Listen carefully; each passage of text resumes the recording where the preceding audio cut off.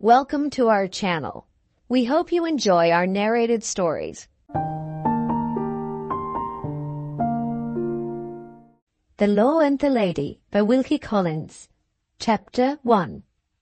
Note addressed to the reader. In offering this book to you, I have no preface to write. I have only to request that you will bear in mind certain established truths which occasionally escape your memory when you are reading a work of fiction.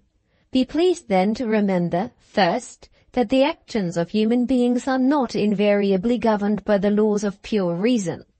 Secondly, that we are by no means always in the habit of bestowing our love on the objects which are the most deserving of it in the opinions of our friends. Thirdly and lastly, that characters which may not have appeared and events which may not have taken place within the limits of our own individual experience may nevertheless be perfectly natural characters and perfectly probable events for all that. Having said these few words, I have said all that seems to be necessary at the present time in presenting my new story to your notice. W.C. London, February the 1st, 1875. The Law and the Lady, Part 1, Paradise Lost. Chapter 1. The Bride's Mistake. For after this manner in the old time the holy women also who trusted in God adorned themselves, being in subjection unto their own husbands, even as Sarah obeyed Abraham, calling him Lord, whose daughters ye are as long as ye do well, and are not afraid with any amazement. Concluding the marriage service of the Church of England in those well-known words, my uncle Starkweather shut up his book and looked at me across the altar rails with a hearty expression of interest on his broad red face. At the same time, my aunt, Mrs. Starkweather, standing by my side, tapped me smartly on the shoulder and said, "Valeria, you are married." Where were my thoughts? What had become of my attention? I was too bewildered to know. I started and looked at my new husband. He seemed to be almost as much bewildered as I was. The same thought had, as I believe, occurred to us both at the same moment. Was it really possible, in spite of his mother's opposition to our marriage, that we were man and wife? My aunt Starkweather settled the question by a second tap on my shoulder. "Take his arm," she whispered, in a tone of a woman who had lost all patience with me. I took his arm. "Follow your uncle." Holding fast by my husband's arm, I followed my uncle and the curate who had assisted him at the marriage. The two clergymen led us into the vestry. The church was in one of the dreary quarters of London, situated between the city and the West End. The day was dull, the atmosphere was heavy and damp. We were a melancholy little wedding party, worthy of the dreary neighborhood and the dull day. No relatives or friends of my husband's were present. His family, as I have already hinted, disapproved of his marriage. Except my uncle and my aunt, no other relations appeared on my side. I had lost both my parents, and I had but few friends. My dear father's faithful old clerk, Benjamin, attended the wedding to give me away, as the phrase is. He had known me from a child, and in my forlorn position he was as good as a father to me. The last ceremony left to be performed was, as usual, the signing of the marriage register. In the confusion of the moment, and in the absence of any information to guide me, I committed a mistake, ominous, in my aunt Starkweather's opinion, of evil to come. I signed my married instead of my maiden name. "What?" cried my uncle in his loudest and cheeriest tones. "You've forgotten your own name already? Well, well, let us hope you will never repent parting with it so readily. Try again, Valeria, try again." With trembling fingers I struck the pen through my first effort and wrote my maiden name, very badly indeed, as follows: Valeria Brinton. When it came to my husband's turn, I noticed with surprise that his hand trembled too, and that he produced a very poor specimen of his customary signature, Eustace Woodville. My aunt, on being requested to sign, complied under protest. "A bad beginning," she said, pointing to my first unfortunate signature with the feather end of her pen. "I hope, my dear, you may not live to regret it." Even then, in the days of my ignorance and my innocence, that curious outbreak of my aunt's superstition produced a certain uneasy sensation in my mind. It was a consolation to me to feel the reassuring pressure of my husband's hand. It was an indescribable relief to hear my uncle's hearty voice wishing me a happy life at parting. The good man had left his North Country vicarage, my home since the death of my parents, expressly to read the service at my marriage, and he and my aunt had arranged to return by the midday train. He folded me in his great strong arms, and he gave me a kiss which must certainly have been heard by the idlers waiting for the bride and bridegroom outside the church door. "I wish you health and happiness, my love, with all my heart. You are old enough to choose for yourself, and, no offence, Mr. Woodville, you and I are new friends, and I pray God, Valeria, it may turn out that you've chosen well. Our house will be dreary enough without you, but I don't complain, my dear. On the contrary, if this change in your life makes you happier, I rejoice. Come, don't cry, or you will set your aunt off, and it's no joke at her time of life. Besides, crying will spoil your beauty. Dry your eyes and look in the glass there, and you will see that I'm right. Goodbye, child, and God bless you." He tucked my aunt under his arm and hurried off. My heart sank a little, dearly as I loved my husband, when I had seen the last of the true friend and protector of my maiden days. The parting with old Benjamin came next. "I wish you well, my dear, don't forget me," was all he said. But the old days at home came back on me at those few words. Benjamin always dined with us on Sundays in my father's time, and always brought some little present with him for his master's child. I was very near to spoiling my beauty, as my uncle had put it, when I offered the old man my cheek to kiss, and heard him sigh to himself, as if he too were not quite hopeful about my future life.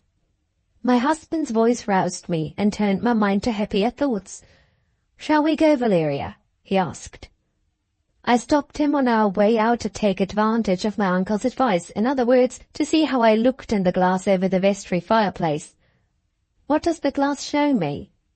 "The glass shows a tall and slender young woman of 23 years of age. She is not at all the sort of person who attracts attention in the street, seeing that she fails to exhibit the popular yellow hair and the popular painted cheeks. Her hair is black, dressed in these later days as it was dressed years since to please her father, in broad ripples drawn back from the forehead and gathered into a simple knot behind, like the hair of the Venus de Medicis, so as to show the neck beneath. Her complexion is pale, except in moments of violent agitation there is no colour to be seen in her face. Her eyes are of so dark a blue that they are generally mistaken for black.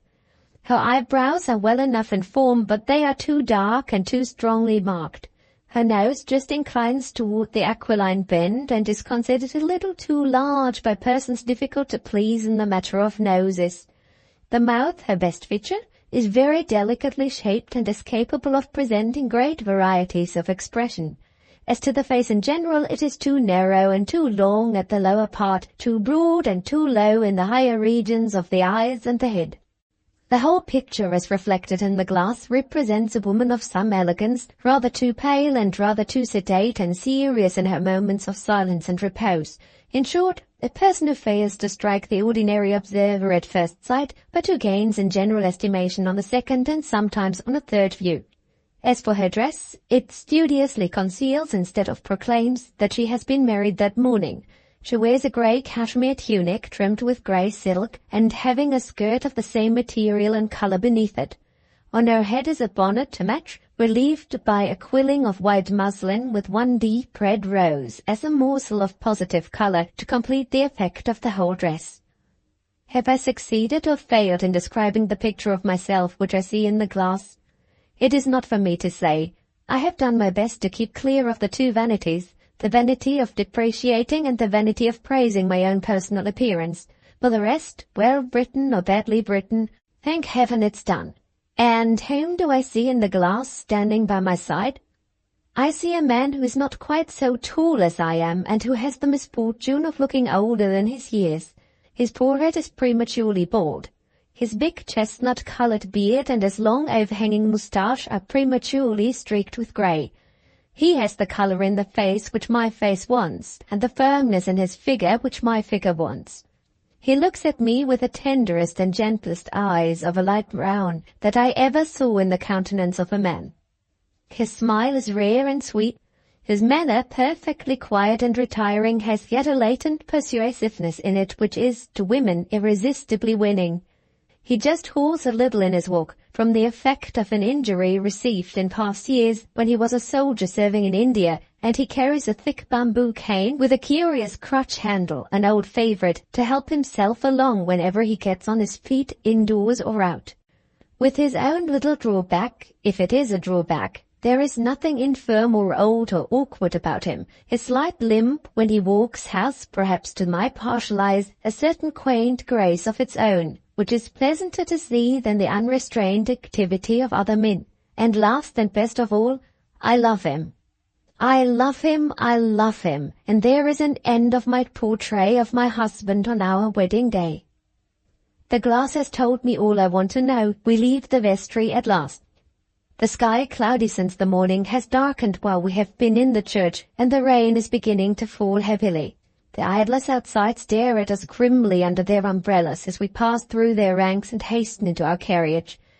No cheering, no sunshine, no flowers strewn in our path, no grand breakfast, no genial speeches, no bridesmaids, no father's or mother's blessing. A dreary wedding, there is no denying it, and if Aunt Starkweather is right, a bad beginning as well. A coup has been reserved for us at the railway station. The attentive porter on the lookout for his fee pulls down the blinds over the side window of the carriage and shuts out all prying eyes in that way. After what seems to be an interminable delay, the train starts. My husband winds his arm round me. "At last," he whispers, with love in his eyes that no words can utter, and presses me to him gently. My arm steals round his neck, my eyes answer his eyes. Our lips meet in the first long, lingering kiss of our married life. Oh, what recollections of that journey arise in me as I write. Let me dry my eyes and shut up my paper for the day. Chapter 2. The Bride's Thoughts. We had been travelling for a little more than an hour when a change passed insensibly over us both. Still sitting close together, with my hand on his, with my head on his shoulder, little by little we fell insensibly into silence. Had we already exhausted the narrow yet eloquent vocabulary of love? Or had we determined by unexpressed consent, after enjoying the luxury of passion that speaks, to try the deeper and finer rapture of passion that thinks? I can hardly determine. I only know that a time came when, under some strange influence, our lips were closed toward each other. We travelled along, each of us absorbed in our own reverie. Was he thinking exclusively of me, as I was thinking exclusively of him? Before the journey's end I had my doubts. At a little later time I knew for certain that his thoughts, wandering far away from his young wife, were all turned inward on his own unhappy self. For me the secret pleasure of filling my mind with him, while I felt him by my side, was a luxury in itself. I pictured in my thoughts our first meeting in the neighbourhood of my uncle's house. Our famous North Country trout stream wound its flashing and foaming way through a ravine in the rocky moorland. It was a windy, shadowy evening.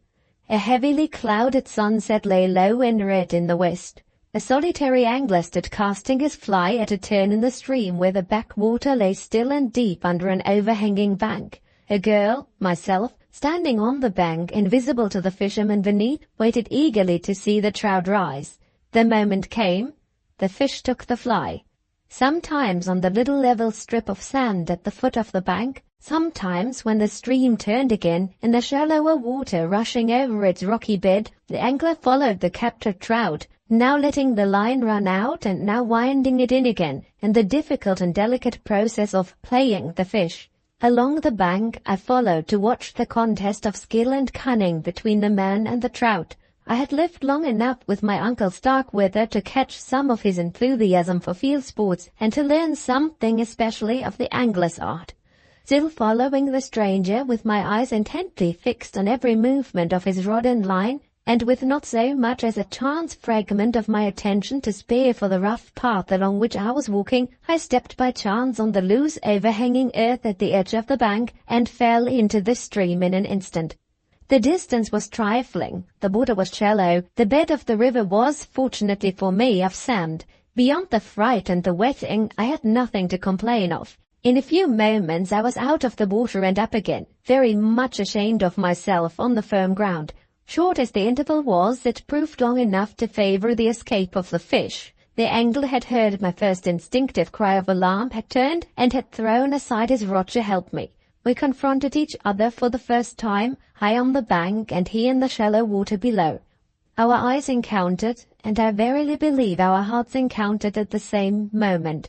This I know for certain. We forgot our breeding as lady and gentleman. We looked at each other in barbarous silence. I was the first to recover myself. What did I say to him? I said something about my not being hurt, and then something more, urging him to run back and try if he might not yet recover the fish. He went back unwillingly. He returned to me, of course without the fish. Knowing how bitterly disappointed my uncle would have been in his place, I apologized very earnestly. In my eagerness to make atonement, I even offered to show him a spot where he might try again, lower down the stream. He would not hear of it. He entreated me to go home and change my wet dress. I cared nothing for the wetting, but I obeyed him without knowing why. He walked with me. My way back to the vicarage was his way back to the inn. He had come to our parts, he told me, for the quiet and retirement as much as for the fishing. He had noticed me once or twice from the window of his room at the inn. He asked if I were not the vicar's daughter. I set him right. I told him that the vicar had married my mother's sister, and that the two had been father and mother to me since the death of my parents. He asked if he might venture to call on Dr. Starkweather the next day, mentioning the name of a friend of his with whom he believed the vicar to be acquainted. I invited him to visit us, as if it had been my house. I was spellbound under his eyes and under his voice. I had fancied, honestly fancied, myself to have been in love often and often before this time. Never in any other man's company had I felt as I now felt in the presence of this man. Night seemed to fall suddenly over the evening landscape when he left me. I leaned against the vicarage gate. I could not breathe, I could not think. My heart fluttered as if it would fly out of my bosom, and all this for a stranger. I burned with shame, but oh, in spite of it all, I was so happy. And now, when little more than a few weeks had passed since that first meeting, I had him by my side. He was mine for life. I lifted my head from his bosom to look at him. I was like a child with a new toy. I wanted to make sure that he was really my own. He never noticed the action. He never moved in his corner of the carriage. Was he deep in his own thoughts, or were they thoughts of me? I laid down my head again softly so as not to disturb him. My thoughts wandered backward once more and showed me another picture in the golden gallery of the past. The garden at the vicarage formed the new scene. The time was night.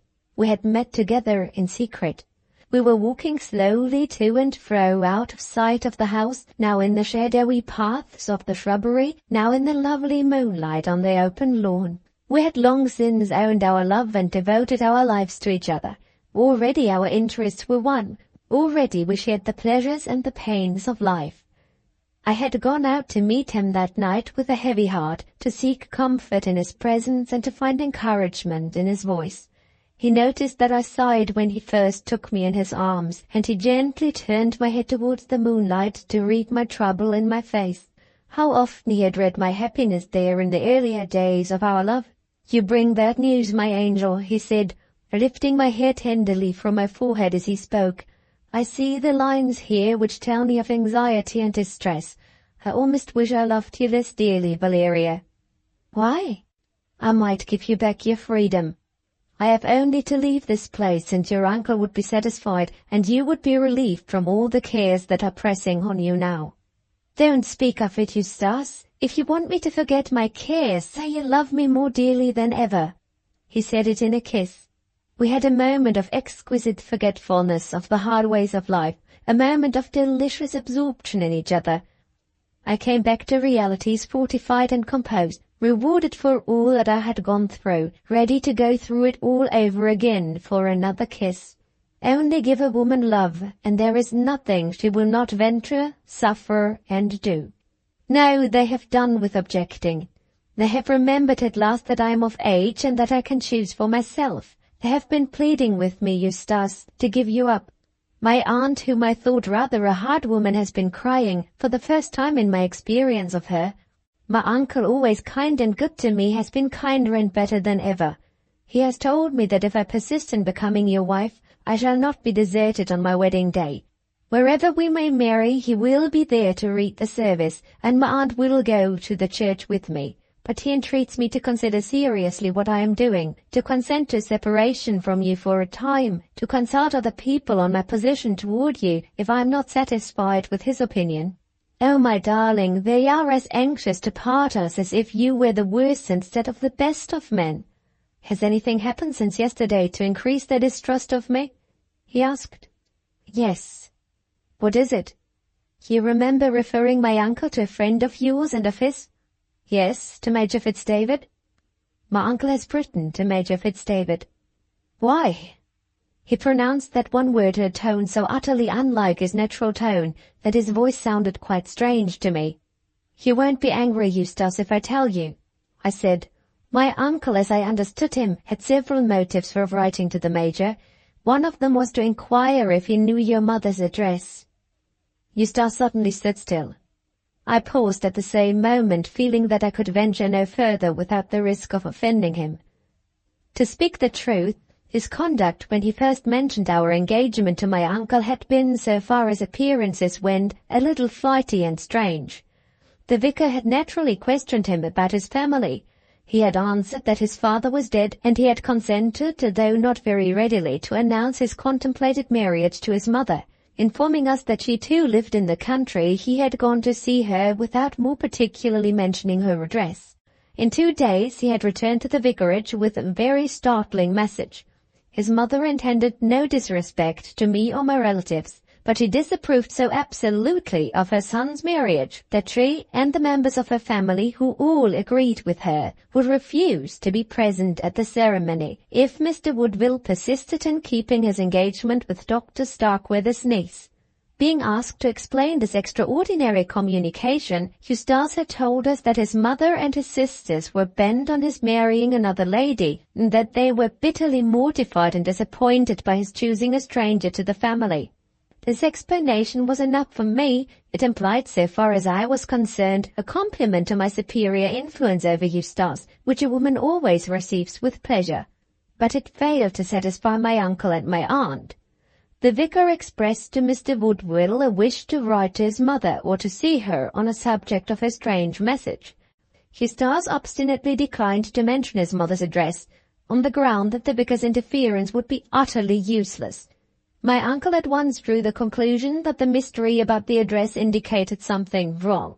He refused to favour Mr. Woodville's renewed proposal for my hand, and he wrote the same day to make inquiries of Mr. Woodville's reference and of his own friend Major Fitz-David. Under such circumstances as these, to speak of my uncle's motives was to venture on very delicate ground. Eustace relieved me from further embarrassment by asking a question to which I could easily reply. "Has your uncle received any answer from Major Fitz-David?" he inquired. "Yes." "Were you allowed to read it?" His voice sank as he said those words. His face betrayed a sudden anxiety which it pained me to see. "I have got the answer with me to show you," I said. He almost snatched the letter out of my hand. He turned his back on me to read it by the light of the moon. The letter was short enough to be soon read. I could have repeated it at the time. I can repeat it now. "Dear Vicar, Mr. Eustace Woodville is quite correct in stating to you that he is a gentleman by birth and position, and that he inherits, under his deceased father's will, an independent fortune of 2,000 a year. Always yours, Lawrence Fitz-David." "Can anybody wish for a plainer answer than that?" Eustace asked, handing the letter back to me. "If I had written for information about you," I answered, "it would have been plain enough for me." "Is it not plain enough for your uncle?" "No." "What does he say?" "Why need you care to know, my darling?" "I want to know, Valeria. There must be no secret between us in this matter. Did your uncle say anything when he showed you the Major's letter?" "Yes." "What was it?" "My uncle told me that his letter of inquiry filled 3 pages, and he bade me observe that the Major's answer contained 1 sentence only. He said, 'I volunteered to go to Major Fitz-David and talk the matter over. You see, he takes no notice of my proposal. I asked him for the address of Mr. Woodville's mother. He passes over my request as he has passed over my proposal. He studiously confines himself to the shortest possible statement of bare facts. Use your common sense, Valeria. Isn't this rudeness rather remarkable on the part of a man who's a gentleman by birth and breeding, and who is also a friend of mine? Eustace stopped me there. Did you answer your uncle's question? He asked. No, I replied. I only said I did not understand the Major's conduct. And what did your uncle say next? If you love me, Valeria, tell me the truth.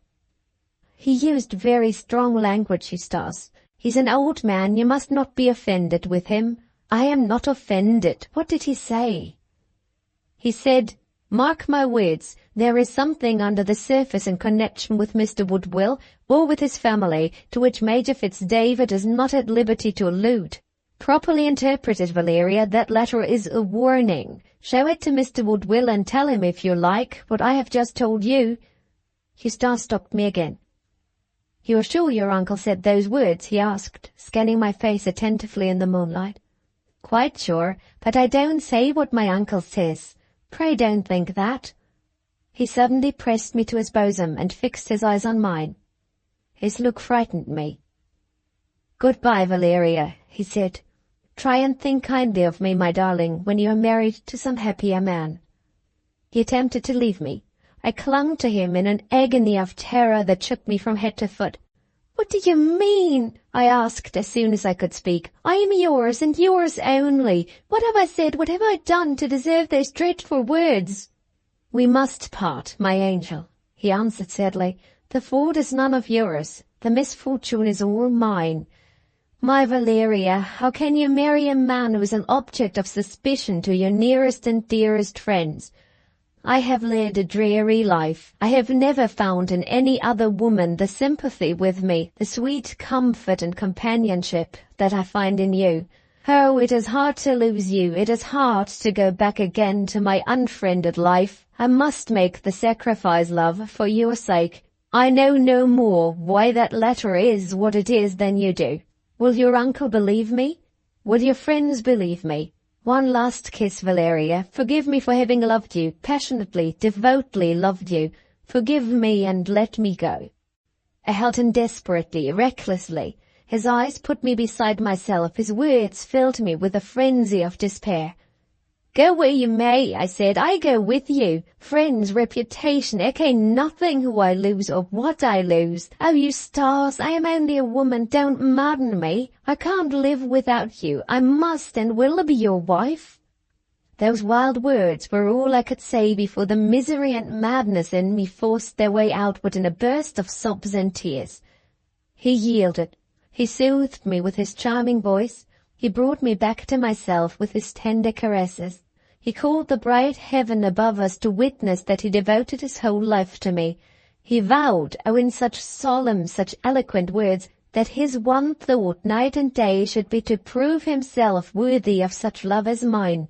And had he not nobly redeemed the pledge? Had not the betrothal of that memorable night been followed by the betrothal at the altar, by the vows before God? Ah, what a life was before me! What more than mortal happiness was mine! Again I lifted my head from his bosom to taste the dear delight of seeing him by my side, my life, my love, my husband, my own. Hardly awakened yet from the absorbing memories of the past to the sweet realities of the present, I let my cheek touch his cheek. I whispered to him softly, "Oh, how I love you, how I love you!" The next instant I started back from him.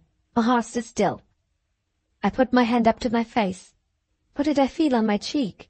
I had not been weeping. I was too happy. What did I feel on my cheek? A tear. His face was still averted from me. I turned it toward me with my own hands by main force. I looked at him, and saw my husband on our wedding day, with his eyes full of tears. Chapter 3. Ramsgate Sands. Eustace succeeded in quieting my alarm, but I can hardly say that he succeeded in satisfying my mind as well.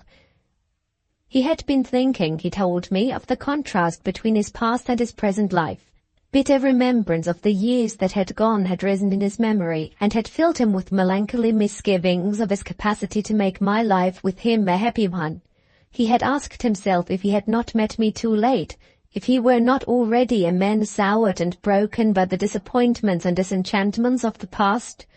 Doubts such as these, weighing more and more heavily on his mind, had filled his eyes with the tears which I had discovered, tears which he now entreated me, by my love for him, to dismiss from my memory forever. I forgave him, comforted him, revived him, but there were moments when the remembrance of what I had seen troubled me in secret, and when I asked myself if I really possessed my husband's full confidence as he possessed mine. We left the train at Ramsgate. The favourite watering place was empty. The season was just over. Our arrangements for the wedding tour included a cruise to the Mediterranean in a yacht lent to Eustace by a friend. We were both fond of the sea, and we were equally desirous, considering the circumstances under which we had married, of escaping the notice of friends and acquaintances. With this object in view, having celebrated our marriage privately in London, we had decided on instructing the sailing master of the yacht to join us at Ramsgate. At this point, when the season for visitors was at an end, we could embark far more privately than at the popular yachting stations situated in the Isle of Wight.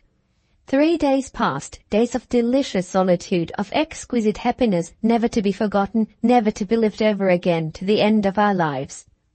Early on the morning of the 4th day, just before sunrise, a trifling incident happened which was noticeable, nevertheless, as being strange to me in my experience of myself. I awoke, suddenly and unaccountably, from a deep and dreamless sleep, with an all-pervading sensation of nervous uneasiness which I had never felt before. In the old days at the vicarage, my capacity as a sound sleeper had been the subject of many a little harmless joke. From the moment when my head was on the pillow, I had never known what it was to awake until the maid knocked at my door.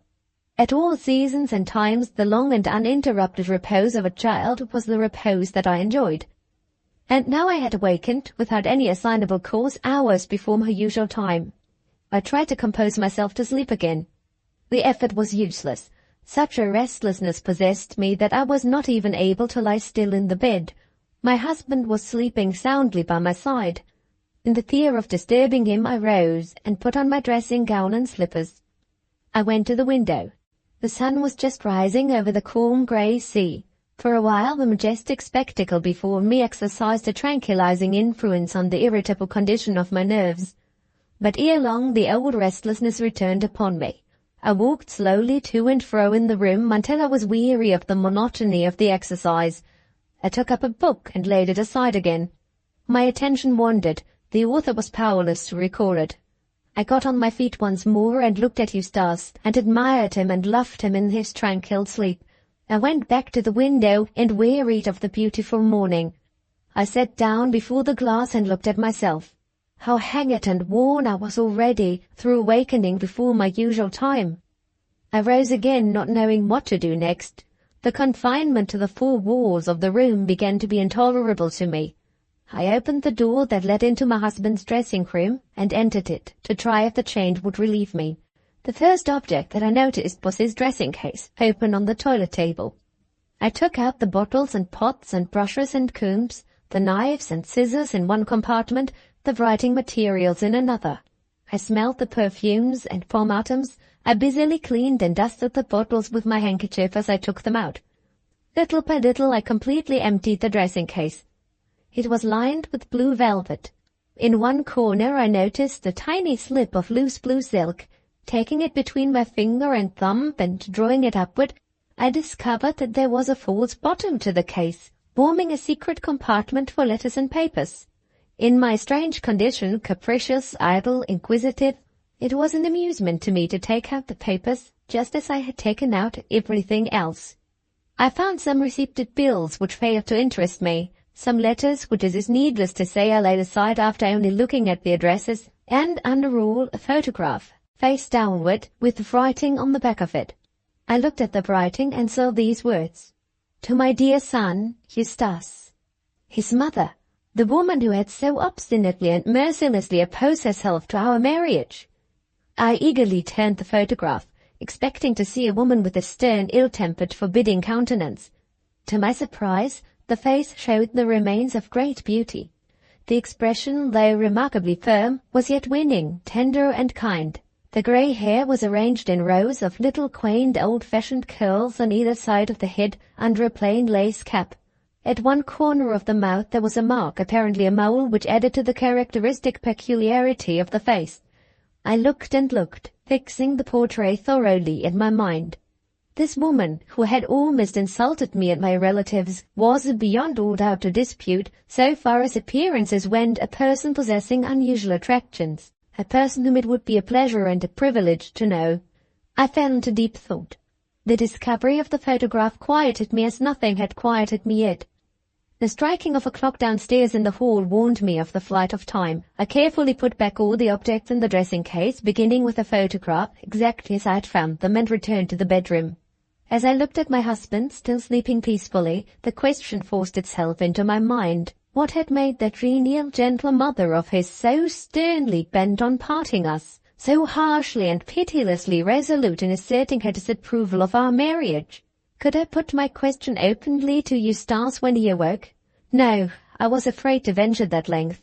It had been tacitly understood between us that we were not to speak of his mother, and besides, he might be angry if he knew that I had opened the private compartment of his dressing-case. After breakfast that morning we had news at last of the yacht. The vessel was safely moored in the inner harbour, and the sailing master was waiting to receive my husband's orders on board. Eustace hesitated at asking me to accompany him to the yacht. It would be necessary for him to examine the inventory of the vessel and to decide questions not very interesting to a woman relating to charts and barometers, provisions and water. He asked me if I would wait for his return. The day was enticingly beautiful and the tide was on the ebb. I pleaded for a walk on the sands, and the landlady at our lodgings, who happened to be in the room at the time, volunteered to accompany me and take care of me. It was agreed that we should walk as far as we felt inclined in the direction of Broadstairs, and that Eustace should follow and meet us on the sands after having completed his arrangements on board the yacht. In half an hour more the landlady and I were out on the beach. The scene on that fine autumn morning was nothing less than enchanting. The brisk breeze, the brilliant sky, the flashing blue sea, the sun-bright cliffs and the tawny sands at their feet, the gliding procession of ships on the great marine highway of the English Channel. It was all so exhilarating, it was all so delightful, that I really believe if I had been by myself I could have danced for joy like a child. The one drawback to my happiness was the landlady's untiring tongue. She was a forward, good-natured, empty-headed woman who persisted in talking whether I listened or not, and who had a habit of perpetually addressing me as Mrs. Woodville, which I thought a little over-familiar as an assertion of equality from a person in her position to a person in mine. We had been out, I should think, more than half an hour, when we overtook a lady walking before us on the beach. Just as we were about to pass the stranger, she took her handkerchief from her pocket and accidentally drew out with it a letter, which fell unnoticed by her on the sand. I was nearest to the letter and picked it up and offered it to the lady. The instant she turned to thank me, I stood rooted to the spot. There was the original of the photographic portrait in the dressing-case. There was my husband's mother standing face to face with me. I recognized the quaint little grey curls, the gentle genial expression, the mole at the corner of the mouth. No mistake was possible. His mother herself. The old lady, naturally enough, mistook my confusion for shyness. With perfect tact and kindness she entered into conversation with me. In another minute I was walking side by side with the woman who had sternly repudiated me as a member of her family, feeling, I own, terribly discomposed and not knowing in the least whether I ought or ought not to assume the responsibility in my husband's absence of telling her who I was. In another minute my familiar landlady, walking on the other side of my mother-in-law, decided the question for me. I happened to say that I suppose we must by that time be near the end of our walk, the little watering place called Broadstairs. "Oh, no, Mrs. Woodville," cried the irrepressible woman, calling me by my name, as usual. "Nothing like so near as you think." I looked with a beating heart at the old lady. To my unutterable amazement, not the faintest gleam of recognition appeared in her face. Old Mrs. Woodville went on talking to young Mrs. Woodville just as composedly as if she had never heard her own name before in her life. My face and manner must have betrayed something of the agitation that I was suffering. Happening to look at me at the end of her next sentence, the old lady started and said in her kind way, "I am afraid you have overexerted yourself. You are very pale. You're looking quite exhausted. Come and sit down here. Let me lend you my smelling bottle." I followed her quite helplessly to the base of the cliff. Some torn fragments of chalk offered us a sea. I vaguely heard the voluble landlady's expressions of sympathy and regret. I mechanically took the smelling bottle which my husband's mother offered to me after hearing my name as an act of kindness to a stranger. If I had only had myself to think of, I believe I should have provoked an explanation on the spot. But I had Eustace to think of. I was entirely ignorant of the relations, hostile or friendly, which existed between his mother and himself. What could I do? In the meantime, the old lady was still speaking to me with the most considerate sympathy. She too was fatigued, she said. She had passed a weary night at the bedside of a near relative staying at Ramsgate. Only the day before she had received a telegram announcing that one of her sisters was seriously ill. She was herself, thank God, still active and strong, and she had thought it her duty to start at once for Ramsgate. Toward the morning the state of the patient had improved. "The doctors assure me, ma'am, that there is no immediate danger, and I thought it might revive me, after my long night at the bedside, if I took a little walk on the beach." I heard the words. I understood what they meant, but I was still too bewildered and too intimidated by my extraordinary position to be able to continue the conversation. The landlady had a sensible suggestion to make. The landlady was the next person who spoke. "Here is a gentleman coming," she said to me, pointing in the direction of Ramsgate. "You can never walk back. Shall we ask him to send a chaise from Broadstairs to the gap in the cliff?" The gentleman advanced a little nearer. The landlady and I recognized him at the same moment. It was Eustace coming to meet us as we had arranged. The irrepressible landlady gave the freest expression to her feelings. "Oh, Mrs. Woodville, ain't it lucky? Here is Mr. Woodville himself." Once more I looked at my mother-in-law. Once more the name failed to produce the slightest effect on her. Her sight was not so keen as ours. She had not recognized her son yet. He had young eyes like us, and he recognized his mother. For a moment he stopped like a man thunderstruck. Then he came on, his ruddy face white with suppressed emotion, his eyes fixed on his mother. "You here," he said to her. "How do you do, Eustace?" she quietly rejoined. "Have you heard of your aunt's illness too? Did you know she was staying at Ramsgate?" He made no answer. The landlady, drawing the inevitable inference from the words that she had just heard, looked from me to my mother-in-law in a state of amazement which paralyzed even her tongue. I waited with my eyes on my husband to see what he would do. If he had delayed acknowledging me another moment, the whole future course of my life might have been altered. I should have despised him. He did not delay. He came to my side and took my hand. "Do you know who this is?" he said to his mother. She answered, looking at me with a courteous bend of her head. "A lady I met on the beach, Eustace, who kindly restored to me a letter that I dropped. I think I heard the name." She turned to the landlady. "Mrs. Woodville, was it not?" My husband's fingers unconsciously closed on my hand with a grasp that hurt me. He set his mother right, it is only just to say, without one cowardly moment of hesitation. "Mother," he said to her, very quietly, "this lady is my wife." She had hitherto kept her seat. She now rose slowly and faced her son in silence. The first expression of surprise passed from her face. It was succeeded by the most terrible look of mingled indignation and contempt that I ever saw in a woman's eyes. "I pity your wife," she said. With those words and no more, lifting her hand, she waved him back from her and went on her way again, as we had first found her, alone. Chapter 4. On the way home. Left by ourselves, there was a moment of silence among us. Eustace spoke first. "Are you able to walk back?" he said to me. "Or shall we go on to Broadstairs and return to Ramsgate by the railway?" He put those questions as composedly, so far as his manner was concerned, as if nothing remarkable had happened. But his eyes and his lips betrayed him. They told me that he was suffering keenly in secret.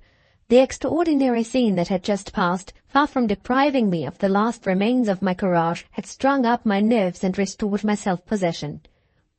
I must have been more or less than woman if my self-respect had not been wounded, if my curiosity had not been wrought to the highest pitch by the extraordinary conduct of my husband's mother when Eustace presented me to her. What was the secret of her despising him and pitying me? Where was the explanation of her incomprehensible apathy when my name was twice pronounced in her hearing? Why had she left us, as if the bare idea of remaining in our company was abhorrent to her? The foremost interest of my life was now the interest of penetrating these mysteries. Walk! I was in such a fever of expectation that I felt as if I could have walked to the world's end if I could only keep my husband by my side and question him on the way. I am quite recovered, I said. Let us go back as we came on foot. Eustace glanced at the landlady. The landlady understood him. I won't intrude my company on you, sir, she said sharply. I have some business to do at Broadstairs, and now I am so near I may as well go on. Good morning, Mrs. Woodville. She laid a marked emphasis on my name, and she added one significant look at parting, which, in the preoccupied state of my mind at that moment, I entirely failed to comprehend. There was neither time nor opportunity to ask her what she meant.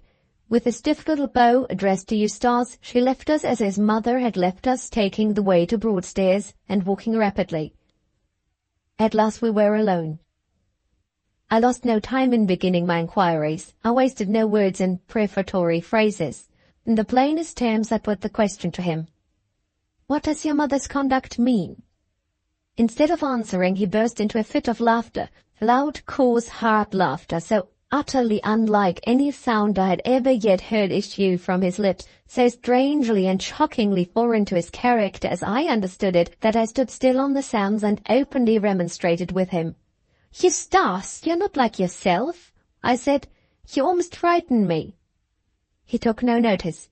He seemed to be pursuing some pleasant train of thought just started in his mind. So like my mother, he exclaimed, with the air of a man who felt irresistibly diverted by some humorous idea of his own. Tell me all about it, Valeria. Tell you, I repeated. After what has happened, surely it is your duty to enlighten me? You don't see the joke, he said. I not only fail to see the joke, I rejoined. I see something in your mother's language and your mother's behavior which justifies me in asking you for a serious explanation. My dear Valeria, if you understood my mother as well as I do, a serious explanation of her conduct would be the last thing in the world that you would expect from me. The idea of taking my mother seriously. He burst out laughing again. My darling, you don't know how you amuse me. It was all forced. It was all unnatural. He, the most delicate, the most refined of men, a gentleman in the highest sense of the word, was coarse and loud and vulgar. My heart sank under a sudden sense of misgiving, which, with all my love for him, it was impossible to resist. In unutterable distress and alarm, I asked myself, is my husband beginning to deceive me? Is he acting a part and acting it badly before we have been married a week? I set myself to win his confidence in a new way. He was evidently determined to force his own point of view on me. I determined on my side to accept his point of view. You tell me I don't understand your mother, I said gently. Will you help me to understand her? It is not easy to help you to understand a woman who doesn't understand herself, he answered. But I will try. The key to my poor dear mother's character is, in one word, eccentricity. If he had picked up the most inappropriate word in the whole dictionary to describe the lady whom I had met on the beach, eccentricity would have been that word. A child who had seen what I saw, who had heard what I heard, would have discovered that he was trifling, grossly, recklessly trifling, with the truth. Bear in mind what I've said, he proceeded, and if you want to understand my mother, do what I asked you to do a minute since. Tell me all about it. How came you to speak to her to begin with? Your mother told you, Eustace. I was walking just behind her when she dropped a letter by accident. No accident, he interposed. The letter was dropped on purpose. Impossible, I exclaimed. Why should your mother drop the letter on purpose? Use the key to her character, my dear, eccentricity. My mother's odd way of making acquaintance with you. Making acquaintance with me? I've just told you that I was walking behind her. She could not have known of the existence of such a person as myself until I spoke to her first. So you suppose, Valeria? I am certain of it. Pardon me, you don't know my mother as I do. I began to lose all patience with him. Do you mean to tell me, I said, that your mother was out on the sands today for the express purpose of making acquaintance with me? I have not the slightest doubt of it, he answered coolly. Why, she didn't even recognize my name, I burst out. Twice over the landlady called me Mrs. Woodville in your mother's hearing, and twice over I declare to you on my word of honor it failed to produce the slightest impression on her. She looked and acted as if she had never heard her own name before in her life. Acted is the right word, he said, just as composedly as before. The women on the stage are not the only women who can act. My mother's object was to make herself thoroughly acquainted with you and to throw you off your guard by speaking in the character of a stranger. It is exactly like her to take that roundabout way of satisfying your curiosity about a daughter-in-law she disapproves of. If I had not joined you when I did, you would have been examined and cross-examined about yourself and about me, and you would innocently have answered under the impression that you were speaking to a chance acquaintance. There's my mother all over. She's your enemy, remember, not your friend. She's not in search of your merits, but of your faults. And you wonder why no impression was produced on her when she heard you addressed by your name. Poor innocent. I can tell you this, you only discovered my mother in her own character when I put an end to the mystification by presenting you to each other. You saw how angry she was, and now you know why. I let him go on without saying a word. I listened, with such a heavy heart, with such a crushing sense of disenchantment and despair. The idol of my worship, the companion, guide, protector of my life, had he fallen so low? Could he stoop to such shameless prevarication as this?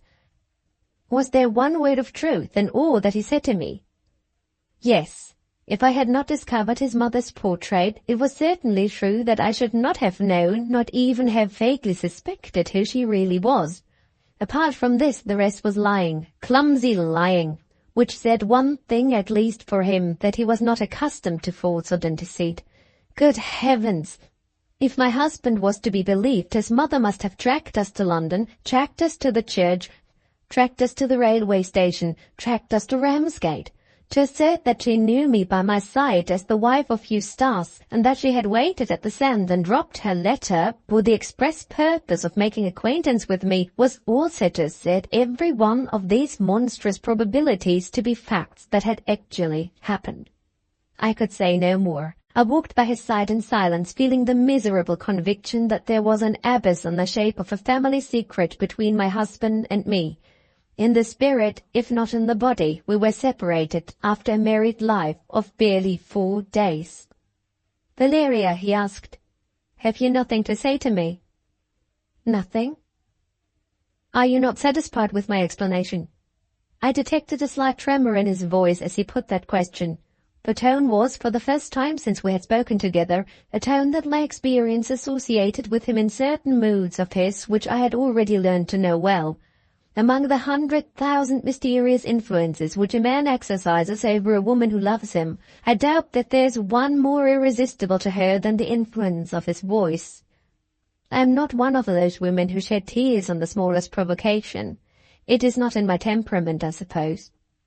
But when I heard that little natural change in his tone, my mind went back, I can't say why, to the happy day when I first owned that I loved him. I burst out crying. He suddenly stood still and took me by the hand. He tried to look at me. I kept my head down and my eyes on the ground. I was ashamed of my weakness and my want of spirit. I was determined not to look at him. In the silence that followed, he suddenly dropped on his knees at my feet with a cry of despair that cut through me like a knife. Valeria, I am vile, I am false, I am unworthy of you. Don't believe a word of what I've been saying. Lies, lies, cowardly and contemptible lies. You don't know what I've gone through. You don't know how I've been tortured. Oh, my darling, try not to despise me. I must have been beside myself when I spoke to you as I did. You looked hurt, you looked offended. I didn't know what to do. I wanted to spare you even a moment's pain. I wanted to hush it up and have done with it. For God's sake, don't ask me to tell you any more. My love, my angel, it's something between my mother and me. It's nothing that need disturb you. It's nothing to anybody now. I love you. I adore you. My whole heart and soul are yours. Be satisfied with that. Forget what has happened. You shall never see my mother again. We will leave this place tomorrow. We will go away in the yacht.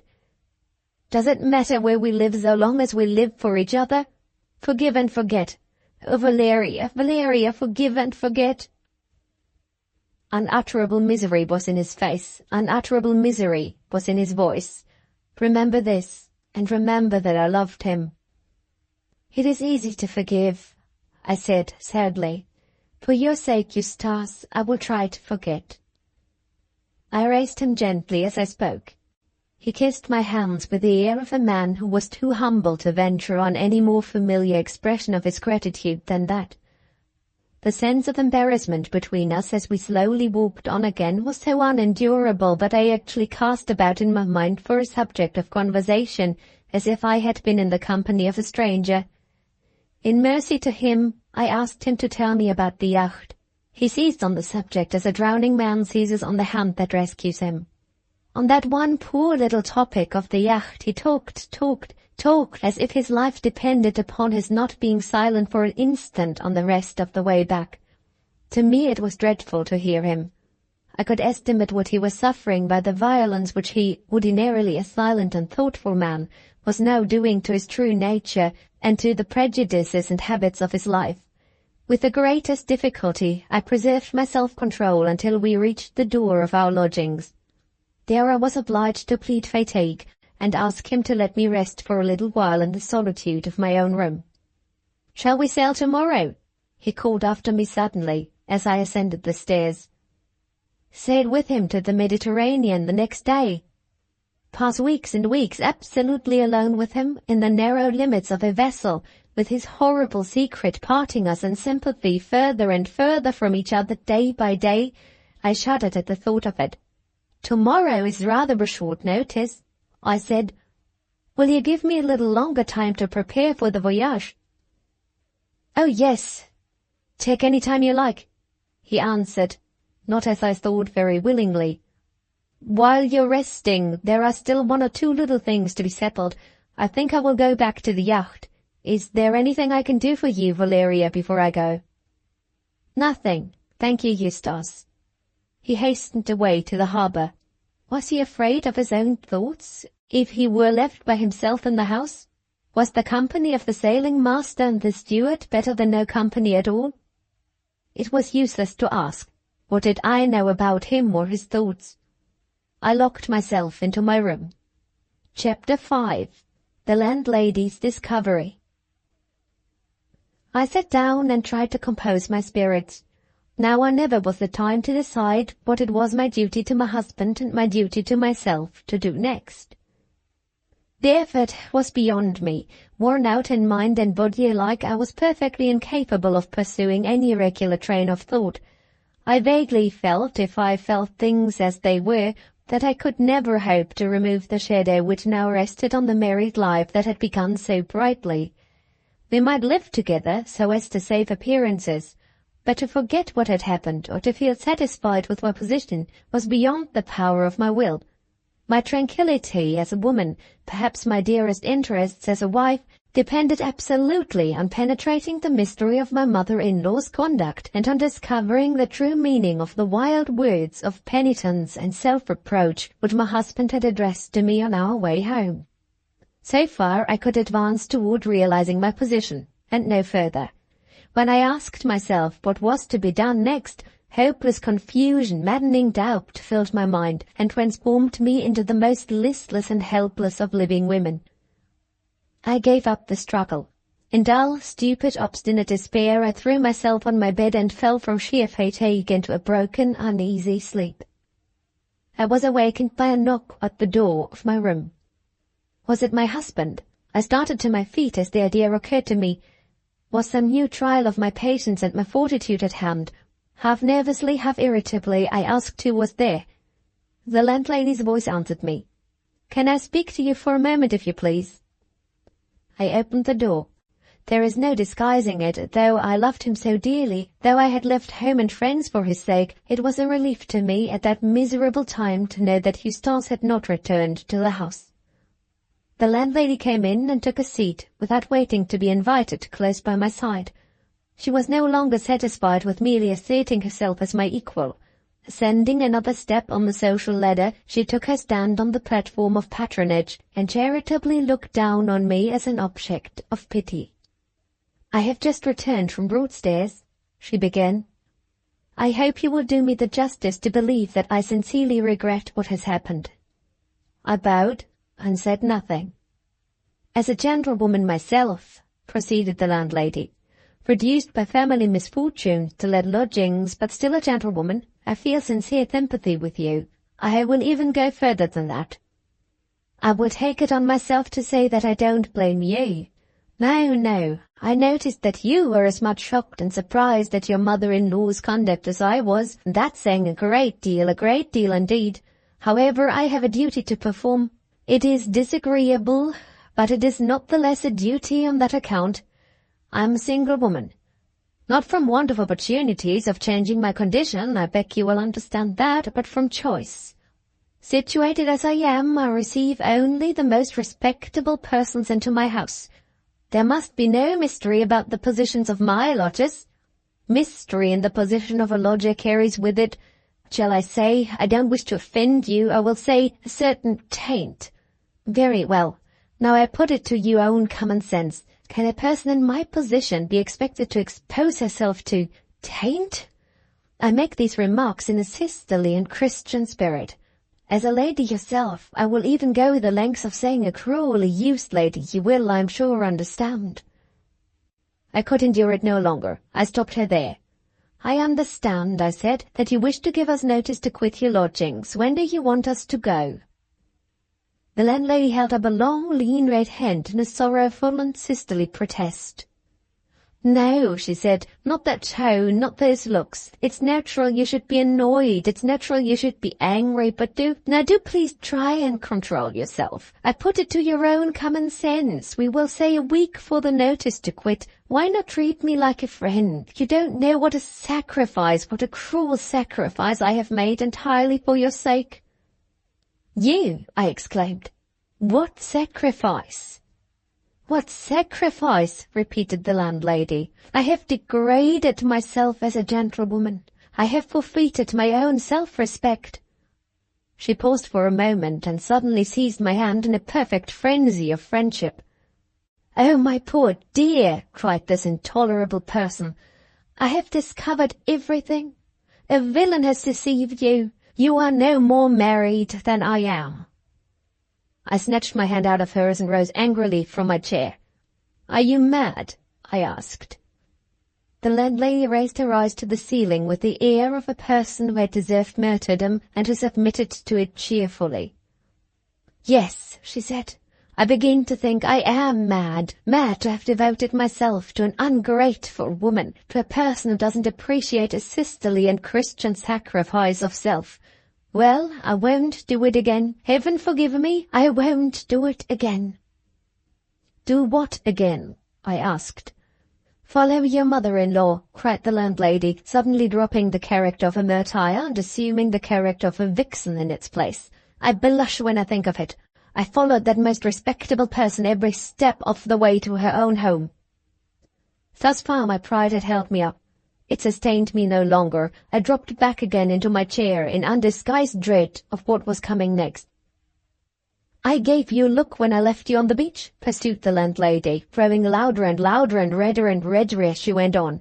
A grateful woman would have understood that look. Never mind. I won't do it again. I overtook your mother-in-law at the gap in the cliff. I followed her. Oh, how I feel the disgrace of it now. I followed her to the station in Broadstairs. She went back by train to Ramsgate. I went back by train to Ramsgate. She walked to her lodgings. I walked to her lodgings. Behind her, like a dog. Oh, the disgrace of it. Providentially, as I then thought, I don't know what to think of it now, the landlord of the house happened to be a friend of mine and happened to be at home. We have no secrets from each other where lodgers are concerned. I'm in a position to tell you, madam, what your mother-in-law's name really is. She knows nothing about any such person as Mrs. Woodville, for an excellent reason. Her name is not Woodville. Her name, and consequently her son's name, is MacAllan. Mrs. MacAllan, widow of the late General MacAllan. Yes, your husband is not your husband. You are neither maid, wife, nor widow. You are worse than nothing, madam, and you leave my house. I stopped her as she opened the door to go out. She had roused my temper by this time. The doubt that she had cast on my marriage was more than mortal resignation could endure. "Give me Mrs. MacAllan's address," I said. The landlady's anger receded into the background, and the landlady's astonishment appeared in its place. "You don't mean to tell me you are going to the old lady herself," she said. "Nobody but the old lady can tell me what I want to know," I answered. "Your discovery, as you call it, may be enough for you. It is not enough for me. How do we know that Mrs. MacAllan may not have been twice married, and that her first husband's name may not have been Woodville?" The landlady's astonishment subsided in its turn, and the landlady's curiosity succeeded as the ruling influence of the moment. Substantially, as I have already said of her, she was a good-natured woman. Her fits of temper, as is usual with good-natured people, were of the hot and the short-lived sort, easily aroused and easily appeased. "I never thought of that," she said. "Look here, if I give you the address, will you promise to tell me all about it when you come back?" I gave the required promise and received the address in return. "No malice," said the landlady, suddenly resuming all her old familiarity with me. "No malice," I answered, with all possible cordiality on my side. In 10 minutes more, I was at my mother-in-law's lodgings. Chapter 6. My own discovery. Fortunately for me, the landlord did not open the door when I rang. A stupid maid-of-all-work, who never thought of asking me for my name, let me in. Mrs. MacAllan was at home and had no visitors with her. Giving me this information, the maid led the way upstairs and showed me into the drawing-room without a word of announcement. My mother-in-law was sitting alone, near a work-table, knitting. The moment I appeared in the doorway, she laid aside her work and, rising, signed to me with a commanding gesture of her hand to let her speak first. "I know what you have come here for," she said. "You have come here to ask questions. Spare yourself and spare me. I warn you beforehand that I will not answer any questions relating to my son." It was firmly but not harshly said. I spoke firmly in my turn. "I have not come here, madam, to ask questions about your son," I answered. "I have come, if you will excuse me, to ask you a question about yourself." She started and looked at me keenly over her spectacles. I had evidently taken her by surprise. "What is the question?"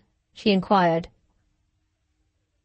"I now know for the first time, madam, that your name is MacAllan," I said. "Your son has married me under the name of Woodville. The only honourable explanation of this circumstance, so far as I know, is that my husband is your son by a first marriage. The happiness of my life is at stake. Will you kindly consider my position? Will you let me ask you if you have been twice married, and if the name of your first husband was Woodville?" She considered a little before she replied. "The question is a perfectly natural one in your position," she said, "but I think I had better not answer it." "May I ask why?" "Certainly. If I answered you, I should only lead to other questions, and I should be obliged to decline replying to them. I'm sorry to disappoint you. I repeat what I said on the beach. I have no other feeling than a feeling of sympathy toward you. If you had consulted me before your marriage, I should willingly have admitted you to my fullest confidence.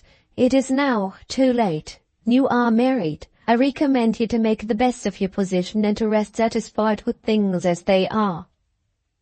"Pardon me, madam," I remonstrated. "As things are, I don't know that I am married. All I know, unless you enlighten me, is that your son has married me under a name that is not his own. How can I be sure whether I am or am not his lawful wife?" "I believe there can be no doubt that you are lawfully my son's wife," Mrs. MacAllan answered.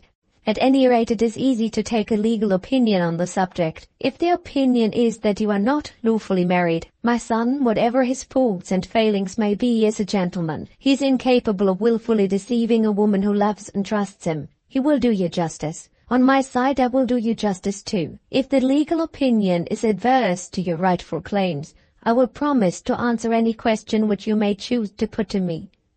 As it is, I believe you to be lawfully my son's wife, and I say again, make the best of your position. Be satisfied with your husband's affectionate devotion to you. If you value your peace of mind and the happiness of your life to come, abstain from attempting to know more than you know now." She sat down again with the air of a woman who had said her last word. Further remonstrance would be useless. I could see it in her face. I could hear it in her voice. I turned round to open the drawing-room door. "You are hard on me, madam," I said at parting. "I am at your mercy, and I must submit." She suddenly looked up and answered me with a flush on her kind and handsome old face. "As God is my witness, child, I pity you from the bottom of my heart." After that extraordinary outburst of feeling, she took up her work with one hand and signed to me with the other to leave her. I bowed to her in silence and went out. I had entered the house far from feeling sure of the course I ought to take in the future. I left the house positively resolved, come what might of it, to discover the secret which the mother and son were hiding from me.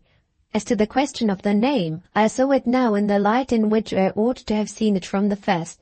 If Mrs. Macallan had been twice married, as I had rashly chosen to suppose, she would certainly have shown some signs of recognition when she heard me addressed by her first husband's name. Where all else was mystery, there was no mystery here. Whatever his reasons might be, Eustace had assuredly married me under an assumed name. Approaching the door of our lodgings, I saw my husband walking backward and forward before it, evidently waiting for my return. If he asked me the question, I decided to tell him frankly where I had been and what had passed between his mother and myself. He hurried to meet me with signs of disturbance in his face and manner. "I have a favour to ask of you, Valeria," he said. "Do you mind returning with me to London by the next train?" I looked at him. In the popular phrase, I could hardly believe my own ears.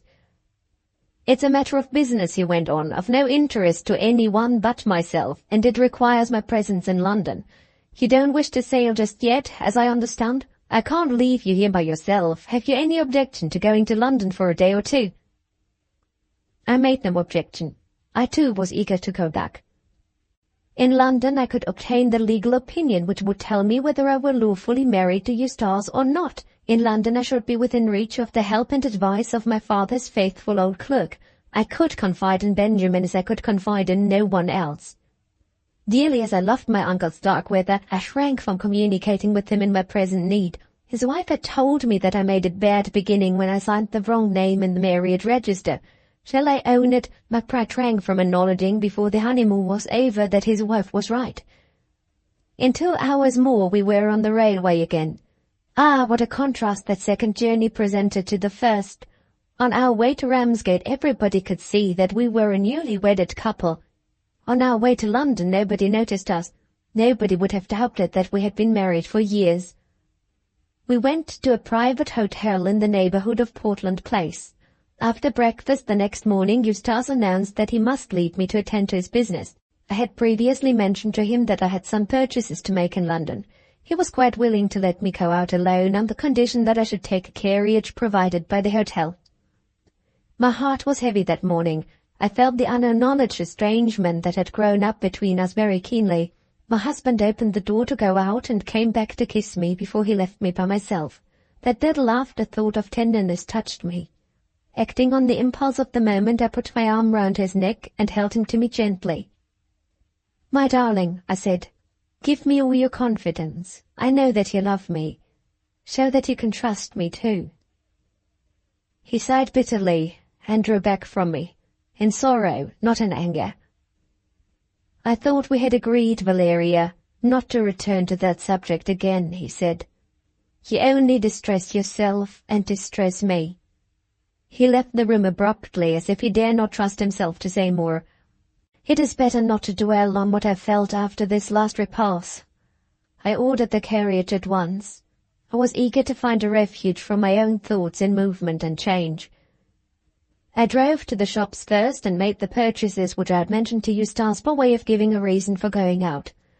Then I devoted myself to the object which I really had at heart.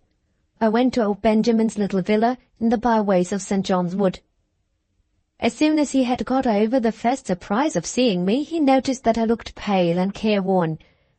I confessed at once that I was in trouble. We sat down together by the bright fireside in his little library. Benjamin, as far as his means would allow, was a great collector of books, and there I told my old friend frankly and truly all that I have told here. He was too distressed to say much. He fervently pressed my hand, he fervently thanked God that my father had not to live to hear what he had heard. Then, after a pause, he repeated my mother-in-law's name to himself in a doubting, questioning tone. "MacAllan," he said.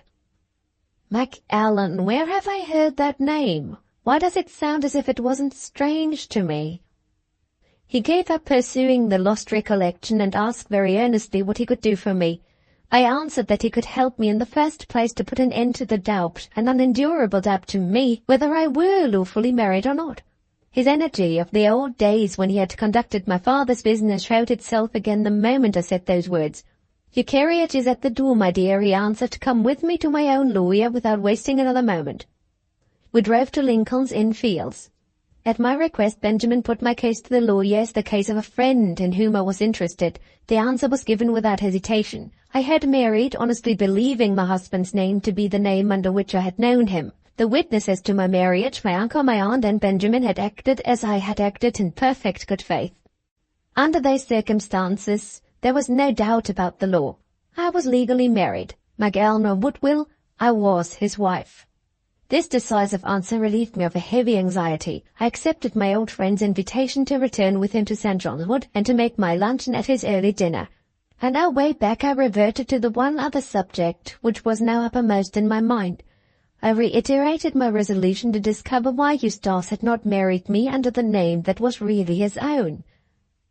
My companion shook his head and entreated me to consider well beforehand what I proposed doing. His advice to me, so strangely do extremes meet, was my mother-in-law's advice, repeated almost word for word. "Leave things as they are, my dear. In the interest of your own peace of mind, be satisfied with your husband's affection. You know that you're his wife, and you know that he loves you. Surely that's enough?" I had but one answer to this. Life, on such conditions as my good friend had just stated, would be simply unendurable to me. Nothing could alter my resolution, for this plain reason, that nothing could reconcile me to living with my husband on the terms in which we were living now. It only rested with Benjamin to say whether he would give a helping hand to his master's daughter or not. The old man's answer was thoroughly characteristic of him.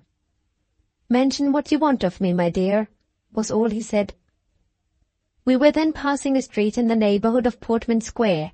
I was on the point of speaking again when the words were suspended on my lips. I saw my husband. He was just ascending the steps of a house as if leaving it after a visit. His eyes were on the ground. He did not look up when the carriage passed. As the servant closed the door behind him, I noticed that the number of the house was 16. At the next corner I saw the name of the street. It was Vivian Place. "So you happen to know who lives at number 16 Vivian Place?" I inquired of my companion. Benjamin started. My question was certainly a strange one after what he had just said to me. "No," he replied. "Why do you ask?" "I've just seen Eustace leaving that house." "Well, my dear, and what of that?" "My mind's in a bad way, Benjamin. Everything my husband does that I don't understand rouses my suspicion now." Benjamin lifted his withered old hands and let them drop on his knees again in mute lamentation over me.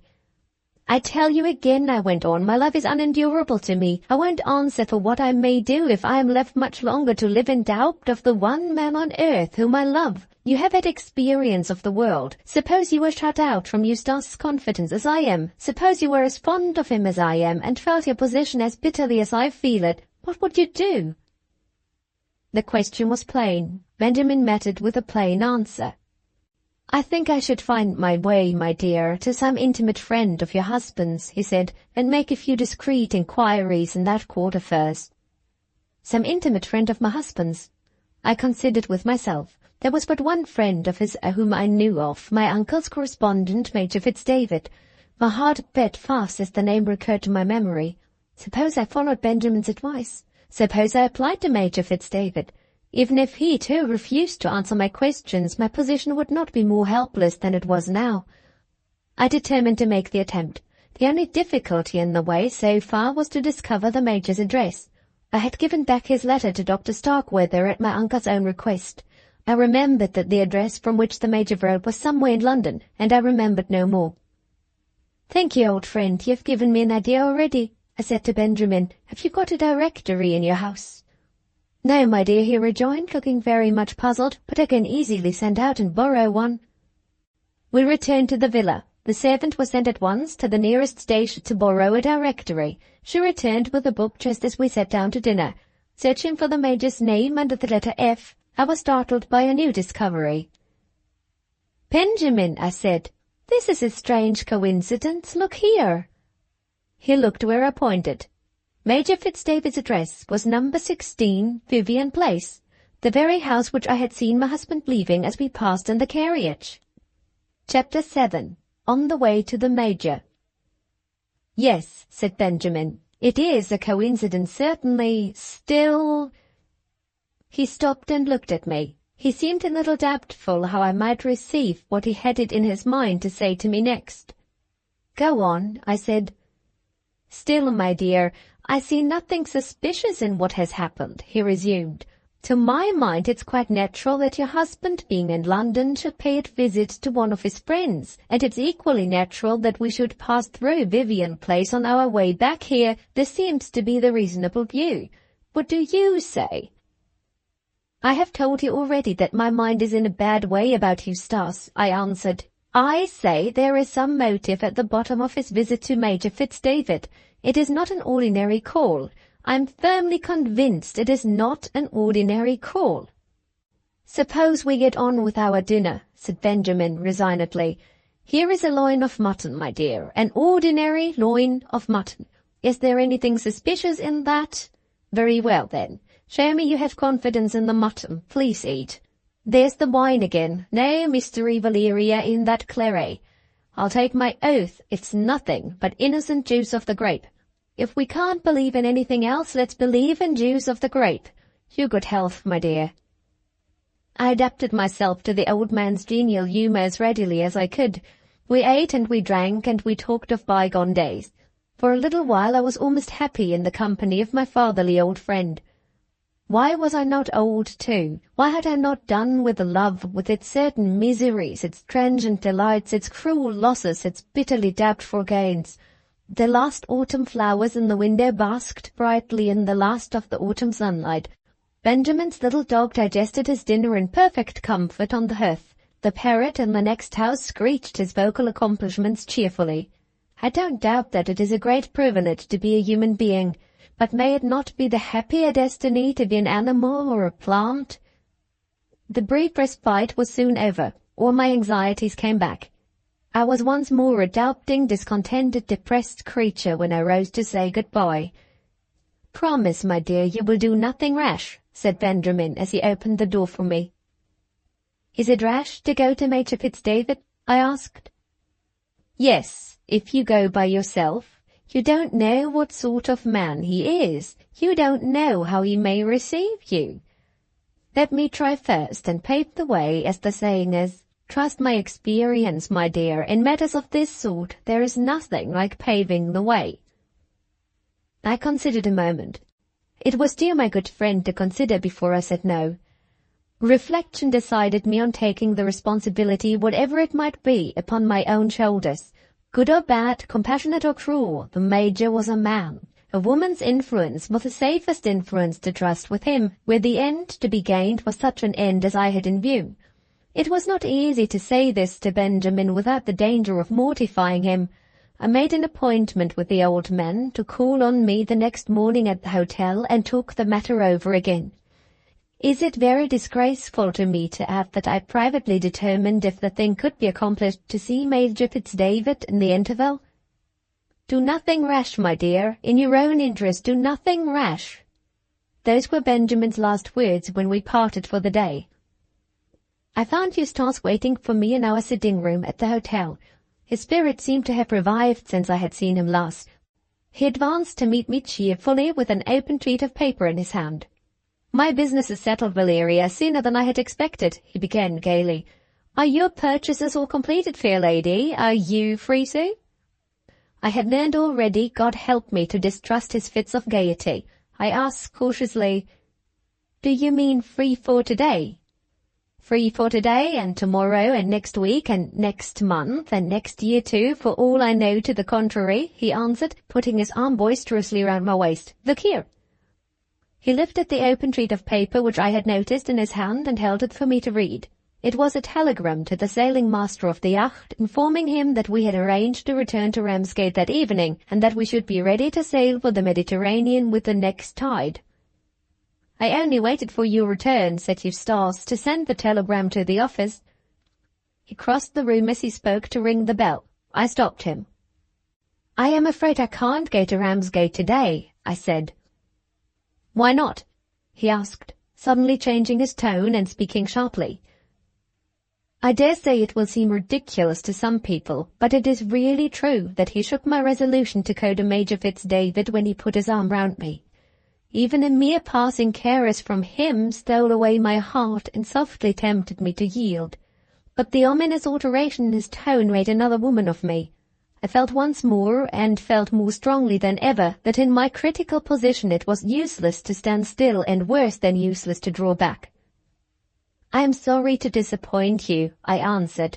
"It is impossible for me, as I told you at Ramsgate, to be ready to sail at a moment's notice. I want time." "What for?" Not only his tone, but his look when he put that second question jarred on every nerve in me. He roused in my mind, I can't tell how or why, an angry sense of the indignity that he had put upon his wife in marrying her under a false name. Fearing that I should answer rashly, that I should say something which my better sense might regret if I spoke at that moment, I said nothing. Women alone can estimate what it cost me to be silent, and men alone can understand how irritating my silence must have been to my husband. "You want time," he repeated. "I ask you again, what for?" My self-control, pushed to its extremest limits, failed me. The rash reply flew out of my lips like a bird set free from a cage. "I want time," I said, "to accustom myself to my right name." He suddenly stepped up to me with a dark look.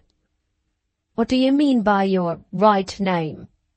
"Surely you know," I answered. "I once thought I was Mrs. Woodville. I have now discovered that I am Mrs. Macallan." He started back at the sound of his own name as if I had struck him. He started back and turned so deadly pale that I feared he was going to drop at my feet in a swoon. Oh, my tongue, my tongue! Why had I not controlled my miserable, mischievous woman's tongue? "I didn't mean to alarm you, Eustace," I said. "I spoke at random. Pray forgive me." He waved his hand impatiently as if my penitent words were tangible things, ruffling, worrying things like flies in summer which he was putting away from him. "What else have you discovered?" he asked in low, stern tones. "Nothing, Eustace." "Nothing."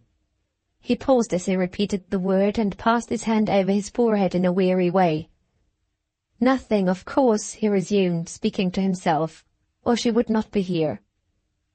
He paused once more and looked at me searchingly. "Don't say again what you said just now," he went on, "for your own sake, Valeria, as well as for mine." He dropped into the nearest chair and said no more. I certainly heard the warning, but the only words which really produced an impression on my mind were the words preceding it, which he had spoken to himself. He had said, "Nothing, of course, or she could not be here." If I had found out some other truth beside the truth about the name, would it have prevented me from ever returning to my husband? Was that what he meant? Did the sort of discovery that he contemplated mean something so dreadful that it would have parted us at once and forever? I stood by his chair in silence and tried to find the answer to those terrible questions in his face. It used to speak to me so eloquently when it spoke of his love. It told me nothing now. He sat for some time without looking at me, lost in his own thoughts. Then he rose on a sudden and took his hat. "The friend who lent me the yacht is in town," he said. "I suppose I had better see him and say our plans are changed." He tore up the telegram with an air of sullen resignation as he spoke. "You are evidently determined not to go to sea with me," he resumed. "We had better give it up. I don't see what else is to be done, do you?" His tone was almost a tone of contempt. I was too depressed about myself, too alarmed about him, to resent it. "Decide as you think best, Eustace," I said sadly. "Every way the prospect seems a hopeless one. As long as I am shut out from your confidence, it matters little whether we live on land or at sea. We cannot live happily." "If you could control your curiosity," he answered sternly, "we might live happily enough. I thought I had married a woman who was superior to the vulgar failings of her sex. A good wife should know better than to pry into affairs of her husband's with which she has no concern." Surely it was hard to bear this. However, I bore it. "Is it no concern of mine," I asked gently, "when I find that my husband has not married me under his family name? Is it no concern of mine when I hear your mother say in so many words that she pities your wife? It is hard, Eustace, to accuse me of curiosity, because I cannot accept the unendurable position in which you have placed me. Your cruel silence is a blight on my happiness and a threat to my future. Your cruel silence is estranging us from each other at the beginning of our married life, and you blame me for feeling this? You tell me I am prying into affairs which are yours only? They are not yours only. I have my interest in them too. Oh, my darling, why do you trifle with our love and our confidence in each other? Why do you keep me in the dark?" He answered with a stern and pitiless brevity, "For your own good." I turned away from him in silence. He was treating me like a child. He followed me. Putting one hand heavily on my shoulder, he forced me to face him once more. "Listen to this," he said. "What I am now going to say to you, I say for the first and last time. Valeria, if you ever discover what I am now keeping from your knowledge, from that moment you live a life of torture. Your tranquility is gone. Your days will be days of terror. Your nights will be full of horrid dreams. Through no fault of mine, mind. Through no fault of mine. Every day of your life you will feel some new distrust, some growing fear of me. You will be doing me the vilest injustice all the time. On my faith as a Christian, on my honor as a man, if you stir a step further in this matter, there is an end to your happiness for the rest of your life. Think seriously of what I have said to you. You will have time to reflect. I am going to tell my friend that our plans for the Mediterranean are given up. I shall not be back before the evening." He sighed and looked at me with unutterable sadness. "I love you, Valeria," he said. "In spite of all that has passed, as God is my witness, I love you more dearly than ever." So he spoke, so he left me. I must write the truth about myself, however strange it may appear.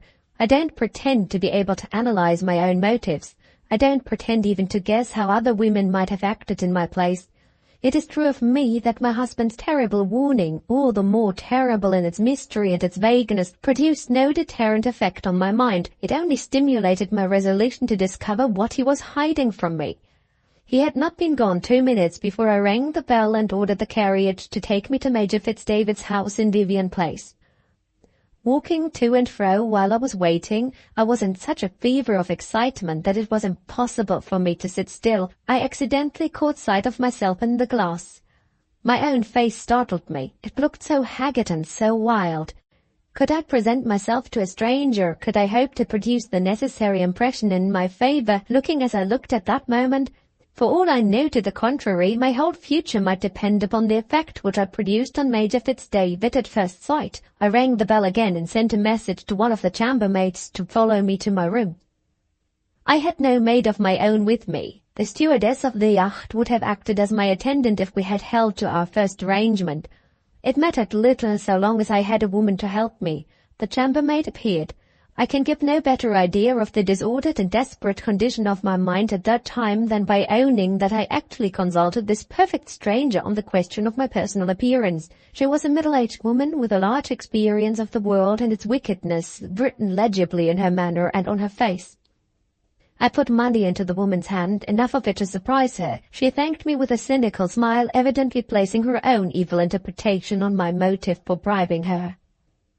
"What can I do for you, ma'am?" she asked in a confidential whisper. "Don't speak loud, there's somebody in the next room." "I want to look my best," I said, "and I have sent for you to help me." "I understand, ma'am."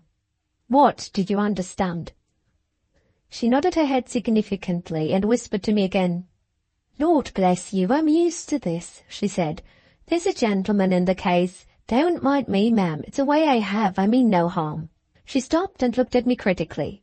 "I wouldn't change my dress if I were you," she went on. "The color becomes you." It was too late to resent the woman's impertinence.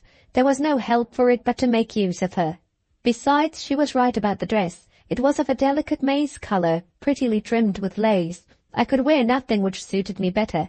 My hair, however, stood in need of some skilled attention. Chambermaid rearranged it with a ready hand which showed that she was no beginner in the art of dressing hair. She laid down the combs and brushes and looked at me, then looked at the toilet table, searching for something which she apparently failed to find. "Where do you keep it?" she asked. "What do you mean?"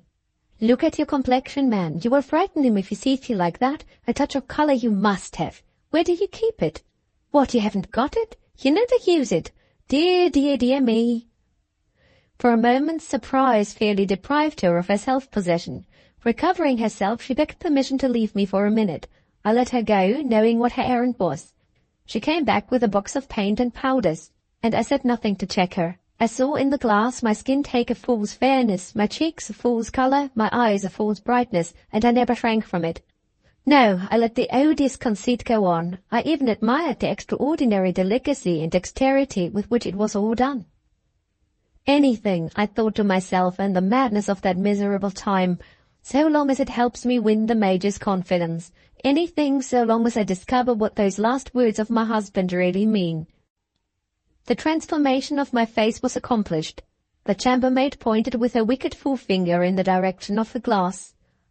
"Bear in mind, ma'am, what you looked like when you sent for me," she said, "and just see for yourself how you look now. You're the prettiest woman of your style in London. And what a thing pearl powder is when one knows how to use it." Chapter 8. The Friend of the Women. I find it impossible to describe my sensations while the carriage was taking me to Major Fitzdavid's house. I doubt, indeed, if I really felt or thought at all in the true sense of those words. From the moment when I had resigned myself into the hands of the chambermaid, I seemed in some strange way to have lost my ordinary identity, to have stepped out of my own character. At other times my temperament was of the nervous and anxious sort, and my tendency was to exaggerate any difficulties that might place themselves in my way. At other times, having before me the prospect of a critical interview with a stranger, I should have considered with myself that it might be wise to pass over and what it might be wise to say. Now I never gave my coming interview with the Major a thought. I felt an unreasoning confidence in myself and a blind faith in him. Now neither the past nor the future troubled me. I lived unreflectingly in the present. I looked at the shops as we drove by them, and at the other carriages as they passed mine. I noticed, yes, and enjoyed, the glances of admiration which chance foot passengers on the pavement cast on me. I said to myself, "This looks well for my prospect of making a friend of the Major." When we drew up at the door in Vivian Place, it is no exaggeration to say that I had but one anxiety to find the Major at home. The door was opened by a servant out of livery, an old man who looked as if he might have been a soldier in his earlier days. He eyed me with a grave attention, which relaxed little by little into sly approval. I asked for Major Fitzdavid. The answer was not altogether encouraging. The man was not sure whether his master were at home or not. I gave him my card. My cards, being part of my wedding outfit, necessarily had the fool's name printed on them, Mrs. Eustace Woodville. The servant showed me into a front room in the ground floor and disappeared with my card in his hand. Looking about me, I noticed a door in the wall opposite the window, communicating with some inner room. The door was not of the ordinary kind. It fitted into the thickness of a partition wall and worked in grooves. Looking a little nearer, I saw that it had not been poured out so as completely to close the doorway. Only the merest chink was left, but it was enough to convey to my ears all that passed in the next room. "What did you say, Oliver, when she asked for me?" inquired a man's voice, pitched cautiously in a low key. "I said I was not sure you were at home, sir," answered the voice of the servant who had let me in. There was a pause. The first speaker was evidently Major Fitzdavid himself. I waited to hear more. "I think I had better not see her, Oliver," the Major's voice resumed. "Very good, sir." "Say I have gone out and you don't know when I shall be back again. Beg the lady to write if she has any business with me." "Yes, sir." "Stop, Oliver." Oliver stopped. There was another and longer pause. Then the master resumed the examination of the man. "Is she young, Oliver?" "Yes, sir." "And pretty?" "Better than pretty, sir, to my thinking." Aye. What do you call a fine woman, Oliver?" "Certainly, sir." "Tall?" "Nearly as tall as I am, Major." Aye, a good figure." "As slim as a sapling, sir, and as upright as a dart." "On second thoughts, I'm at home, Oliver. Show her in.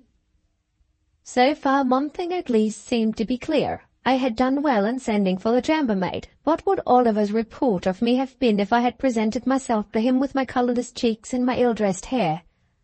The servant reappeared and conducted me to the inner room. Major Fitzdavid advanced to welcome me. What was the Major like? Well, he was like a well-preserved old gentleman of, say, 60 years old, little and lean, and chiefly remarkable by the extraordinary length of his nose. After this feature I noticed next his beautiful brown wig, his sparkling little grey eyes, his rosy complexion, his short military whisker, dyed to match his wig, his white teeth and his winning smile, his smart blue frock coat with a camellia in the buttonhole, and his splendid ring, a ruby, flashing on his little finger as he courteously signed to me to take a chair. "Dear Mrs. Woodville, how very kind of you this is. I have been longing to have the happiness of knowing you. Eustace is an old friend of mine. I congratulated him when I heard of his marriage. May I make confession? I envy him now I have seen his wife." The future of my life was perhaps in this man's hands. I studied him attentively. I tried to read his character in his face. The Major's sparkling little grey eyes softened as they looked at me. The Major's strong and sturdy voice dropped to his lowest and tenderest tones when he spoke to me. The Major's manner expressed from the moment when I entered the room a happy mixture of admiration and respect. He drew his chair close to mine as if it were a privilege to be near me. He took my hand and lifted my glove to his lips as if that glove were the most delicious luxury the world could produce. "Dear Mrs. Woodville," he said as he softly laid my hand back on my lap, "bear with an old fellow who worships your enchanting sex. You really brighten this dull house. It is such a pleasure to see you."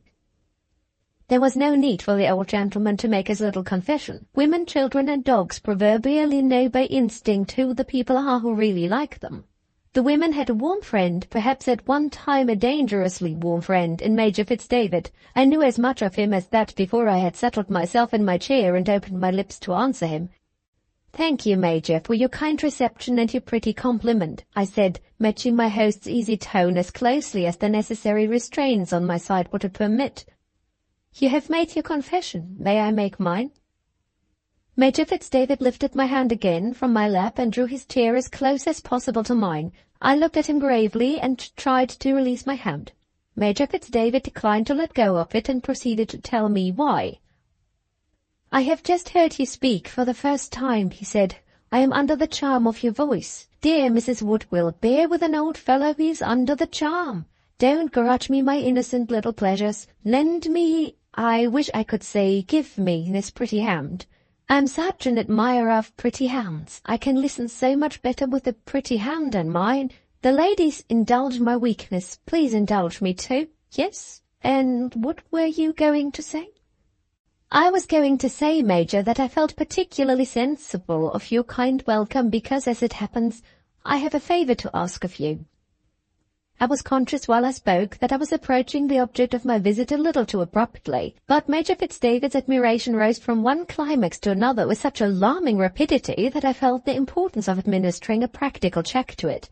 I trusted to those ominous words, "a favour to ask of you," to administer the check, and I did not trust in vain. My aged admirer gently dropped my hand, and with all possible politeness changed the subject. "The favour is granted, of course," he said. "And now tell me, how is our dear Eustace?" "Anxious and out of spirits," I answered. "Anxious and out of spirits," repeated the Major. "The enviable man who is married to you, anxious and out of spirits? Monstrous! Eustace fairly disgusts me. I shall take him off the list of my friends." "In that case, take me off the list with him, Major. I am in wretched spirits too. You are my husband's old friend. I may acknowledge to you that our married life is just now not quite a happy one." Major Fitz-David lifted his eyebrows, dyed to match his whiskers, in polite surprise. "Already!" he exclaimed. "What can Eustace be made of? Has he no appreciation of beauty and grace? Is he the most insensible of living beings?" "He is the best and dearest of men," I answered. "But there is some dreadful mystery in his past life." I could get no further. Major Fitz-David deliberately stopped me. He did it with the smoothest politeness on the surface, but I saw a look in his bright little eyes which said plainly, "If you will venture on delicate ground, madam, don't ask me to accompany you." "My charming friend!" he exclaimed. "May I call you my charming friend? You have, among 1,000 other delightful qualities which I can see already, a vivid imagination. Don't let it get the upper hand. Take an old fellow's advice. Don't let it get the upper hand. What can I offer you, dear Mrs. Woodville? A cup of tea?" "Call me by my right name, sir," I answered boldly. "I have made a discovery. I know as well as you do that my name is MacAllan." The Major started and looked at me very attentively. His manner became grave. His tone changed completely when he spoke next. "May I ask," he said, "if you have communicated to your husband the discovery which you have just mentioned to me?" "Certainly," I answered. "I consider that my husband owes me an explanation. I have asked him to tell me what his extraordinary conduct means, and he has refused in language that frightens me. I have appealed to his mother, and she has refused to explain in language that humiliates me. Dear Major Fitz-David, I have no friends to take my part. I have nobody to come to but you. Do me the greatest of all favours. Tell me why your friend Eustace has married me under a false name." "Do me the greatest of all favours," answered the Major. "Don't ask me to say a word about it." He looked, in spite of his unsatisfactory reply, as if he really felt for me. I determined to try my utmost powers of persuasion. I resolved not to be beaten at the first repulse. "I must ask you," I said. "Think of my position. How can I live knowing what I know and knowing no more? I would rather hear the most horrible thing you can tell me than be condemned, as I am now, to perpetual misgiving and perpetual suspense. I love my husband with all my heart, but I cannot live with him on these terms. The misery of it would drive me mad. I am only a woman, Major. I can only throw myself on your kindness. Don't, pray don't keep me in the dark." I could say no more. In the reckless impulse of the moment I snatched up his hand and raised it to my lips. The gallant old gentleman started as if I had given him an electric shock. "My dear, dear lady," he exclaimed, "I can't tell you how I feel for you. You charm me, you overwhelm me, you touch me to the heart. What can I say? What can I do? I can only imitate your admirable frankness, your fearless candour. You have told me what your position is. Let me tell you in my turn how I am placed. Compose yourself, pray compose yourself. I have a smelling bottle here at the service of the ladies. Permit me to offer it." He brought me the smelling bottle. He put a little stool under my feet. He entreated me to take time enough to compose myself. "Infernal fool," I heard him say to himself as he considerately turned away from me for a few moments. "If I had been a husband, come what might of it, I would have told her the truth." Was he referring to Eustace? And was he going to do what he would have done in my husband's place? Was he really going to tell me the truth? The idea had barely crossed my mind when I was startled by a loud and peremptory knocking at the street door. The Major stopped and listened attentively. In a few moments the door was opened, and the rustling of a woman's dress was plainly audible in the hall. The Major hurried to the door of the room with the activity of a young man. He was too late. The door was violently opened from the outer side just as he got to it. The lady of the rustling dress burst into the room. Chapter 9. The Defeat of the Major. Major Fitzdavid's visitor proved to be a plump, round-eyed, overdressed girl with a florid complexion and straw-colored hair. After first fixing on me a broad stare of astonishment, she pointedly addressed her apologies for intruding on us to the Major alone. The creature evidently believed me to be the last new object of the old gentleman's idolatry, and she took no pains to disguise her jealous resentment on discovering us together.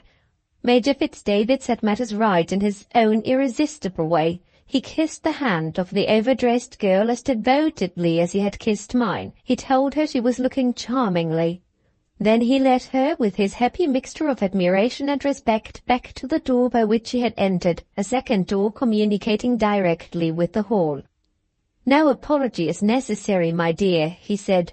"This lady is with me on a matter of business. You will find your singing master waiting for you upstairs. Begin your lesson, and I will join you in a few minutes. Au revoir, my charming pupil, au revoir." The young lady answered this polite little speech in a whisper, with her round eyes fixed distrustfully on me while she spoke.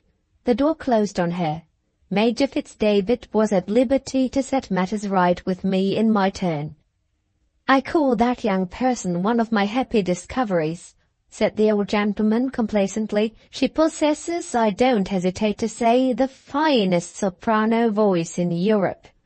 Would you believe it, I met with her at the railway station. She was behind the counter in a refreshment room, poor innocent, rinsing wine glasses and singing over her work. Good heavens, such singing! Her upper notes electrified me. I said to myself, here is a born prima donna, I will bring her out. She is the third I have brought out in my time. I shall take her to Italy when her education is sufficiently advanced, and perfect her at Milan. In that unsophisticated girl, my dear lady, you see one of the future queens of song. Listen, she is beginning her scales. What a voice! Brava, brava, bravissima!" The high soprano notes of the future queen of song rang through the house as he spoke. Of the loudness of the young lady's voice there could be no sort of doubt. The sweetness and the purity of it admitted, in my opinion, of considerable dispute.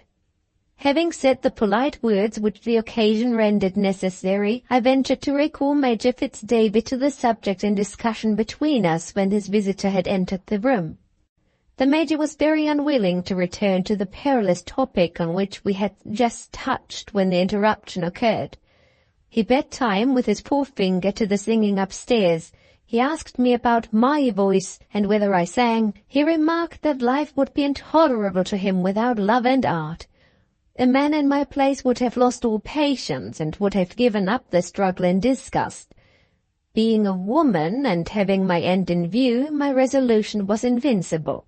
I fairly wore out the Major's resistance, and compelled him to surrender at discretion. It is only justice to add that when he did make up his mind to speak to me again of Eustace, he spoke frankly and spoke to the point. "I have known your husband," he began, "since the time when he was a boy. At a certain period of his life a terrible misfortune fell upon him. The secret of that misfortune is known to his friends and is religiously kept by his friends. It is the secret that he is keeping from you. He will never tell it to you as long as he lives, and he has bound me not to tell it under a promise given on my word of honor. He wished, dear Mrs. Woodville, to be made acquainted with my position toward Eustace. There it is." "You persist in calling me Mrs. Woodville," I said.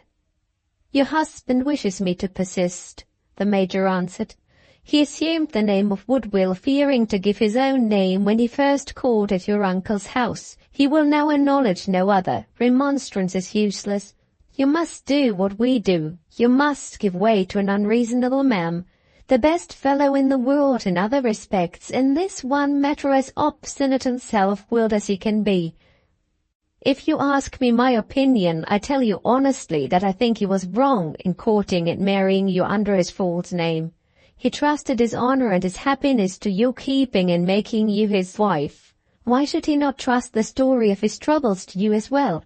His mother quite shares my opinion in this matter. You must not blame her for refusing to admit you into her confidence after your marriage.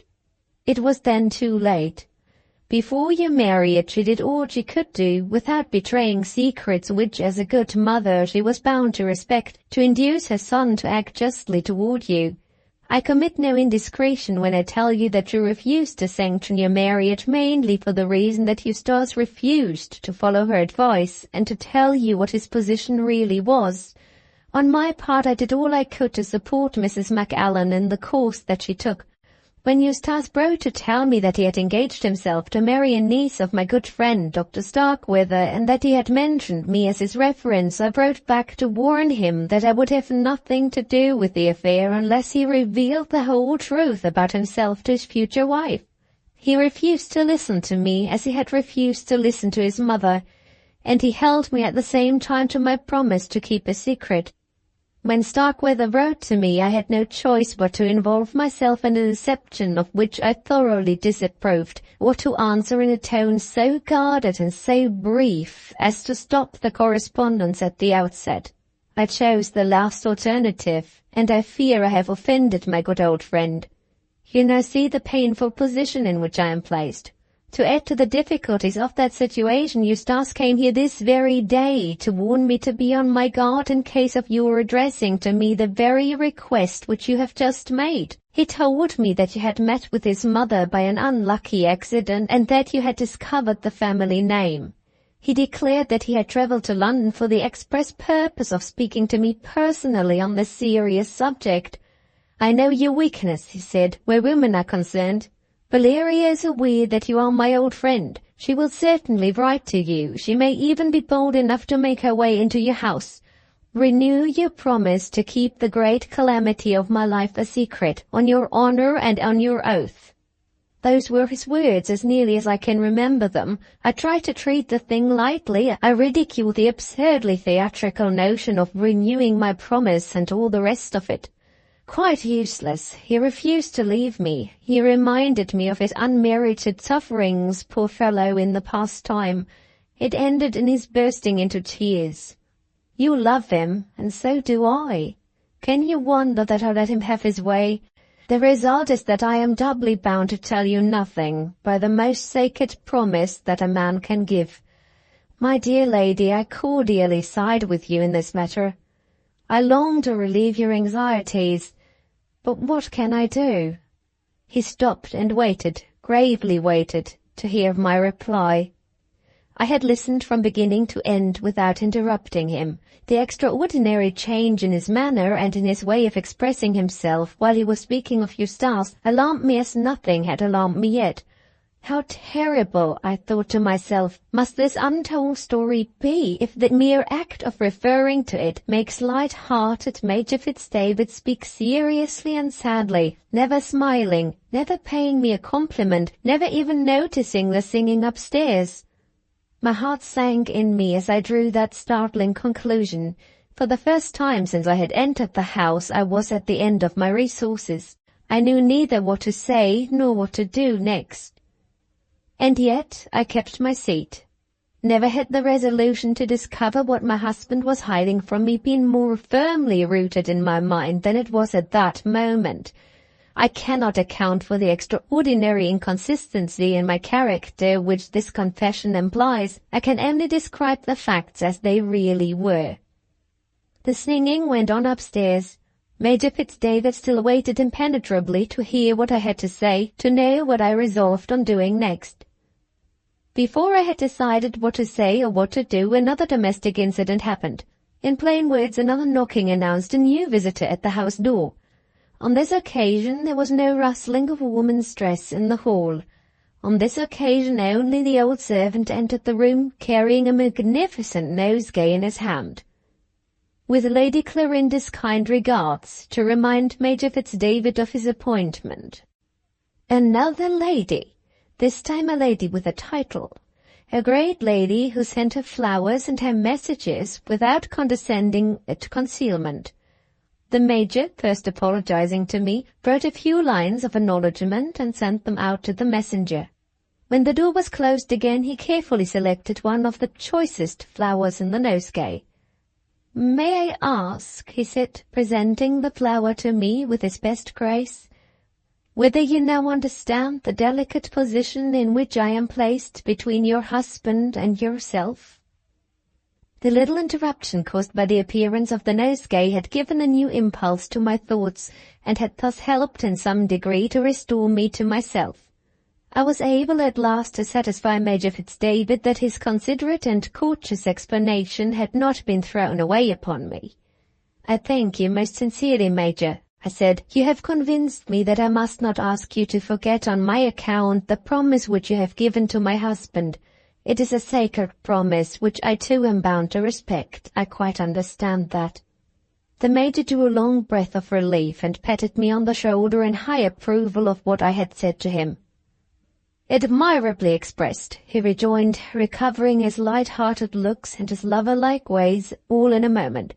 "My dear lady, you have the gift of sympathy. You see exactly how I am situated. Do you know, you remind me of my charming Lady Clorinda.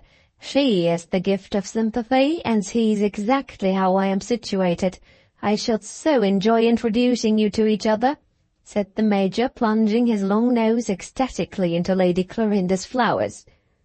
I had my end still to gain, and being, as you will have discovered by this time, the most obstinate of living women, I still kept that end in view. "I shall be delighted to meet Lady Clorinda," I replied. "In the meantime—" "I will get up a little dinner," proceeded the Major with a burst of enthusiasm. "You and I and Lady Clorinda. Our young prima donna shall come in the evening and sing to us. Suppose we draw out the menu. My sweet friend, what is your favorite autumn soup?"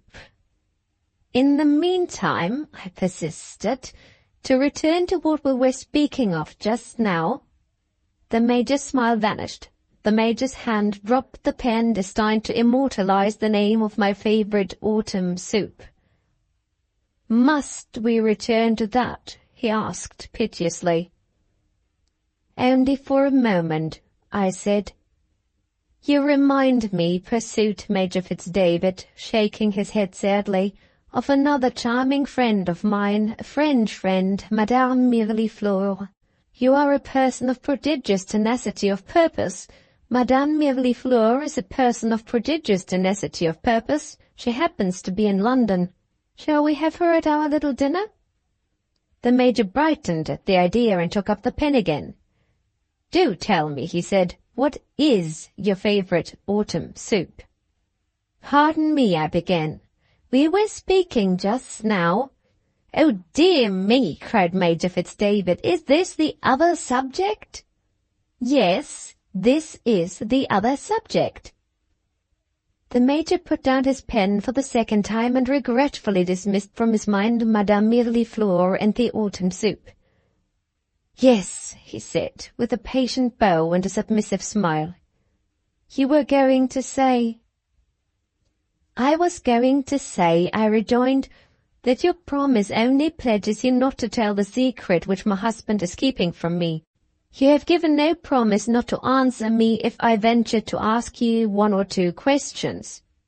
Major Fitz-David held up his hand warningly and cast a sly look at me out of his bright little grey eyes. "Stop," he said. "My sweet friend, stop there. I know where your questions will lead me, and what the result will be if I once begin to answer them. When your husband was here today, he took occasion to remind me that I was as weak as water in the hands of a pretty woman. He's quite right. I am as weak as water. I can refuse nothing to a pretty woman. Dear and admirable lady, don't abuse your influence. Don't make an old soldier false to his word of honor." I tried to say something here in defense of my motives. The Major clasped his hands entreatingly and looked at me with a pleading simplicity wonderful to see. "Why press it?" he asked. "I offer no resistance. I am a lamb. Why sacrifice me? I acknowledge your power. I throw myself on your mercy. All the misfortunes of my youth and my manhood have come to me through women. I'm not a bit better in my age. I'm just as fond of the women and just as ready to be misled by them as ever, with one foot in the grave. Shocking, isn't it? But how true! Look at this mark. He lifted a curl of his beautiful brown wig and showed me a terrible scar at the side of his head. That wound, supposed to be mortal at the time, was made by a pistol bullet, he proceeded. Not received in the service of my country. Oh dear, no. Received in the service of a much-injured lady at the hands of her scoundrel of a husband in a duel abroad. Well, she was worth it. He kissed his hand affectionately to the memory of the dead or absent lady, and pointed to a water-colour drawing of a pretty country house hanging on the opposite wall. That fine estate, he proceeded, once belonged to me. It was sold years and years since. And who had the money? The women. God bless them all, the women. I don't regret it. If I had another estate, I have no doubt it would go the same way. Your adorable sex has made its pretty playthings of my life, my time and my money, and welcome. The one thing I have kept to myself is my honor, and now that is in danger. Yes, if you put your clever little questions with those lovely eyes and with that gentle voice, I know what will happen. You will deprive me of the last and best of all my possessions. Have I deserved to be treated in that way, and by you, my charming friend? By you of all people in the world? Oh, fie, fie!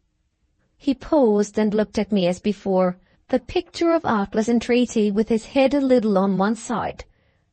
I made another attempt to speak of the matter in dispute between us from my own point of view. Major Fitz-David instantly threw himself prostrate on my mercy more innocently than ever. "Ask of me anything else in the wide world," he said, "but don't ask me to be false to my friend. Spare me that. And there is nothing I will not do to satisfy you. I mean what I say, mind," he went on, bending closer to me and speaking more seriously than he had spoken yet. "I think you are very hardly used. It is monstrous to expect that a woman placed in your situation will consent to be left for the rest of her life in the dark. No, if I saw you at this moment on the point of finding out for yourself what Eustace persists in hiding from you, I should remember that my promise, like all other promises, has its limits and reserves. I should consider myself bound in honor not to help you, but I would not lift a finger to prevent you from discovering the truth for yourself." At last he was speaking in good earnest. He laid a strong emphasis on his closing words. I laid a stronger emphasis on them still by suddenly leaving my chair. The impulse to spring to my feet was irresistible. Major Fitz-David had started a new idea in my mind. "And now we understand each other," I said. "I will accept your own terms, Major. I will ask nothing of you but what you have just offered to me of your own accord." "What have I offered?" he inquired, looking a little alarmed. "Nothing that you need repent of," I answered. "Nothing which is not easy for you to grant. May I ask a bold question? Suppose this house was mine instead of yours." "Consider it yours," cried the gallant old gentleman. "From the garret to the kitchen, consider it yours."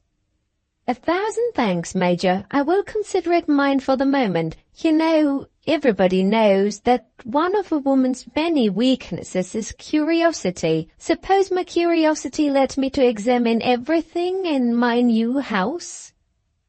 "Yes." "Suppose I went from room to room and searched everything and peeped in everywhere?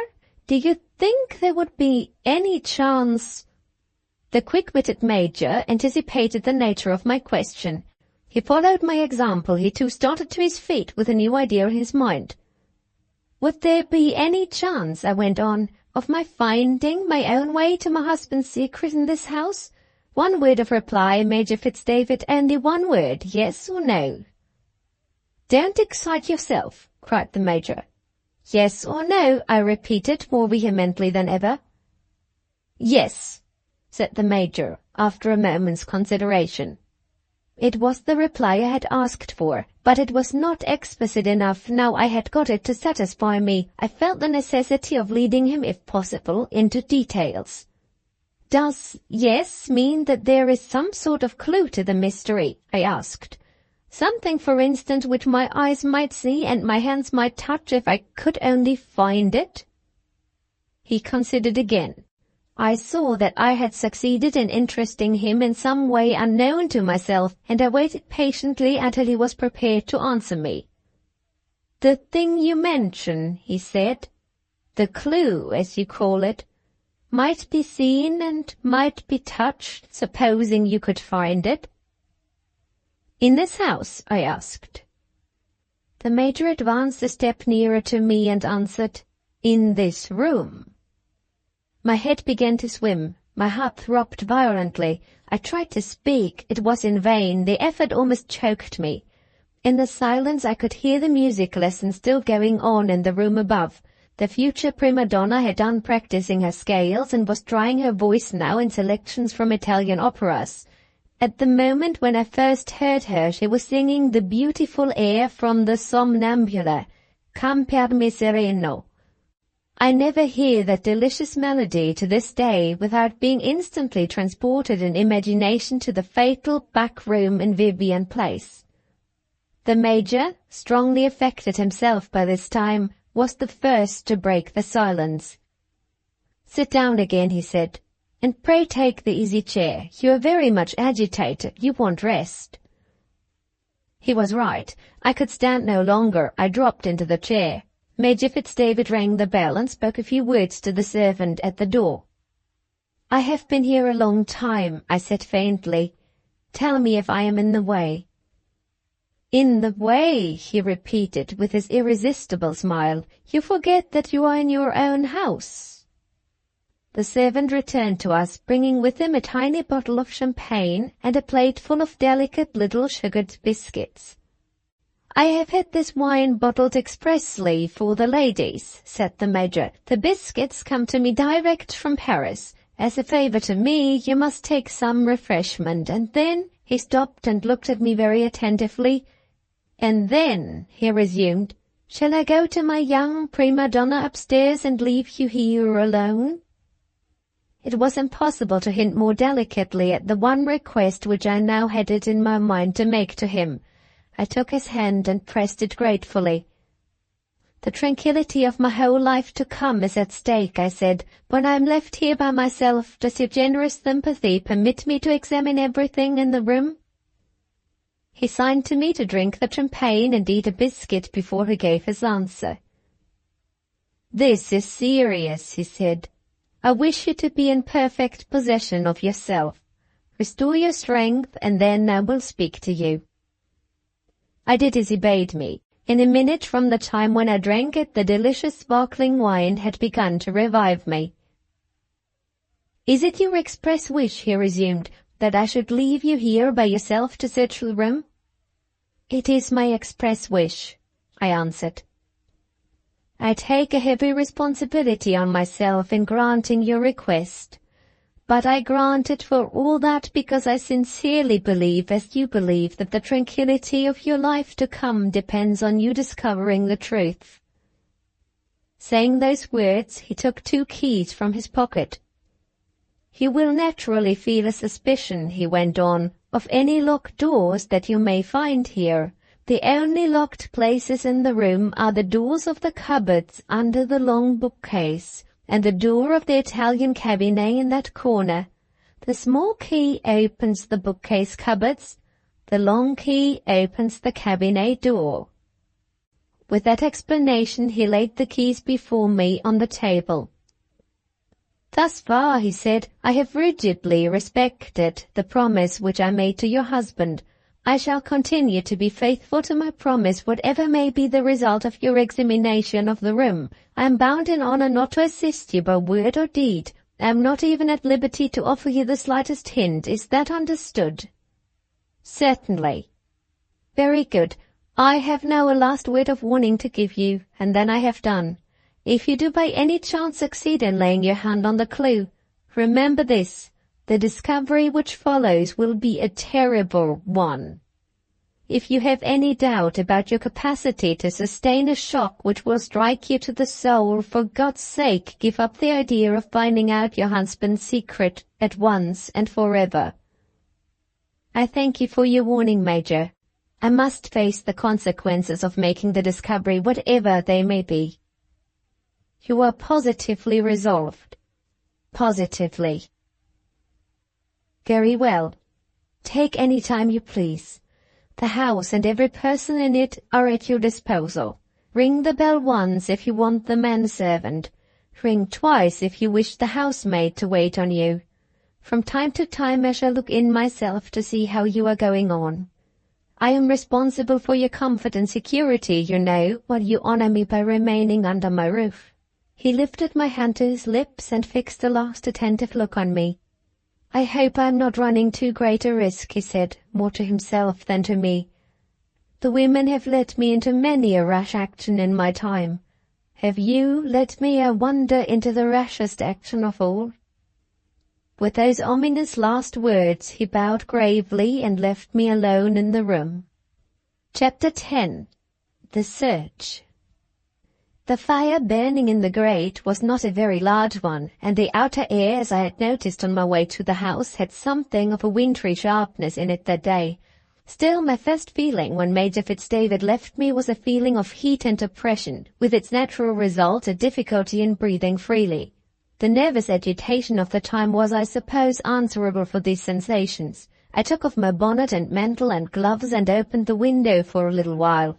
Nothing was to be seen outside but a paved courtyard with a skylight in the middle, closed at the further end by the wall of the Major's stables.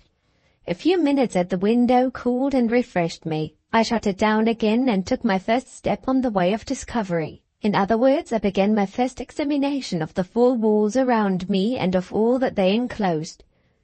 I was amazed at my own calmness. My interview with Major Fitzdavid had perhaps exhausted my capacity for feeling any strong emotion, for the time at least. It was a relief to me to be alone. It was a relief to me to begin the search. Those were my only sensations so far. The shape of the room was oblong. Of the two shorter walls, one contained the door in grooves, which I had already mentioned as communicating with the front room. The other was almost entirely occupied by the broad window which looked out on the courtyard. Taking the doorway wall first, what was there in the shape of furniture on either side of it? There was a card table on either side. Above each card table stood a magnificent china bowl placed on a gilt and carved bracket fixed to the wall. I opened the card tables. The drawers beneath contained nothing but cards and the usual counters and markers. With the exception of one pack, the cards in both tables were still wrapped in their paper covers exactly as they had come from the shop. I examined the loose pack card by card. No writing, no mark of any kind, was visible on any one of them. Assisted by a library ladder which stood against the bookcase, I looked next into the two china bowls. Both were perfectly empty. Was there anything more to examine on that side of the room? In the two corners there were two little chairs of inlaid wood with red silk cushions.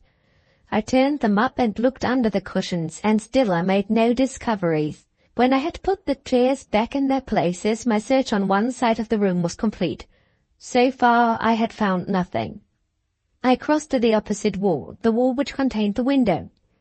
The window, occupying, as I have said, almost the entire length and height of the wall, was divided into three compartments and was adorned at their extremity by handsome curtains of dark red velvet. The ample heavy folds of the velvet left just room at the two corners of the wall for two little upright cabinets in buhl, containing rows of drawers and supporting two fine bronze productions reduced in size of the Venus Milo and the Venus Calipinge. I had Major Fitzdavid's permission to do just what I pleased. I opened the 6 drawers in each cabinet and examined their contents without hesitation. Beginning with a cabinet in the right-hand corner, my investigations were soon completed. All the 6 drawers were alike occupied by a collection of fossils, which, judging by the curious paper inscriptions fixed on some of them, were associated with a past period of the Major's life when he had speculated not very successfully in mines. After satisfying myself that the drawers contained nothing but the fossils and their inscriptions, I turned to the cabinet in the left-hand corner next. Here a variety of objects was revealed to view, and the examination accordingly occupied a much longer time. The top drawer contained a complete collection of carpenter's tools and miniature relics, probably of the far distant time when the Major was a boy and when parents or friends had made him a present of a set of toy tools. The second drawer was filled with toys of another sort, presents made to Major Fitzdavid by his fair friends. Embroidered braces, smart smoking caps, quaint pincushions, gorgeous slippers, glittering purses, all bore witness to the popularity of the friend of the women. The contents of the third drawer were of a less interesting sort. The entire space was filled with old account books ranging over a period of many years. After looking into each book and opening and shaking it uselessly in search of any loose papers which might be hidden between the leaves, I came to the fourth drawer and found more relics of past pecuniary transactions in the shape of receipted bills neatly tied together and each inscribed at the back.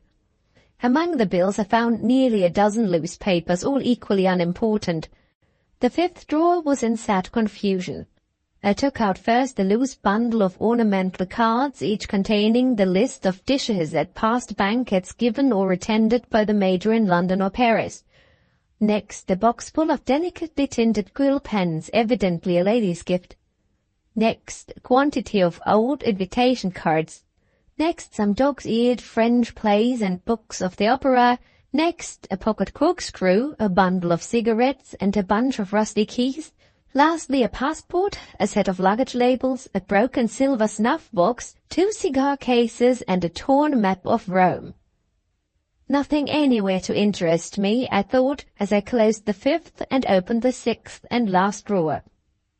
The sixth drawer was at once a surprise and a disappointment. It literally contained nothing but the fragments of a broken vase. I was sitting at the time opposite to the cabinet in a low chair. In the momentary irritation caused by my discovery of the emptiness of the last drawer, I had just lifted my foot to push it back into its place when the door communicating with the hall opened and Major Fitzdavid stood before me. His eyes, after first meeting mine, travelled downward to my foot. The instant he noticed the open drawer, I saw a change in his face. It was only for a moment, but in that moment he looked at me with a sudden suspicion and surprise, looked as if he had caught me with my hands on the clue. "Pardon, don't let me disturb you," said Major Fitzdavid. "I have only come here to ask you a question." "What is it, Major?" "Have you met with any letters of mine in the course of your investigation?" "I have found none yet," I answered. "If I do discover any letters, I shall of course not take the liberty of examining them." "I wanted to speak to you about that," he rejoined. "It only struck me a moment since upstairs that my letters might embarrass you. In your place I should feel some distrust of anything which I was not at liberty to examine. I think I can set this matter right, however, with very little trouble to either of us. It is no violation of any promises or pledges on my part if I simply tell you that my letters will not assist the discovery which you are trying to make. You can safely pass them over as objects that are not worth examining from your point of view. You understand me, I am sure?" "I am much obliged to you, Major. I quite understand." "Are you feeling any fatigue?" "None whatever, thank you." "And you still hope to succeed? You're not beginning to be discouraged already?" "I am not in the least discouraged. With your kind leave, I mean to persevere for some time yet." I had not closed the drawer of the cabinet where we were talking, yet I glanced carelessly as I answered him at the fragments of the broken vase. By this time he had got his feelings under perfect command. He too glanced at the fragments of the vase with an appearance of perfect indifference. I remembered the look of suspicion and surprise that had escaped him on entering the room, and I thought his indifference a little overacted. "That doesn't look very encouraging," he said, with a smile, pointing to the shattered pieces of china in the drawer. "Appearances are not always to be trusted," I replied. "The wisest thing I can do in my present situation is to suspect everything, even down to a broken vase." I looked hard at him as I spoke. He changed the subject. "Does the music upstairs annoy you?" he asked. "Not in the least, Major." It will soon be over now. The singing master is going and the Italian master has just arrived. I'm sparing no pains to make my young prima donna a most accomplished person. In learning to sing, she must also learn the language, which is especially the language of music. I shall perfect her in the accent when I take her to Italy. It is the height of my ambition to have her mistaken for an Italian when she sings in public. Is there anything I can do before I leave you again? May I send you some more champagne? Please say yes. 1,000 thanks, Major. No more champagne for the present. He turned at the door to kiss his hand to me at parting. At the same moment I saw his eyes wander slyly toward the bookcase. It was only for an instant. I had barely detected him before he was out of the room. Left by myself again, I looked at the bookcase, looked at it attentively for the first time. It was a handsome piece of furniture, in ancient carved oak, and it stood against the wall which ran parallel with the hall of the house. Excepting the space occupied in the upper corner of the room by the second door which opened into the hall, the bookcase filled the whole length of the wall down to the window. The top was ornamented by vases, candelabra, and statuettes in pairs placed in a row. Looking along the row, I noticed a vacant space on the top of the bookcase at the extremity of it which was nearest to the window. The opposite extremity, nearest to the door, was occupied by a handsome painted vase of a very peculiar pattern. Where was the corresponding vase, which ought to have been placed at the corresponding extremity of the bookcase? I returned to the open sixth drawer of the cabinet and looked in again. There was no mistaking the pattern on the fragments when I examined them now. The vase which had been broken was the vase which had stood in the place now vacant on the top of the bookcase at the end nearest to the window. Making this discovery, I took out the fragments down to the smallest morsel of the shattered china and examined them carefully one after another. I was too ignorant of the subject to be able to estimate the value of the vase or the antiquity of the vase, or even to know whether it were of British or of foreign manufacture. The ground was of a delicate cream color. The ornaments traced on this were wreaths of flowers and cupids surrounding a medallion on either side of the vase. Upon the space within one of the medallions was painted with exquisite delicacy a woman's head, representing a nymph or a goddess, or perhaps a portrait of some celebrated person. I was not learned enough to say which. The other medallion enclosed the head of a man, also treated in the classical style. Reclining shepherds and shepherdesses in Watteau costumes, with their dogs and their sheep, formed the adornments of the pedestal. Such had the vase been in the days of its prosperity when it stood on the top of the bookcase. By what accident had it become broken? And why had Major Fitz-David's face changed when he found that I had discovered the remains of a shattered work of art in the cabinet drawer? The remains left those serious questions unanswered. The remains told me absolutely nothing. And yet, if my own observation of the Major were to be trusted, the way to the clue of which I was in search lay, directly or indirectly, through the broken vase. It was useless to pursue the question, knowing no more than I knew now. I returned to the bookcase. Thus far I had assumed, without any sufficient reason, that the clue of which I was in search must necessarily reveal itself through a written paper of some sort. It now occurred to me, after the movement which I had detected on the part of the Major, that the clue might quite as probably present itself in the form of a book. I looked along the lower rows of shelves, standing just near enough to them to read the titles on the backs of the volumes. I saw Voltaire in red morocco, Shakespeare in blue, Walter Scott in green, the History of England in brown, the Annual Register in yellow calf. There I paused, wearied and discouraged already by the long rows of volumes. How, I thought to myself, am I to examine all these books? And what am I to look for, even if I do examine them all? Major Fitz-David had spoken of a terrible misfortune which had darkened my husband's past life. In what possible way could any trace of that misfortune, or any suggestive hint of something resembling it, exist in the archives of the Annual Register or in the pages of Voltaire?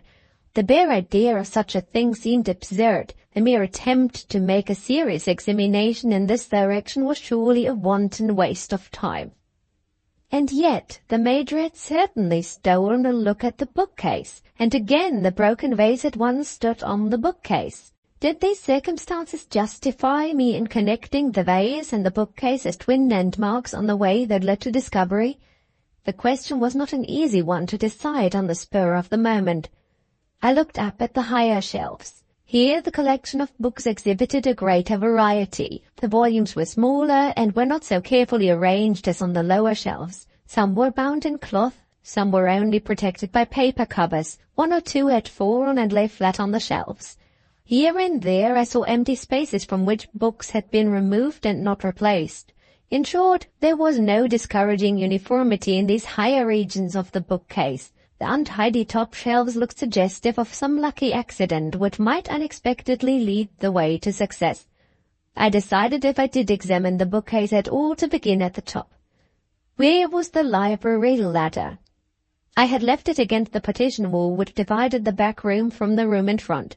Looking that way, I necessarily looked also toward the door that ran in grooves, the imperfectly closed door through which I heard Major Fitzdavid question his servant on the subject of my personal appearance when I had first entered the house. No one had moved this door during the time of my visit. Everybody entering or leaving the room had used the other door which led into the hall. At the moment when I looked round, something stirred in the front room. The movement let the light in suddenly through the small open space left by the partially closed door. Had somebody been watching me through the chink? I stepped softly to the door and pushed it back until it was wide open. There was the Major, discovered in the front room. I saw it in his face. He had been watching me at the bookcase. His hat was in his hand. He was evidently going out, and he dexterously took advantage of that circumstance to give plausible reason for being so near the door. "I hope I didn't frighten you," he said. "You startled me a little, Major." "I am so sorry and so ashamed. I was just going to open the door and tell you that I am obliged to go out. I have received a pressing message from a lady. A charming person. I should so like you to know her. She's in sad trouble, poor thing. Little bills, you know, and nasty tradespeople who want their money, and a husband, oh dear me, a husband who is quite unworthy of her. A most interesting creature. You remind me of her a little. You both have the same carriage of the head. I shall not be more than half an hour gone. Can I do anything for you? You are looking fatigued. Pray let me send for some more champagne. No? Promise to ring when you want it. That's right. Au revoir, my charming friend. Au revoir." I pulled the door to begin the moment his back was turned and sat down for a while to compose myself. He had been watching me at the bookcase. The man who was in my husband's confidence, the man who knew where the clue was to be found, had been watching me at the bookcase. There was no doubt of it now. Major Fitzdavid had shown me the hiding place of the secret in spite of himself. I looked with indifference at the other pieces of furniture, ranged against the fourth wall, which I had not examined yet. I surveyed without the slightest feeling of curiosity all the little elegant trifles scattered on the tables and on the chimney-piece, each one of which might have been an object of suspicion to me under other circumstances. Even the watercolour drawing failed to interest me in my present frame of mind. I observed languidly that they were most of them portraits of ladies, fair idols no doubt of the Major's facile adoration, and I cared to notice no more. My business in that room, I was certain of it now, began and ended with the bookcase. I left my seat to fetch the library ladder, determined to begin the work of investigation on the top shelves. On my way to the ladder I passed one of the tables and saw the keys lying on it which Major Fitzdavid had left at my disposal. The smaller of the two keys instantly reminded me of the cupboards under the bookcase. I had strangely overlooked these. A vague distrust of the locked doors, a vague doubt of what they might be hiding from me stole into my mind. I left the ladder in its place against the wall and set myself to examine the contents of the cupboards first. The cupboards were 3 in number. As I opened the first of them, the singing upstairs ceased. For a moment there was something almost oppressive in the sudden change from noise to silence. I suppose my nerves must have been overwrought. The next sound in the house, nothing more remarkable than the creaking of a man's boots descending the stairs, made me shudder all over. The man was no doubt the singing master going away after giving his lesson. I heard the house door close on him and started at the familiar sound as if it were something terrible which I had never heard before. Then there was silence again. I roused myself as well as I could and began my examination of the first cupboard.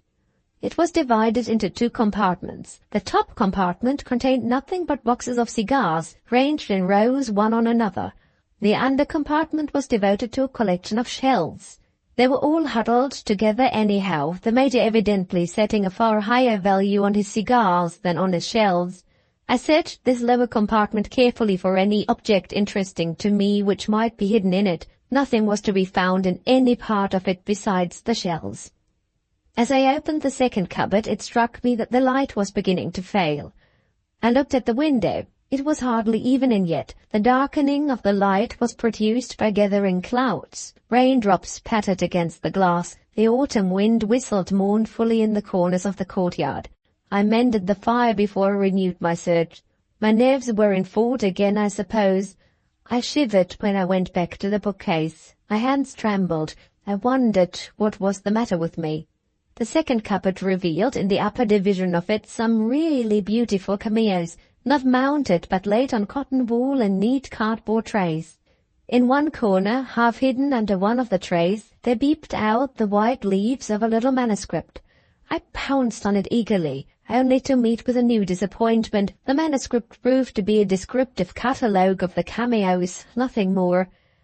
Turning to the lower division of the cupboard, I found more costly curiosities in the shape of ivory carvings from Japan and specimens of rare silk from China.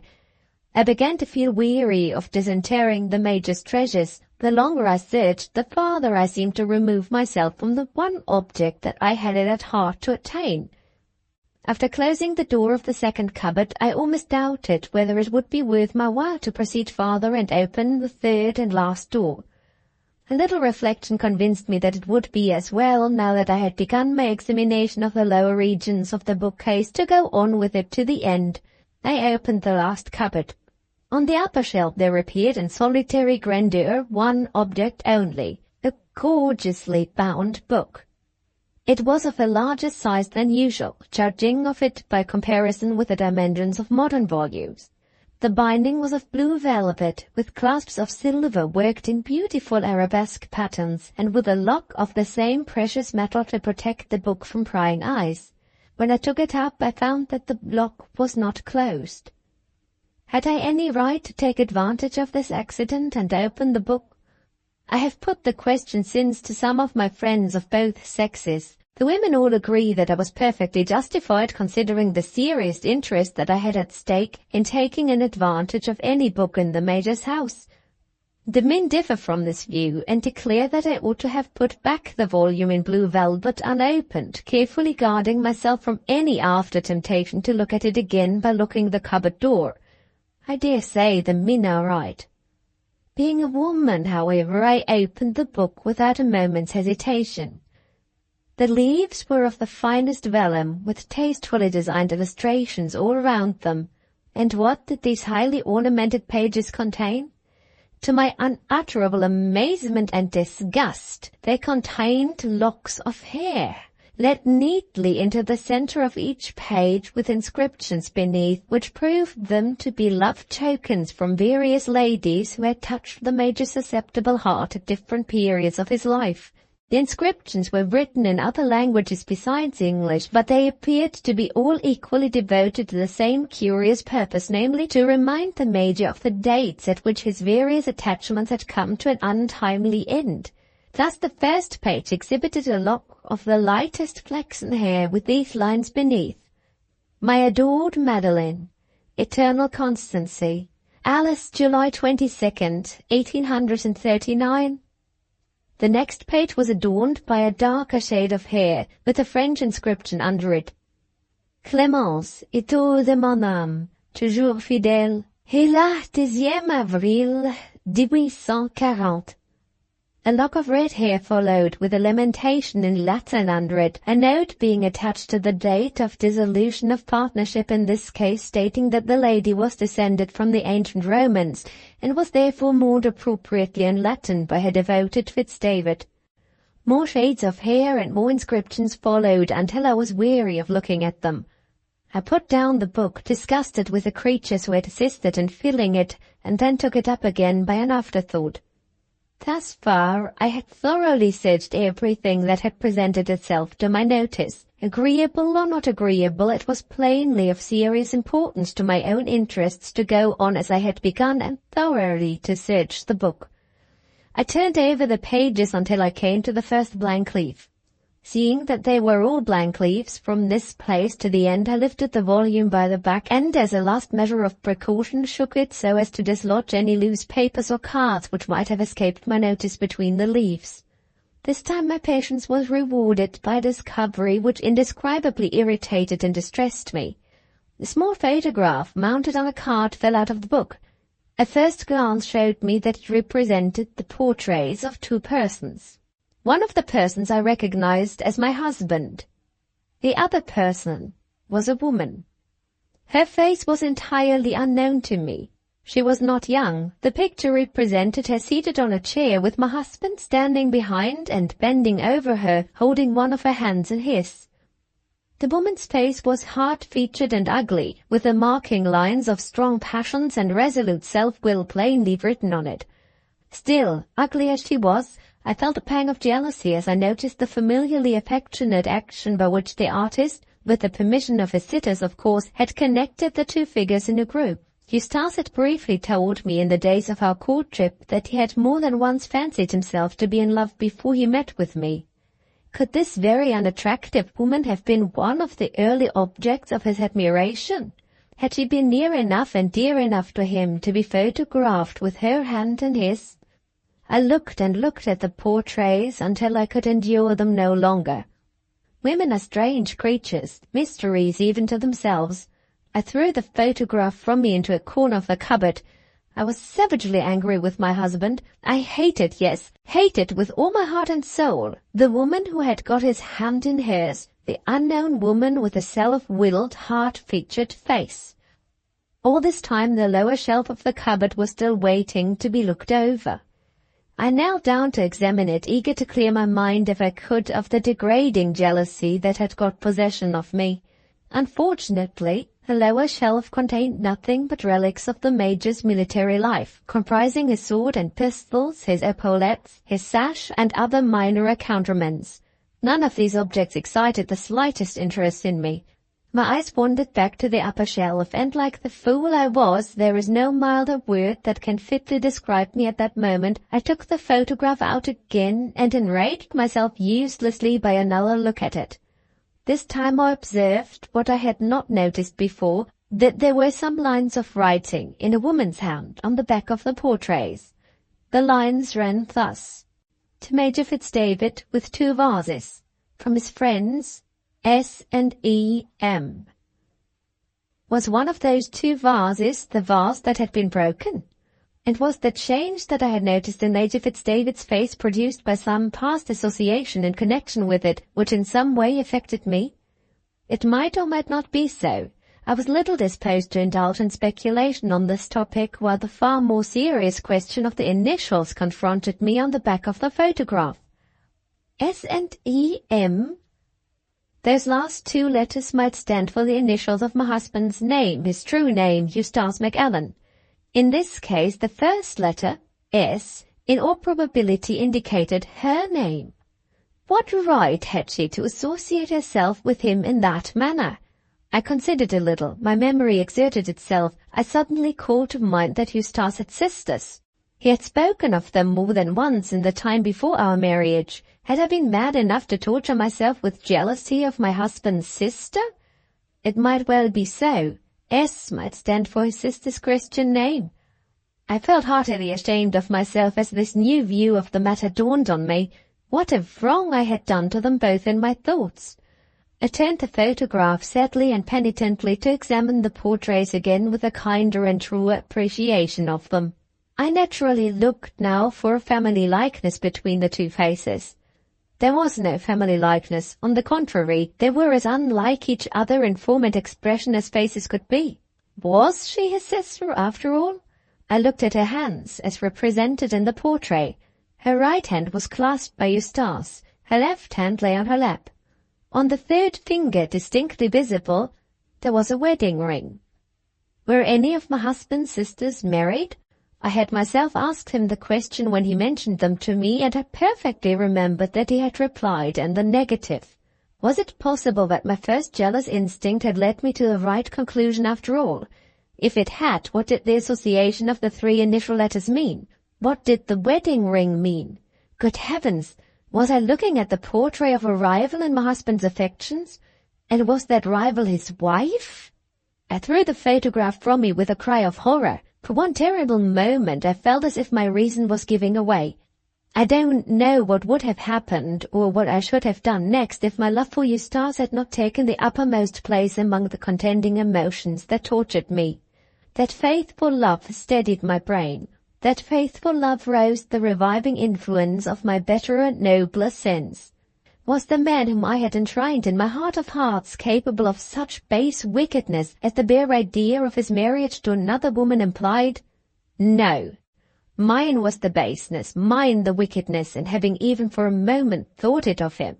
I picked up the detestable photograph from the floor and put it back in the book.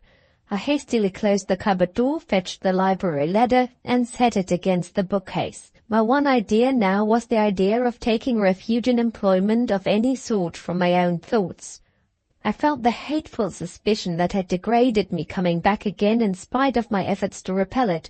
The books, the books. My only hope was to absorb myself, body and soul, in the books. I had one foot on the ladder when I heard the door of the room open, the door which communicated with the hall. I looked around, expecting to see the Major. I saw instead the Major's future prima donna standing just inside the door with her round eyes steadily fixed on me. "I can stand a good deal," the girl began coolly, "but I can't stand this any longer." "What is it that you can't stand any longer?" I asked.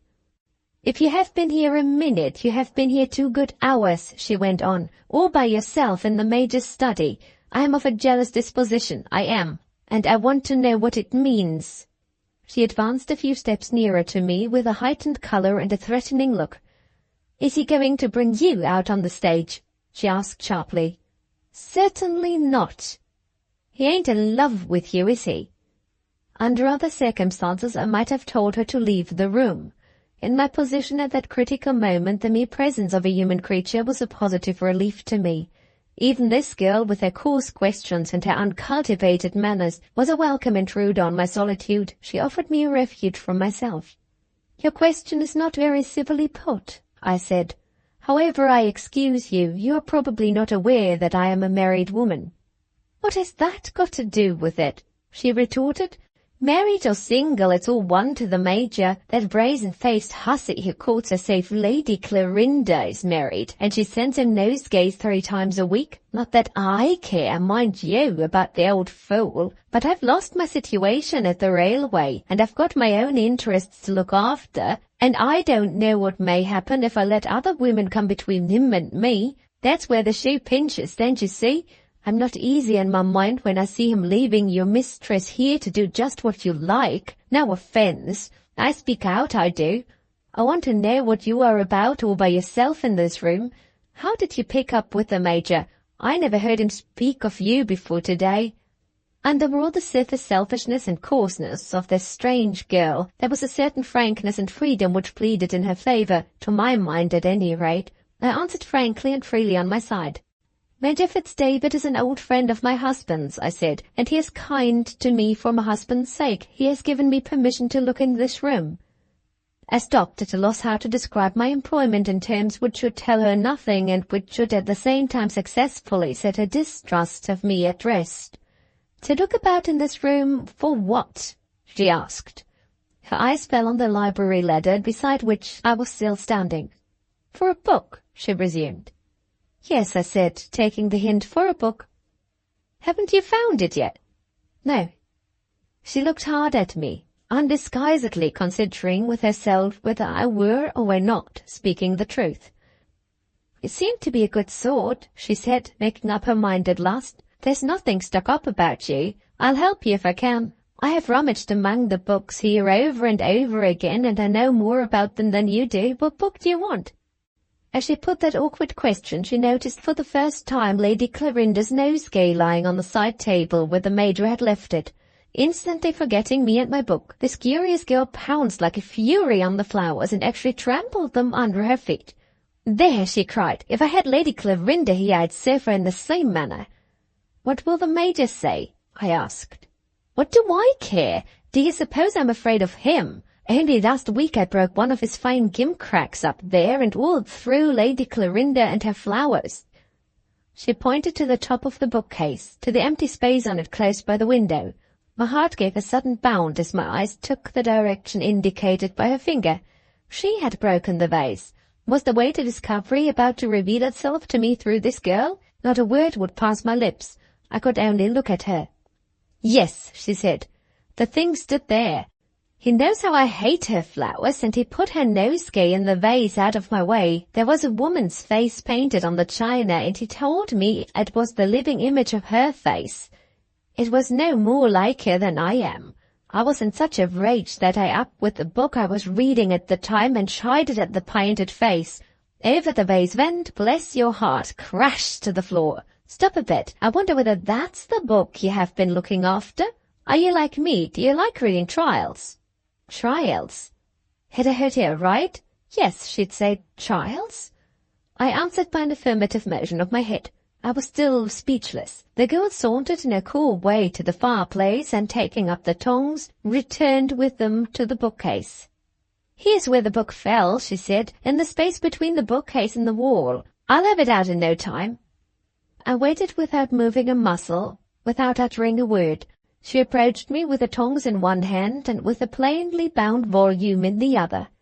"Is that the book?" she said. "Open it and see." I took the book from her. "It's tremendously interesting," she went on. "I've read it twice over, I have. Mind you, I believe he did it after all." Did it? Did what? What was she talking about? I tried to put the question to her. I struggled quite vainly to say only these words.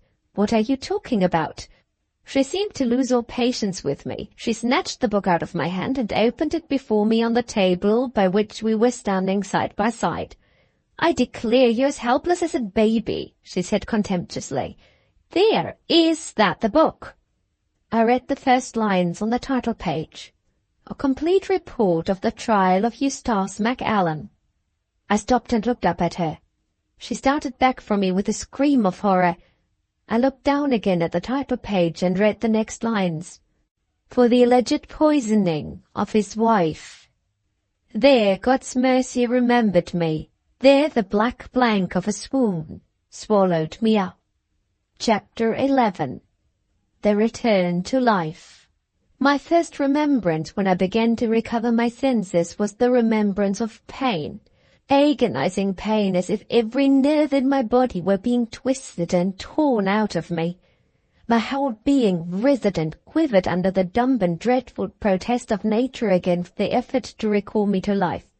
I would have given worlds to be able to cry out, to entreat the unseen creatures about me to give me back to death. How long that speechless agony held me I never knew. In a longer or shorter time there stole over me slowly a sleepy sense of relief. I heard my own laboured breathing. I felt my hands moving feebly and mechanically like the hands of a baby. I faintly opened my eyes and looked round me, as if I had passed through the ordeal of death and had awakened to new senses in a new world. The first person I saw was a man, a stranger. He moved quietly out of my sight, beckoning as he disappeared to some other person in the room. Slowly and unwillingly the other person advanced to the sofa on which I lay. A faint cry of joy escaped me. I tried to hold out my feeble hands. The other person who was approaching me was my husband. I looked at him eagerly. He never looked at me in return. With his eyes on the ground, with a strange appearance of confusion and distress in his face, he too moved away out of my sight. The unknown man whom I had first noticed followed him out of the room. I called after him faintly, "Eustace!" He never answered, he never returned. With an effort I moved my head on the pillow so as to look round on the other side of the sofa. Another familiar face appeared before me as if in a dream. My good old Benjamin was sitting watching me, with the tears in his eyes. He rose and took my hand silently in a simple, kindly way. "Where's Eustace?" I asked. "Why has he gone away and left me?" I was still miserably weak. My eyes wandered mechanically round the room as I put the question. I saw Major Fitzdavid. I saw the table on which the singing girl had opened the book to show it to me. I saw the girl herself sitting alone in a corner with a handkerchief to her eyes as if she were crying.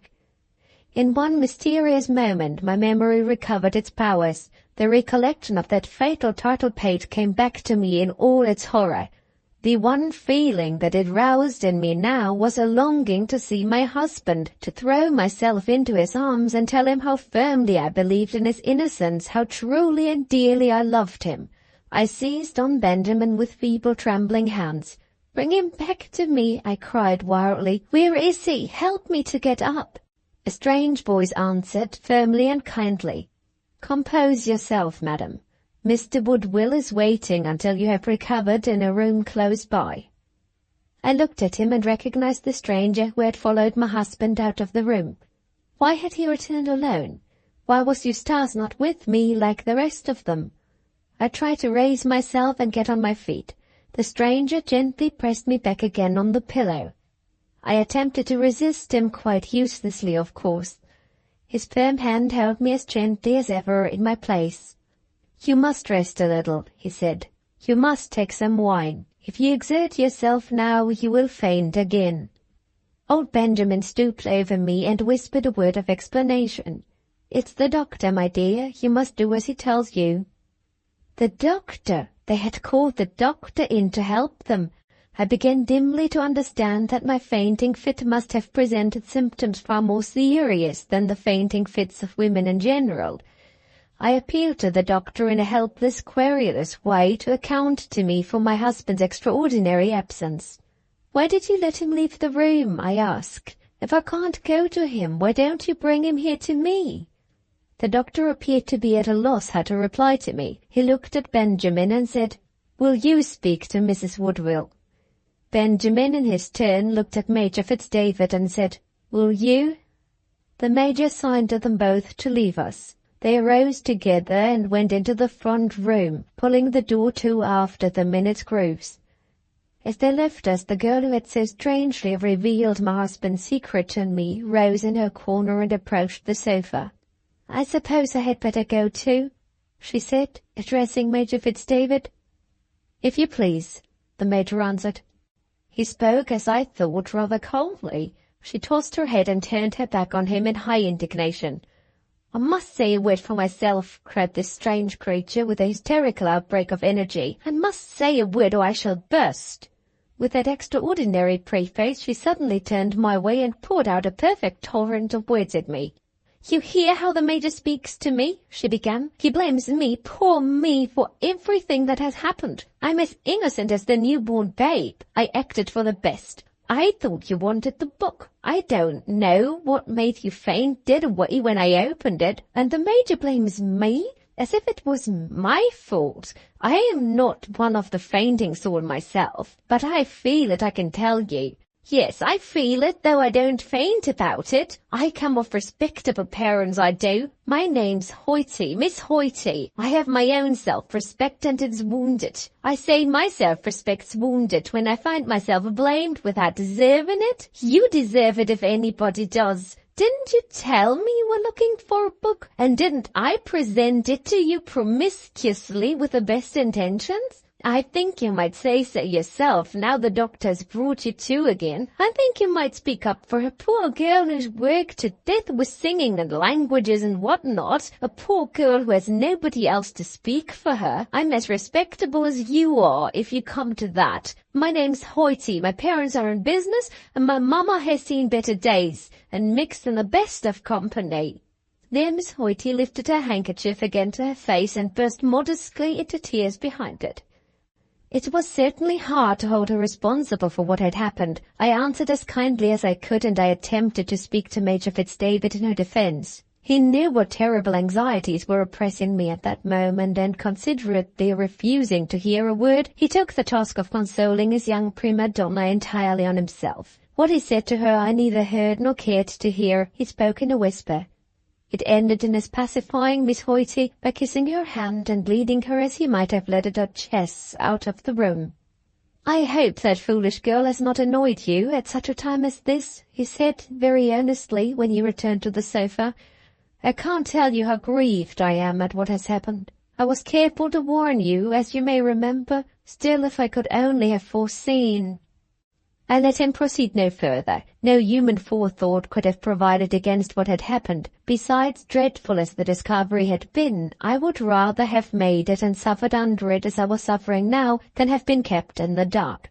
I told him this, and then I turned to the one subject that was now of any interest to me, the subject of my unhappy husband. "How did he come to this house?" I asked. "He came here with Mr. Benjamin shortly after I returned," the Major replied. "Long after I was taken ill?" "No, I had just sent for the doctor, feeling seriously alarmed about you." "What brought him here? Did he return to the hotel and miss me?" "Yes, he returned earlier than he had anticipated, and he felt uneasy at not finding you at the hotel." "Did he suspect me of being with you? Did he come here from the hotel?" "No, he appears to have gone first to Mr. Benjamin to inquire about you. What he heard from your old friend I cannot say. I only know that Mr. Benjamin accompanied him when he came here." This brief explanation was quite enough for me. I understood what had happened. Eustace would easily frighten simple old Benjamin about my absence from the hotel, and once alarmed, Benjamin would be persuaded without difficulty to repeat the few words which had passed between us on the subject of Major Fitzdavid. My husband's presence in the Major's house was perfectly explained, but his extraordinary conduct in leaving the room at the very time when I was just recovering my senses still remained to be accounted for. Major Fitzdavid looked seriously embarrassed when I put the question to him. "I hardly know how to explain it to you," he said. "Eustace has surprised and disappointed me." He spoke very gravely. His looks told me more than his words. His looks alarmed me. "Eustace has not quarrelled with you," I said. "Oh, no." "He understands that you have not broken your promise to him." "Certainly. My young vocalist, Miss Hoyty, told the doctor exactly what had happened, and the doctor in her presence repeated the statement to your husband." "Did the doctor see the trial?" "Neither the doctor nor Mr. Benjamin has seen the trial. I have looked it up, and I have carefully kept the terrible story of your connection with a prisoner a secret from all of them. Mr. Benjamin evidently has his suspicions, but the doctor has no idea and Miss Hoyty has no idea of the true cause of your fainting fit. They both believe that you are subject to serious nervous attacks and that your husband's name is really Woodville. All that the truest friend could do to spare Eustace I have done. He persists nevertheless in blaming me for letting you enter my house. And worse, far worse than this, he persists in declaring the event of today has fatally estranged you from him. There is an end of our married life, he said to me. Now she knows what I am, now that she knows that I am the man who was tried at Edinburgh for poisoning my wife. I rose from the sofa in horror. "Good God!" I cried. "Does Eustace suppose that I doubt his innocence?" "He denies that it is possible for you or for anybody to believe in his innocence," Major replied. "Help me to the door," I said. "Where is he? I must and will see him." I dropped back exhausted on the sofa as I said the words. Major Fitzdavid poured out a glass of wine from the bottle on the table and insisted on my drinking it. "You shall see him," said the Major. "I promise you that. The doctor has forbidden him to leave the house until you have seen him. Only wait a little, my poor dear lady, wait, if it's only for a few minutes until you're stronger." I had no choice but to obey him. Oh, those miserable, helpless minutes on the sofa! I cannot write of them without shuddering at the recollections, even at this distance of time.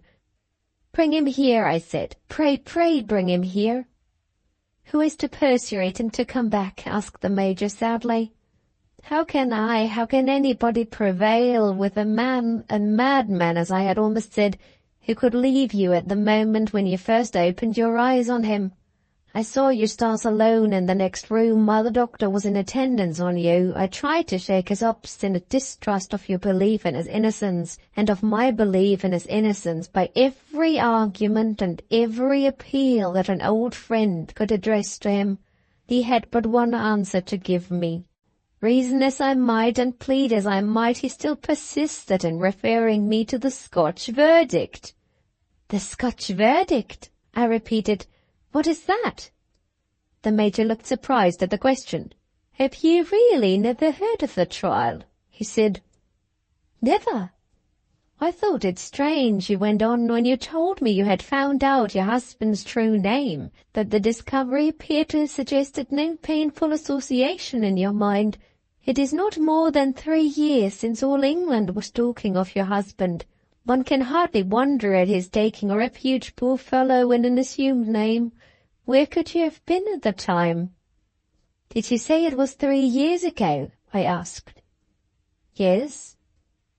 "I think I can explain my strange ignorance of what was so well known to everyone else. 3 years since my father was alive. I was living with him in a country house in Italy, up in the mountains near Siena. We never saw an English newspaper or met with an English traveller for weeks and weeks together. It is just possible that there might have been some reference made to the trial in my father's letters from England. If there were, he never told me of it. Or if he did mention the case, I felt no interest in it and forgot it again and directly. Tell me, what has the verdict to do with my husband's horrible doubt of us? Eustace is a free man. The verdict was not guilty, of course." Major Fitzdavid shook his head sadly. "Eustace was tried in Scotland," he said. "There is a verdict allowed by the Scotch law which, so far as I know, is not permitted by the laws of any other civilized country on the face of the earth. When the jury are in doubt whether to condemn or acquit the prisoner brought before them, they are permitted in Scotland to express that doubt by a form of compromise. If there is not evidence enough, on the one hand, to justify them in finding the prisoner guilty, and not evidence enough, on the other hand, to thoroughly convince them that a prisoner is innocent, they extricate themselves from the difficulty by finding a verdict of not proven." "Was that the verdict when Eustace was tried?" I asked. "Yes." "The jury were not quite satisfied that my husband was guilty, and not quite satisfied that my husband was innocent? Is that what the Scotch verdict means?" "That is what the Scotch verdict means. For 3 years that doubt about him in the minds of the jury who tried him has stood on public record." "Oh, my poor darling, my innocent Myrta! I understood it at last. The false name on which he had married me, the terrible words he had spoken when he had warned me to respect his secret, the still more terrible doubt that he felt of me at that moment. It was all intelligible to my sympathies. It was all clear to my understanding now.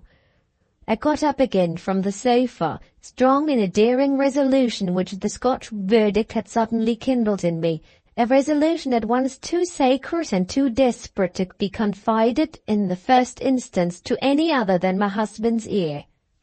"Take me to Eustace," I cried. "I am strong enough to bear anything now." After one searching look at me, the Major silently offered me his arm and led me out of the room. Chapter 12. The Scotch Verdict. We walked to the far end of the hall. Major Fitzdavid opened the door of a long narrow room built out at the back of the house as a smoking room and extending along one side of the courtyard as far as the stable wall. My husband was alone in the room, seated at the further end of it near the fireplace. He started to his feet and faced me in silence as I entered. The Major softly closed the door on us and retired. Eustace never stirred a step to meet me. I ran to him and threw my arms round his neck and kissed him. The embrace was not returned. The kiss was not returned. He passively submitted, nothing more. "Eustace," I said, "I never loved you more dearly than I love you at this moment. I never felt for you as I feel for you now." He released himself deliberately from my arms. He signed to me with the mechanical courtesy of a stranger to take a chair. "Thank you, Valeria," he answered in cold, measured tones. "You could say no less to me after what has happened, and you could say no more. Thank you." We were standing before the fireplace. He left me and walked away slowly, with his head down, apparently intending to leave the room. I followed him. I got before him. I placed myself between him and the door. "Why do you leave me?" I said. "Why do you speak to me in this cruel way? Are you angry, Eustace? My darling, if you are angry, I ask you to forgive me."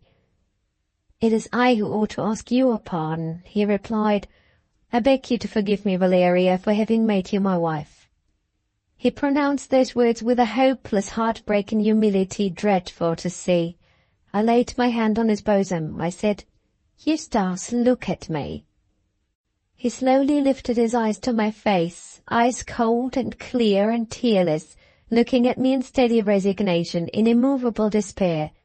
In the utter wretchedness of that moment, I was like him. I was as quiet and as cold as my husband. He chilled, he froze me. "Is it possible," I said, "that you doubt my belief in your innocence?" He left the question unanswered. He sighed bitterly to himself. "Poor woman," he said, as a stranger might have said, pitying me. "Poor woman." My heart swelled in me as if it would burst. I lifted my hand from his bosom and laid it on his shoulder to support myself. "I don't ask you to pity me, Eustace. I ask you to do me justice. You're not doing me justice.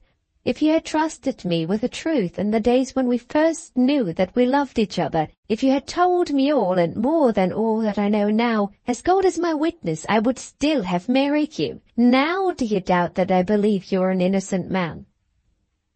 "I don't doubt it," he said. "All your impulses are generous, Valeria. You are speaking generously and feeling generously. Don't blame me, my poor child, if I look on further than you do.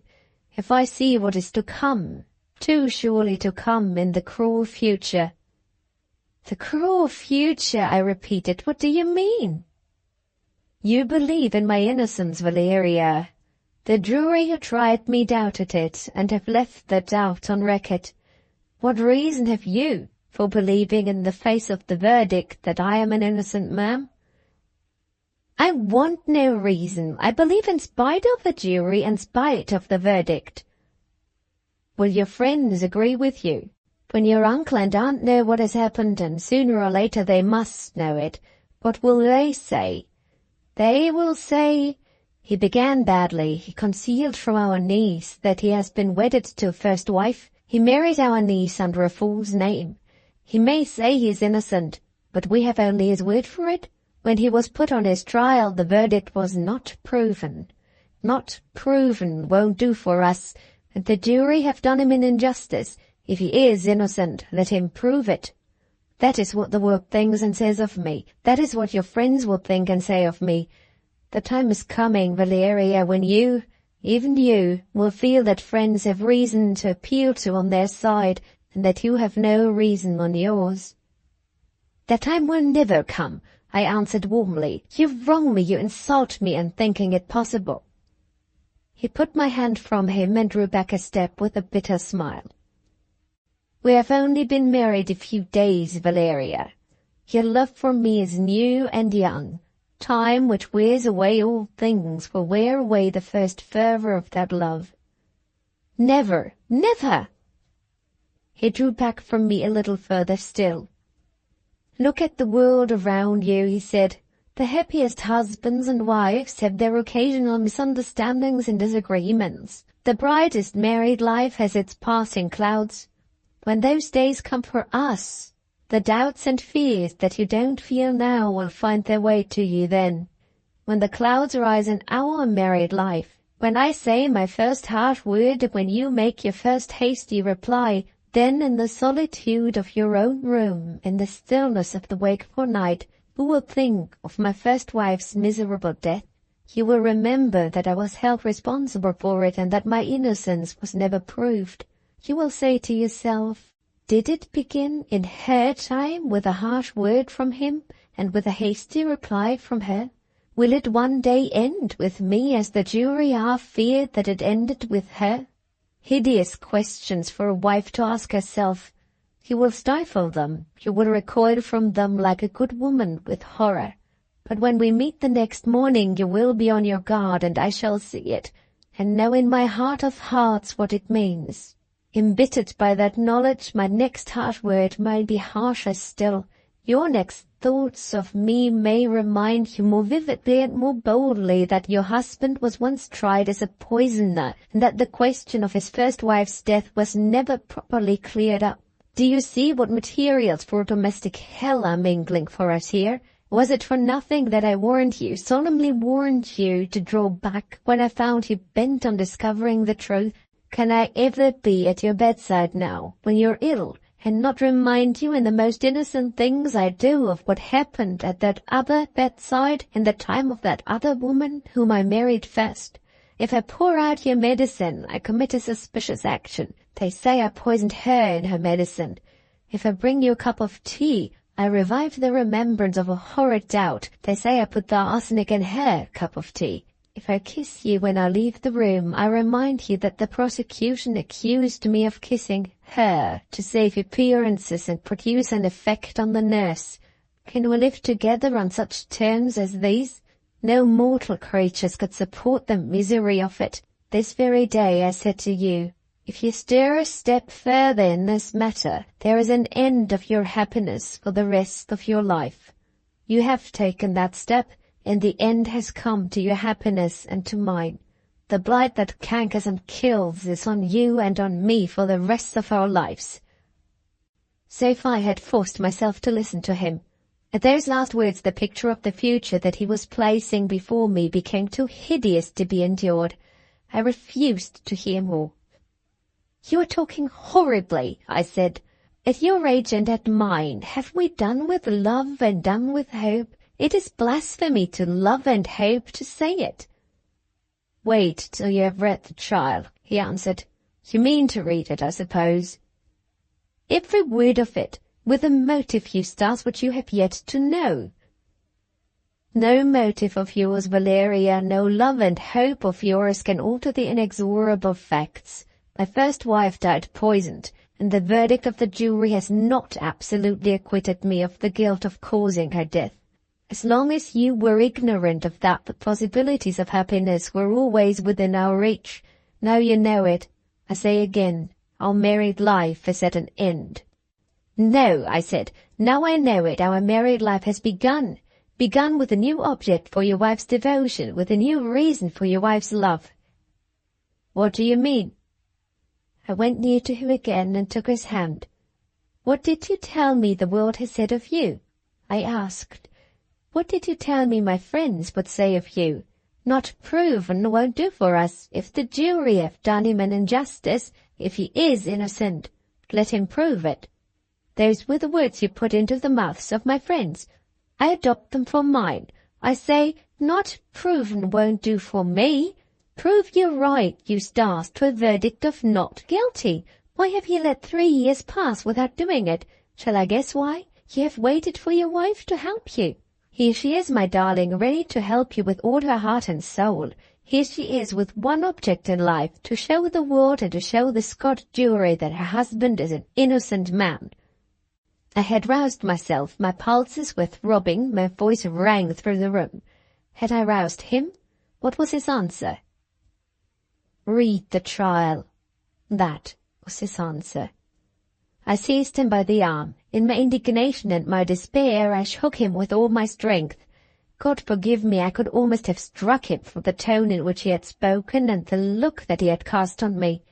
I have told you that I mean to read the trial, I said. I mean to read it line by line with you. Some inexcusable mistake has been made. Evidence in your favor that might have been found has not been found. Suspicious circumstances have not been investigated. Crafty people have not been watched.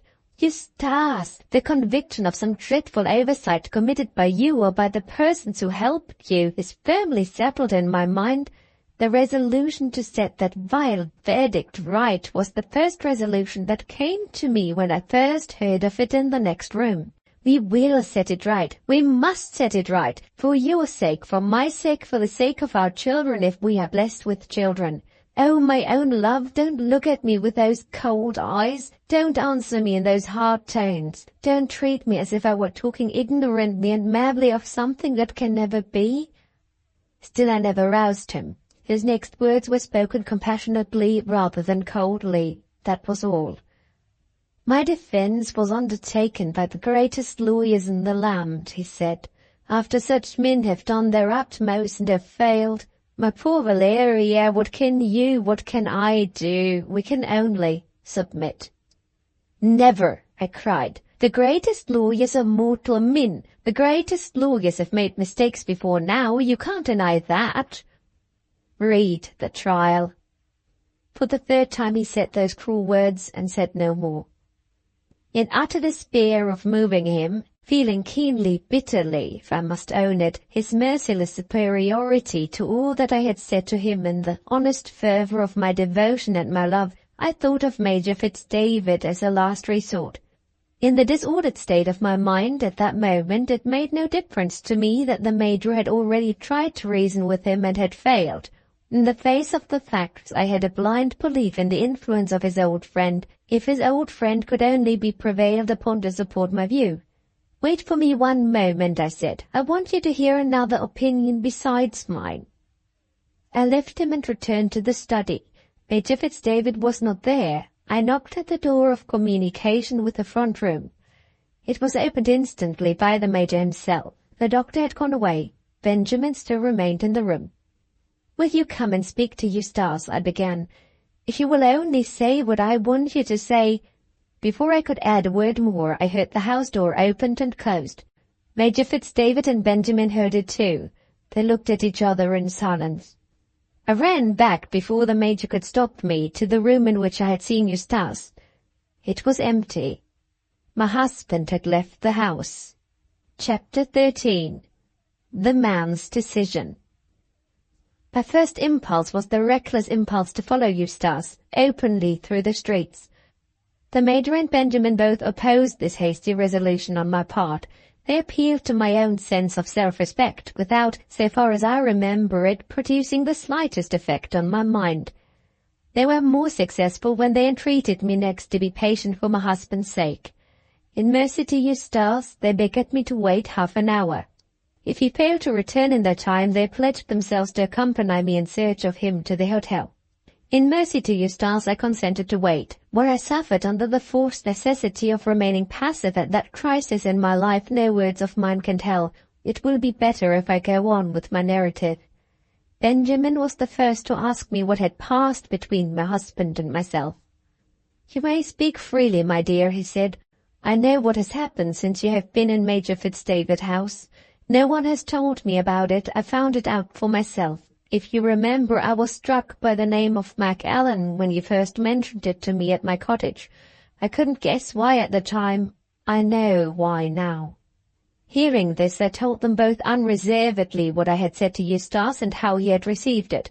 To my unspeakable disappointment, they both sided with my husband, treating my view of his position as a mere dream.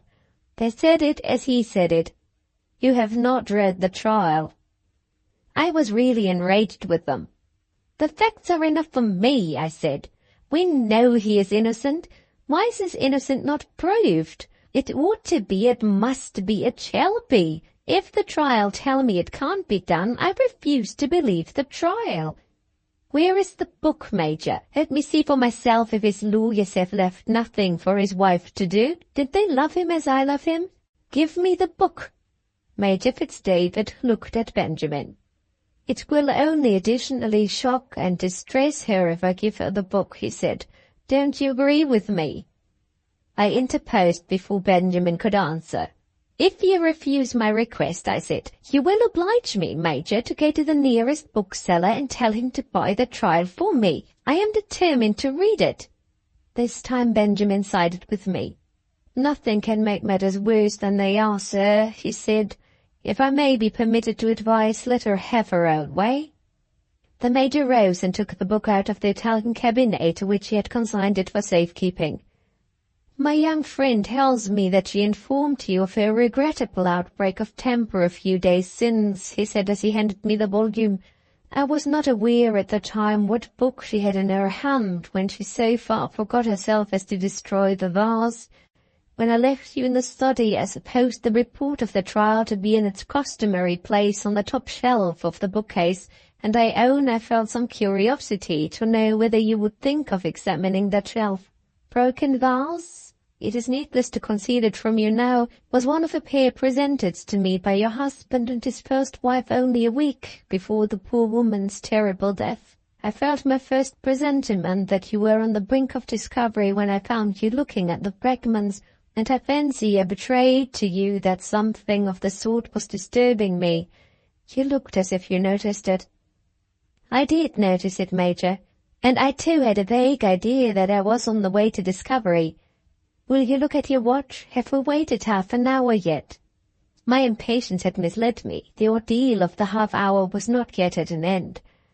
Slowly and more slowly the heavy minutes followed each other, and still there were no signs of my husband's return. We tried to continue our conversation and failed. Nothing was audible. No sounds but the ordinary sounds of the street disturbed the dreadful silence. Try as I might to repel it, there was one foreboding thought that pressed closer and closer on my mind as the interval of waiting wore its weary way on. I shuddered as I asked myself if our married life had come to an end, if Eustace had really left me. The Major saw what Benjamin's slower perception had not yet discovered, that my fortitude was beginning to sink under the unrelieved oppression of suspense. "Come," he said, "let us go to the hotel." It then wanted nearly 5 minutes to the half-hour. I looked my gratitude to Major Fitzdavid for sparing me those last minutes. I could not speak to him or to Benjamin. In silence we three got into a cab and drove to the hotel. The landlady met us in the hall. Nothing had been seen or heard of Eustace. There was a letter waiting for me upstairs on the table in our sitting-room. It had been left at the hotel by a messenger only a few minutes since. Trembling and breathless I ran up the stairs, the two gentlemen following me. The address of the letter was in my husband's handwriting. My heart sank in me as I looked at the lines. There could be but one reason for his writing to me. That closed envelope held his farewell words.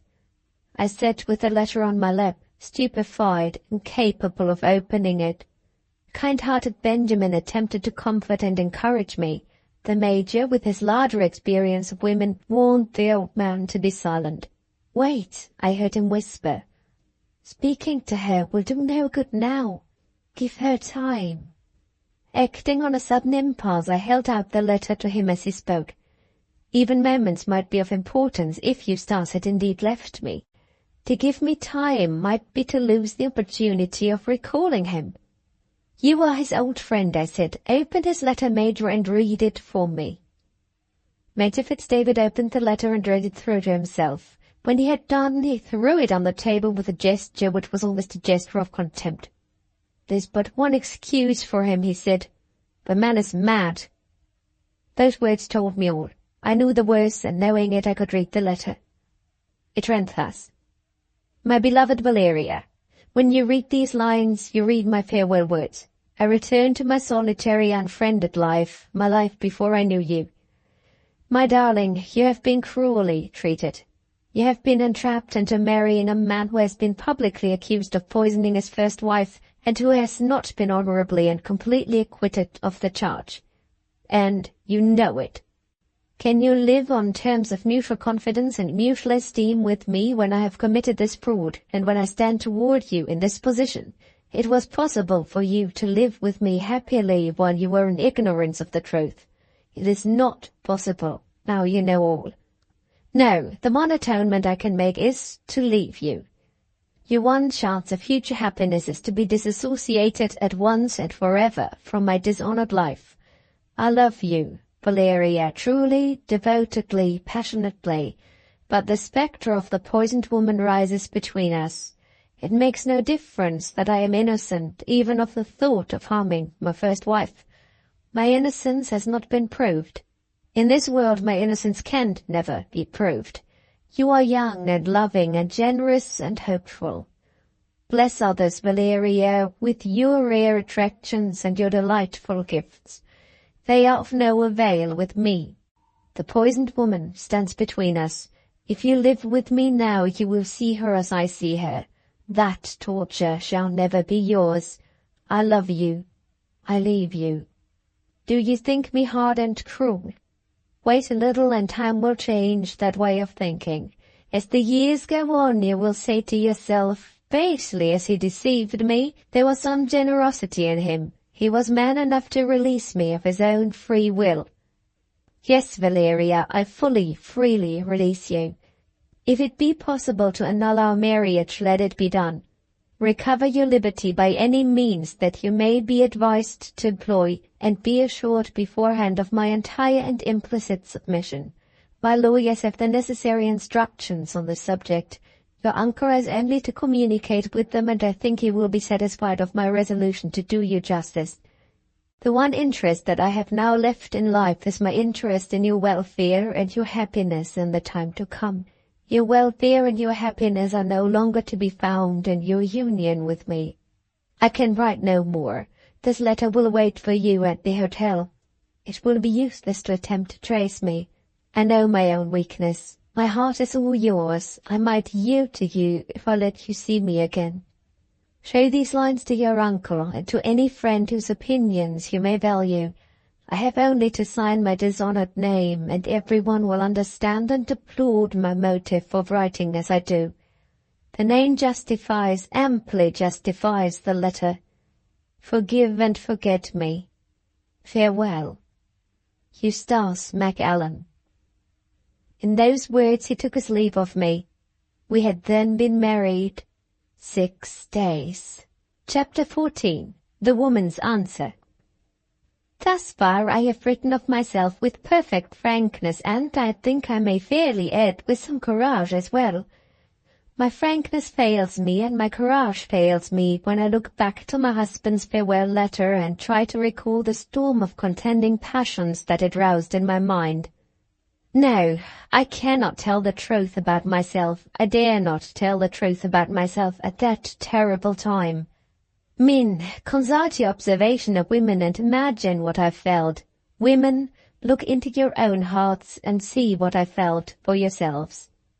What I did when my mind was quiet again is an easier matter to deal with. I answered my husband's letter. My reply to him shall appear in these pages. It will show in some degree what effect of the lasting sort his desertion of me produced on my mind. It will also reveal the motives that sustained me, the hopes that animated me, and the new and strange life which my next chapters must describe. I was removed from the hotel in the care of my fatherly old friend Benjamin. A bedroom was prepared for me in his little villa. There I passed the first night of my separation from my husband. Toward the morning my weary brain got some rest. I slept. At breakfast time Major Fitzdavid called to inquire about me. He had kindly volunteered to go and speak for me to my husband's lawyer on the preceding day. They had admitted that they knew where Eustace had gone, but they declared at the same time that they were positively forbidden to communicate his address to anyone. In other respects, their instructions in relation to the wife of the client were, as they were pleased to express it, generous to a fault. I had only to write to them, and they would furnish me with a copy by return of post. This was the Major's news. He refrained with a tact that distinguished him from putting any questions to me beyond questions relating to the state of my health. These answered, he took his leave of me for that day. He and Benjamin had a long talk together afterward in the garden of the villa. I retired to my room and wrote to my uncle Starkweather, telling him exactly what had happened and enclosing him a copy of my husband's letter. This done, I went out for a little while to breathe the fresh air and to think. I was soon weary and went back again to my room to rest. My kind old Benjamin left me at perfect liberty to be alone as long as I pleased. Toward the afternoon I began to feel a little more like my old self again. I mean by this that I could think of Eustace without bursting out crying, and could speak to Benjamin without distressing and frightening the dear old man. That night I had a little more sleep. The next morning I was strong enough to confront the first and foremost duty that I now owed to myself, the duty of answering my husband's letter. I wrote to him in these words. I am still too weak and weary, Eustace, to write to you at any length, but my mind is clear. I have formed my own opinion of you and your letter, and I know what I mean to do now you have left me. Some women in my situation might think that you had forfeited all right to their confidence. I don't think that. So I write and tell you what is in my mind in the plainest and fewest words that I can use. You say you love me, and you leave me. I don't understand loving a woman and leaving her. For my part, in spite of the hard things you have said and written to me, and in spite of the cruel manner in which you have left me, I love you, and I won't give you up. No, as long as I live, I mean to live your wife. Does this surprise you? It surprises me. If another woman wrote in this manner to a man who had behaved to her as you have behaved, I should be quite at a loss to account for her conduct. I am quite at a loss to account for my own conduct. I ought to hate you, and yet I can't help loving you. I am ashamed of myself, but so it is. You need feel no fear of my attempting to find out where you are, and of my trying to persuade you to return to me. I'm not quite foolish enough to do that. You are not in a fit state of mind to return to me. You're all wrong, all over, from head to foot. When you get right again, I am vain enough to think that you will return to me of your own accord. And shall I be weak enough to forgive you? Yes, I shall certainly be weak enough to forgive you. But how are you to get right again? I have puzzled my brains over this question by night and by day, and my opinion is that you will never get right again unless I help you. How am I to help you? That question is easily answered. What the law has failed to do for you, your wife must do for you. Do you remember what I said when we were together in the back room of Major Fitzdavid's house? I told you that the first thought that came to me when I heard what the Scotch jury had done was the thought of setting their vile verdict right. Well, your letter has fixed this idea more firmly in my mind than ever. The only chance that I can see of winning you back to me in the character of a penitent and loving husband is to change that underhand Scotch verdict of not proven into an honest English verdict of not guilty. Are you surprised at the knowledge of the law which this way of writing betrays in an ignorant woman? I have been learning, my dear. The law and the lady have begun by understanding one another. In plain English, I have looked into Ogilvy's Imperial Dictionary, and Ogilvy tells me, a verdict of not proven only indicates that, in the opinion of the jury, there is a deficiency in the evidence to convict the prisoner. A verdict of not guilty imports the jury's opinion that the prisoner is innocent. Eustace, that shall be the opinion of the world in general, and of the Scotch jury in particular in your case. To that one object I dedicate my life to come, if God spare me. Who will help me when I need help is more than I yet know. There was a time when I had hoped that we should go hand in hand together in doing this good work. That hope is at an end. I no longer expect you or ask you to help me. A man who thinks as you think can give no help to anybody. It is his miserable condition to have no hope. So be it. I will hope for two, and will work for two, and I shall find someone to help me, never fear if I deserve it. I will say nothing about my plans. I have not read the trial yet. It is quite enough for me that I know you are innocent. When a man is innocent, there must be a way of proving it. The one thing needful is to find the way. Sooner or later, with or without assistance, I shall find it. Yes, before I know any single particular of the case, I tell you positively, I shall find it. You may laugh over this blind confidence on my part, or you may cry over it. I don't pretend to know whether I am an object for ridicule or an object for pity.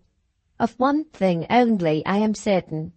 I mean to win you back, a man vindicated before the world, without a stain on his character or his name, thanks to his wife. Write to me sometimes, Eustace. And believe me, through all the bitterness of this bitter business, your faithful and loving Valeria. There was my reply. Poor enough as a composition, I could write a much better letter now. It had, if I may presume to say so, one merit. It was the honest expression of what I really meant and felt. I read it to Benjamin. He held up his hands with his customary gesture when he was thoroughly bewildered and dismayed. "It seems the rashest letter that ever was written," said the dear old man. "I never heard, Valeria, of a woman doing what you propose to do. Lord help us, the new generation is beyond my fathoming. I wish your Uncle Starkweather was here. I wonder what he would say. Oh dear me, what a letter from a wife to a husband. Do you really mean to send it to him?" I added immeasurably to my old friend's surprise by not even employing the post office. I wished to see the instructions which my husband had left behind him, so I took the letter to his lawyers myself. The firm consisted of 2 partners. They both received me together. One was a soft, lean man with a sour smile. The other was a hard, fat man with ill-tempered eyebrows. I took a great dislike to both of them. On their side, they appeared to feel a strong distrust of me. We began by disagreeing. They showed me my husband's instructions, providing, among other things, for the payment of 1 clear half of his income as long as he lived, to his wife. I positively refused to touch a farthing of his money. The lawyers were unaffectedly shocked and astonished at this decision. Nothing of the sort had ever happened before in the whole course of their experience. They argued and remonstrated with me. The partner with the ill-tempered eyebrows wanted to know what my reasons were. The partner with the sour smile reminded his colleague satirically that I was a lady and had therefore no reasons to give. I only answered, "Be so good as to forward my letter, gentlemen," and left them. I have no wish to claim any credit to myself in these pages which I do not honestly deserve. The truth is that my pride forbade me to accept help from Eustace now that he had left me. My own little fortune, 800 a year, had been settled on myself when I married. It had been more than I wanted as a single woman, and I was resolved that it should be enough for me now. Benjamin had insisted on my considering his cottage as my home. Under these circumstances, the expenses in which my determination to clear my husband's character might involve me were the only expenses for which I had to provide. I could afford to be independent, and independent I resolved that I would be. While I am occupied in confessing my weakness and my errors, it is only right to add that, dearly as I still loved my unhappy, misguided husband, there was one little fault of his which I found it not easy to forgive. Pardoning other things, I could not quite pardon his concealing from me that he had been married to a first wife. Why I should have felt this so bitterly as I did at certain times and seasons, I am not able to explain. Jealousy was at the bottom of it, I suppose. And yet I was not conscious of being jealous, especially when I thought of the poor creature's miserable death. Still, Eustace ought not to have kept that secret from me, I used to think to myself, at odd times when I was discouraged and out of temper. What would he have said if I had been a widow and had never told him of it? It was getting on toward evening when I returned to the cottage. Benjamin appeared to have been on the lookout for me. Before I could ring at the bell, he opened the garden gate. "Prepare yourself for a surprise, my dear," he said. "Your uncle, the Reverend Dr. Starkweather, has arrived from the north and is waiting to see you. He received your letter this morning, and he took the first train to London as soon as he'd read it." In another minute my uncle's strong arms were round me. In my forlorn position I felt the good vicar's kindness in travelling all the way to London to see me very gratefully. It brought the tears into my eyes, tears without bitterness that did me good. "I have come, my dear child, to take you back to your old home," he said. "No words can tell how fervently I wish you had never left your aunt and me.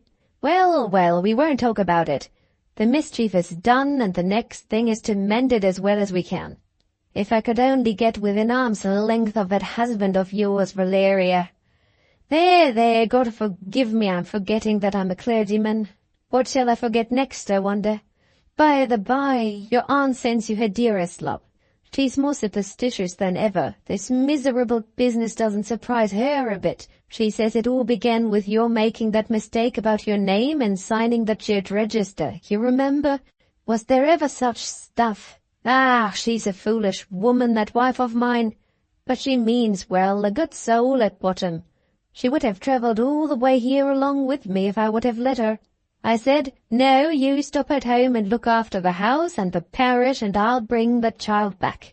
You shall have your old bedroom, Valeria, with the white curtains, you know, looped up with blue.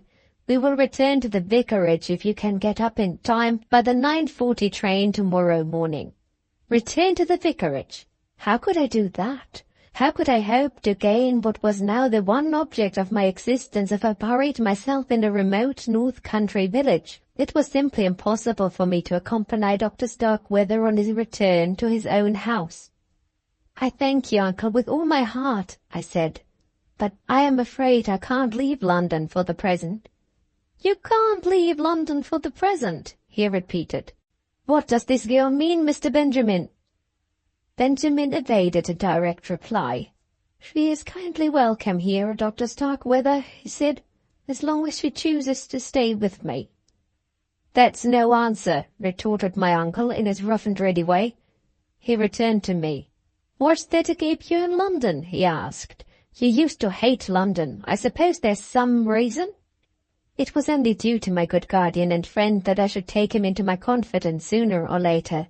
There was no help for it but to rouse my courage and tell him frankly what I had it in my mind to do.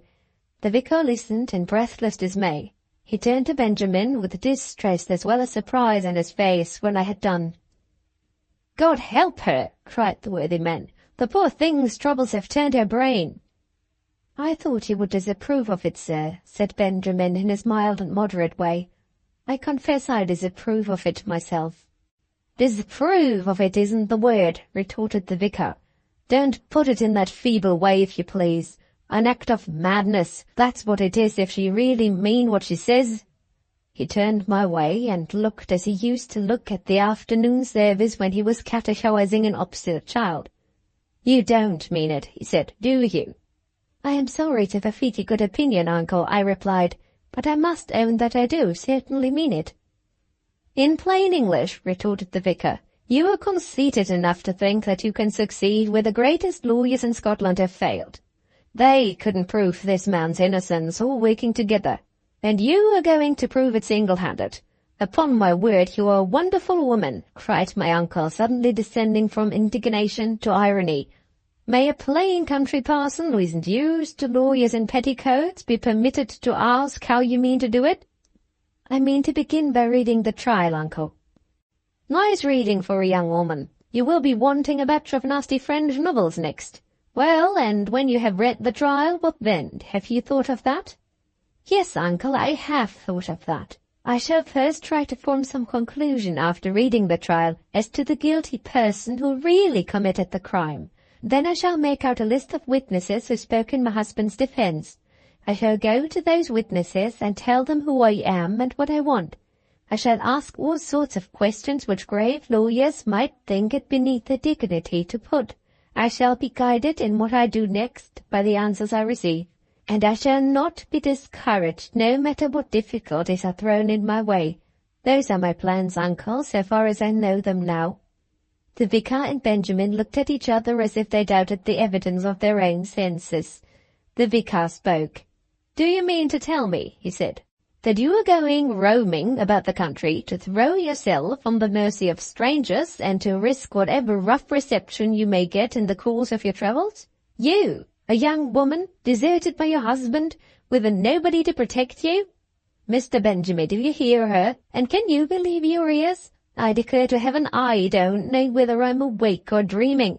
Look at her, just look at her. There she sits as cool and easy as if she had said nothing at all extraordinary and was going to do nothing out of the common way. What am I to do with her? That's the serious question. What on earth am I to do with her?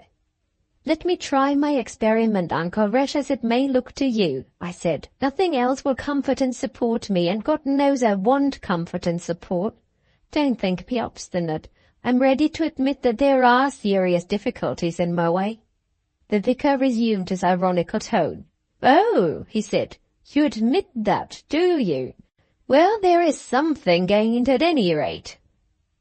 "Many another woman before me," I went on, "has faced serious difficulties and has conquered them for the sake of the man she loved." Dr. Starkweather rose slowly to his feet, with the air of a person whose capacity of toleration had reached its last limits.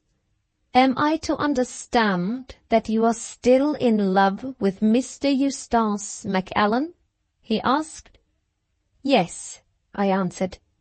"The hero of the great poison trial?" pursued my uncle. "The man who has deceived and deserted you? You love him?"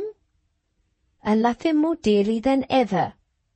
"Mr. Benjamin," said the vicar, "if she recover her senses between this and 9 o'clock tomorrow morning, send her with her luggage to Loxley Hotel, where I am now staying. Good night, Valeria. I shall consult with your aunt as to what is to be done next. I have no more to say." "Give me a kiss, uncle, at parting." "Oh, yes, I'll give you a kiss. Anything you like, Valeria. I shall be 65 next birthday, and I thought I knew something of women at my time of life. It seems I know nothing. Loxley's Hotel is the address, Mr. Benjamin. Good night." Benjamin looked very grave when he returned to me after accompanying Dr. Starkweather to the garden gate. "Pray be advised, my dear," he said. "I don't ask you to consider my view of this matter as good for much, but your uncle's opinion is surely worth considering." I did not reply. It was useless to say any more. I made up my mind to be misunderstood and discouraged and to bear it. "Good night, my dear old friend," was all I said to Benjamin. Then I turned away, I confess with the tears in my eyes, and took refuge in my bedroom. The window blind was up, and the autumn moonlight shone brilliantly into the little room. As I stood by the window looking out, the memory came to me of another moonlit night, when Eustace and I were walking together in the vicarage garden before our marriage. It was the night of which I had written many pages back, when there were obstacles to our union, and when Eustace had offered to release me from my engagement to him. I saw the dear face again looking at me in the moonlight. I heard once more his words and mine. "Forgive me," he had said, "for having loved you, passionately, devotedly loved you. Forgive me and let me go." And I had answered, "Oh, Eustace, I'm only a woman. Don't madden me. I can't live without you. I must and will be your wife." And now, after marriage had united us, we were parted. Parted, still loving each other as passionately as ever. And why? Because he had been accused of a crime that he had never committed, and because a Scotch jury had failed to see that he was an innocent man. I looked at the lovely moonlight, pursuing these remembrances and these thoughts. A new ardor burned in me. "No," I said to myself, "neither relations nor friends shall prevail on me to falter and fail in my husband's cause. The assertion of his innocence is the work of my life. I will begin it tonight." I drew down the blind and lighted the candles. In the quiet night, alone and unaided, I took my first step on the toilsome and terrible journey that lay before me. From the title page to the end, without stopping to rest and without missing a word, I read the trial of my husband for the murder of his wife. Chapter 15. The story of the trial. The preliminaries. Let me confess another weakness on my part before I begin the story of the trial. I cannot prevail upon myself to copy for the second time the horrible title page which holds up to public ignominy my husband's name. I have copied it once in my 10th chapter. Let once be enough. Turning to the second page of the trial, I found a note assuring the reader of the absolute correctness of the report of the proceedings.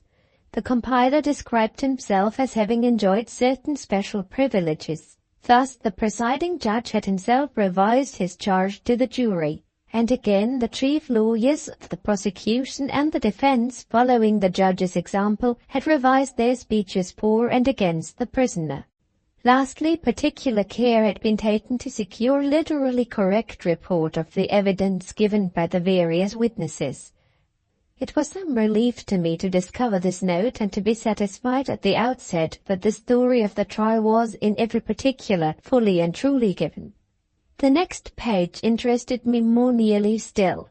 It enumerated the actors in the judicial drama, the men who held in their hands my husband's honour and my husband's life. Here is the list. The Lord Justice Clerk, Lord Drumfenwick, Lord Noblecirk, judges on the bench.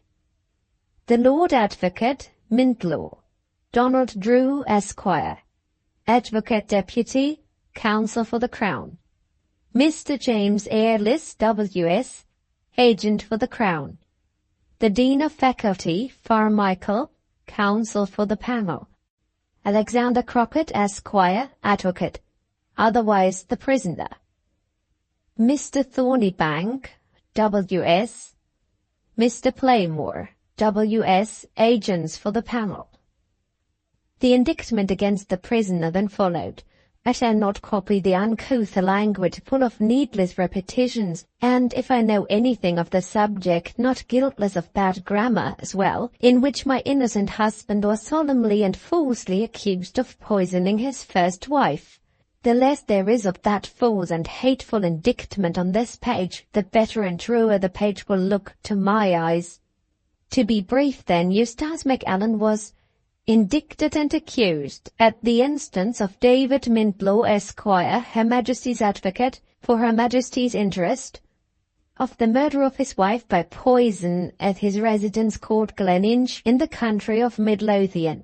The poison was alleged to have been wickedly and feloniously given by the prisoner to his wife Sarah on 2 occasions in the form of arsenic, administered in tea, medicine, or other article or articles of food or drink, to the prosecutor unknown.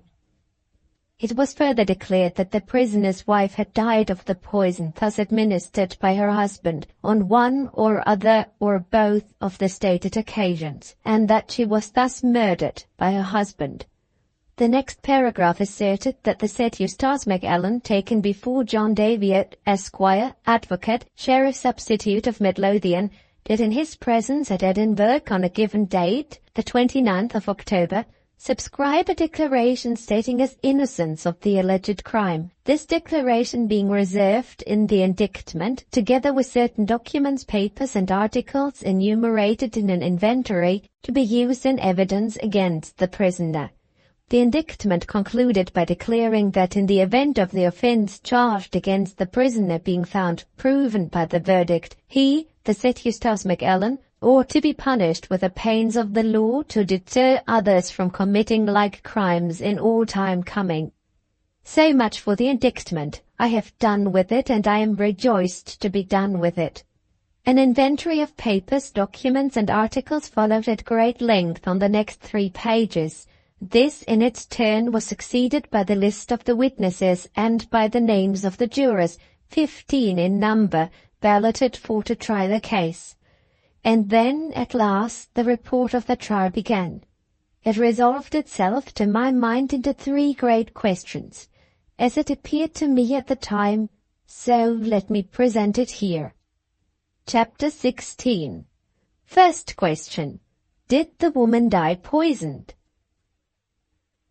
The proceedings began at 10 o'clock. The prisoner was placed at the bar before the High Court of Justiciary at Edinburgh. He bowed respectfully to the bench and pleaded not guilty in a low voice. It was observed by everyone present that the prisoner's face betrayed traces of acute mental suffering. He was deadly pale. His eyes never once wandered to the crowd in the court. When certain witnesses appeared against him, he looked at them with a momentary attention. At other times he kept his eyes on the ground. When the evidence touched on his wife's illness and death, he was deeply affected and covered his face with his hands. It was a subject of general remark and general surprise that the prisoner, in this case, although a man, showed far less self-possession than the last prisoner tried in that court for murder, a woman who had been convicted on overwhelming evidence. There were persons present, a small minority only, who considered this want of composure on the part of the prisoner to be a sign in his favour. Self-possession, in his dreadful position, signified to their minds the stark insensibility of a heartless and shameless criminal, and afforded in itself a presumption not of innocence but of guilt. The first witness called was John Daviot, Esquire, Sheriff Substitute of Midlothian. He was examined by the Lord Advocate as counsel for the prosecution, and said, "The prisoner was brought before me on the present charge. He made and subscribed a declaration on the 29th of October. It was freely and voluntarily made, the prisoner having been first duly warned and admonished." Having identified the declaration, the Sheriff Substitute, being cross-examined by the Dean of Faculty as counsel for the defence, continued his evidence in these words. The charge against the prisoner was murder. This was communicated to him before he made the declaration. The questions addressed to the prisoner were put partly by me, partly by another officer, the Procurator Fiscal. The answers were given distinctly and, so far as I could judge, without reserve. The statements put forward in the declaration were all made in answer to questions asked by the Procurator Fiscal or by myself. A clerk in the Sheriff Clerk's office then officially produced the declaration and corroborated the evidence of the witness who had preceded him. The appearance of the next witness created a marked sensation in the court. This was no less a person than the nurse who had attended Mrs. Macallan in her last illness, by name Christina Ormsay.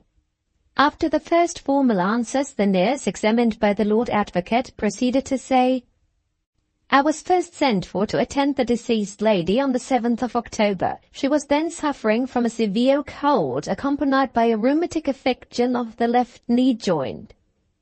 Previous to this, I understood that her health had been fairly good. She was not a very difficult person to nurse when you got used to her and understood how to manage her. The main difficulty was caused by her temper. She was not a sullen person, she was headstrong and violent, easily excited to fly into a passion, and quite reckless in her fits of anger as to what she said or did. At such times I really hardly think she knew what she was about. My own idea is that her temper was made still more irritable by unhappiness in her married life. She was far from being a reserved person. Indeed, she was disposed, as I thought, to be a little too communicative about herself and her troubles with persons like me who were beneath her in station. She did not scruple, for instance, to tell me, when we had been long enough together to get used to each other, that she was very unhappy, and fretted a good deal about her husband. One night, when she was wakeful and restless, she said to me—" The Dean of Faculty here interposed, speaking on the prisoner's behalf. He appealed to the judges to say whether such loose and unreliable evidence as this was evidence which could be received by the court. The Lord Advocate, speaking on behalf of the Crown, claimed it as his right to produce the evidence. It was of the utmost importance in this case to show, on the testimony of an unprejudiced witness, on what terms the husband and wife were living. The witness was a most respectable woman. She had won and deserved the confidence of the unhappy lady whom she attended on her deathbed. After briefly consulting together, the judges unanimously decided that the evidence could not be admitted. What the witness had herself seen and observed of the relations between the husband and wife was the only evidence that they could receive. The Lord Advocate thereupon continued his examination of the witness. Christina Ormsay resumed her evidence as follows. My position as nurse led necessarily to my seeing more of Mrs. Macallan than any other person in the house. I am able to speak from experience of many things not known to others who were only in her room at intervals. For instance, I had more than one opportunity of personally observing that Mr. and Mrs. Macallan did not live together very happily. I can give you an example of this, not drawn from what others told me, but from what I noticed for myself. Toward the latter part of my attendance on Mrs. Macallan, a young widowed lady named Mrs. Bowley, a cousin of Mr. Macallan's, came to stay at Gleninch. Mrs. Macallan was jealous of this lady, and she showed it in my presence only the day before her death, when Mr. Macallan came into her room to inquire how she had passed the night. "Oh," she said, "never mind how I have slept. What do you care whether I sleep well or ill? How has Mrs. Bowley passed the night? Is she more beautiful than ever this morning? Go back to her, pray go back to her. Don't waste your time with me." Beginning in that manner, she worked herself into one of her furious rages. I was brushing her hair at the time, and feeling that my presence was an impropriety under the circumstances, I attempted to leave the room.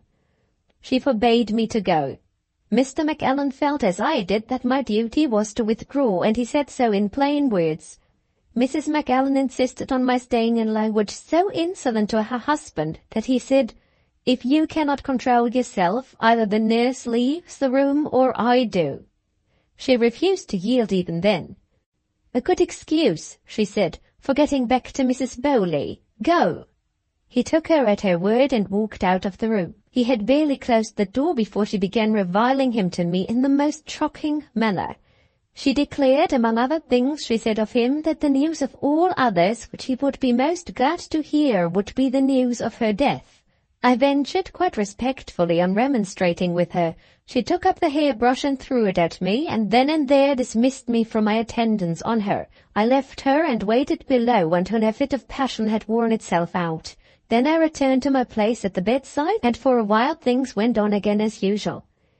It may not be amiss to add a word which may help to explain Mrs. McAllen's jealousy of her husband's cousin. Mrs. McAllen was a very plain woman. She had a cast in one of her eyes, and, if I may use the expression, one of the most muddy, blotchy complexions it was ever my misfortune to see in a person's face. Mrs. Bowley, on the other hand, was a most attractive lady. Her eyes were universally admired, and she had a most beautifully clear and delicate colour.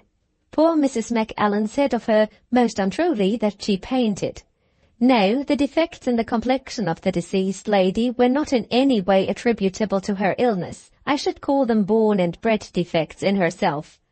Her illness, if I am asked to describe it, I should say was troublesome, nothing more. Until the last day there were no symptoms in the least degree serious about the malady that had taken her. Her rheumatic knee was painful, of course, acutely painful if you like, when she moved it, and the confinement to bed was irksome enough, no doubt. But otherwise there was nothing in the lady's condition before the fatal attack came to alarm her or anybody about her. She had her books and her writing materials on an invalid table which worked on a pivot and could be arranged in any position most agreeable to her. At times she read and wrote a good deal. At other times she lay quiet, thinking her own thoughts or talking with me and with one or two lady friends in the neighbourhood who came regularly to see her. Her writing, so far as I knew, was almost entirely of the poetical sort. She was a grand hand at composing poetry. On one occasion only she showed me some of her poems. I am no judge of such things. Her poetry was of the dismal kind, despairing about herself and wondering why she had ever been born, and nonsense like that. Her husband came in more than once for some hard hits at his cruel heart and his ignorance of his wife's merit.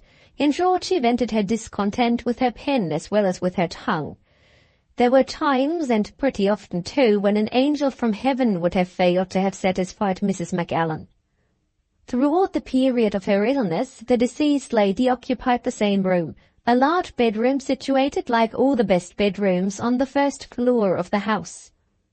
Yes, the plan of the room now shown to me is quite accurately taken according to my remembrance of it.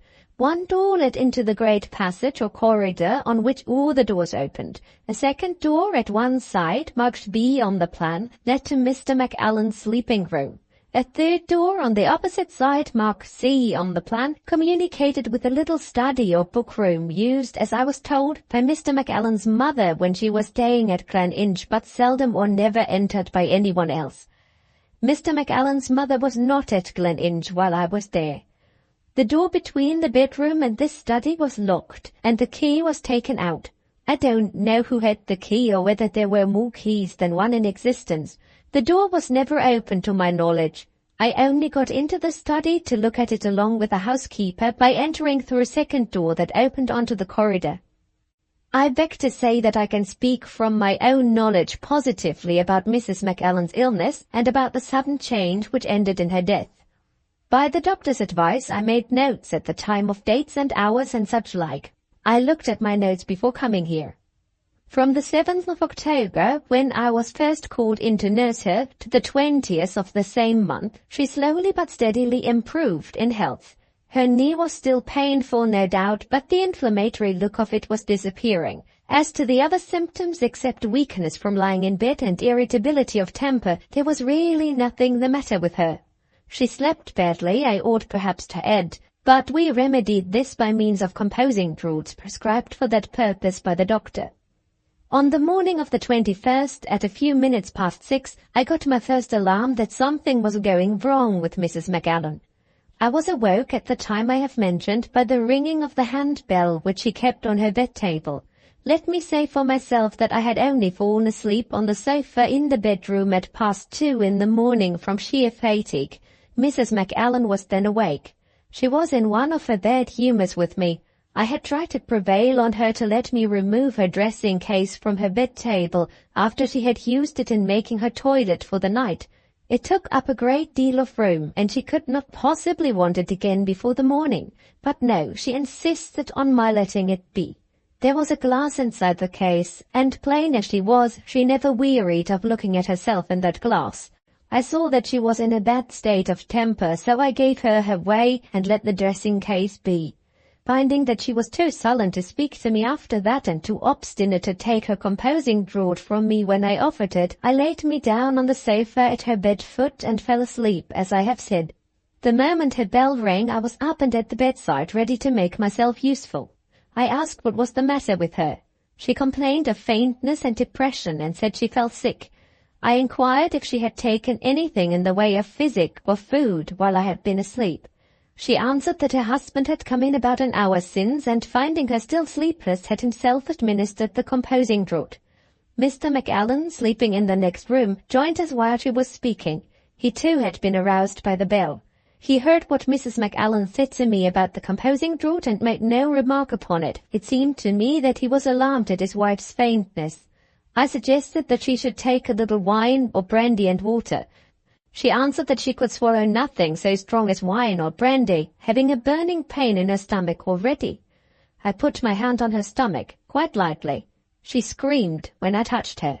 This symptom alarmed us. We went to the village for the medical man who had attended Mrs. McAllen during her illness, one Mr. Gale. The doctor seemed no better able to account for the change for the worse in his patient than we were. Hearing her complain of thirst, he gave her some milk. Not long after taking it, she was sick. The sickness appeared to relieve her. She soon grew drowsy and slumbered.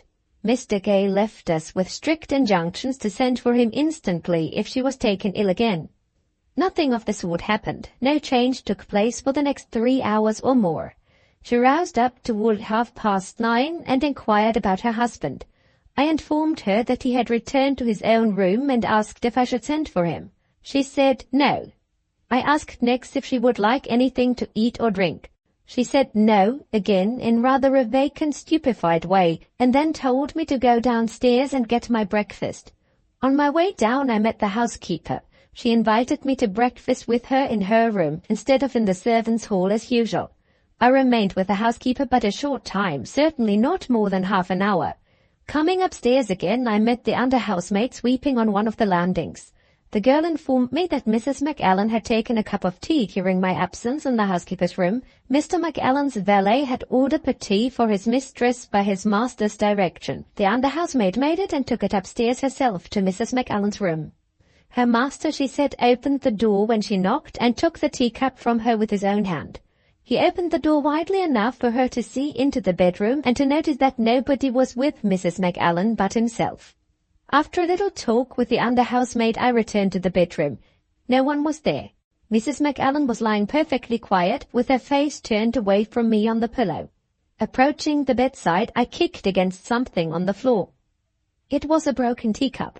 I said to Mrs. McAllen, "How comes the teacup to be broken, ma'am?" She answered without turning towards me in an odd muffled kind of voice, "I dropped it." "Before you drank your tea, ma'am?" I asked. "No," she said, in handing the cup back to Mr. McAllen after I had done. I had put my question wishing to know, in case she had spilled the tea when she dropped the cup, whether it would be necessary to get her any more. I'm quite sure I remember correctly my question and her answer. I inquired next if she had been long alone. She said shortly, "Yes, I have been trying to sleep." I said, "Do you feel pretty comfortable?" She answered, "Yes," again. All this time she still kept her face sulkily turned from me toward the wall. Stooping over her to arrange the bedclothes, I looked toward her table. The writing materials which were always kept on it were disturbed, and there was wet ink on one of the pens. I said, "Surely you haven't been writing, ma'am?" "Why not?" she said. "I couldn't sleep." "Another poem?" I asked. She laughed to herself, a bitter short laugh. "Yes," she said, "another poem." "That's good," I said. "It looks as if you were getting quite like yourself again. We shan't want the doctor any more today."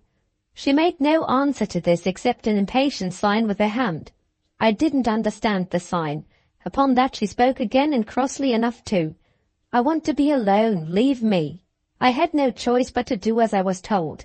To the best of my observation, there was nothing the matter with her and nothing for the nurse to do. I put the bell rope within reach of her hand and went downstairs again.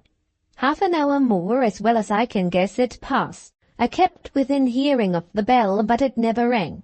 I was not quite at my ease, without exactly knowing why. That odd muffled voice in which she had spoken to me hung on my mind, as it were. I was not quite satisfied about leaving her alone for too long a time together, and then again I was unwilling to risk throwing her into one of her fits of passion by going back before she rang for me. It ended in my venturing into the room on the ground floor called the morning room to consult Mr. McAllen. He was usually to be found there in the forenoon of the day. On this occasion, however, when I looked into the morning room, it was empty. At the same moment I heard the master's voice on the terrace outside. I went out and found him speaking to one Mr. Dexter, an old friend of his and, like Mrs. Bowley, a guest staying in the house. Mr. Dexter was sitting at the window of his room upstairs. He was a cripple and could only move himself about in a chair on wheels, and Mr. McAllen was speaking to him from the terrace below. "Dexter," I heard Mr. McAllen say, "where is Mrs. Bowley? Have you seen anything of her?" Mr. Dexter answered in his quick, off-handed way of speaking, "Not I know nothing about her." Then I advanced, and begging pardon for intruding, I mentioned to Mr. McAllen the difficulty I was in about going back or not to his wife's room without waiting until she rang for me. Before he could advise me in the matter, the footman made his appearance and informed me that Mrs. McAllen's bell was then ringing, and ringing violently. It was then close on 11 o'clock.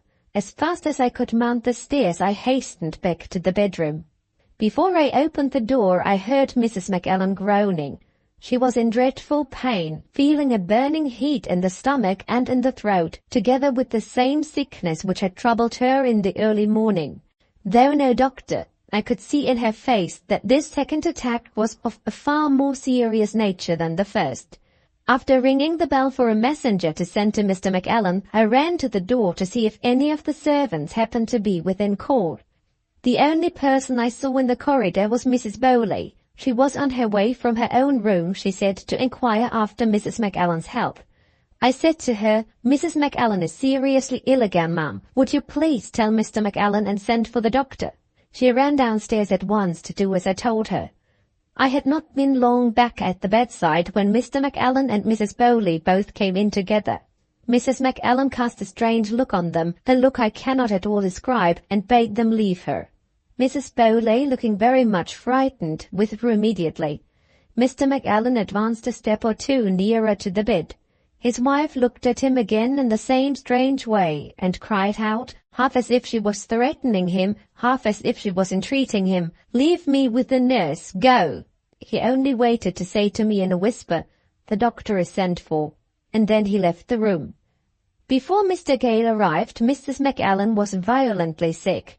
What came from her was muddy and frothy and faintly streaked with blood. When Mr. Gale saw it, he looked very serious. I heard him say to himself, "What does this mean?" He did his best to relieve Mrs. McAllen, but with no good result that I could see. After a time she seemed to suffer less. Then more sickness came on. Then there was another intermission. Whether she was suffering or not, I observed that her hands and feet, whenever I touched them, remained equally cold.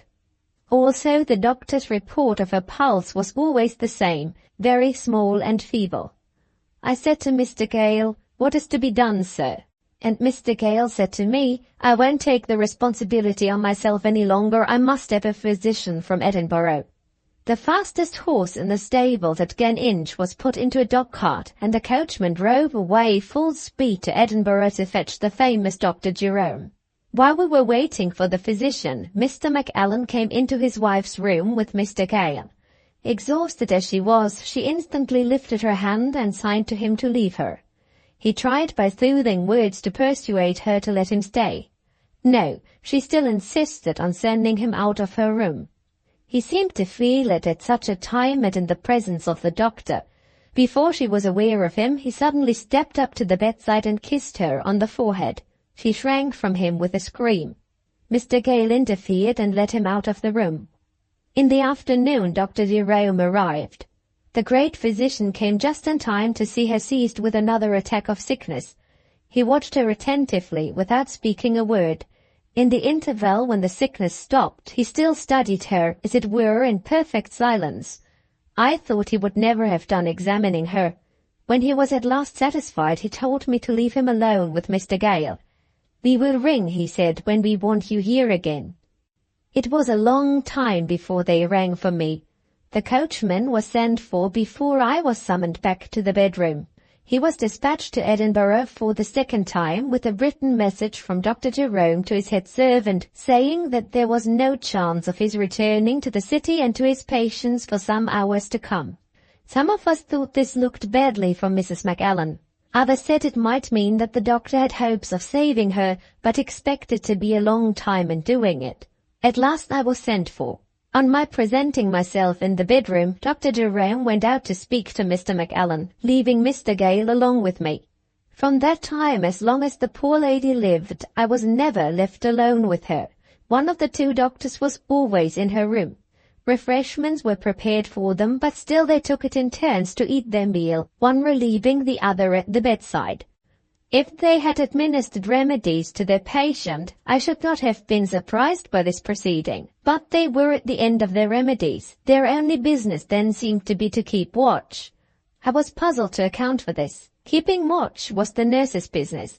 I thought the conduct of the doctors very strange. By the time that the lamp was lighted in the sick room, I could see that the end was near. Excepting an occasional feeling of cramp in her legs, she seemed to suffer less. But her eyes looked sunk in her head. Her skin was cold and clammy. Her lips had turned to a bluish paleness. Nothing roused her now, excepting the last attempt made by her husband to see her. He came in with Dr. Jerome, looking like a man terror-struck. She was past speaking, but the moment she saw him she feebly made signs and sounds which showed that she was just as resolved as ever not to let him come near her. He was so overwhelmed that Mr. Gale was obliged to help him out of the room. No other person was allowed to see the patient. Mr. Dexter and Mrs. Bowley made their inquiries outside the door and were not invited in.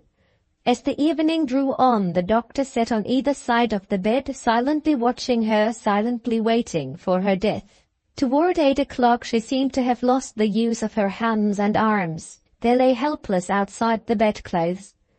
A little later she sank into a sort of dull sleep. Little by little the sound of her heavy breathing grew fainter. At 20 minutes past 9, Dr. Jerome told me to bring the lamp to the bedside. He looked at her and put his hand on her heart. Then he said to me, "You can go downstairs, nurse. It is all over." He turned to Mr. Gale. "Will you inquire if Mr. McAllen can see us?" he said. I opened the door for Mr. Gale and followed him out. Dr. Jerome called me back for a moment and told me to give him the key of the door.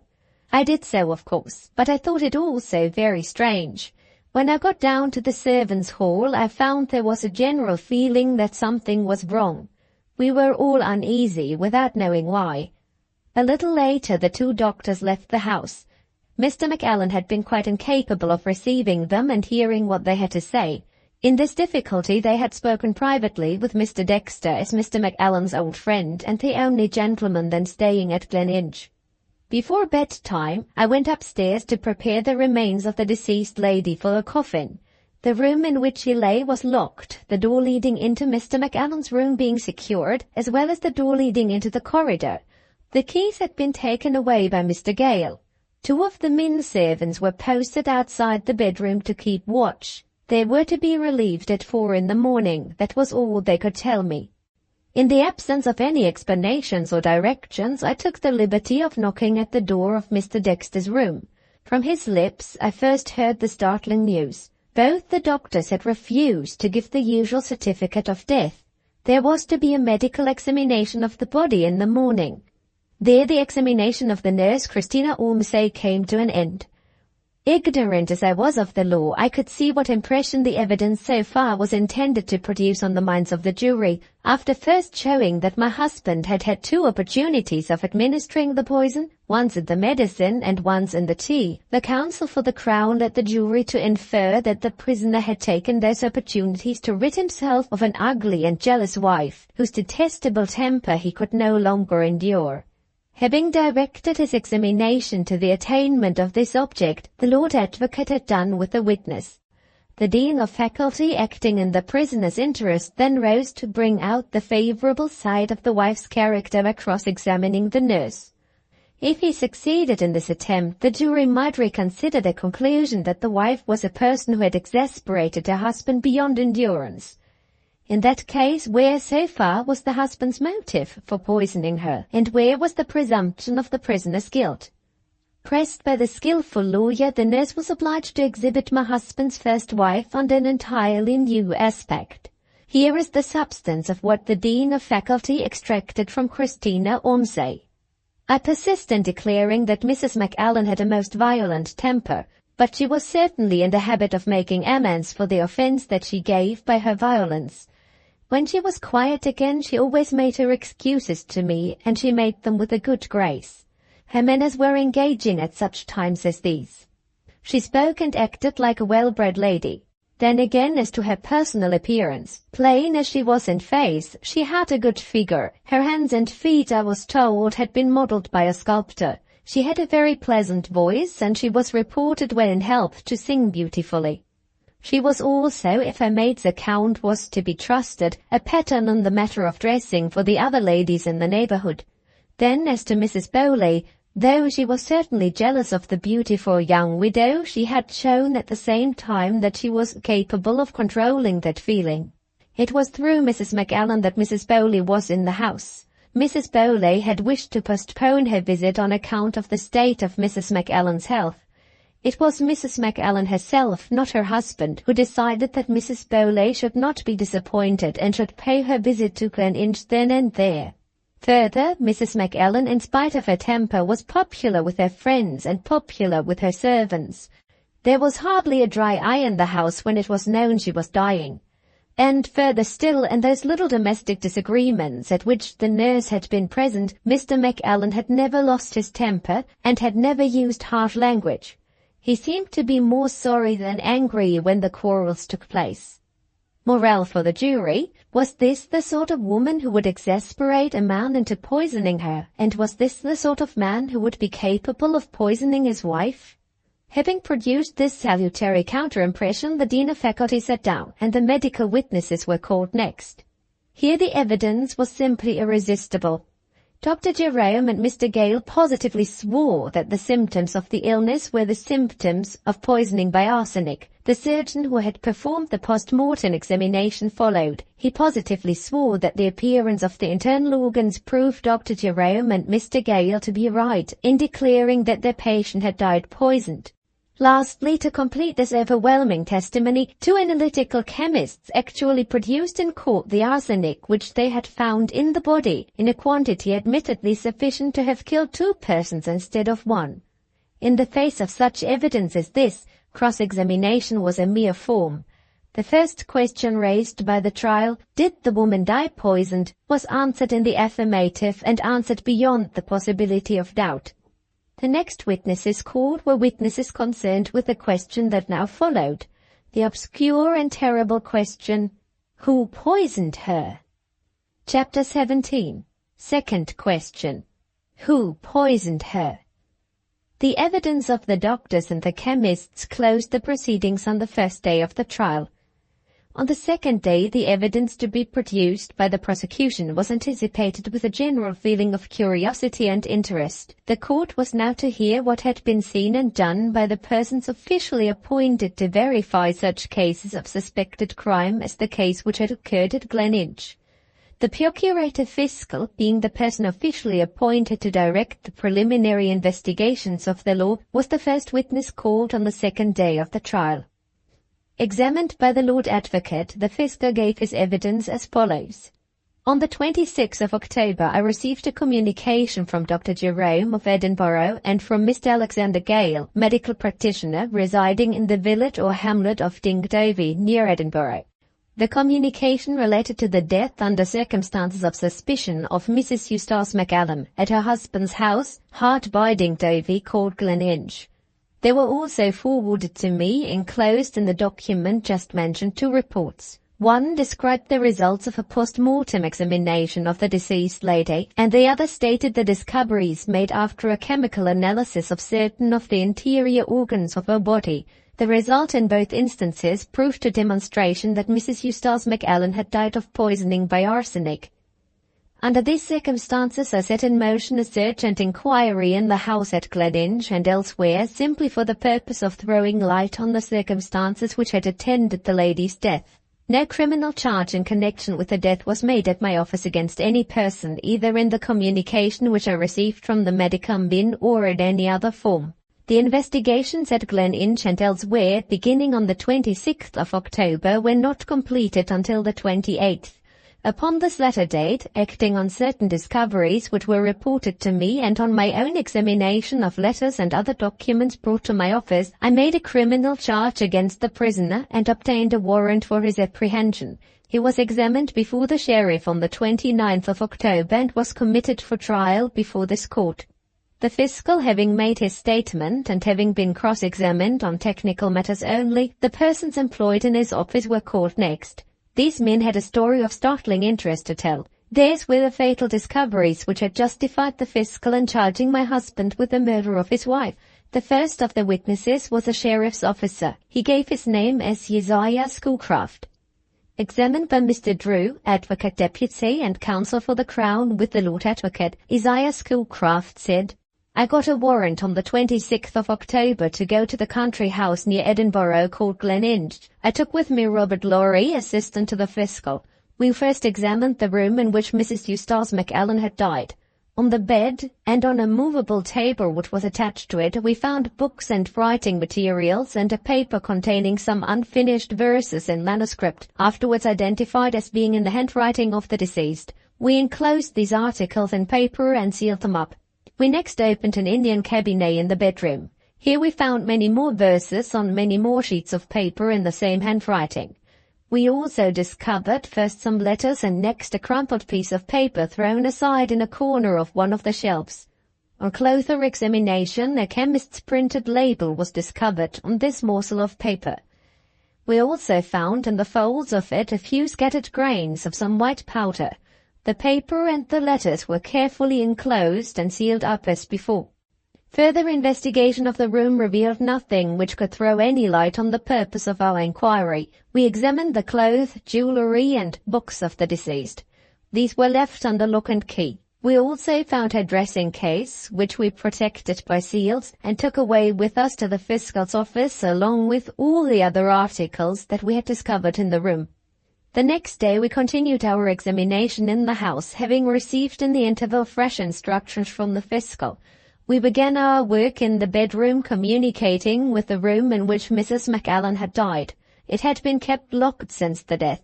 Finding nothing of any importance here, we went next to another room on the same floor, in which we were informed the prisoner was then lying ill in bed. His illness was described to us as a nervous complaint caused by the death of his wife and by the proceedings which had followed it. He was reported to be quite incapable of exerting himself and quite unfit to see strangers. We insisted nevertheless, in deference to our instructions, on obtaining admission to his room. He made no reply when we inquired whether he had or had not removed anything from the sleeping room next to his late wife's, which he usually occupied, to the sleeping room in which he now lay. All he did was to close his eyes as if he were too feeble to speak to us or to notice us. Without further disturbing him, we began to examine the room and the different objects in it. While we were so employed, we were interrupted by a strange sound. We likened it to the rumbling of wheels in the corridor outside. The door opened, and there came swiftly in a gentleman, a cripple, wheeling himself along in a chair. He wheeled his chair straight up to a little table which stood by the prisoner's bedside and said something to him in a whisper too low to be overheard. The prisoner opened his eyes and quickly answered by a sign. We informed the crippled gentleman quite respectfully that we could not allow him to be in the room at this time. He appeared to think nothing of what we said. He only answered, "My name is Dexter. I am one of Mr. Macallan's old friends. It is you who are intruding here, not I." We again notified to him that he must leave the room, and we pointed out particularly that he had got his chair in such a position against the bedside table as to prevent us from examining it. He only laughed. "Can't you see for yourselves," he said, "that it is a table and nothing more?" In reply to this we warned him that we were acting under a legal warrant, and that he might get into trouble if he obstructed us in the execution of our duty. Finding there was no moving him by fair means, I took his chair and pulled it away, while Robert Lorry laid hold of the table and carried it to the other end of the room. The crippled gentleman flew into a furious rage with me for presuming to touch his chair. "My chair is me," he said. "How dare you lay hands on me?" I first opened the door and then, by way of accommodating him, gave the chair a good push behind with my stick instead of my hand, and so sent it and him safely and swiftly out of the room. Having locked the door so as to prevent any further intrusion, I joined Robert Lorry in examining the bedside table. It had one drawer in it, and that drawer we found secured. We asked the prisoner for the key. He flatly refused to give it to us, and said we had no right to unlock his drawers. He was so angry that he even declared it was lucky for us he was too weak to rise from his bed. I answered civilly that our duty obliged us to examine the drawer, and that if he still declined to produce the key he would only oblige us to take the table away and have the lock opened by a smith. While we were still disputing, there was a knock at the door of the room. I opened the door cautiously. Instead of the crippled gentleman whom I had expected to see again, there was another stranger standing outside. The prisoner hailed him as a friend and neighbor, and eagerly called upon him for protection from us. We found the second gentleman pleasant enough to deal with. He informed us readily that he had been sent for by Mr. Dexter, and that he was himself a lawyer, and he asked to see our warrant. Having looked at it, he at once informed the prisoner, evidently very much to the prisoner's surprise, that he must submit to have the drawer examined under protest. And then, without more ado, he got the key and opened the table drawer for us himself. We found inside several letters and a large book with a lock to it, having the words "My Diary" inscribed on it in gilt letters. As a matter of course, we took possession of the letters and the diary and sealed them up to be given to the fiscal. At the same time, the gentleman wrote out a protest on the prisoner's behalf and handed us his card. The card informed us that he was Mr. Playmore, now one of the agents for the prisoner. The card and the protests were deposited with the other documents in the care of the fiscal. No other discoveries of any importance were made at Gleninch. Our next inquiries took us to Edinburgh, to the druggist whose label we had found on the crumpled morsel of paper, and to other druggists likewise whom we were instructed to question. On the 28th of October, the fiscal was in possession of all the information that we could collect, and our duties for the time being came to an end. This concluded the evidence of Schoolcraft and Lorry. It was not shaken on cross-examination, and it was plainly unfavourable to the prisoner. Matters grew worse still when the next witnesses were called. The druggist, whose label had been found on the crumpled bit of paper, now appeared on the stand to make the position of my unhappy husband more critical than ever. Andrew Kinlay, druggist of Edinburgh, deposed as follows. I keep a special registry book of the poison sold by me. I produced the book. On the date therein mentioned, the prisoner at the bar, Mr. Eustace Macallan, came into my shop and said that he wished to purchase some arsenic. I asked him what it was wanted for. He told me it was wanted by his gardener to be used in solution for the killing of insects in the greenhouse. At the same time he mentioned his name, Mr. Macallan of Gleninch. I had once directed my assistant to put up the arsenic, 2 ounces of it, and I made the necessary entry in my book. Mr. Macallan signed the entry, and I signed it afterward as witness. He paid for the arsenic and took it away with him wrapped up in 2 papers, the outer paper being labelled with my name and address, and with the word poison in large letters, exactly like the label now produced on the piece of paper found at Gleninch. The next witness, Peter Stockdale, also a druggist of Edinburgh, followed and said, The prisoner at the bar called at my shop on the date indicated on my register some days later than the date indicated in the register of Mr. Kinlay. He wished to purchase 6 penny worth of arsenic. My assistant, to whom he had addressed himself, called me. It is a rule in my shop that no one sells poisons but myself.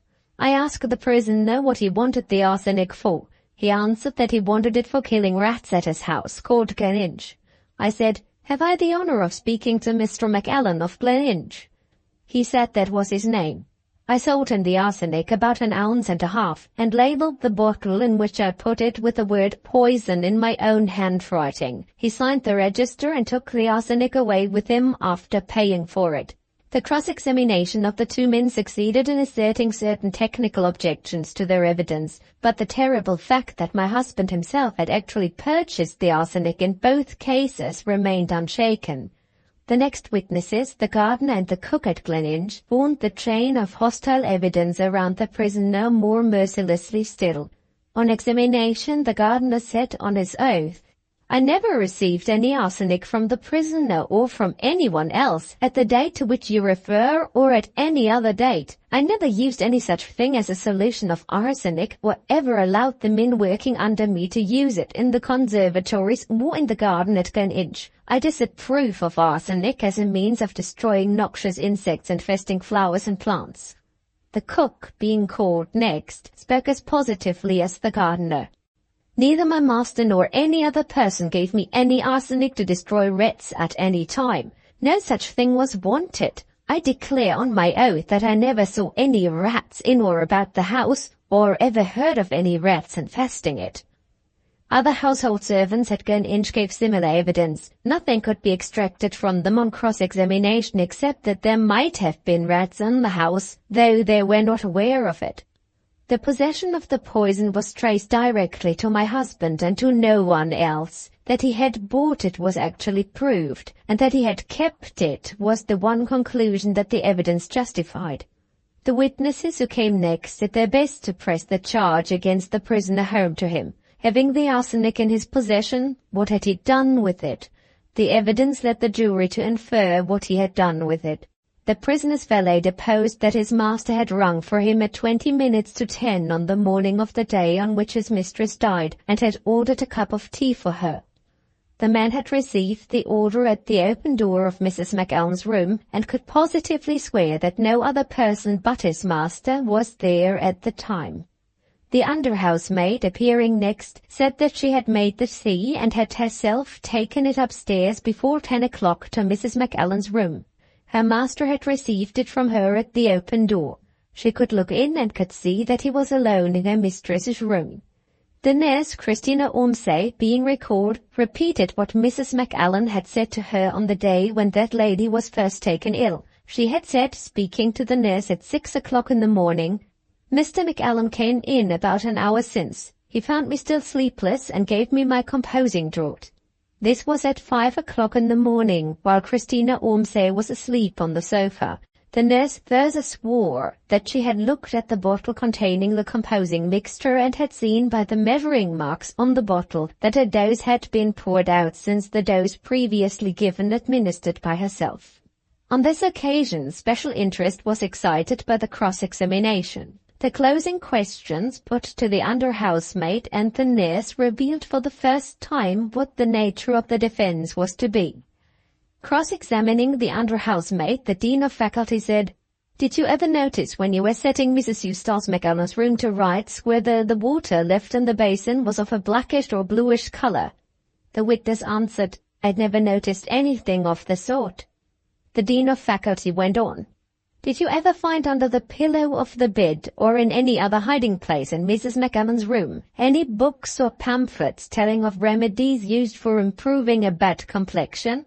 The witness answered, "No." The Dean of Faculty persisted. "Did you ever hear Mrs. McAllen speak of arsenic taken as a wash or taken as a medicine, as a good thing to improve the complexion?" The witness answered, "Never." Similar questions were next put to the nurse and were all answered by this witness also in the negative. Here then, in spite of the negative answers, was the plan of the defense made dimly visible for the first time to the jury and to the audience. By way of preventing the possibility of a mistake in so serious a matter, the Chief Judge, the Lord Justice Clerk, put this plain question when the witness had retired to the counsel for the defense. "The court and the jury," said his lordship, "wish distinctly to understand the object of your cross-examination of the housemaid and the nurse. Is it the theory of the defense that Mrs. Eustace Macallan used the arsenic which her husband purchased for the purpose of improving the defects of her complexion?" The Dean of Faculty answered, "That is what we say, my lord, and what we propose to prove as the foundation of the defense. We cannot dispute the medical evidence which declares that Mrs. Macallan died poisoned, but we assert that she died of an overdose of arsenic ignorantly taken in the privacy of her own room as a remedy for the defects, the proved and admitted defects, of her complexion. The prisoner's declaration before the sheriff expressly sets forth that he purchased the arsenic at the request of his wife." The Lord Justice Clerk inquired upon this if there were any objection on the part of either of the learned counsel to have the declaration read in court before the trial proceeded further. To this the Dean of Faculty replied that he would be glad to have the declaration read. If he might use the expression, it would usefully pave the way in the minds of the jury for the defense which he had to submit to them. The Lord Advocate, speaking on the other side, was happy to be able to accommodate his learned brother in this matter, so long as the mere assertions which the declaration contained were not supported by proof. He looked upon that document as evidence for the prosecution, and he too was quite willing to have it read.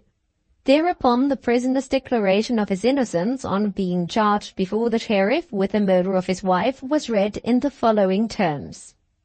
"I bought the 2 packets of arsenic on each occasion at my wife's own request. On the first occasion she told me the poison was wanted by the gardener for use in the conservatories. On the second occasion she said it was required by the cook for ridding the lower part of the house of rats. I handed both packets of arsenic to my wife immediately on my return home. I had nothing to do with the poison after buying it. My wife was the person who gave orders to the gardener and cook, not I. I never held any communication with either of them. I asked my wife no questions about the use of the arsenic, feeling no interest in the subject. I never entered the conservatories for months together. I care little about flowers. As for the rats, I left the killing of them to the cook and the other servants, just as I should have left any other part of the domestic business to the cook and the other servants. My wife never told me she wanted the arsenic to improve her complexion. Surely I should be the last person admitted to the knowledge of such a secret of her toilet as that. I implicitly believe what she told me, viz. That the poison was wanted for the purpose specified by the gardener and the cook. I assert positively that I lived on friendly terms with my wife, allowing of course for the little occasional disagreements and misunderstandings of married life. Any sense of disappointment in connection with my marriage which I might have felt privately, I conceived it to be my duty as a husband and as a gentleman to conceal from my wife. I was not only shocked and grieved by her untimely death, I was filled with fear that I had not, with all my care, behaved affectionately enough to her in her lifetime. Furthermore, I solemnly declare that I know no more of how she took the arsenic found in her body than the babe unborn. I am innocent even of the thought of harming that unhappy woman. I administered the composing draught exactly as I found it in the bottle. I afterward gave her the cup of tea exactly as I received it from the under-housemaid's hand. I never had access to the arsenic after I placed the 2 packages in my wife's possession. I am entirely ignorant of what she did with them or where she kept them. I declare before God I am innocent of the horrible crime with which I am charged." With the reading of those true and touching words, the proceedings on the second day of the trial came to an end. So far, I must own, the effect on me of reading the report was to depress my spirits and to lower my hopes. The whole weight of the evidence at the close of the second day was against my unhappy husband. Woman as I was, and partisan as I was, I could plainly see that. The merciless Lord Advocate, I confess I hated him, had proved 1. That Eustace had bought the poison, 2. That the reason which he had given to the druggist for buying the poison was not the true reason, 3. That he had 2 opportunities of secretly administering the poison to his wife. On the other hand, What had the Dean of Faculty proved? As yet, nothing. The assertions in the prisoner's declaration of his innocence were still, as the Lord Advocate had remarked, assertions not supported by proof. Not one atom of evidence had been produced to show that it was the wife who had secretly used the arsenic and used it for her complexion. My one consolation was that the reading of the trial had already revealed to me the helpful figures of two friends on whose sympathy I might surely rely. The crippled Mr. Dexter had especially shown himself to be a thorough good ally of my husband's. My heart warmed to the man who had moved his chair against the bedside table, the man who had struggled to the last to defend Eustace's papers from the wretches who had seized them. I decided then and there that the first person to whom I would confide my aspirations and my hopes should be Mr. Dexter.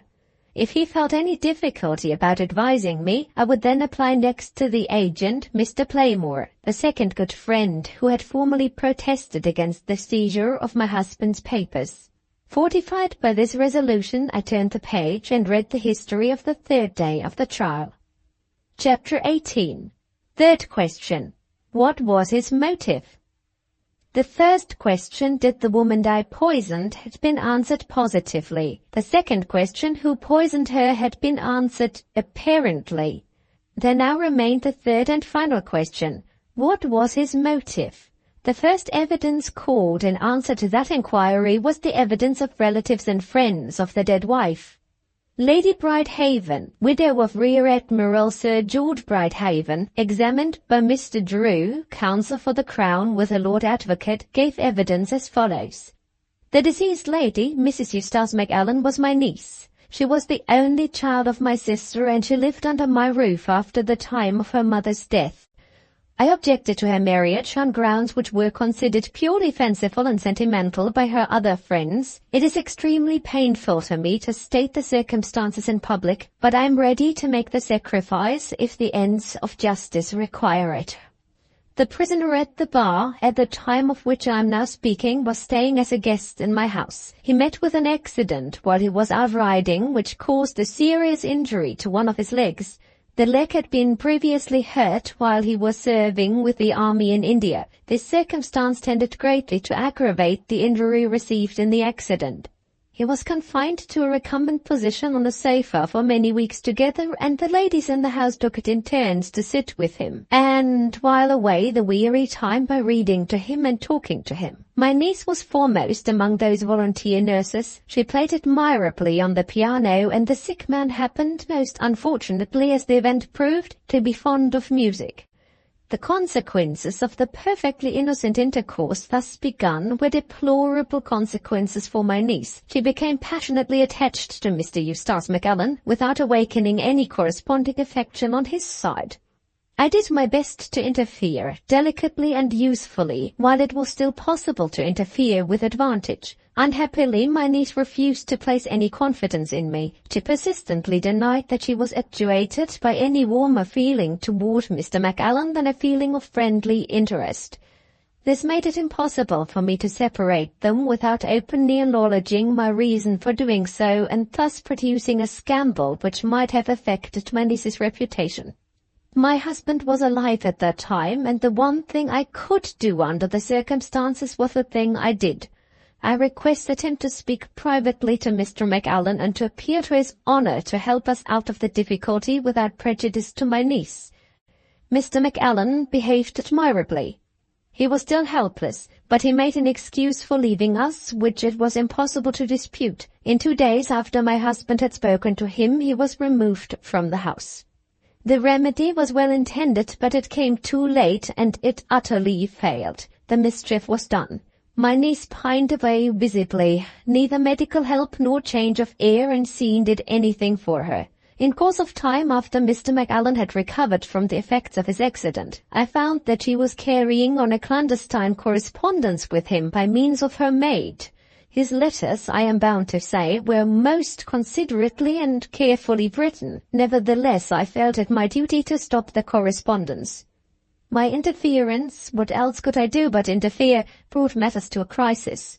One day my niece was missing at breakfast time. The next day we discovered that the poor infatuated creature had gone to Mr. Macallan's chambers in London and had been found hidden in his bedroom by some bachelor friend who came to visit him. For this disaster, Mr. Macallan was in no respect to blame. Hearing footsteps outside, he had only time to take measures for saving her character by concealing her in the nearest room, and the nearest room happened to be his bedchamber. The matter was talked about, of course, and motives were misinterpreted in the vilest manner. My husband had another private conversation with Mr. Macallan. He again behaved admirably. He publicly declared that my niece had visited him as his betrothed wife. In a fortnight from that time he silenced scandal in the one way that was possible. He married her. I was alone in opposing the marriage. I thought it at the time what it has proved to be since, a fatal mistake. It would have been said enough if Mr. Macallan had only married her without a particle of love on his side. But to make the prospect more hopeless still, he was at that very time the victim of a misplaced attachment to a lady who was engaged to another man. I am well aware that he compassionately denied this, just as he compassionately affected to be in love with my niece when he married her. But his hopeless admiration of the lady whom I have mentioned was a matter of fact notorious among his friends. It may not be amiss to add that her marriage preceded his marriage. He had irretrievably lost the woman he really loved. He was without a hope or an aspiration in life when he took pity on my niece. In conclusion, I can only repeat that no evil which could have happened, if she had remained a single woman, would have been comparable in my opinion to the evil of such a marriage as this. Never, I sincerely believe, were two more ill-assorted persons united in the bonds of matrimony than the prisoner at the bar and his deceased wife. The evidence of this witness produced a strong sensation among the audience, and had a marked effect on the minds of the jury. Cross-examination forced Lady Brydehaven to modify some of her opinions, and to acknowledge that the hopeless attachment of the prisoner to another woman was a matter of rumour only. But the facts in the narrative remained unshaken, and for that one reason they invested the crime charged against the prisoner with an appearance of possibility, which it had entirely failed to assume during the earlier part of the trial. Two other ladies, intimate friends of Mrs. Eustace Macallan, were called next. They differed from Lady Brydehaven in their opinions on the propriety of the marriage, but on all the material points they supported her testimony and confirmed the serious impression which the first witness had produced on every person in court. The next evidence which the prosecution proposed to put in was the silent evidence of the letters and the diary found at Gleninch. In answer to a question from the bench, the Lord Advocate stated that the letters were written by friends of the prisoner and his deceased wife, and that passages in them bore directly on the terms on which the two associated in their married life. The diary was still more valuable as evidence. It contained the prisoner's daily records of domestic events and of the thoughts and feelings which they aroused in him at the time. A most painful scene followed this explanation. Writing as I do, long after the events took place, I still cannot prevail upon myself to describe in detail what my unhappy husband said and did at this distressing period of the trial. Deeply affected while Lady Brydehaven was giving her evidence, he had with difficulty restrained himself from interrupting her. He now lost all control over his feelings. In piercing tones which rang through the court, he protested against the contemplated violation of his own most sacred secrets and his wife's most sacred secrets.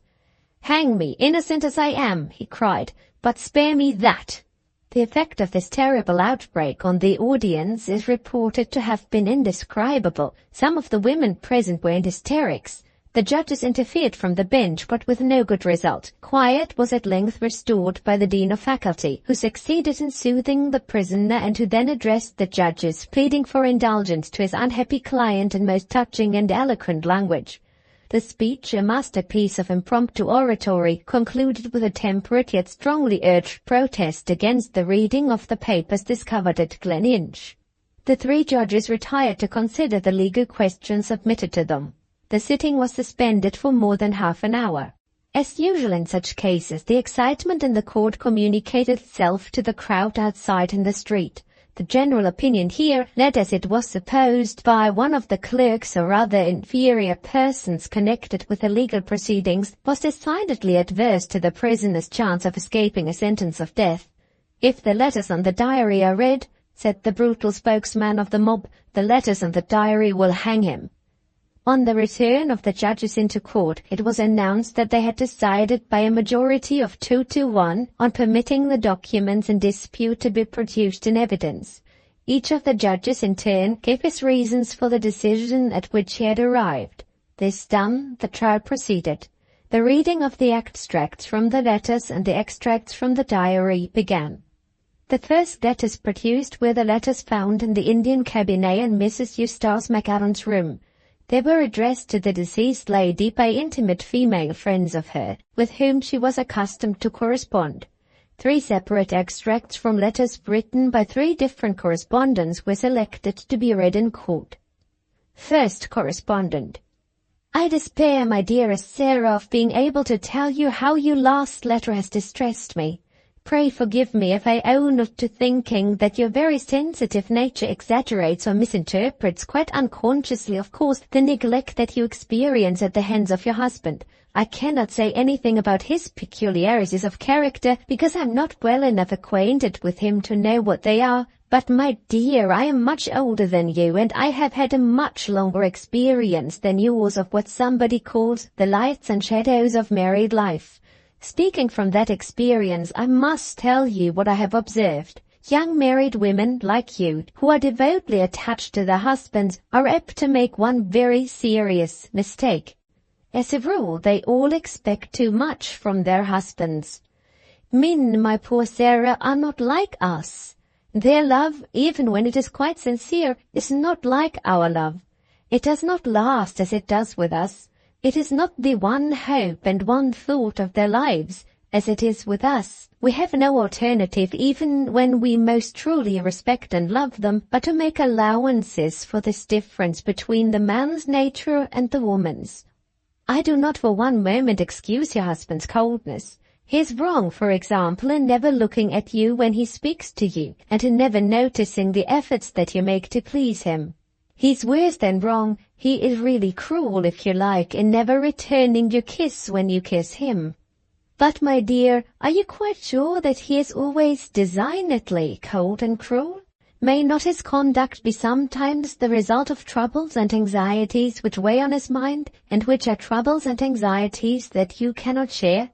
If you try to look at his behavior in this light, you will understand many things which puzzle and pain you now. Be patient with him, my child. Make no complaints, and never approach him with your caresses at times when his mind is preoccupied or his temper ruffled. This may be hard advice to follow, loving him as ardently as you do, but rely on it. The secret of happiness for us women is to be found, alas, only too often, in such exercise of restraint and resignation as your old friend now recommends. Think, my dear, over what I have written, and let me hear from you again. Second correspondent: How can you be so foolish, Sarah, as to waste your love on such a cold-blooded brute as your husband seems to be? To be sure, I am not married yet, or perhaps I should not be so surprised at you. But I shall be married one of these days, and if my husband ever treats me as Mr. Macallan treats you, I shall insist on a separation. I declare, I think I would rather be actually beaten, like the women among the lower orders, than be treated with the polite neglect and contempt which you describe. I burn with indignation when I think of it. It must be quite insufferable. Don't bear it any longer, my poor dear. Leave him and come and stay with me. My brother is a lawyer, as you know. I read to him portions of your letter, and he is of opinion that you might get what he calls a judicial separation. Come and consult him. Third correspondent: You know, my dear Mrs. Macallan, what my experience of men has been. Your letter does not surprise me in the least. Your husband's conduct to you points to one conclusion. He's in love with some other woman. There is somebody in the dark who gets from him everything that he denies to you. I have been through it all, and I know. Don't give way. Make it the business of your life to find out who the creature is. Perhaps there may be more than one of them. It doesn't matter. One or many, if you can only discover them, you may make his existence as miserable to him as he makes your existence to you. If you want my experience to help you, say the word, and it is freely at your service. I can come and stay with you at Gleninch any time after the 4th of next month." With those abominable lines, the readings from the letters of the women came to an end. The first and longest of the extracts produced the most vivid impression in court. Evidently the writer was in this case a worthy and sensible person. It was generally felt, however, that all three of the letters, no matter how widely they might differ in tone, justified the same conclusion. The wife's position at Gleninch, if the wife's account of it were to be trusted, was the position of a neglected and an unhappy woman. The correspondence of the prisoner, which had been found with his diary in the locked bed-table drawer, was produced next. The letters in this case were, with one exception, all written by men. Though the tone of them was moderation itself, as compared with the second and third of the women's letters, the conclusion still pointed the same way. The life of the husband at Gleninch appeared to be just as intolerable as the life of the wife. For example, one of the prisoner's male friends wrote inviting him to make a yacht voyage around the world. Another suggested an absence of 6 months on the continent. A third recommended field sports and fishing. The one object aimed at by all the writers was plainly to counsel a separation more or less plausible and more or less complete between the married pair. The last letter read was addressed to the prisoner in a woman's handwriting, and was signed by a woman's Christian name only. "Ah, my poor Eustace, what a cruel destiny is ours," the letter began. "When I think of your life sacrificed to that wretched woman, my heart bleeds for you.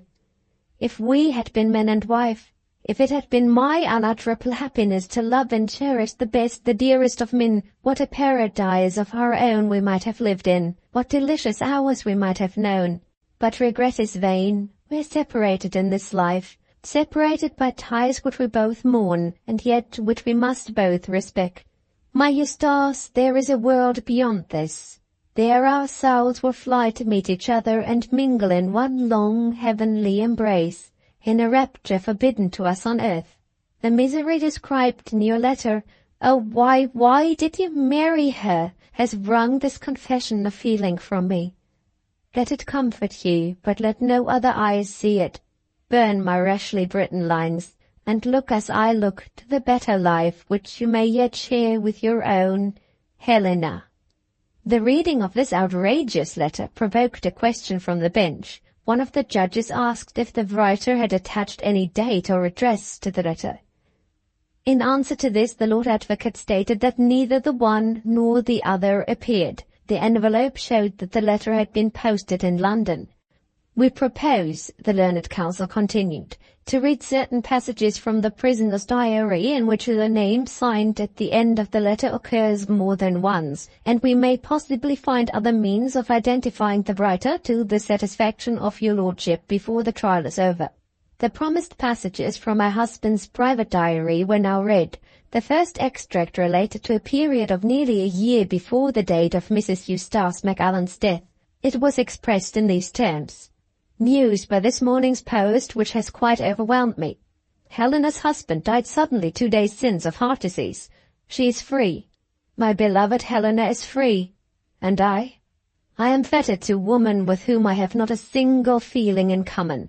Helena is lost to me by my own act. Ah, I can understand now, as I never understood before, how irresistible temptation can be, and how easily sometimes crime may follow it. I had better shut up these leaves for the night. It maddens me to no purpose to think of my position or to write of it." The next passage, dated a few days later, dwelt on the same subject.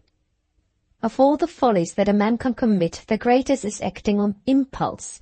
I acted on impulse when I married the unfortunate creature who is now my wife.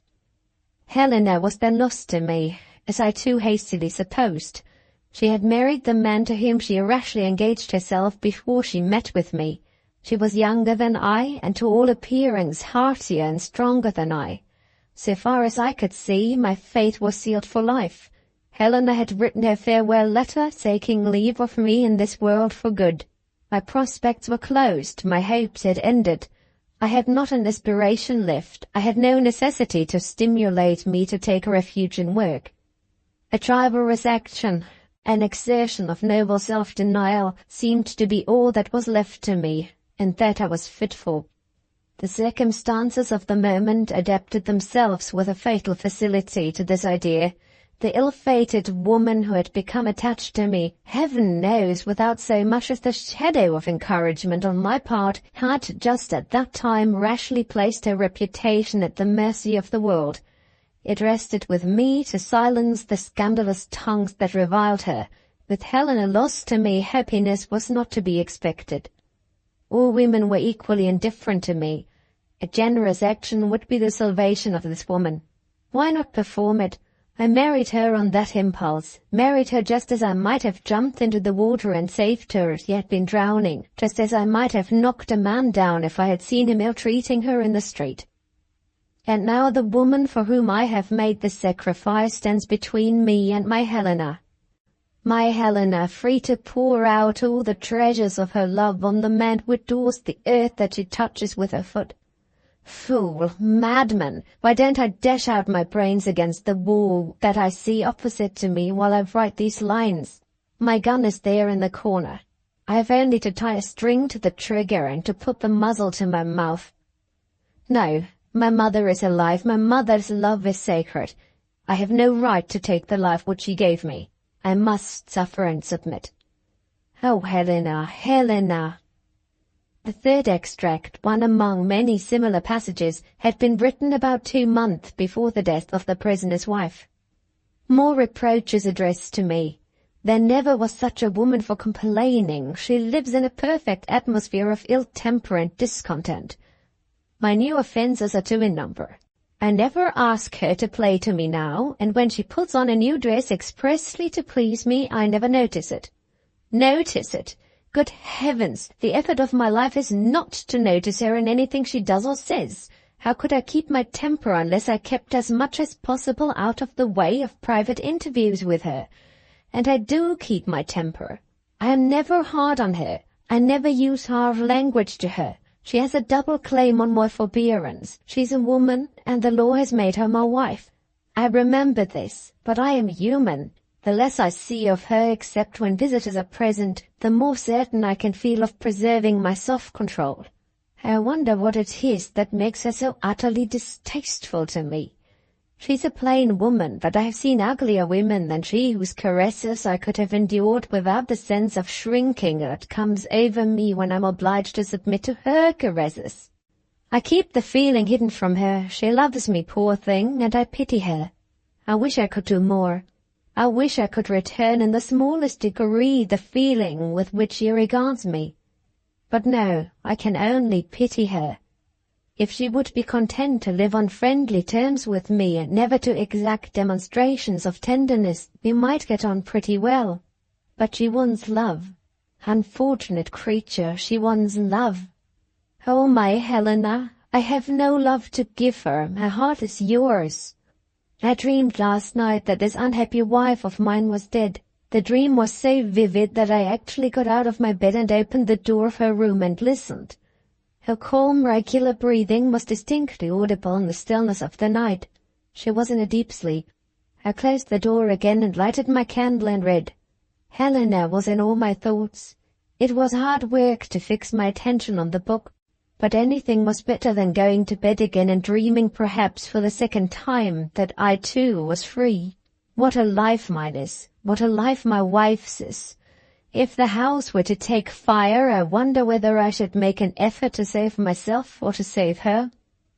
The last 2 passages read referred to later dates still.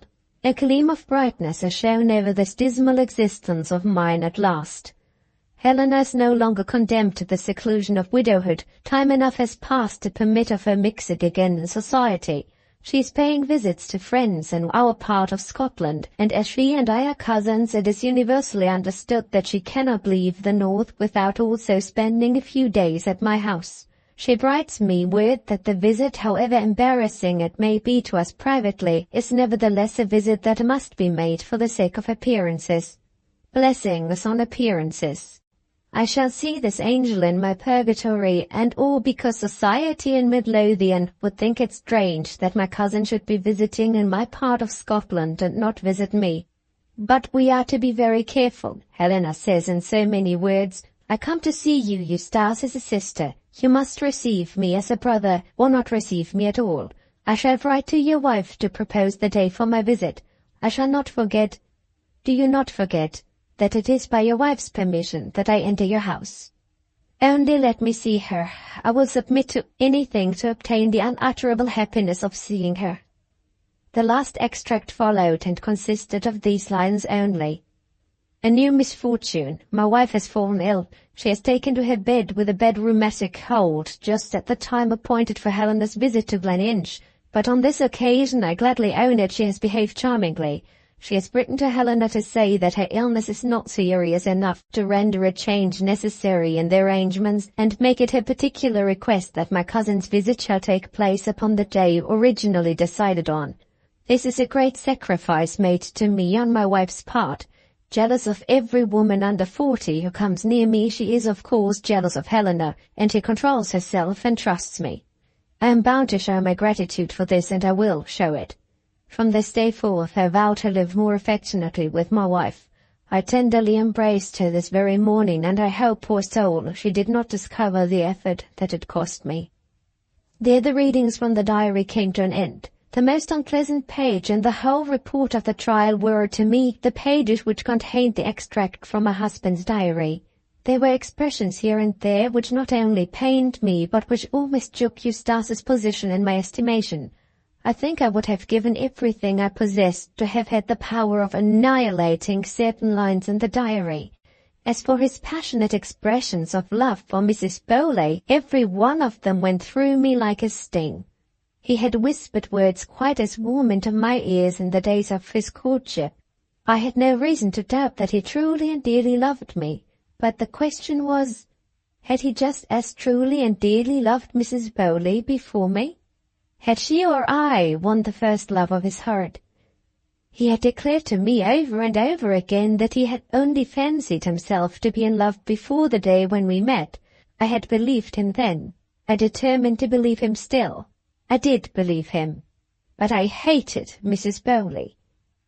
As for the painful impression produced in court by the readings from the letters and the diary, it seemed to be impossible to increase it. Nevertheless, it was perceptibly increased. In other words, it was rendered more unfavourable still toward the prisoner by the evidence of the next and last witness called on the part of the prosecution. William Enzie, under gardener at Gleninch, was sworn and deposed as follows. On the 20th of October at 11 o'clock in the forenoon, I was sent to work in the shrubbery on the side next to the garden called the Dutch Garden. There was a summer house in the Dutch Garden, having its back set toward the shrubbery. The day was wonderfully fine and warm for the time of year. Passing to my work, I passed the back of the summer house. I heard voices inside, a man's voice and a lady's voice. The lady's voice was strange to me. The man's voice I recognized as the voice of my master. The ground in the shrubbery was soft, and my curiosity was excited. I stepped up to the back of the summer house without being heard, and I listened to what was going on inside. The first words I could distinguish were spoken in my master's voice. He said, "If I could only have foreseen that you might one day be free, what a happy man I might have been." The lady's voice answered, "Hush, you must not talk so." My master said upon that, "I must talk of what's in my mind. It is always in my mind that I have lost you." He stopped a bit there, and then he said on a sudden, "Do me one favour, my angel. Promise me not to marry again." The lady's voice spoke out thereupon sharply enough. "What do you mean?" My master said, "I wish no harm to the unhappy creature who is a burden on my life, but suppose—" "Suppose nothing," the lady said. "Come back to the house." She led the way into the garden and turned round, beckoning my master to join her. In that position I saw her face plainly, and I knew it for the face of the young widow lady who was visiting at the house. She was pointed out to me by the head gardener when she first arrived for the purpose of warning me that I was not to interfere if I found her picking the flowers. The gardens at Gleninch were shown to tourists on certain days, and we made a difference, of course, in the matter of the flowers between strangers and guests staying in the house. I'm quite certain of the identity of the lady who was talking with my master. Mrs. Bowley was a comely person, and there was no mistaking her for any other than herself. She and my master withdrew together on the way to the house. I heard nothing more of what passed between them. The witness was severely cross-examined as to the correctness of his recollection of the talk in the summer house, and as to his capacity for identifying both the speakers. On certain minor points he was shaken, but he firmly asserted his accurate remembrance of the last words exchanged between his master and Mrs. Bowley, and he personally described the lady in terms which proved that he had correctly identified her. With this, the answer to the third question raised by the trial, the question of the prisoner's motive for poisoning his wife, came to an end. The story for the prosecution was now a story told. The staunchest friends of the prisoner in court were compelled to acknowledge that the evidence thus far pointed clearly and conclusively against him. He seemed to feel this himself. When he withdrew at the close of the third day of the trial, he was so depressed and exhausted that he was obliged to lean on the arm of the governor of the jail. Chapter 19. The evidence for the defense. The feeling of interest excited by the trial was prodigiously increased on the fourth day. The witnesses for the defense were now to be heard, and first and foremost among them appeared the prisoner's mother. She looked at her son as she lifted her veil to take the oath. He burst into tears. At that moment the sympathy felt for the mother was generally extended to the unhappy son. Examined by the Dean of Faculty, Mrs. Macallan the elder gave her answers with remarkable dignity and self-control. Questioned as to certain private conversations which had passed between her late daughter-in-law and herself, she declared that Mrs. Eustace Macallan was morbidly sensitive on the subject of her personal appearance. She was devotedly attached to her husband. The great anxiety of her life was to make herself as attractive to him as possible. The imperfections in her personal appearance, and especially in her complexion, were subjects to her of the bitterest regret. The witness had heard her say over and over again, referring to her complexion, that there was no risk she would not run, and no pain she would not suffer, to improve it. "Men," she had said, "are all caught by outward appearances. My husband might love me better if I had a better color." Being asked next if the passages from her son's diary were to be depended on as evidence, that is to say, if they fairly represented the peculiarities in his character and his true sentiments towards his wife, Mrs. Macallan denied it in the plainest and strongest terms. "The extracts from my son's diary are a libel on his character," she said, "and not the less a libel because they happen to be written by himself. Speaking from a mother's experience of him, I know that he must have written the passages produced in moments of uncontrollable depression and despair. No just person judges hastily of a man by the rash words which may escape him in his moody and miserable moments. Is my son to be judged because he happens to have written his rash words instead of speaking them? His pen has been his most deadly enemy in this case. It has presented him at his very worst. He was not happy in his marriage, I admit that. But I say at the same time that he was invariably considerate toward his wife. I was implicitly trusted by both of them. I saw them in their most private moments. I declare in the face of what he appears to have written to her friends and correspondents that my son never gave his wife any just cause to assert that he treated her with cruelty or neglect." The words, firmly and clearly spoken, produced a strong impression. The Lord Advocate, evidently perceiving that any attempt to weaken that impression would not be likely to succeed, confined himself in cross-examination to two significant questions. "In speaking to you of the defects in her complexion," he said, "did your daughter-in-law refer in any way to the use of arsenic as a remedy?" The answer to this was no. The Lord Advocate proceeded, "Did you yourself ever recommend arsenic, or mention it casually in the course of the private conversations which you have described?" The answer to this was never. The Lord Advocate resumed his seat. Mrs. Macallan the elder withdrew. An interest of a new kind was excited by the appearance of the next witness. This was no less a person than Mrs. Bowley herself. The report describes her as a remarkably attractive person, modest and ladylike in her manner, and to all appearance feeling sensitively the public position in which she was placed. The first portion of her evidence was almost a recapitulation of the evidence given by the prisoner's mother, with this difference that Mrs. Bowley had been actually questioned by the deceased lady on the subject of cosmetic applications to the complexion. Mrs. Eustace Macallan had complimented her on the beauty of her complexion, and had asked what artificial means she used to keep it in such good order. Using no artificial means and knowing nothing whatever of cosmetics, Mrs. Bowley had resented the question, and a temporary coolness between the two ladies had been the result. Interrogated as to her relations with the prisoner, Mrs. Bowley indignantly denied that she or Mr. Macallan had ever given the deceased lady the slightest cause for jealousy.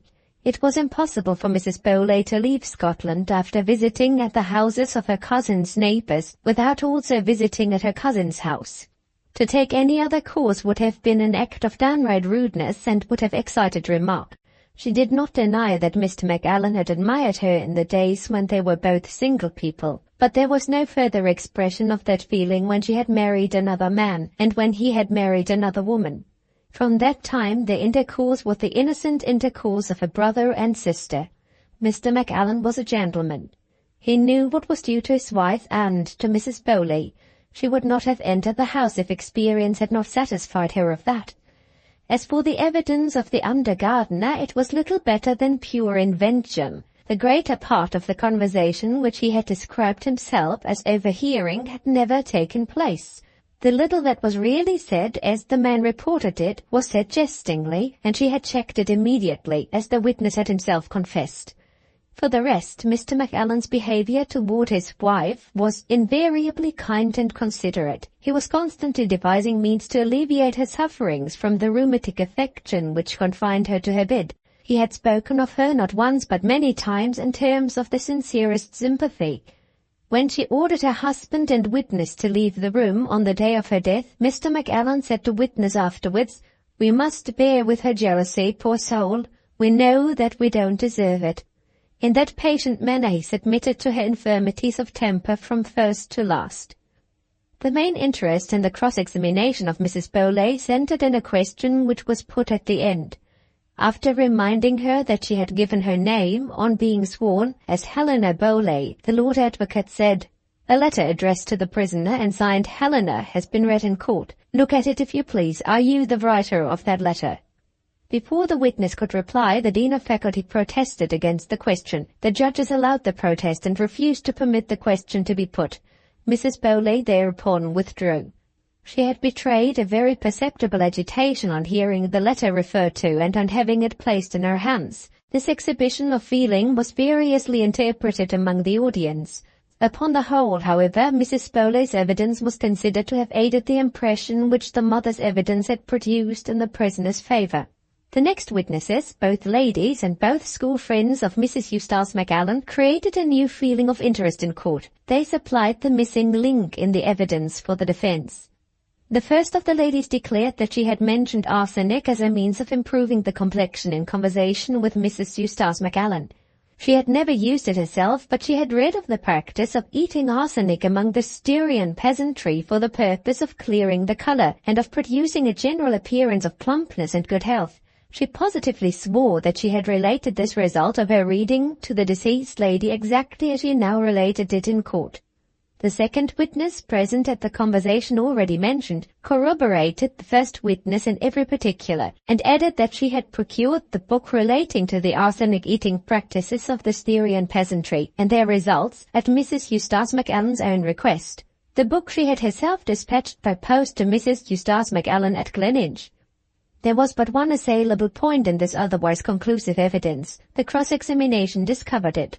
Both the ladies were asked in turn if Mrs. Eustace Macallan had expressed to them, directly or indirectly, any intention of obtaining arsenic with a view to the improvement of her complexion. In each case the answer to that all-important question was no. Mrs. Eustace Macallan had heard of the remedy and had received the book, but of her own intentions in the future she had not said one word. She had begged both the ladies to consider the conversation as strictly private, and there it had ended. It required no lawyer's eye to discern the fatal defect which was now revealed in the evidence for the defense. Every intelligent person present could see that the prisoner's chance of an honorable acquittal depended on tracing the poison to the possession of his wife, or at least on proving her expressed intention to obtain it. In either of these cases, the prisoner's declaration of his innocence would claim the support of testimony, which, however indirect it might be, no honest and intelligent man would be likely to resist. Was that testimony forthcoming? Was the counsel for the defense not at the end of his resources yet? The crowded audience waited in breathless expectation for the appearance of the next witness. A whisper went round among certain well-instructed persons that the court was now to see and hear the prisoner's old friend, already often referred to in the course of the trial as Mr. Dexter.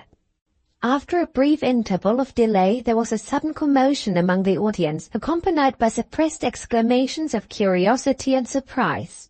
At the same moment, the crier summoned the new witness by the extraordinary name of Miserrimus Dexter. Chapter 20. The End of the Trial. The calling of the new witness provoked a burst of laughter among the audience, due partly, no doubt, to the strange name by which he had been summoned, partly also to the instinctive desire of all crowded assemblies, when their interest is painfully excited, to seize on any relief in the shape of the first subject of merriment which may present itself. A severe rebuke from the bench restored order among the audience.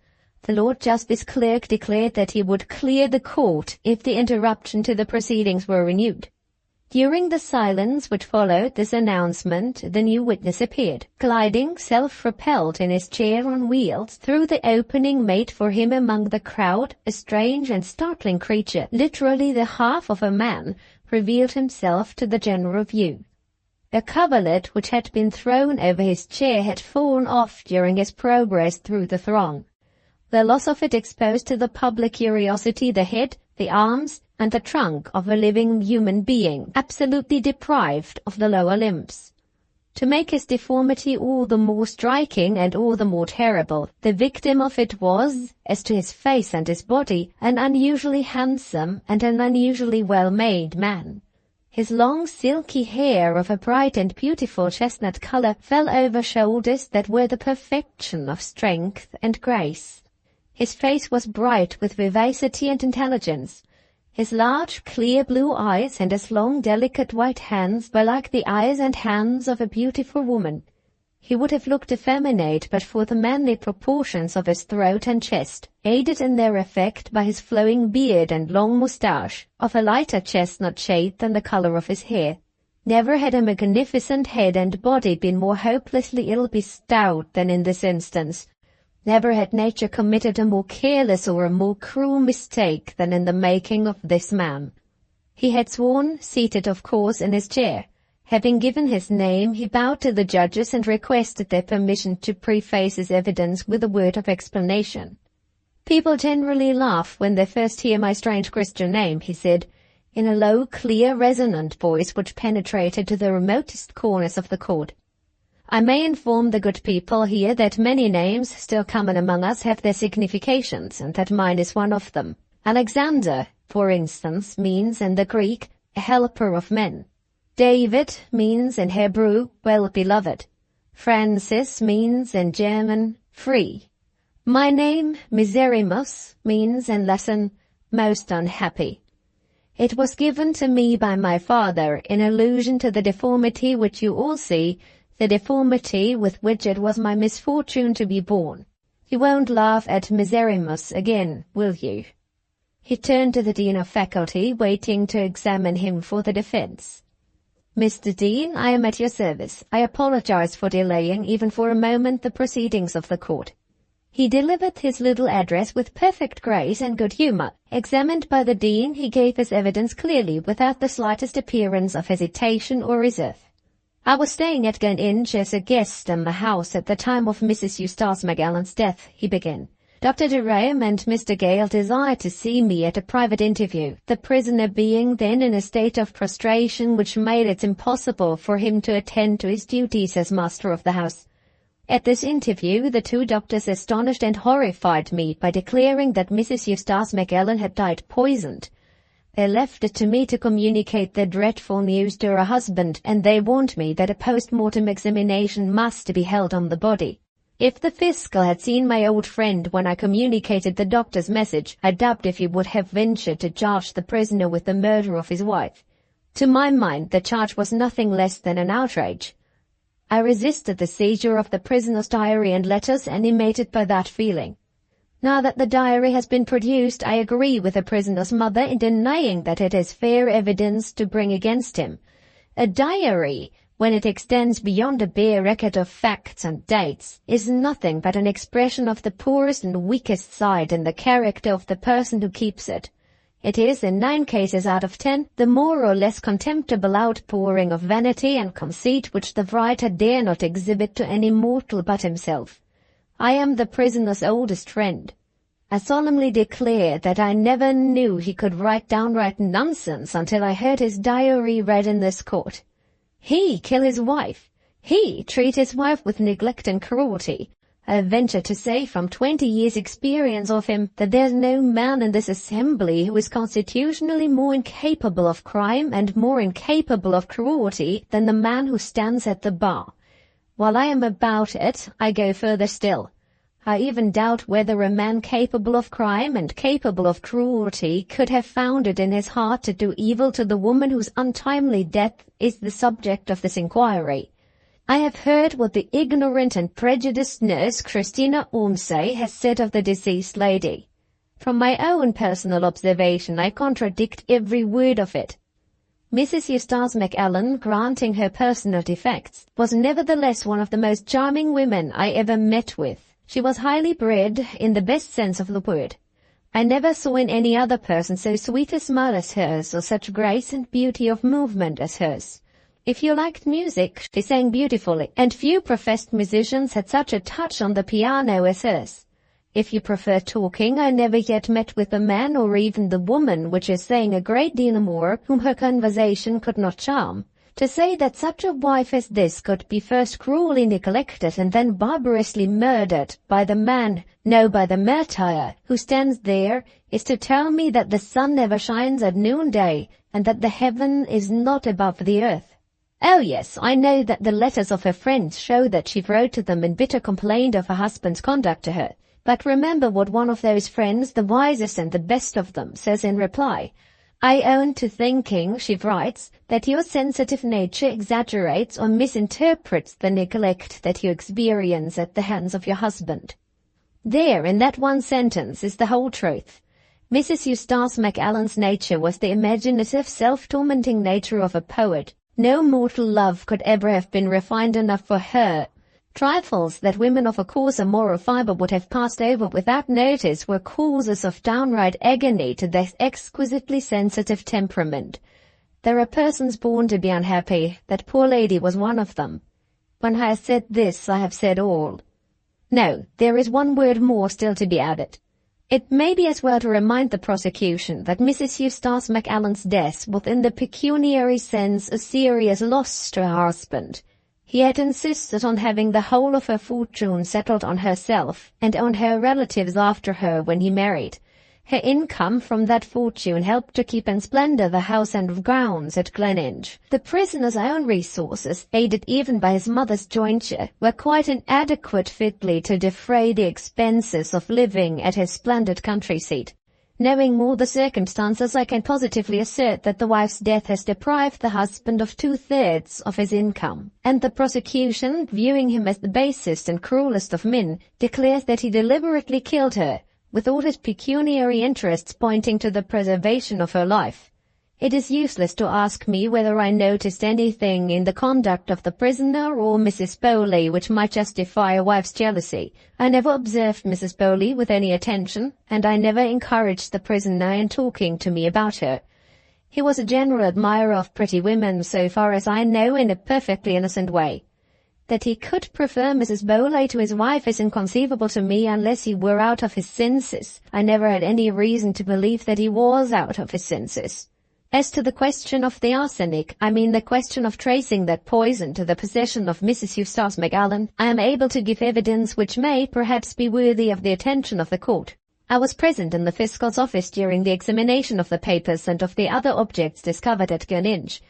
The dressing case belonging to the deceased lady was shown to me after its contents had been officially investigated by the fiscal himself.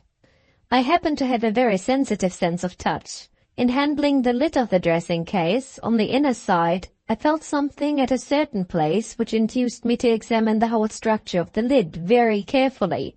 The result was the discovery of a private repository concealed on the space between the outer wood and the lining. In that repository I found the bottle which I now produce. The further examination of the witness was suspended while the hidden bottle was compared with the bottles properly belonging to the dressing case. These last were of the finest cut glass, and of a very elegant form, entirely unlike the bottle found in the private repository, which was of the commonest manufacture and of the shape ordinarily in use among chemists. Not a drop of liquid, not the smallest atom of any solid substance remained in it. No smell exhaled from it, and, more unfortunately still for the interest of the defence, no label was found attached to the bottle where it had been discovered. The chemist who had sold the second supply of arsenic to the prisoner was called and examined. He declared that the bottle was exactly like the bottle in which he had placed the arsenic. It was, however, equally like hundreds of other bottles in his shop. In the absence of the label on which he had himself written the word poison, it was impossible for him to identify the bottle. The dressing case and the deceased lady's bedroom had been vainly searched for the chemist's missing label, on the chance that it might have become accidentally detached from the mysterious empty bottle. In both instances the search had been without result.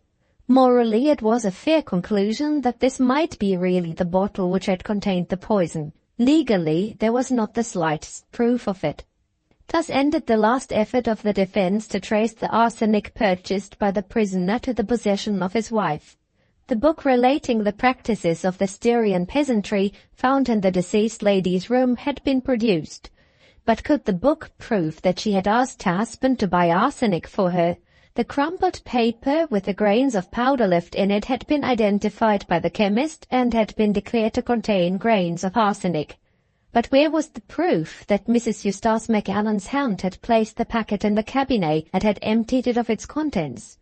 No direct evidence anywhere, nothing but conjecture.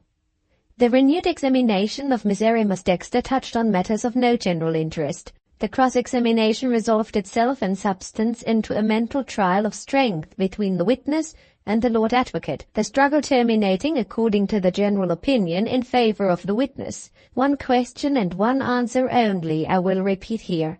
They appeared to me to be of serious importance to the object that I had in view in regarding the trial.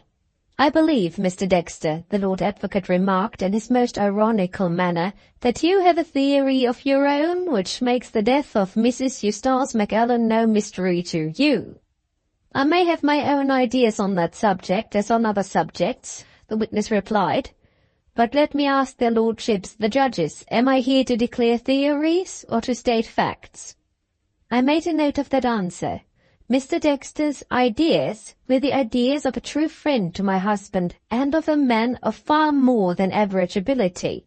They might be of inestimable value to me in the coming time, if I could prevail on him to communicate them. I may mention while I am writing on the subject that I added to this first note a second, containing an observation of my own. In alluding to Mrs. Bowley while he was giving his evidence, Mr. Dexter had spoken of her so slightingly, so rudely I might almost say, as to suggest he had some strong private reason for disliking, perhaps for distrusting, this lady. Here again it might be of vital importance to me to see Mr. Dexter and to clear up, if I could, what the dignity of the court had passed over without notice. The last witness had been now examined. The chair on wheels glided away with the half-man in it and was lost in a distant corner of the court. The Lord Advocate rose to address the jury for the prosecution. I do not scruple to say that I never read anything so infamous as this great lawyer's speech. He was not ashamed to declare at starting that he firmly believed the prisoner to be guilty. What right had he to say anything of the sort? Was it for him to decide? Was he the judge and jury both, I should like to know? Having begun by condemning the prisoner on his own authority, the Lord Advocate proceeded to pervert the most innocent actions of that unhappy man so as to give them as vile an aspect as possible. Thus, when Eustace kissed his poor wife's forehead on her deathbed, he did it to create a favourable impression in the minds of the doctor and the nurse. Again, when his grief under his bereavement completely overwhelmed him, he was triumphing in secret and acting the part. If you looked into his heart, you would see there a diabolical hatred for his wife and an infatuated passion for Mrs. Bowley. In everything he said, he had lied. In everything he had done, he had acted like a crafty and heartless wretch. So the chief counsel for the prosecution spoke of the prisoner standing helpless before him at the bar. In my husband's place, if I could have done nothing more, I would have thrown something at his head. As it was, I tore the pages which contained the speech from the prosecution out of the report and trampled them under my feet, and felt all the better too for having done it. At the same time, I feel a little ashamed of having revenged myself on the harmless printed leaves now. The 5th day of the trial opened with a speech for the defence. Ah, what a contrast to the infamies uttered by the Lord Advocate was the grand burst of eloquence by the Dean of Faculty, speaking on my husband's side. This illustrious lawyer struck the right note at starting. "I yield to no one," he began, "in the pity I feel for the wife. But I say the martyr in this case from first to last is the husband. Whatever the poor woman may have endured, that unhappy man at the bar has suffered and is now suffering more. If he had not been the kindest of men, the most docile and most devoted of husbands, he would never have occupied his present dreadful situation. A man of a meaner and harder nature would have felt suspicions of his wife's motives when she asked him to buy poison, would have seen through the wretchedly commonplace excuses she made for wanting it, and would have wisely and truly said, 'No. The prisoner is not that sort of man. He is too good to his wife, too innocent of any evil thought toward her or toward anyone, to foresee the inconveniences and the dangers to which his fatal compliance may expose him.' And what is the result? He stands there, branded as a murderer, because he was too high-minded and too honourable to suspect his wife." Speaking thus of the husband, the Dean was just as eloquent and just as unanswerable when he came to speak of the wife. "The Lord Advocate," he said, "has asked with the bitter irony for which he is celebrated at the Scottish bar, why we have failed entirely to prove that the prisoner placed the 2 packets of poison in the possession of his wife. I say in answer, we have proved first, that the wife was passionately attached to the husband, secondly, that she felt bitterly the defects in her personal appearance and especially the defects in her complexion, and thirdly, that she was informed of arsenic as a supposed remedy for those defects taken internally. To men who know anything of human nature, there is proof enough. Does my learned friend actually suppose that women are in the habit of mentioning the secret artifices and applications by which they improve their personal appearance? Is it in his experience of the sex that a woman who is eagerly bent on making herself attractive to a man would tell that man, or tell anybody else who might communicate with him, that the charm by which she hoped to win his heart, say the charm of a pretty complexion, had been artificially acquired by the perilous use of a deadly poison? The bare idea of such a thing is absurd. Of course nobody ever heard Mrs. Eustace Macallan speak of arsenic. Of course nobody ever surprised her in the act of taking arsenic. It is in the evidence that she would not even confide her intention to try the poison to the friends who had told her of it as a remedy, and who had got her the book. She actually begged them to consider their brief conversation on the subject as strictly private. From first to last, poor creature, she kept her secret, just as she would have kept her secret if she had worn false hair, or if she had been indebted to the dentist for her teeth. And there you see her husband in peril of his life, because a woman acted like a woman, as your wives, gentlemen of the jury, would in a similar position act toward you. After such glorious oratory as this, I wish I had room to quote more of it. The next and last speech delivered at the trial, that is to say, the charge of the judge to the jury, is dreary reading indeed. His lordship first told the jury that they could not expect to have direct evidence of the poisoning. Such evidence hardly ever occurred in cases of poisoning. They must be satisfied with the best circumstantial evidence. All quite true, I dare say, but having told the jury they might accept circumstantial evidence, he turned back again on his own words and warned them against being too ready to trust it.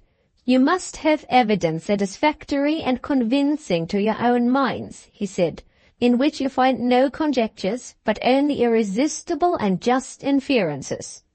Who is to decide what is a just inference, and what is circumstantial evidence but conjecture? After this specimen, I need give no further extracts from the summoning up. The jury, thoroughly bewildered no doubt, took refuge in a compromise. They occupied an hour in considering and debating among themselves in their own room. A jury of women would not have taken a minute. Then they returned into court and gave their timid and trimming Scotch verdict in these words: "Not proven." Some slight applause followed among the audience, which was instantly checked. The prisoner was dismissed from the bar. He slowly retired like a man in deep grief, his head sunk on his breast, not looking at anyone and not replying when his friends spoke to him. He knew, poor fellow, the slur that the verdict left on him.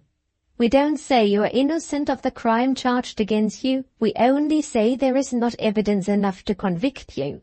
In that lame and impotent conclusion the proceedings ended at the time, and there they would have remained for all time, but for me.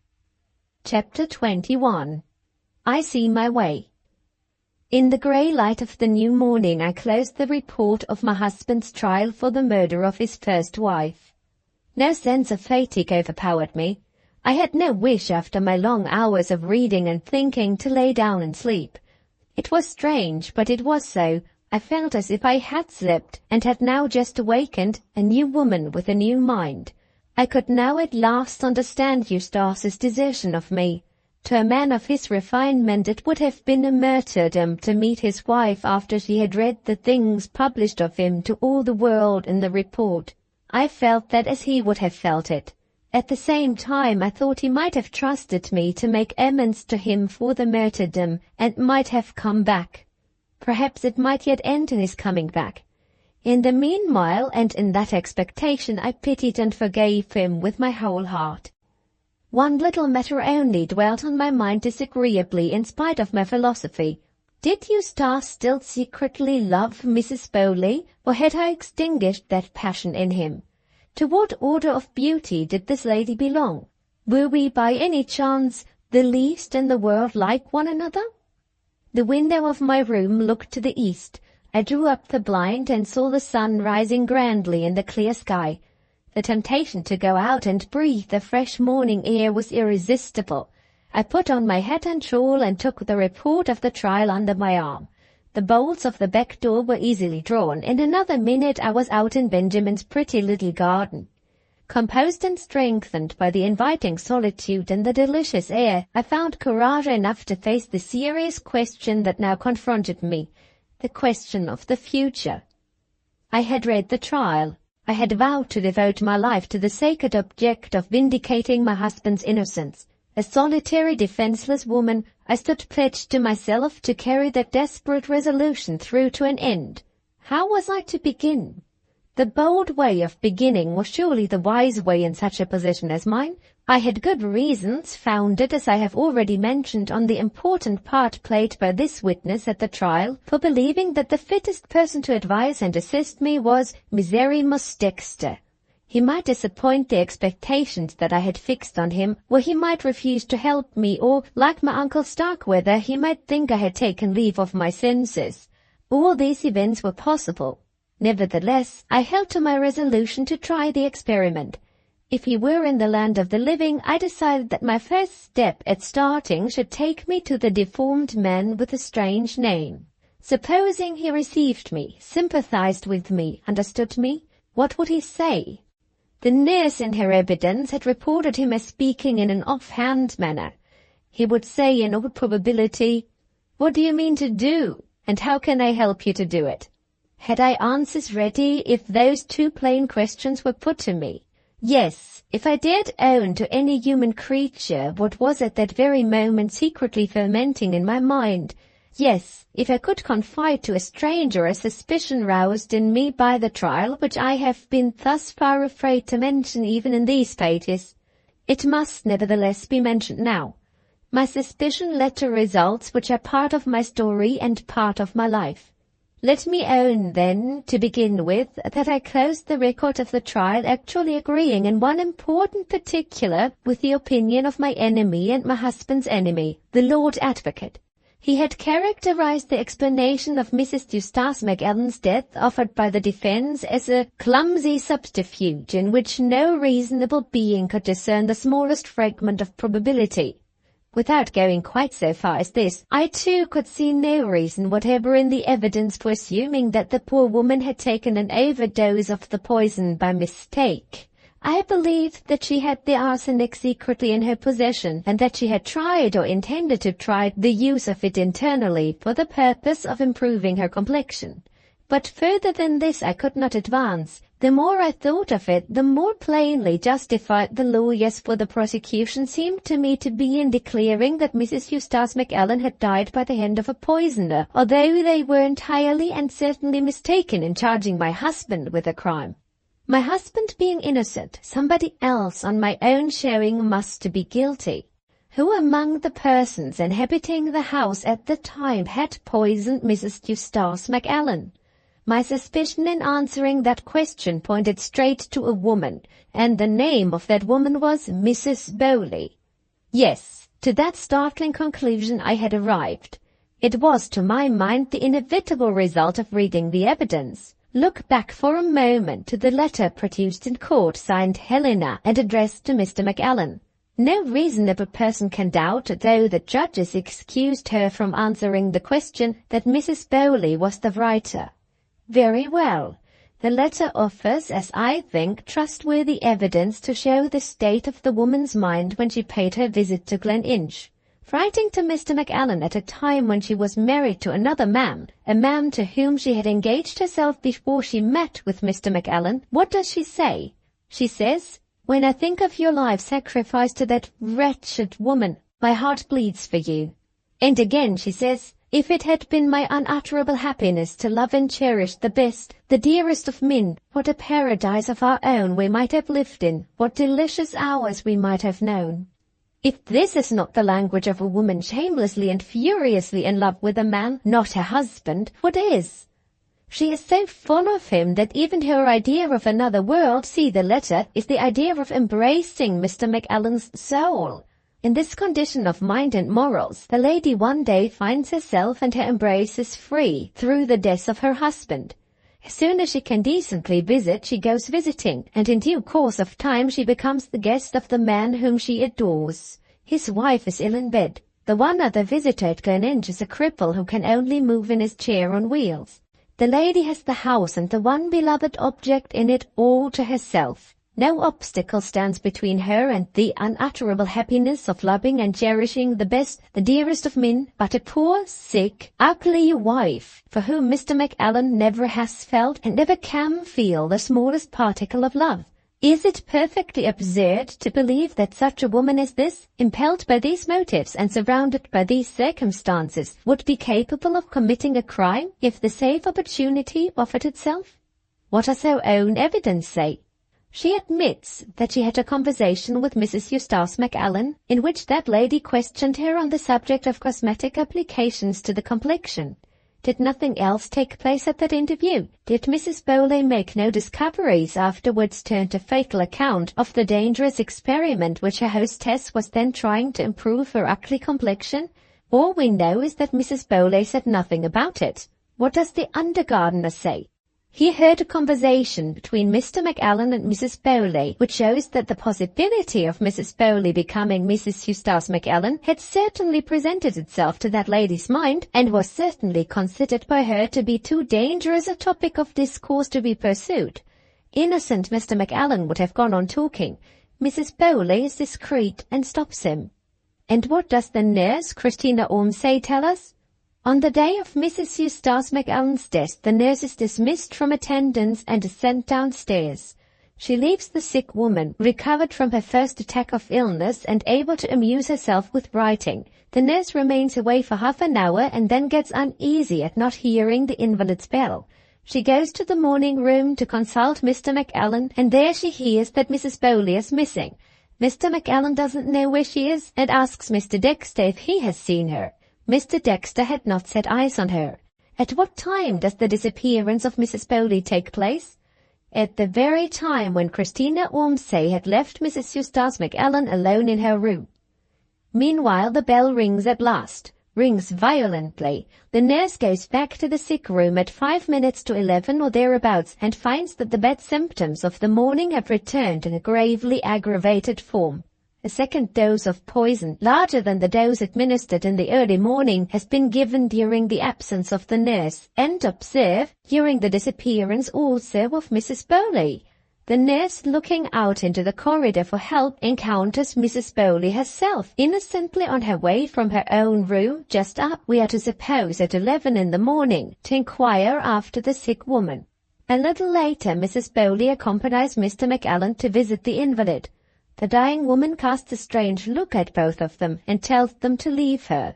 Mr. McAllen understands this as the fretful outbreak of a person in pain and waits in the room to tell the nurse that the doctor is sent for.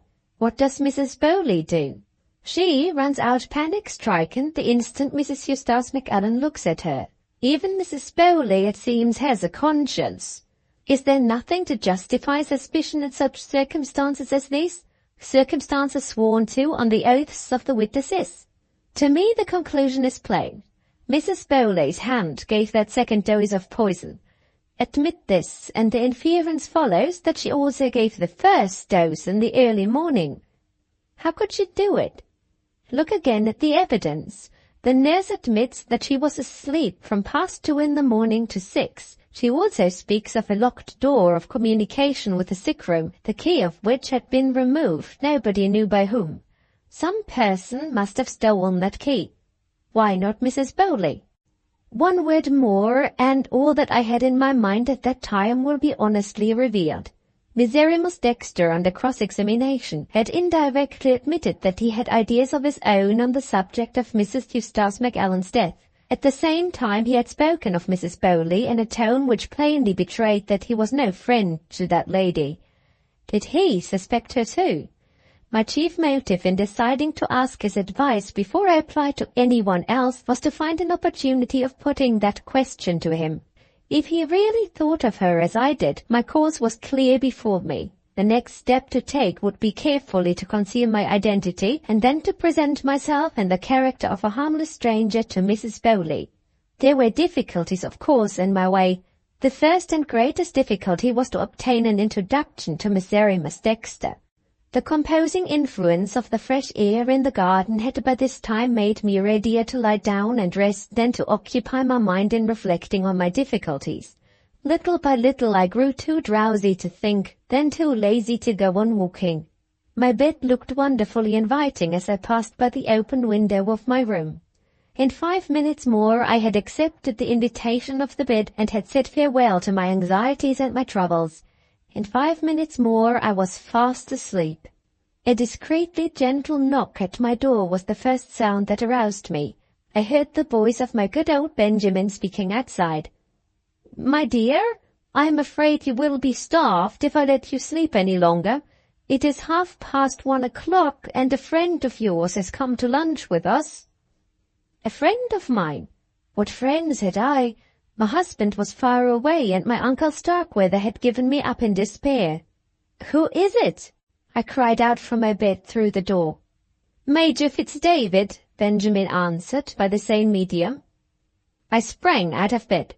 The very man I wanted was waiting to see me. Major Fitzdavid, as the phrase is, knew everybody. Intimate with my husband, he would certainly know my husband's old friend, Miserrimus Dexter. Shall I confess that I took particular pains with my toilet, and that I kept the luncheon waiting?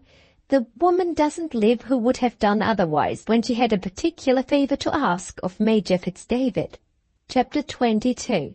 The Major Makes Difficulties. As I opened the dining-room door, the Major hastened to meet me. He looked the brightest and the youngest of living elderly gentlemen, with his smart blue frock coat, his winning smile, his ruby ring, and his ready compliment. It was quite cheering to meet the modern Don Juan once more. "I don't ask after your health," said the old gentleman. "Your eyes answer me, my dear lady, before I can put the question. At your age, a long sleep is the true beauty draught. Plenty of bed, there is the simple secret of keeping your good looks and living a long life. Plenty of bed." "I have not been so long in my bed, Major, as you suppose. To tell the truth, I've been up all night reading." Major Fitz-David lifted his well-painted eyebrows in polite surprise. "What is the happy book which has interested you so deeply?" he asked. "The book," I answered, "is the trial of my husband for the murder of his first wife." "Don't mention that horrid book," he exclaimed. "Don't speak of that dreadful subject. What have beauty and grace to do with trials, poisonings, horrors? Why, my charming friend, profane your lips by talking of such things? Why frighten away the loves and the graces that lie hid in your smile? You are an old fellow who adores the love and the graces, and who asks nothing better than to sun himself in your smiles. Luncheon is ready. Let us be cheerful, let us laugh and lunch." He led me to the table and filled my plate and my glass with the air of a man who considered himself to be engaged in one of the most important occupations of his life. Benjamin kept the conversation going in the interval. "Major Fitz-David brings you some news, my dear," he said. "Your mother-in-law, Mrs. McAllen, is coming here to see you today." "My mother-in-law coming to see me?" I turned eagerly to the Major for further information. "Has Mrs. McAllen heard anything of my husband?" I asked. "Is she coming here to tell me about him?" "She has heard of him, I believe," said the Major, "and she has also heard from your uncle the vicar. Our excellent Starkweather has written to her. To what purpose I have not been informed. I only know that on receipt of his letter she has decided on paying you a visit. I met the old lady last night at a party, and I tried hard to discover whether she were coming to you as your friend or your enemy. My powers of persuasion were completely thrown away on her. The fact is," said the Major, speaking in the character of a youth of 25, making a modest confession, "I don't get on well with old women. Take the will for the deed, my sweet friend. I have tried to be of some use to you and have failed." Those words offered me the opportunity for which I was waiting. I determined not to lose it. "You can be of the greatest use to me," I said, "if you will allow me to presume, Major, on your past kindness. I want to ask you a question, and I may have a favor to beg when you have answered me." Major Fitz-David set down his wine-glass on its way to his lips and looked at me with an appearance of breathless interest. "Command me, my dear lady. I am yours and yours only," said the gallant old gentleman. "What do you wish to ask me?" "I wish to ask if you know Miserrimus Dexter." "Good heavens!" cried the Major. "That is an unexpected question. No, Miserrimus Dexter. I have known him for more years than I like to reckon up. What can be your object?" "I can tell you what my object is in 2 words," I interposed. "I want you to give me an introduction to Miserrimus Dexter." My impression is that the Major turned pale under his paint. This at any rate is certain. His sparkling little grey eyes looked at me in undisguised bewilderment and alarm. "You want to know Miserrimus Dexter?" he repeated, with the air of a man who doubted the evidence of his own senses. "Mr. Benjamin, have I taken too much of your excellent wine? Am I the victim of delusion? Or did our fair friend really ask me to give you an introduction to Miserrimus Dexter?" Benjamin looked at me in some bewilderment on his side and answered quite seriously, "I think you said so, my dear." "I certainly said so," I rejoined. "What is there so very surprising in my request?" "The man is mad," cried the Major. "In all England you could not have picked out a person more essentially unfit to be introduced to a lady, to a young lady especially, than Dexter. Have you heard of his horrible deformity?" "I have heard of it, and it doesn't daunt me." "Doesn't daunt you? My dear lady, the man's mind is as deformed as his body. What Voltaire said satirically of the character of his countrymen in general is literally true of Miserrimus Dexter. He is a mixture of the tiger and the monkey.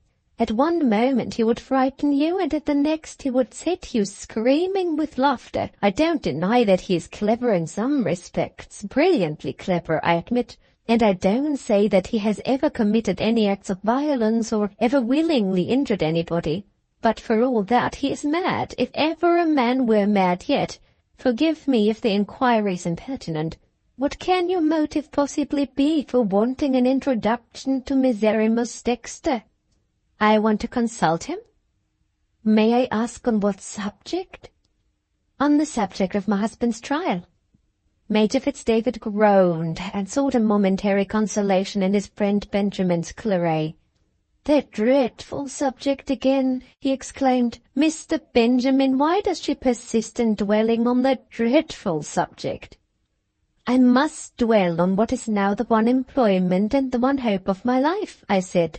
"I have reason to hope that Miserrimus Dexter can help me to clear my husband's character of the stain which the Scotch verdict has left on it. Tiger and monkey as he may be, I am ready to run the risk of being introduced to him. And I ask you again, rashly and obstinately as I fear you will think, to give me the introduction. It will put you to no inconvenience. I won't trouble you to escort me. A letter to Mr. Dexter will do." The Major looked piteously at Benjamin and shook his head. Benjamin looked piteously at the Major and shook his head. "She appears to insist on it," said the Major. "Yes," said Benjamin, "she appears to insist on it. I won't take the responsibility, Mr. Benjamin, of sending her alone to Miserrimus Dexter." "Shall I go with her, sir?" The Major reflected. Benjamin, in the capacity of protector, did not appear to inspire our military friend with confidence. After a moment's consideration, a new idea seemed to strike him. He turned to me. "My charming friend," he said, "be more charming than ever, consent to a compromise. Let us treat this difficulty about Dexter from a social point of view. What do you say to a little dinner?" "A little dinner," I repeated, not in the least understanding him.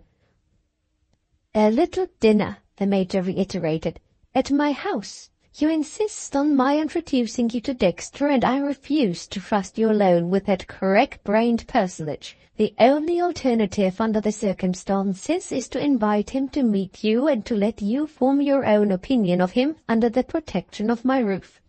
"Who shall we have to meet you besides?" pursued the Major, brightening with hospitable intentions.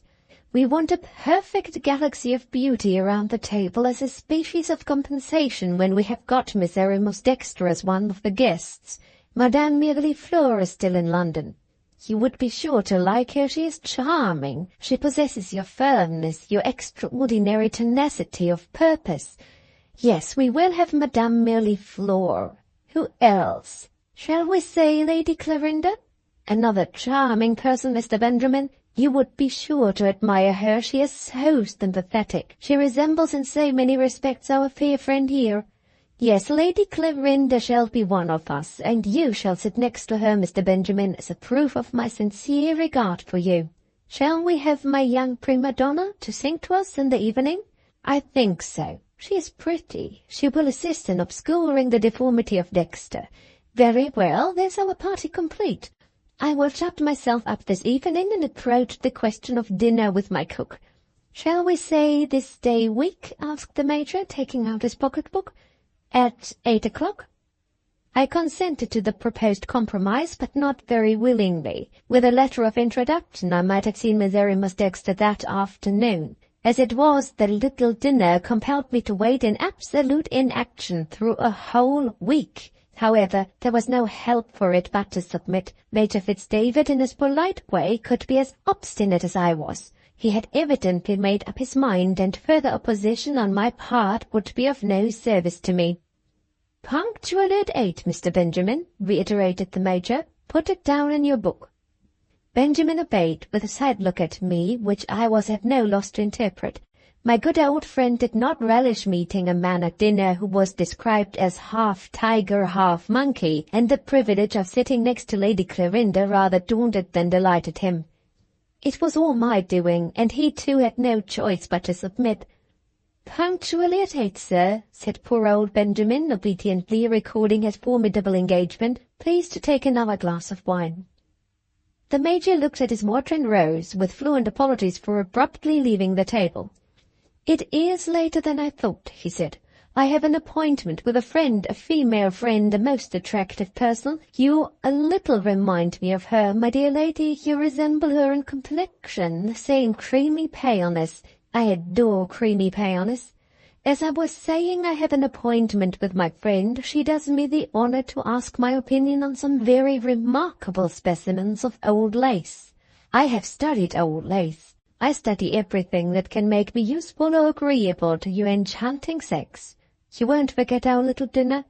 I will send Dexter his invitation the moment I get home."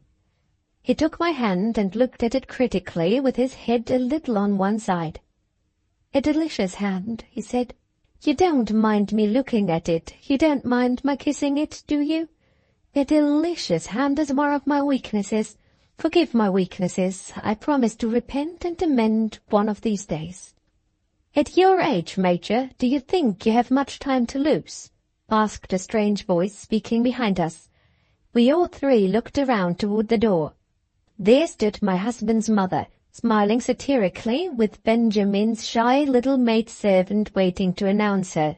Major Fitzdavid was ready with his answer. The old soldier was not easily taken by surprise. "Age, my dear Mrs. McAllen, is a purely relative expression," he said. "There are some people who are never young, and there are other people who are never old.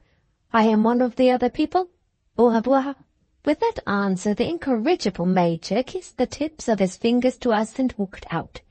Benjamin, bowing with his old-fashioned courtesy, threw open the door of his little library and, inviting Mrs. McAllen and myself to pass in, left us together in the room. Chapter 23. My mother-in-law surprises me. I took a chair at a respectful distance from the sofa on which Mrs. McAllen seated herself. The old lady smiled and beckoned to me to take my place by her side. Judging by appearances, she had certainly not come to see me in the character of an enemy. It remained to be discovered whether she were really disposed to be my friend. "I have received a letter from your uncle the vicar," she began. "He asks me to visit you, and I am, for reasons which you shall presently hear, to comply with his request. Under other circumstances I doubt very much, my dear child, strange as the confession may appear, whether I should have ventured into your presence. My son has behaved to you so weakly and, in my opinion, so inexcusably, that I am really, speaking as his mother, almost ashamed to face you." Was she in earnest? I listened to her and looked at her in amazement. "Your uncle's letter," pursued Mrs. McAllen, "tells me how you have behaved under your hard trial and what you propose to do now Eustace has left you. Dr. Starkweather, poor man, seems to be inexpressibly shocked by what you said to him when he was in London. He begs me to use my influence to induce you to abandon your present ideas and to make you return to your old home in the vicarage. I don't in the least agree with your uncle, my dear. Wild as I believe your plans to be, you have not the slightest chance of succeeding in carrying them out. I admire your courage, your fidelity, your unshaken faith in my unhappy son after his unpardonable behavior to you. You are a fine creature, Valeria, and I have come here to tell you so in plain words. Give me a kiss, child. You deserve to be the wife of a hero, and you have married one of the weakest of living mortals. God forgive me for speaking so of my own son, but it's in my mind and it must come out." This way of speaking of Eustace was more than I could suffer, even from his mother. I recovered the use of my tongue in my husband's defence. "I am sincerely proud of your good opinion, dear Mrs. McAllen," I said, "but you distress me, forgive me if I own it plainly, when I hear you speak so despairingly of Eustace. I cannot agree with you that my husband is the weakest of living mortals." "Of course not," retorted the lady. "You are like all good women. You make a hero of the man you love, whether he deserves it or not. Your husband has hosts of good qualities, child, and perhaps I know them better than you do. But his whole conduct, from the moment when he first entered your uncle's house to the present time, has been, I say again, the conduct of an essentially weak man. What do you think he has done now by way of climax? He has joined a charitable brotherhood, and he is off to the war in Spain with a red cross on his arm, when he ought to be here on his knees asking his wife to forgive him. I say that is the conduct of a weak man. Some people might call it by a harder name. This news startled and distressed me. I might be resigned to his leaving me for a time, but all my instincts as a woman revolted at his placing himself in a position of danger during his separation from his wife. He had now deliberately added to my anxieties. I thought it cruel of him, but I would not confess what I thought to his mother. I affected to be as cool as she was, and disputed her conclusions with all the firmness that I could summon to help me. The terrible old woman only went on abusing him more vehemently than ever. "What I complain of in my son," proceeded Mrs. Macallan, "is that he has entirely failed to understand you. If he had married a fool, his conduct would be intelligible enough. He would have done wisely to conceal from a fool that he had been married already, and that he had suffered the horrid public exposure of a trial for the murder of his wife. Then again, he would have been quite right, when this same fool had discovered the truth, to take himself out of her way before she could suspect him of poisoning her, for the sake of the peace and quiet of both parties. But you are not a fool. I can see that after only a short experience of you. Why can't he see it too? Why didn't he trust you with his secret from the first, instead of stealing his way into your affections under an assumed name?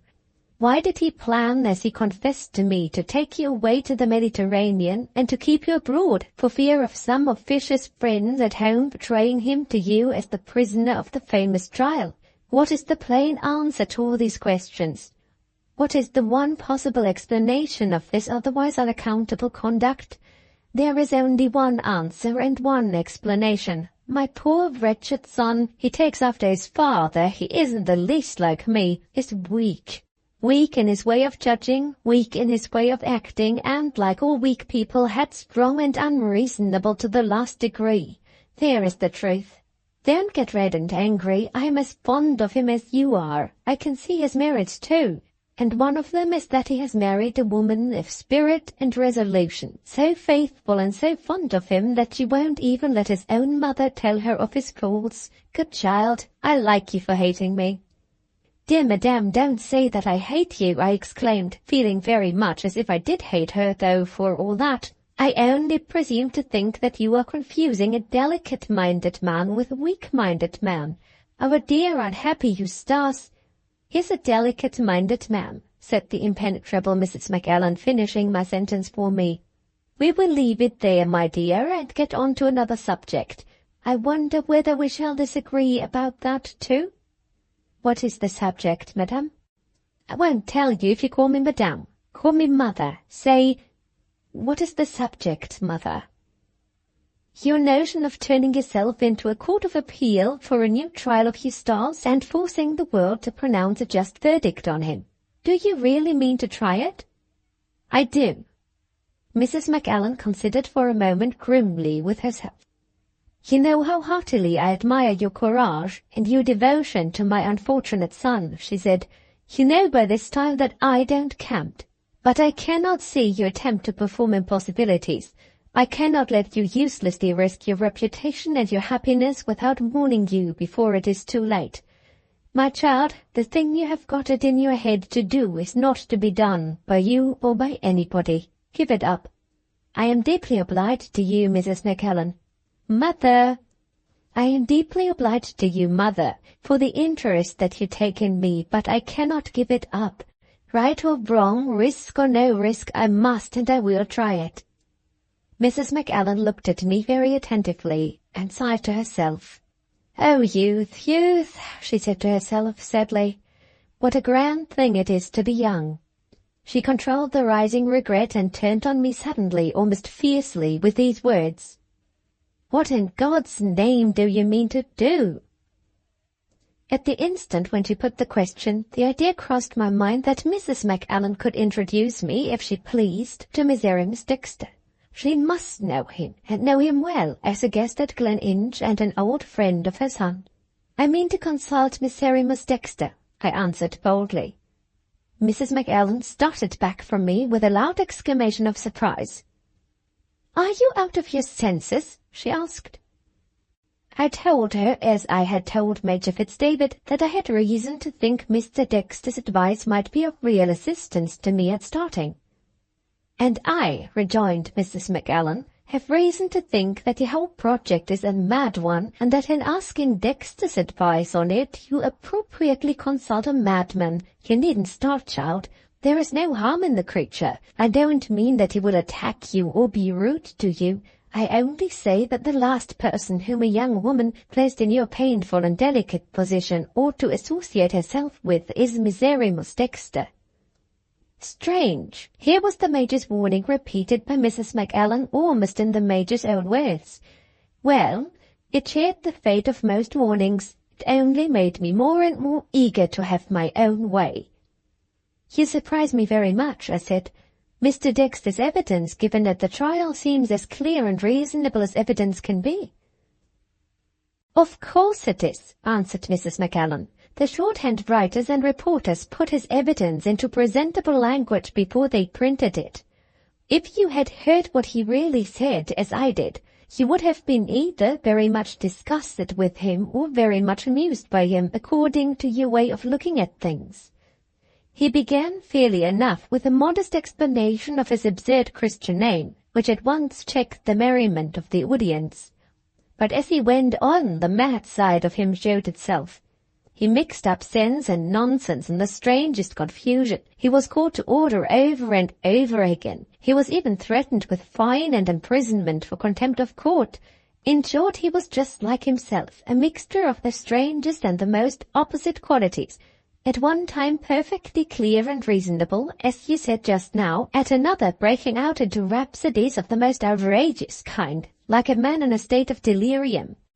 A more entirely unfit person to advise anybody, I tell you again, never lived. You don't expect me to introduce you to him, I hope." "I did think of such a thing," I answered. "But after what you have said, dear Mrs. Macallan, I give up the idea, of course. It is not a great sacrifice. It only obliges me to wait a week for Major Fitzdavid's dinner party. He has promised to ask Miserrimus Dexter to meet me." "There is the Major all over," cried the old lady. "If you pin your faith on that man, I pity you. He is as slippery as an eel. I suppose you asked him to introduce you to Dexter?" "Yes." "Exactly. Dexter despises him, my dear. He knows as well as I do that Dexter won't go to his dinner. And he takes that roundabout way of keeping you apart instead of saying no to you plainly like an honest man." This was bad news, but I was as usual too obstinate to own myself defeated. "If the worst comes to the worst," I said, "I can but write to Mr. Dexter and beg him to grant me an interview." "And go to him by yourself if he does grant it?" inquires Mrs. Macallan. "Certainly, by myself." "You really mean it?" "I do indeed." "I won't allow you to go by yourself." "May I venture to ask, ma'am, how you propose to prevent me?" "By going with you, to be sure, you obstinate hussy. Yes, I can be as headstrong as you are when I like. Mind, I don't want to know what your plans are. I don't want to be mixed up with your plans. My son is resigned to the Scotch verdict. I am resigned to the Scotch verdict. It is you who won't let matters rest as they are. You are a vain and foolhardy young person. But, somehow, I have taken a liking to you, and I won't let you go to Miserrimus Dexter by yourself. Put on your bonnet." "Now?" I asked. "Certainly. My carriage is at the door, and the sooner it's over the better I shall be pleased. Get ready and be quick about it." I required no second bidding. In 10 minutes more we were on our way to Miserrimus Dexter. Such was the result of my mother-in-law's visit. Chapter 24. Miserrimus Dexter, First View. We had dawdled over our luncheon before Mrs. Macallan arrived at Benjamin's cottage. The ensuing conversation between the old lady and myself, of which I have only presented a brief abstract, lasted until quite late in the afternoon. The sun was setting in heavy clouds when we got into the carriage, and the autumn twilight began to fall around us while we were still on the road. The direction in which we drove took us, as well as I could judge, toward the great northern suburb of London.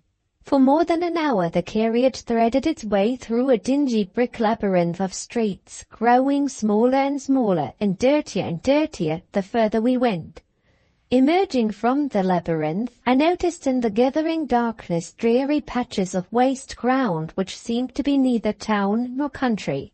Crossing these, we passed some forlorn outlying groups of houses with dim little scattered shops among them, looking lost like country villages wandering on the way to London, disfigured and smoke-dried already by their journey. Darker and darker and drearier the prospect grew, until the carriage stopped at last, and Mrs. Macallan announced in her sharply satirical way that we had reached the end of our journey. "Prince Dexter's palace, my dear," she said. "What do you think of it?" I looked around me, not knowing what to think of it, if the truth must be told. We had got out of the carriage and we were standing on a rough, half-made gravel path. Right and left of me, in the dim light, I saw the half-completed foundations of new houses in their first stage of existence. Boards and bricks were scattered about us. At places gaunt scaffolding poles rose like the branchless trees of the brick desert. Behind us, on the other side of the high road, stretched another plot of waste ground, as yet not built on. Over the surface of the second desert, the ghostly white figures of vagrant ducks gleamed at intervals in the mystic light. In front of us, at a distance of 200 yards or so, as well as I could calculate, rose a black mass, which gradually resolved itself, as my eyes became accustomed to the twilight, into a long, low, and ancient house, with a hedge of evergreens and a pitch-black paling in front of it. The footman led the way toward the paling through the boards and the bricks, the oyster shells and the broken crockery that strewed the ground. And this was Prince Dexter's palace. There was a gate in the pitch-black paling and a bell handle discovered with great difficulty. Pulling at the handle, the footman set in motion, to judge by the sound produced, a bell of prodigious size, fitter for a church than a house. While we were waiting for admission, Mrs. Macallan pointed to the low, dark line of the old building. "There is one of his madnesses," she said. "The speculators in this new neighborhood have offered him I don't know how many £1,000 for the ground that house stands on. It was originally the manor house of the district. Dexter purchased it many years since in one of his freaks of fancy. He has no old family associations with the place. The walls are all but tumbling about his ears, and the money offered would really be of use to him. But no, he refused the proposal of the enterprising speculators by letters in these words: 'My house is standing monument of the picturesque and beautiful amid the mean, dishonest and grovelling constructions of a mean, dishonest and grovelling age. I keep my house, gentlemen, as a useful lesson to you. Look at it while you're building around me, and blush, if you can, for your work.' Was there ever such an absurd letter written yet? Hush, I hear footsteps in the garden. Here comes his cousin. His cousin is a woman. I may as well tell you that, for you might mistake her for a man in the dark." A rough, deep voice, which I should certainly never have supposed to be the voice of a woman, hailed us from the inner side of the paling. "Who's there?" "Mrs. Macallan," answered my mother-in-law. "What do you want?" "We want to see Dexter." "You can't see him." "Why not?" "What did you say your name was?" "Macallan, Mrs. Macallan, Eustace Macallan's mother. Now do you understand?" The voice muttered and grunted behind the paling, and a key turned in the lock of the gate. Admitted to the garden in the deep shadow of the shrubs, I could see nothing distinctly of the woman with the rough voice, except that she wore a man's hat. Closing the gate behind us, without a word of welcome or explanation, she led the way to the house. Mrs. Macallan followed her easily, knowing the place, and I walked in Mrs. Macallan's footsteps as closely as I could. "This is a nice family," my mother-in-law whispered to me. "Dexter's cousin is the only woman in the house, and Dexter's cousin is an idiot." We entered a spacious hall with a low ceiling, dimly lighted at its further end by one small oil lamp. I could see that there were pictures on the grim brown walls, but the subjects represented were invisible in the obscure and shadowy light. Mrs. Macallan addressed herself to the speechless cousin with the man's hat. "Now tell me," she said, "why can't we see Dexter?" The cousin took a sheet of paper off the table and handed it to Mrs. Macallan. "The master's writing," said the strange creature in a hoarse whisper, as if the bare idea of the master terrified her. "Read it, and stay or go which you please." She opened an invisible side door in the wall, masked by one of the pictures, disappeared through it like a ghost, and left us together alone in the hall. Mrs. McAllen approached the oil lamp and looked by its light at the sheet of paper which the woman had given to her. I followed and peeped over her shoulder without ceremony. The paper exhibited written characters traced in a wonderfully large and firm handwriting. Had I caught the infection of madness in the air of the house, or did I really see before me these words? Notice, my immense imagination is at work. Visions of heroes unroll themselves before me. I reanimate in myself the spirits of the departed great. My brains are boiling in my head. Any persons who disturb me, under existing circumstances, will do it at the peril of their lives. Dexter. Mrs. McAllen looked around at me quietly with her sardonic smile. "Do you still persist in wanting to be introduced to him?" she asked. The mockery in the tone of the question roused my pride. I determined that I would not be the first to give way. "Not if I am putting you in peril of your life, ma'am," I answered, curtly enough, pointing to the paper in her hand. My mother-in-law returned to the hall table and put the paper back on it without condescending to reply. She then led the way to an arched recess on our right hand, beyond which I dimly discerned a broad flight of oaken stairs. "Follow me," said Mrs. McAllen, mounting the stairs in the dark. "I know where to find him." We groped our way up the stairs to the first landing. The next flight of steps, turning in the reverse direction, was faintly illuminated, like the hall below, by one oil lamp placed in some invisible position above us. Ascending the second flight of stairs and crossing a short corridor, we discovered the lamp through the open door of a quaintly shaped circular room burning on the mantelpiece. Its light illuminated a strip of thick tapestry hanging loose from the ceiling to the floor on the wall opposite to the door by which we had entered. Mrs. McAllen drew aside the strip of tapestry and, signing me to follow her, passed behind it. "Listen," she whispered. Standing on the inner side of the tapestry, I found myself in a dark recess or passage, at the end of which a ray of light from the lamp showed me a closed door. I listened, and heard on the other side of the door a shouting voice, accompanied by an extraordinary rumbling and whistling sound, travelling backward and forward, as well as I could judge, over a great space. Now the rumbling and the whistling would reach their climax of loudness, and would overcome the resonant notes of the shouting voice. Then again their louder sounds gradually retreated into distance, and the shouting voice made itself heard as the more audible sound of the two. The door must have been of prodigious solidity. Listen as intently as I might, I failed to catch the articulate words, if any, which the voice was pronouncing, and I was equally at a loss to penetrate the cause which produced the rumbling and whistling sounds. "What can possibly be going on?" I whispered to Mrs. McAllen, "on the other side of that door?" "Step softly," my mother-in-law answered, "and come and see." She arranged the tapestry behind us so as completely to shut out the light in the circular room. Then, noiselessly turning the handle, she opened the heavy door. We kept ourselves concealed in the shadow of the recess and looked through the open doorway. I saw, or fancied I saw in the obscurity, a long room with a low ceiling.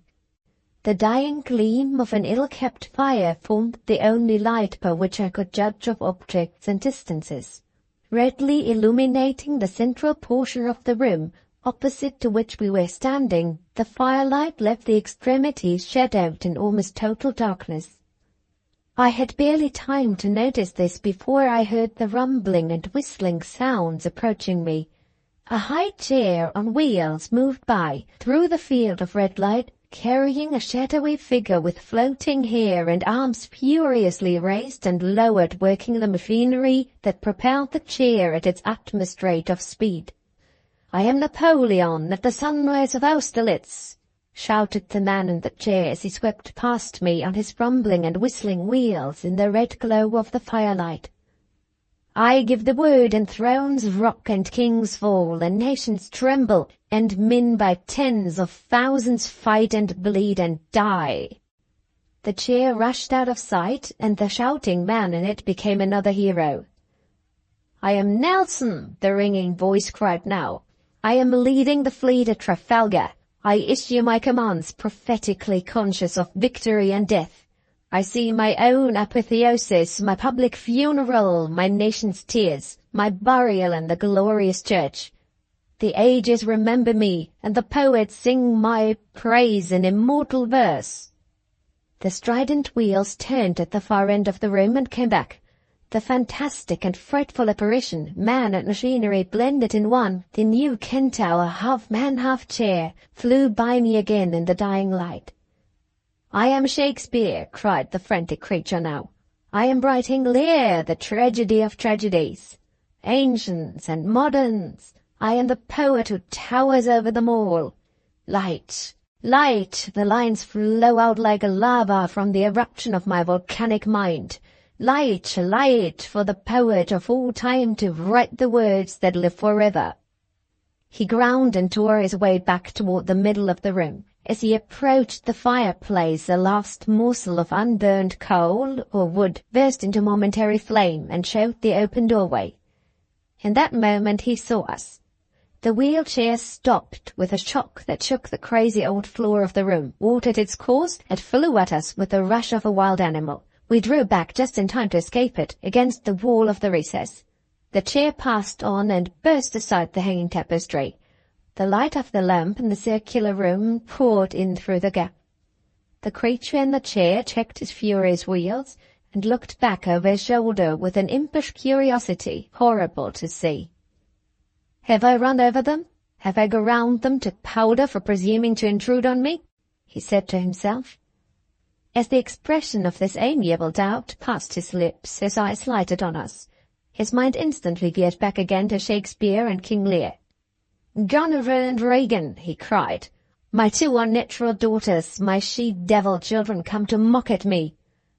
"Nothing of the sort," said my mother-in-law, as quietly as if she were addressing a perfectly reasonable being. "I am your old friend, Mrs. Macallan, and I have brought Eustace Macallan's second wife to see you." The instant she pronounced those last words, Eustace Macallan's second wife, the man in the chair sprang out of it with a shrill cry of horror, as if she had shot him. For one moment we saw a head and body in the air, absolutely deprived of the lower limbs. The moment after, the terrible creature touched the floor as lightly as a monkey on his hands. The grotesque horror of the scene culminated in his hopping away on his hands at a prodigious speed until he reached the fireplace in the long room. There he crouched over the dying embers, shuddering and shivering and muttering, "Oh, pity me," dozens and dozens of times to himself. This was the man whose advice I had come to ask, whose assistance I had confidently counted on in my hour of need. Chapter 25. Miserrimus Dexter, second year. Thoroughly disheartened and disgusted, and, if I must confess it, thoroughly frightened too, I whispered to Mrs. Macallan, "I was Brom and you were right, let us go." The ears of Miserrimus Dexter must have been as sensitive as the ears of a dog. He heard me say, "Let us go."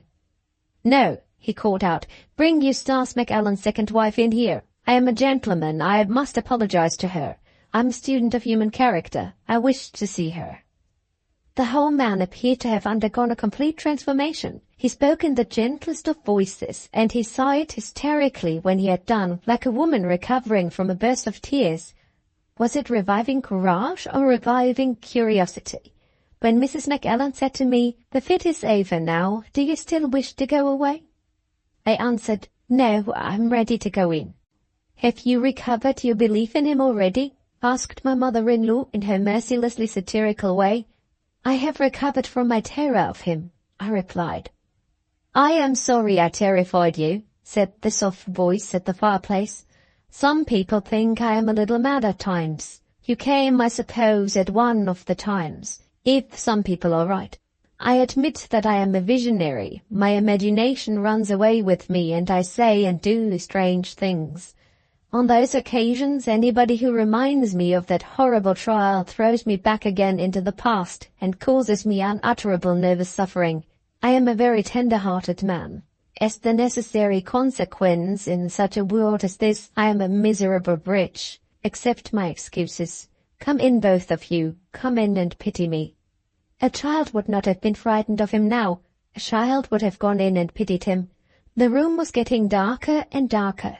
We could just see the crouching figure of Miserrimus Dexter at the expiring fire, and that was all.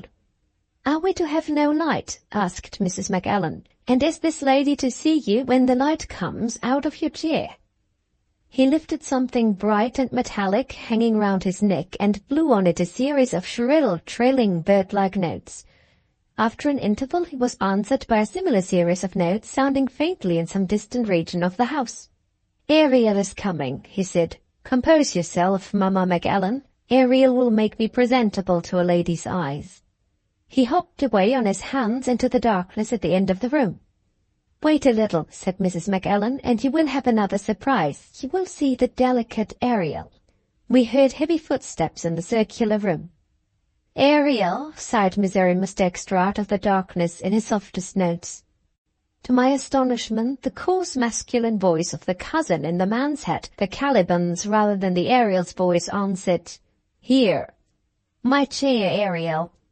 The person thus strangely misnamed drew aside the tapestry so as to let in more light, then entered the room, pushing the wheeled chair before her. She stooped and lifted Miserrimus Dexter from the floor like a child. Before she could put him into the chair, he sprang out of her arms with a little gleeful cry and alighted on his seat like a bird alighting on its perch. "The lamp," said Miserrimus Dexter, "and the looking-glass. Pardon me," he added, addressing us, "for turning my back on you. You mustn't see me until my hair's set to rights. Ariel, the brush, the comb, and the perfumes." Carrying the lamp in one hand, the looking-glass in the other, and the brush with the comb stuck in it between her teeth, Ariel the second, otherwise Dexter's cousin, presented herself plainly before me for the first time. I could now see the girl's round, fleshy, inexpressive face, her rayless and colourless eyes, her coarse nose and heavy chin. A creature half alive, an imperfectly developed animal in shapeless form, clad in a man's pilot jacket and treading in a man's heavy-laced boots, with nothing but an old red flannel petticoat and a broken comb in her frowsy flaxen hair to tell us that she was a woman. Such was the inhospitable person who had received us in the darkness when we first entered the house. This wonderful valet, collecting her materials for dressing her still more wonderful master's hair, gave him the looking-glass, a hand-mirror, and addressed herself to her work. She combed, she brushed, she oiled, she perfumed the flowing locks and the long silky beard of Miserrimus Dexter with the strangest mixture of dullness and dexterity that I ever saw. Done in brute silence, with a lumpish look and a clumsy gait, the work was perfectly well done nevertheless. The imp in the chair superintended the whole proceeding critically by means of his hand-mirror. He was too deeply interested in this occupation to speak until some of the concluding touches to his beard brought the misnamed Ariel in front of him, and so turned her full face toward the part of the room in which Mrs. Macallan and I were standing. Then he addressed us, taking especial care, however, not to turn his head our way while his toilet was still incomplete. "Mamma Macallan," he said, "what is the Christian name of your son's second wife?" "Why do you want to know?" asked my mother-in-law. "I want to know because I can't address her as Mrs. Eustace Macallan." "Why not?" "It recalls the other Mrs. Eustace Macallan. If I am reminded of those horrible days at Gleninch, my fortitude will give way. I shall burst out screaming again." Hearing this, I hastened to interpose. "My name is Valeria," I said. "A Roman name," remarked Miserrimus Dexter. "I like it. My mind is cast in the Roman mould. My bodily build would have been Roman if I had been born with legs. I shall call you Mrs. Valeria, unless you disapprove of it." I hastened to say that I was far from disapproving of it. "Very good," said Miserrimus Dexter. "Mrs. Valeria, do you see the face of this creature in front of me?" He pointed with the hand-mirror to his cousin as unconcernedly as he might have pointed to a dog. His cousin, on her side, took no more notice than a dog would have taken of the contemptuous phrase by which he had designated her. She went on combing and oiling his beard as composedly as ever. "It is the face of an idiot, isn't it?" pursued Miserrimus Dexter. "Look at her. She's a mere vegetable. A cabbage in a garden has as much life and expression in it as that girl exhibits at the present moment. Would you believe there was latent intelligence, affection, pride, fidelity in such a half-developed being as this?" I was really ashamed to answer him. Quite needlessly, the impenetrable young woman went on with her master's beard. A machine could not have taken less notice of the life and the talk around it than this incomprehensible creature. "I have got at that latent affection, pride, fidelity, and the rest of it," resumed Miserrimus Dexter. "I hold the key to that dormant intelligence. Grand thought. Now look at her when I speak. I named her, poor wretch, in one of my ironical moments. She has got to like her name, just as a dog gets to like his collar. Now, Mrs. Valeria, look and listen. Ariel?" The girl's dull face began to brighten. The girl's mechanically moving hands stopped and held the comb in suspense. "Ariel, you have learned to dress my hair and anoint my beard, haven't you?" Her face still brightened. "Yes, yes, yes," she answered eagerly. "And you say I have learned to do it well, don't you?" "I say that. Would you like to let anybody else do it for you?" Her eyes melted softly into light and fire. Her strange, unwomanly voice sank to the gentlest tones that I had heard from her yet. "Nobody else shall do it for me," she said at once proudly and tenderly. "Nobody as long as I live shall touch you but me." "Not even the lady there?" asked Miserrimus Dexter, pointing backward with his hand mirror to the place at which I was standing. Her eyes suddenly flashed. Her hand suddenly shook the comb at me in a burst of jealous rage. "Let her try," cried the poor creature, raising her voice again to its hoarsest notes. "Let her touch you if she dares." Dexter laughed at the childish outbreak. "That will do, my delicate Ariel," he said. "I dismiss your intelligence for the present. Relapse into your former self. Finish my beard." She passively resumed her work. The new light in her eyes, the new expression in her face faded little by little and died out. In another minute the face was as vacant and as lumpish as before. The hands did their work again with the lifeless dexterity which had so painfully impressed me when she first took up the brush. Miserrimus Dexter appeared to be perfectly satisfied with these results. "I thought my little experiment might interest you," he said. "You see how it is? The dormant intelligence of my curious cousin is like the dormant sound in a musical instrument. I play upon it, and it answers to my touch. She likes being played upon. But her great delight is to hear me tell a story. I puzzle her to the verge of distraction, and the more I confuse her, the better she likes the story. It is the greatest fun. You really must see it some day." He indulged himself in a last look at the mirror. "Ha!" he said complacently. "Now I shall do. Vanish, Ariel." She tramped out of the room in her heavy boots with the mute obedience of a trained animal. I said "Good night" as she passed me. She neither returned the salutation nor looked at me, the word simply produced no effect on her dull senses. The one voice that could reach her was silent. She had relapsed once more into the vacant, inanimate creature who had opened the gate to us until it pleased Miserrimus Dexter to speak to her again. "Valeria," said my mother-in-law, "our modest host is waiting to see what you think of him." While my attention was fixed on his cousin, he had wheeled his chair around so as to face me with the light of the lamp falling full on him. In mentioning his appearance as a witness at the trial, I find I have borrowed without meaning to do so from my experience of him at this later time. I saw plainly now the bright intelligent face and the large clear blue eyes, the lustrous waving hair of a light chestnut color, the long delicate white hands, and the magnificent throat and chest which I have elsewhere described. The deformity which degraded and destroyed the manly beauty of his head and breast was hidden from view by an orient robe of many colors thrown over the chair like a coverlet. He was clothed in a jacket of black velvet, fastened loosely across his chest with large malachite buttons, and he wore lace ruffles at the ends of his sleeves, in the fashion of the last century. It may well have been due to want of perception on my part, but I could see nothing mad in him, nothing in any way repelling as he now looked at me. The one defect that I could discover in his face was at the outer corners of his eyes, just under the temple. Here, when he laughed, and in a lesser degree when he smiled, the skin contracted into quaint little wrinkles and folds which looked strangely out of harmony with the almost youthful appearance of the rest of his face. As to his other features, the mouth, so far as his beard and moustache permitted me to see it, was small and delicately formed. The nose, perfectly shaped on the straight Grecian model, was perhaps a little too thin, judged by comparison with the full cheeks and the high massive forehead. Looking at him as a whole, and speaking of him, of course, from a woman's, not a physiognomist's point of view, I can only describe him as being an unusually handsome man.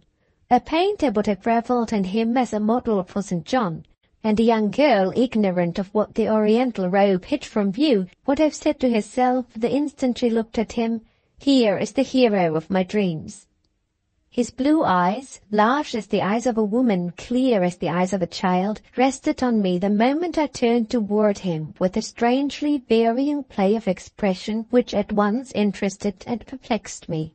Now there was doubt, uneasy, painful doubt in the look, and now again it changed brightly to approval, so open and unrestrained that a vain woman might have fancied she had made a conquest of him at first sight.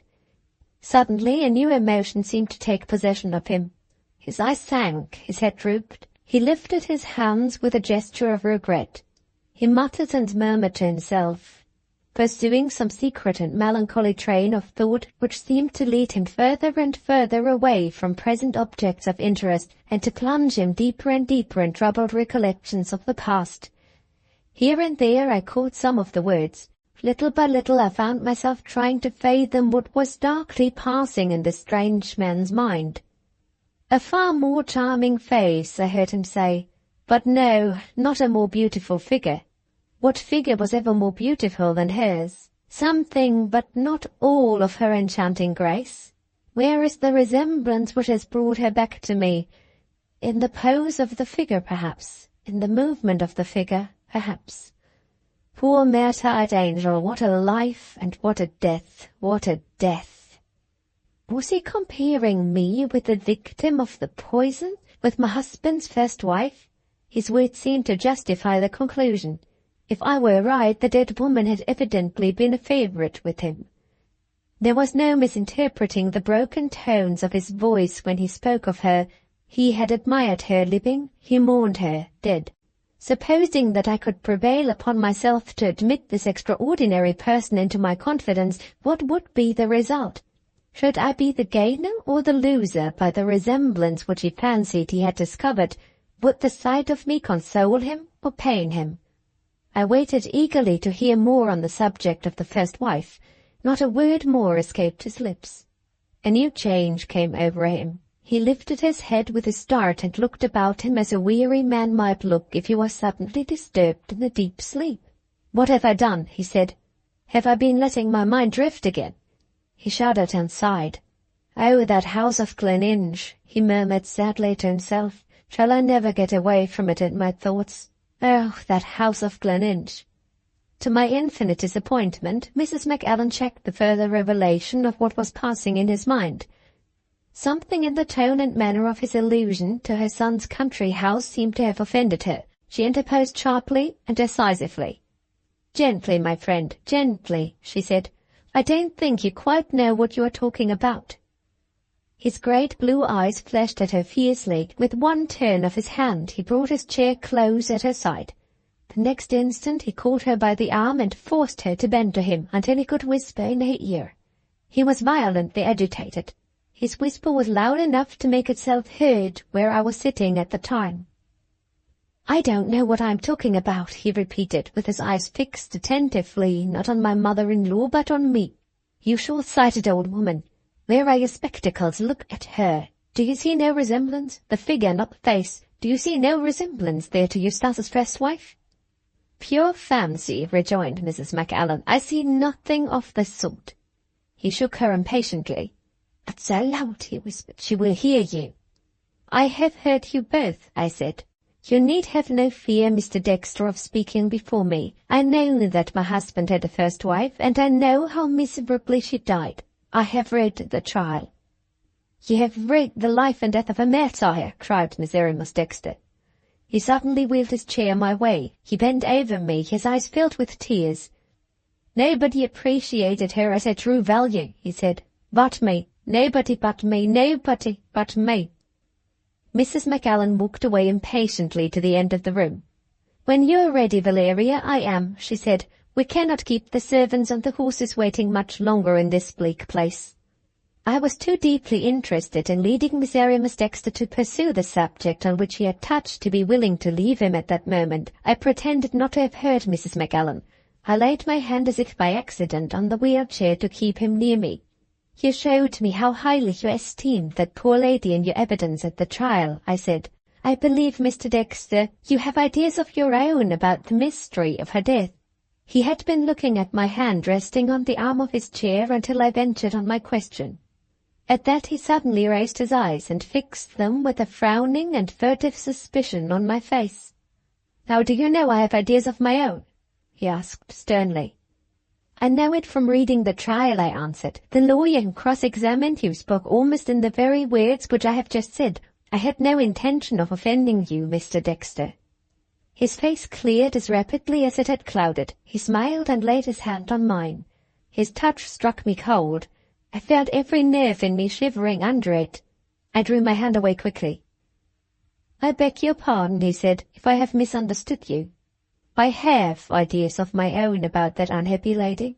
He paused and looked at me in silence very earnestly. "Have you any ideas?" he asked. "Ideas about her life or about her death?" I was deeply interested. I was burning to hear more. It might encourage him to speak if I were candid with him.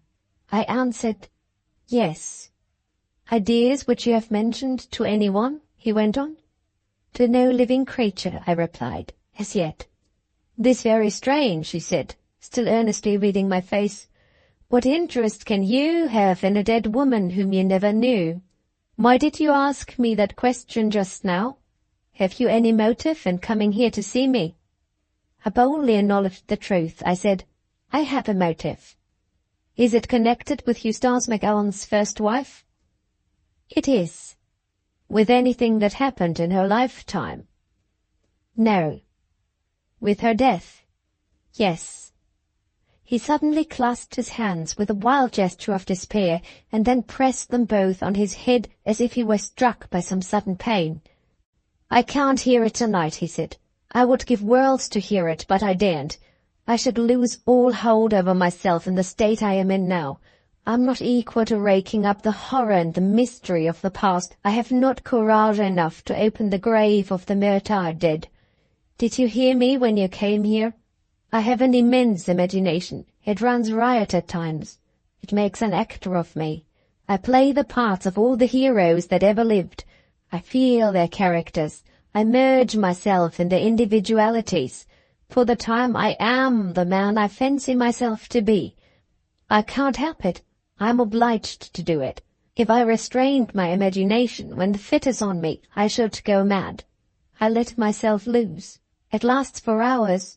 It leaves me with my energies worn out, with my sensibilities frightfully acute. Rouse any melancholy or terrible association in me at such times, and I am capable of hysterics. I am capable of screaming. You heard me scream. You shall not see me in hysterics. No, Mrs. Valeria, no, you innocent reflection of the dead and gone. I would not frighten you for the world. Will you come here tomorrow in the daytime? I have got a chaise and a pony. Ariel, my delicate Ariel, can drive. She shall call at Mamma McAllen's and fetch you. We will talk tomorrow when I am fit for it. I am dying to hear you. I will be fit for you in the morning. I will be civil, intelligent, communicative in the morning. No more of it now. Away with the subject, the too exciting, the too interesting subject. I must compose myself or my brains will explode in my head. Music is the true narcotic for excitable brains. My harp, my harp! He rushed away in his chair to the far end of the room, passing Mrs. McAllen as she returned to me, bent on hastening our departure. "Come," said the old lady irritably. "You have seen him, and he has made a good show of himself. More of him might be tiresome. Come away." The chair returned to us more slowly. Miserrimus Dexter was working it with one hand only. In the other he held a harp of a pattern which I had hitherto only seen in pictures. The strings were few in numbers, and the instrument was so small that I could have held it easily on my lap. It was the ancient harp of the pictured muses and the legendary Welsh bards. "Good night, Dexter," said Mrs. McAllen. He held up one hand imperatively. "Wait," he said. "Let her hear me sing." He turned to me. "I decline to be indebted to other people for my poetry and my music," he went on. "I compose my own poetry and my own music. I improvise. Give me a moment to think. I will improvise for you." He closed his eyes and rested his head on the frame of the harp. His fingers gently touched the strings while he was thinking. In a few minutes he lifted his head, looked at me, and struck the first notes, the prelude to the song. It was wild, barbaric, monotonous music, utterly unlike any modern composition. Sometimes it suggested a slow and undulating oriental dance. Sometimes it modulated into tones which reminded me of the severer harmonics of the old Gregorian chants. The words, when they followed the prelude, were as wild, as recklessly free from all restraint of critical rules as the music. They were assuredly inspired by the occasion. I was the theme of the strange song, and thus, in one of the finest tenor voices I ever heard, my poet sang of me. "Why does she come? She reminds me of the lost, she reminds me of the dead. In her form like the other, in her walk like the other. Why does she come? Does destiny bring her? Shall we range together the mazes of the past? Shall we search together the secrets of the past? Shall we interchange thoughts, surmises, suspicions? Does destiny bring her? The future will show. Let the night pass. Let the day come. I shall see into her mind. She will look into mine. The future will show." His voice sank. His fingers touched the string more and more feebly as he approached the last lines. The overwrought brain needed and took its reanimating repose. At the final words his eyes slowly closed. His head lay back on the chair. He slept with his arms around his harp, as a child sleeps hugging its last new toy. We stole out of the room on tiptoe and left Miserrimus Dexter, poet, composer, and madman, in his peaceful sleep. Chapter 26. More of my obstinacy. Ariel was downstairs in the shadowy hall, half asleep, half awake, waiting to see the visitors clear of the house. Without speaking to us, without looking at us, she lit the way down the dark garden walk and locked the gate behind us. "Good night, Ariel," I called out to her over the paling. Nothing answered me but the tramp of her heavy footsteps returning to the house and the dull thump a moment afterwards of the closing door. The footman had thoughtfully lighted the carriage lamps. Carrying one of them to serve as a lantern, he lighted us over the wilds of the brick desert and landed us safely in a path by the high road. "Well," said my mother-in-law when we were comfortably seated in the carriage again, "you have seen Miserrimus Dexter, and I hope you are satisfied. I will do him the justice to declare that I never in all my experience saw him more completely crazy than he was tonight. What do you say?" "I don't presume to dispute your opinions," I answered. "But speaking for myself, I'm not quite sure that he is mad."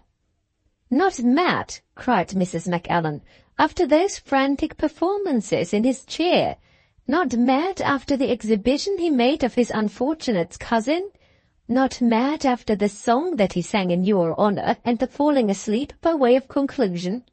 Oh, Valeria, Valeria, well said the wisdom of our ancestors, there are none so blind as those who won't see." "Pardon me, dear Mrs. McAllen, I saw everything that you mentioned, and I never felt more surprised or more confounded in my life. But now I have recovered from my amazement and can think it over quietly, I must still venture to doubt whether this strange man is really mad in the true meaning of the word. It seems to me that he only expresses, I admit in a very reckless and boisterous way, thoughts and feelings which most of us are ashamed of as weaknesses, and which we keep to ourselves accordingly.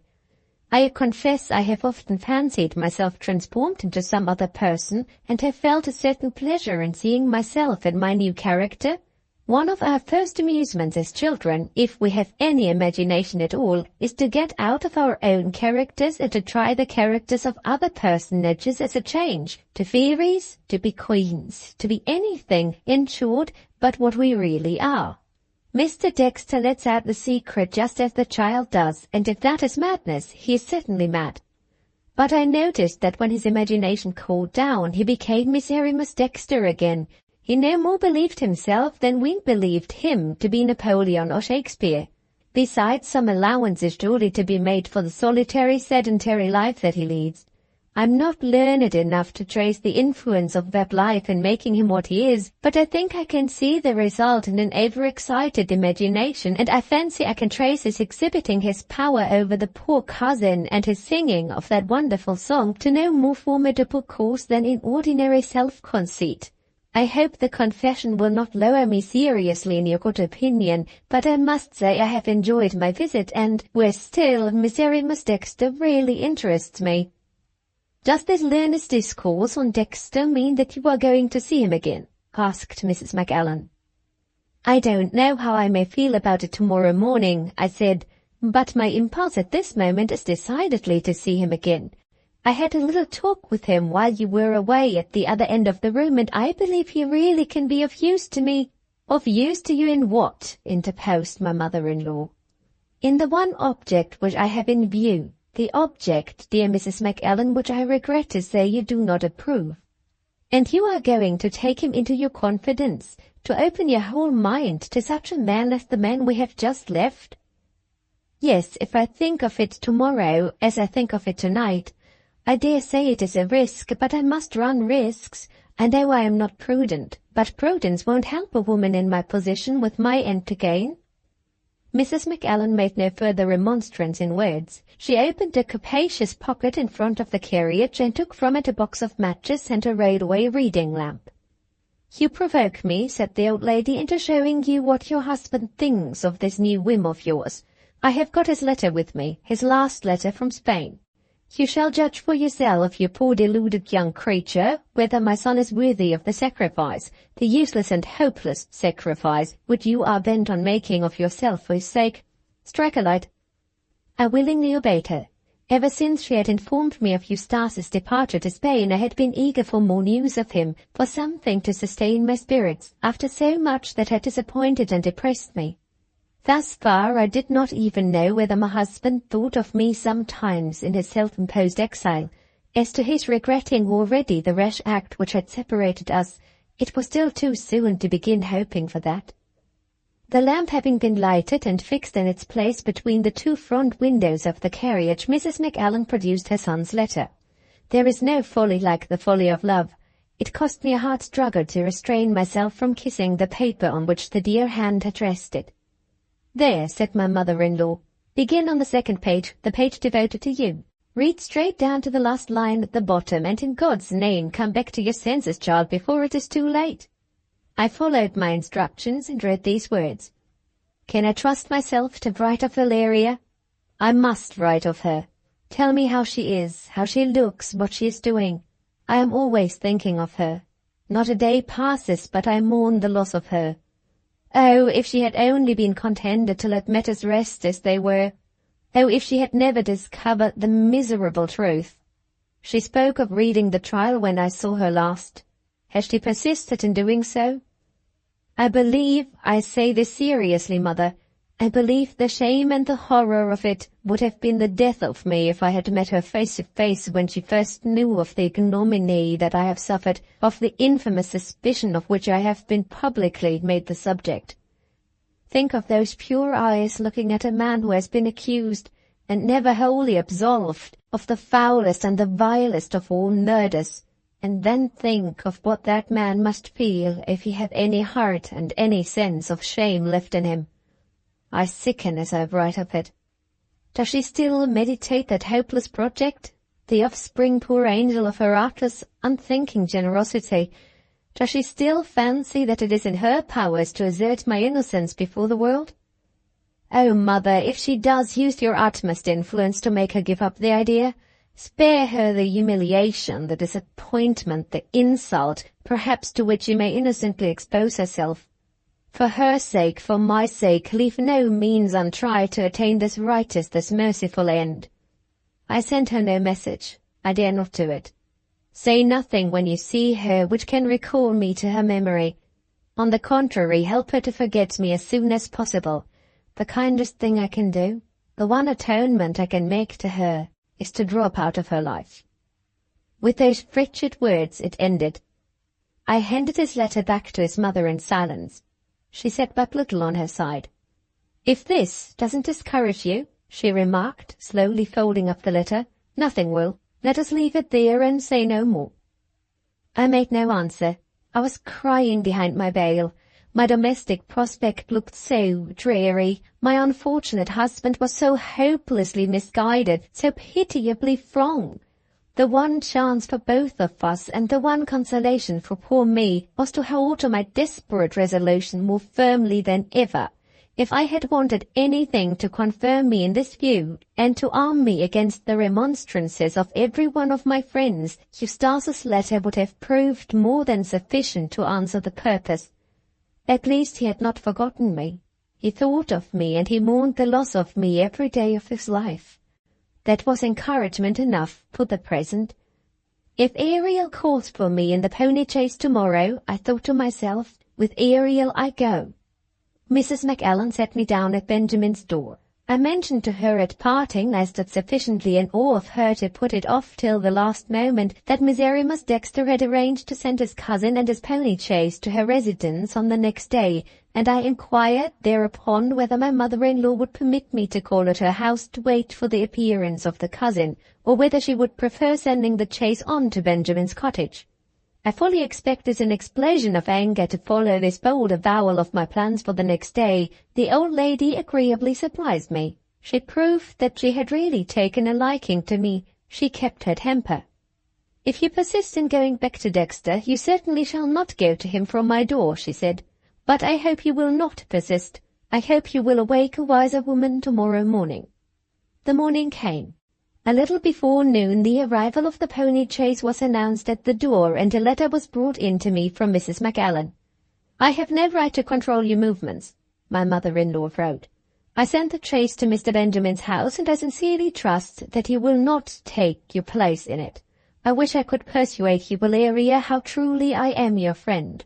I have been thinking about you anxiously in the wakeful hours of the night. How anxiously you will understand when I tell you that I now reproach myself for not having done more than I did to prevent your unhappy marriage. And yet, what more I could have done I don't really know. My son admitted to me that he was courting you under an assumed name, but he never told me what the name was, or who you were, or where you friends lived. Perhaps I ought to have taken measures to find this out. Perhaps if I had succeeded, I ought to have interfered and enlightened you, even at the sacrifice of making an enemy of my own son. I honestly thought I did my duty in expressing my disapproval and in refusing to be present at the marriage. Was I too easily satisfied? It is too late to ask. Why do I trouble you with an old woman's vain misgivings and regrets? My child, if you come to any harm, I shall feel indirectly responsible for it. It is this uneasy state of mind which sets me writing with nothing to say that can interest you. Don't go to Dexter. The fear has been pursuing me all night that your going to Dexter will end badly. Write him an excuse. Valeria, I firmly believe you will repent it if you return to that house. Was ever a woman more plainly warned, more carefully advised than I? And yet warning and advice were both thrown away on me.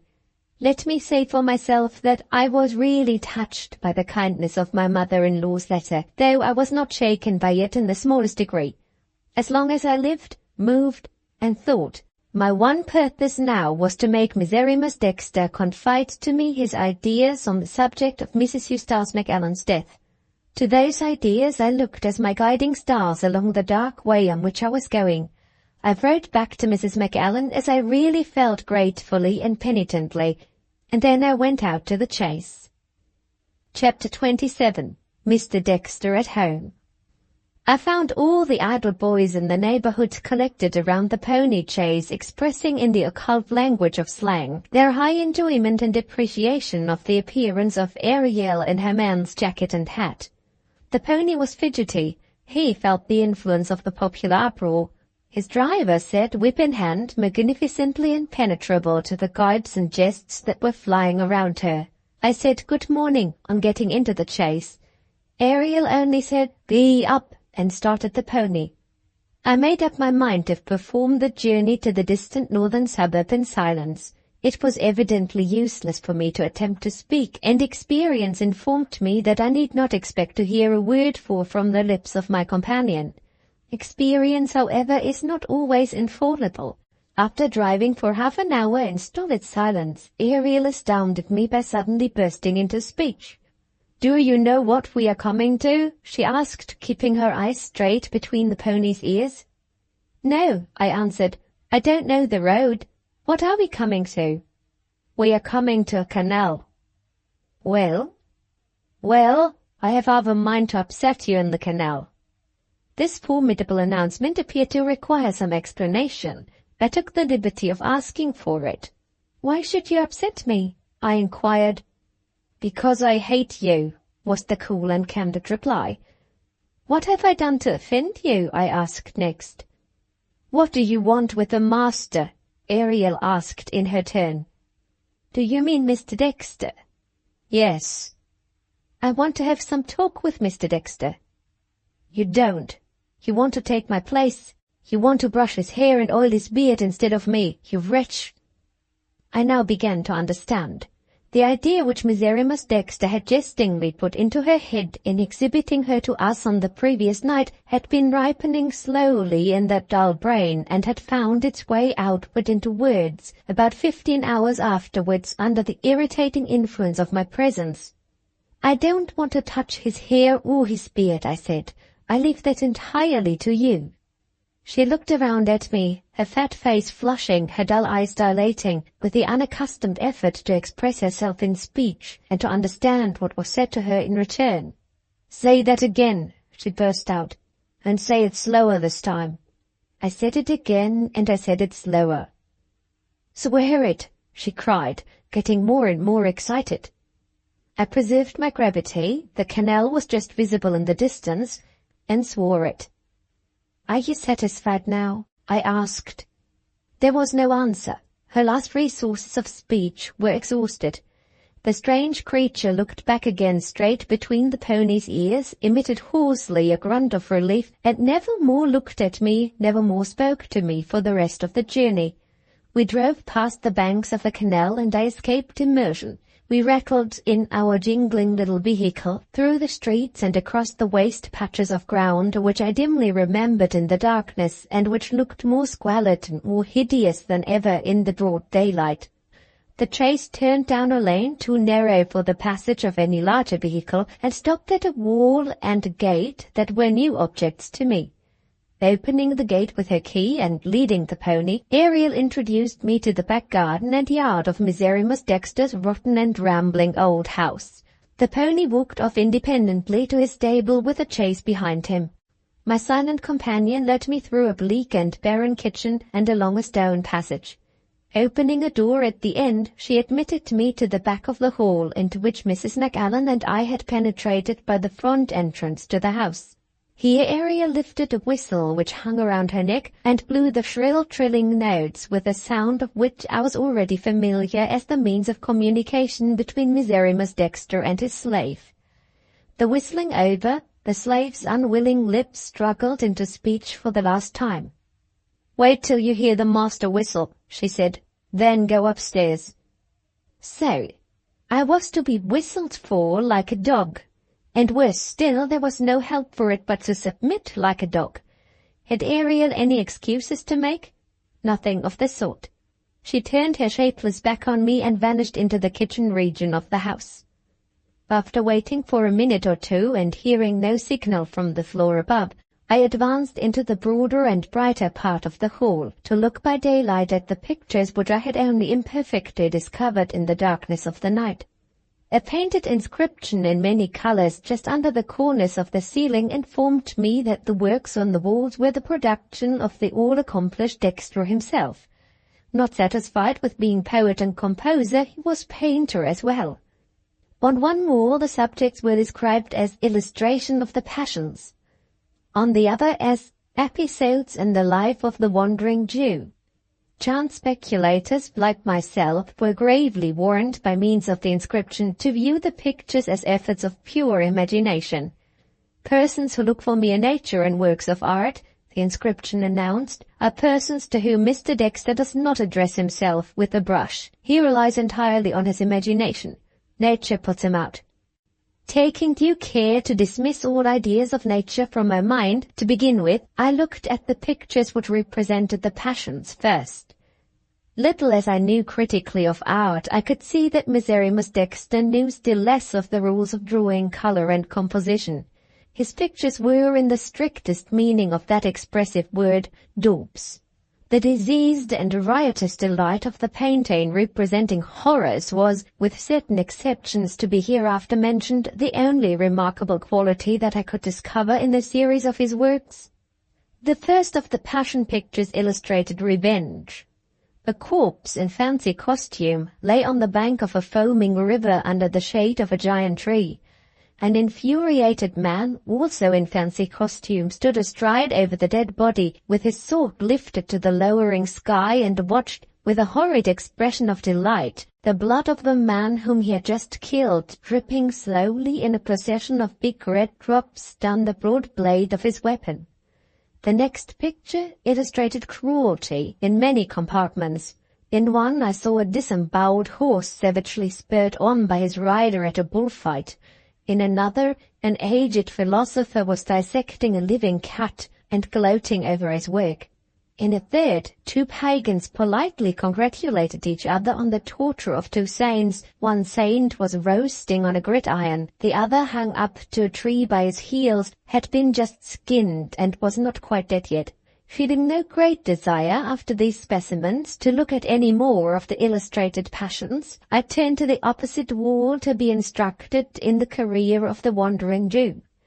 Here a second inscription informed me that the painter considered the Flying Dutchman to be no other than the wandering Jew, pursuing his interminable journey by sea. The marine adventures of this mysterious personage were the adventures chosen for representation by Dexter's brush. The first picture showed me a harbor on a rocky coast. The vessel was at anchor with the helmsman singing on the deck. The sea in the offing was black and rolling. Thunderclouds lay low on the horizon, split by broad flashes of lightning. In the glare of the lightning, heaving and pitching, appeared the misty form of the phantom ship approaching the shore.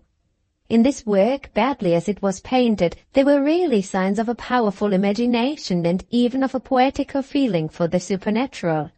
The next picture showed the phantom ship moored, to the horror and astonishment of the helmsman, behind the earthly vessel in the harbor.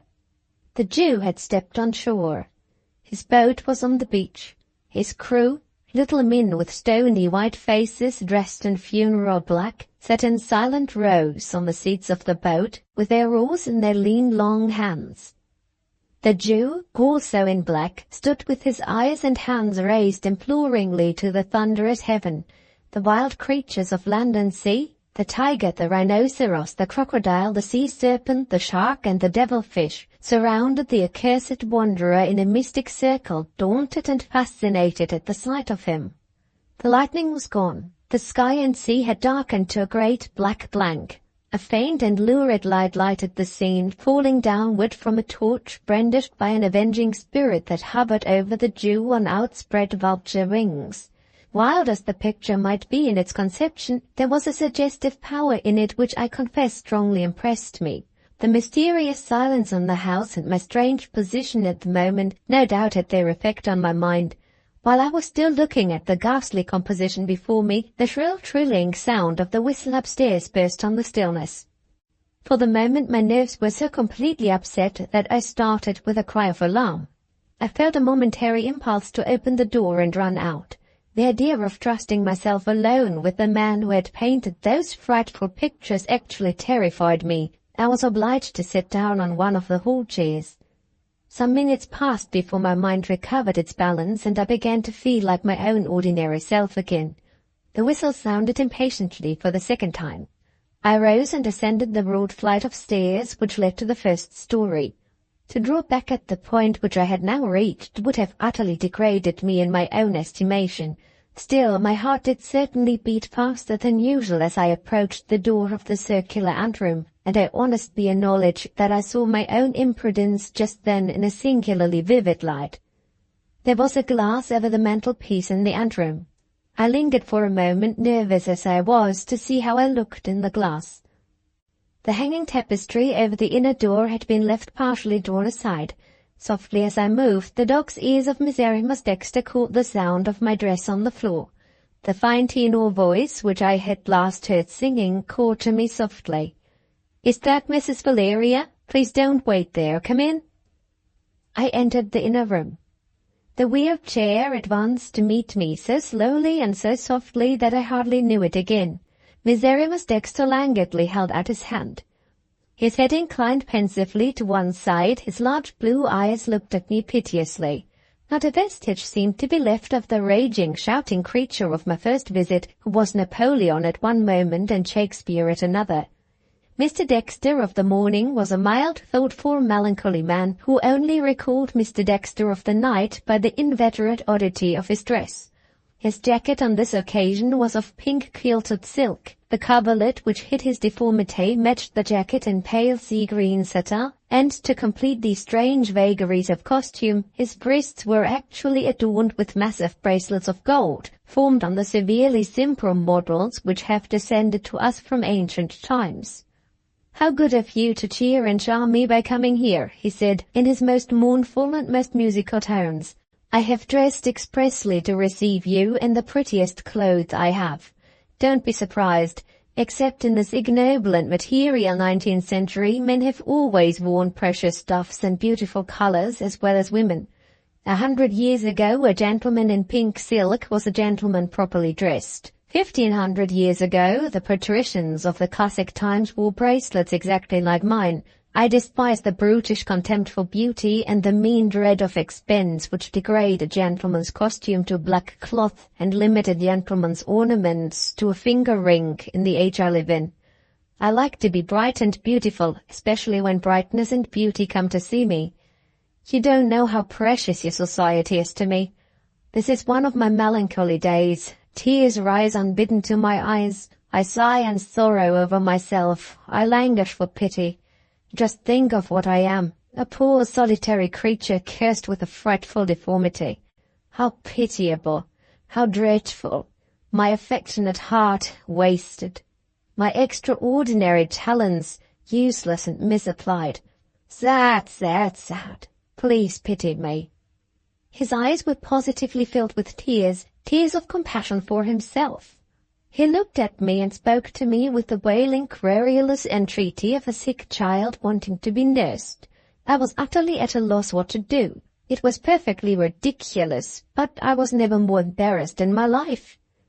"Please pity me," he repeated. "Don't be cruel. I only ask a little thing. Pretty Mrs. Valeria, say you pity me." I said I pitied him, and I felt that I blushed as I did it. "Thank you," said Miserrimus Dexter humbly. "It does me good. Go a little further. Pat my hand." I tried to restrain myself, but the sense of the absurdity of this last petition, quite gravely addressed to me, remember, was too strong to be controlled. I burst out laughing. Miserrimus Dexter looked at me with a blank astonishment which only increased my merriment. Had I offended him? Apparently not. Recovering from his astonishment, he laid his head luxuriously on the back of his chair, with the expression of a man who was listening critically to a performance of some sort. When I had quite exhausted myself, he raised his head and clapped his shapely white hands and honored me with an encore. "Do it again," he said, still in the same childish way. "Merry Mrs. Valeria, you have a musical laugh. I have a musical ear. Do it again." I was serious enough by this time. "I am ashamed of myself, Mr. Dexter," I said. "Pray forgive me." He made no answer to this. I doubt if he heard me. His variable temper appeared to be in course of undergoing some new change. He sat looking at my dress, as I supposed, with a steady and anxious attention, gravely forming his own conclusions, steadfastly pursuing his own train of thought. "Mrs. Valeria," he burst out suddenly, "you're not comfortable in that chair." "Pardon me," I replied, "I am quite comfortable." "Pardon me," he rejoined, "there's a chair of Indian basket-work at that end of the room which is much better suited to you. Will you accept my apologies if I am rude enough to allow you to fetch it for yourself? I have a reason." He had a reason. What new piece of eccentricity was he about to exhibit? I rose and fetched the chair. It was light enough to be quite easily carried. As I returned to him, I noticed that his eyes were strangely employed in what seemed to be the closest scrutiny of my dress. And, stranger still, the result of this appeared to be partly to interest and partly to distress him. I placed the chair near him, and was about to take my seat in it, when he sent me back again on another errand to the end of the room. "Oblige me indescribably," he said. "There is a hand-screen hanging on the wall which matches the chair. We are rather near the fire here. You may find the screen useful. Once more forgive me for letting you fetch it for yourself. Once more let me assure you that I have a reason." Here was his reason, reiterated, emphatically reiterated, for the second time. Curiosity made me as completely the obedient servant of his caprices as Ariel herself. I fetched the hand-screen. Returning with it, I met his eye still fixed with the same incomprehensible attention on my perfectly plain and unpretending dress, and still expressing the same curious mixture of interest and regret. "Thank you 1,000 times," he said. "You have quite innocently wrung my heart, but you have not the less done me an inestimable kindness. Will you promise not to be offended with me if I confess the truth?" He was approaching his explanation. I never gave a promise more readily in my life. "I have rudely allowed you to fetch your chair and your screen for yourself," he went on. "My motive will seem a very strange one, I'm afraid. Did you observe that I noticed you very attentively? Too attentively, perhaps?" "Yes," I said. "I thought you were noticing my dress." He shook his head and sighed bitterly. "Not your dress," he said, "and not your face. Your dress is dark. Your face is still strange to me. Dear Mrs. Valeria, I wanted to see you walk."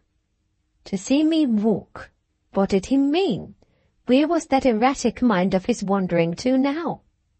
"You have a rare accomplishment for an Englishwoman," he resumed. "You walk well. She walked well. I couldn't resist the temptation of seeing her again and seeing you. It was her movement, her sweet, simple, unsought grace, not yours, when you walked to the end of the room and returned to me. You raised her from the dead when you fetched the chair and the screen. Pardon me for making use of you. The idea was innocent, the motive was sacred. You have distressed and delighted me. My heart bleeds and thanks you." He paused for a moment and let his head droop on his breast, then suddenly raised it again. "Surely we were talking about her last night," he said. "What did I say? What did you say? My memory is confused. I half remember, half forget. Please remind me. You're not offended with me, are you?" I might have been offended with another man, not with him. I was far too anxious to find my way into his confidence now that he had touched of his own accord on the subject of Eustace's first wife, to be offended with Miserrimus Dexter.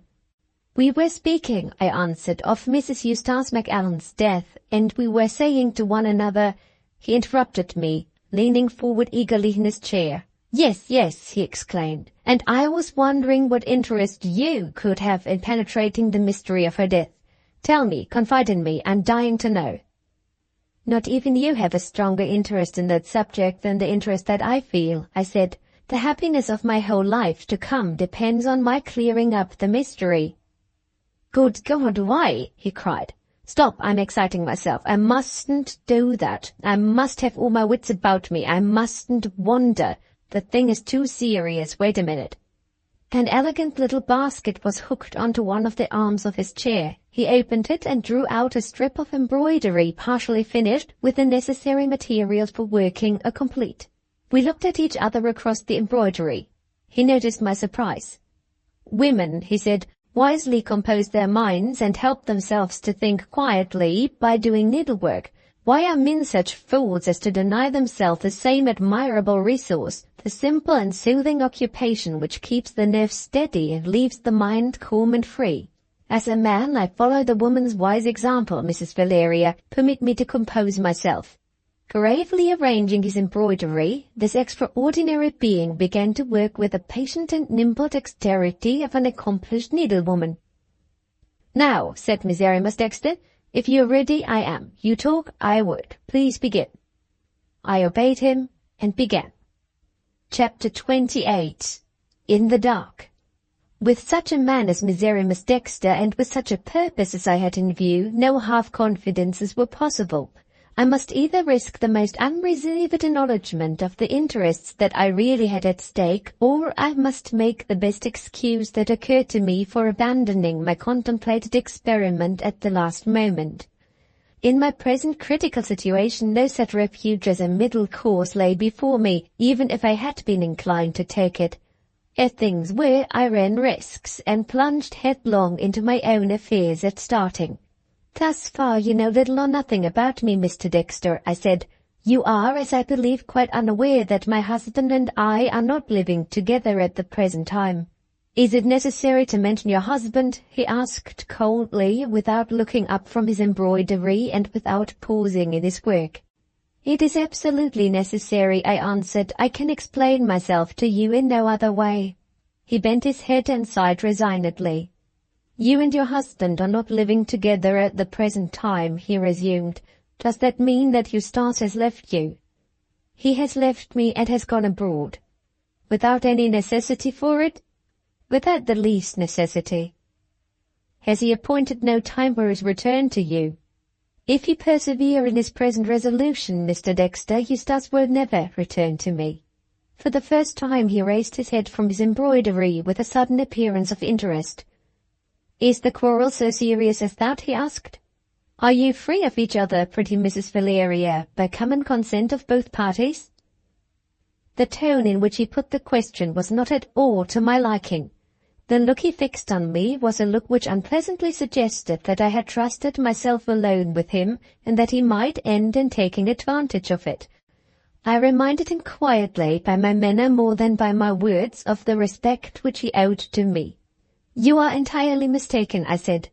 "There is no anger. There is not even a misunderstanding between us. Our parting has caused bitter sorrow, Mr. Dexter, to him and to me." He submitted to be set right with ironical resignation. "I am all attention," he said, threading his needle. "Pray go on, I won't interrupt you again." Acting on this invitation, I told him the truth about my husband and myself quite unreservedly, taking care, however, at the same time, to put Eustace's motives in the best light that they would bear. Miserrimus Dexter dropped his embroidery on his lap and laughed softly to himself with an impish enjoyment of my poor little narrative, which set every nerve in me on edge as I looked at him. "I see nothing to laugh at," I said sharply. His beautiful blue eyes rested on me with a look of innocent surprise. "Nothing to laugh at," he repeated, "in such an exhibition of human folly as you have just described?" His expression suddenly changed, his face darkened and hardened very strangely. "Stop," he cried before I could answer him. "There can be only one reason for your taking it as seriously as you do. Mrs. Valeria, you are fond of your husband." "Fond of him isn't strong enough to express it," I retorted. "I love him with my whole heart." Miserrimus Dexter stroked his magnificent beard and contemplatively repeated my words. "You love him with your whole heart. Do you know why?" "Because I can't help it," I answered doggedly. He smiled satirically and went on with his embroidery. "Curious," he said to himself. Eustace's first wife loved him too. There are some men whom the women all like, and there are other men whom the women never care for, without the least reason for it in either case. The one man is just as good as the other, just as handsome, as agreeable, as honourable, and as high in rank as the other, and yet for number one they will go through fire and water, and for number two they won't so much as turn their heads to look at him. Why? They don't know themselves, as Mrs. Valeria has just said. Is there a physical reason for it? Is there some potent magnetic emanation from number one which number two doesn't possess? I must investigate this when I have the time and when I find myself in the humour. Having so far settled the question to his own entire satisfaction, he looked up at me again. I am still in the dark about you and your motives, he said. I am still as far as ever from understanding what your interest is in investigating that hideous tragedy at Gleninch. Clever Mrs. Valeria, please take me by the hand and lead me into the light. You're not offended with me, are you? Make it up, and I will give you this pretty piece of embroidery when I have done it. I am only a poor solitary deformed wretch with a quaint turn of mind. I mean no harm. Forgive me, indulge me, enlighten me. He resumed his childish ways. He recovered his innocent smile, with the odd little puckers and wrinkles accompanying it at the corners of his eyes. I began to doubt whether I might not have been unreasonably hard on him. I penitently resolved to be more considerate toward his infirmities of mind and body during the remainder of my visit. Let me go back for a moment, Mr. Dexter, to pastimes at Gleninch, I said. You agree with me in believing Eustace to be absolutely innocent of the crime for which he was tried. Your evidence at the trial tells me that. He paused over his work and looked at me with a grave and stern attention which presented his face in quite a new light. That is our opinion, I resumed, but it was not the opinion of the jury. Their verdict, you remember, was not proven. In plain English, the jury who tried my husband declined to express their opinion positively and publicly that he was innocent. Am I right? Instead of answering, he suddenly put his embroidery back in the basket and moved the machinery of his chair so as to bring it close by mine. Who told you this? He asked. I found it for myself in a book. Thus far his face had expressed steady attention and no more.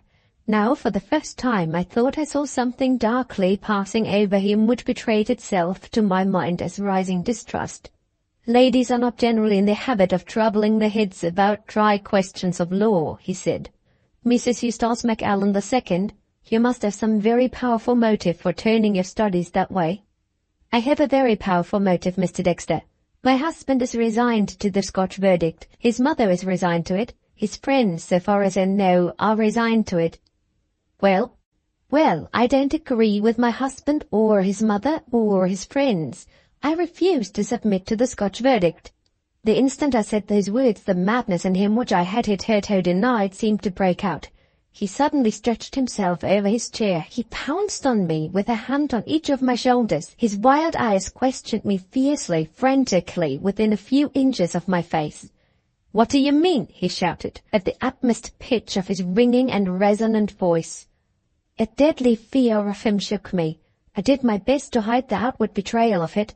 By look and word, I showed him as firmly as I could that I resented the liberty he had taken with me. Remove your hands, sir, I said, and retire to your proper place. He obeyed me mechanically. He apologized to me mechanically. His whole mind was evidently still filled with the words that I had spoken to him and still bent on discovering what those words meant.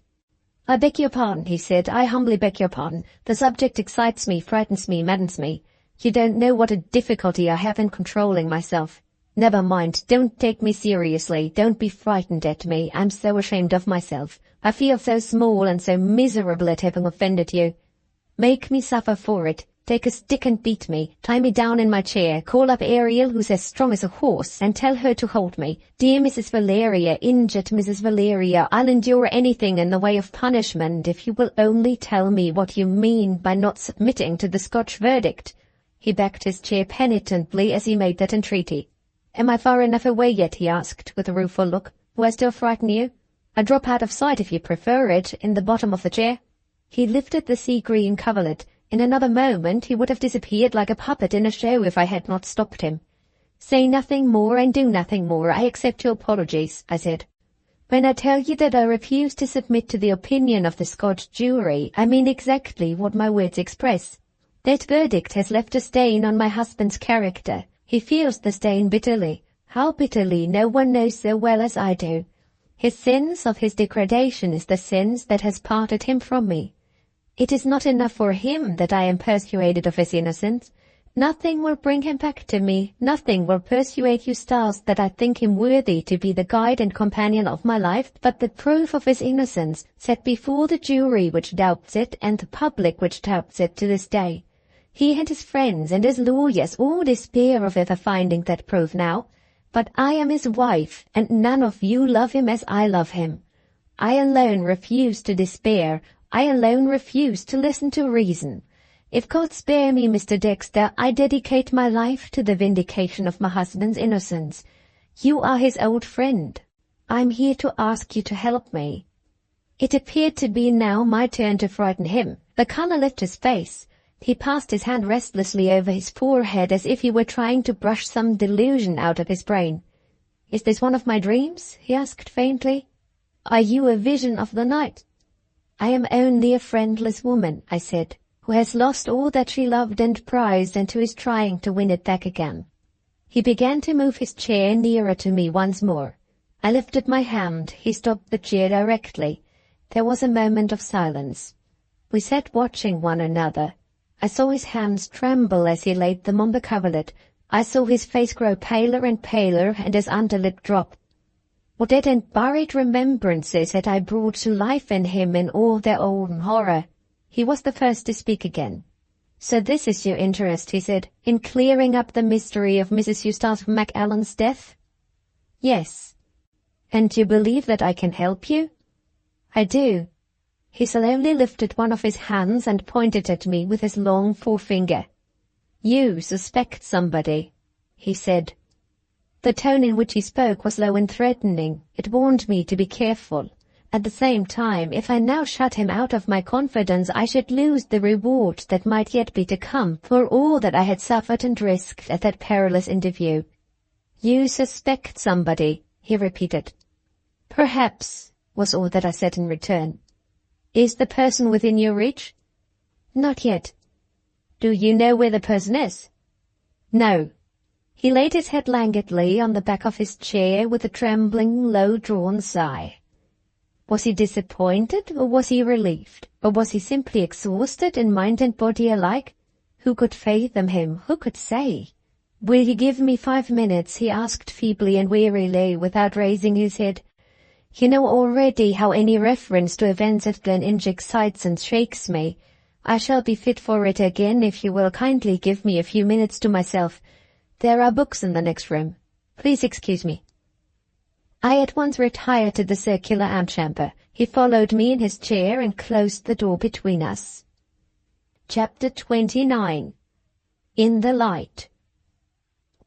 A little interval of solitude was a relief to me as well as to Miserrimus Dexter.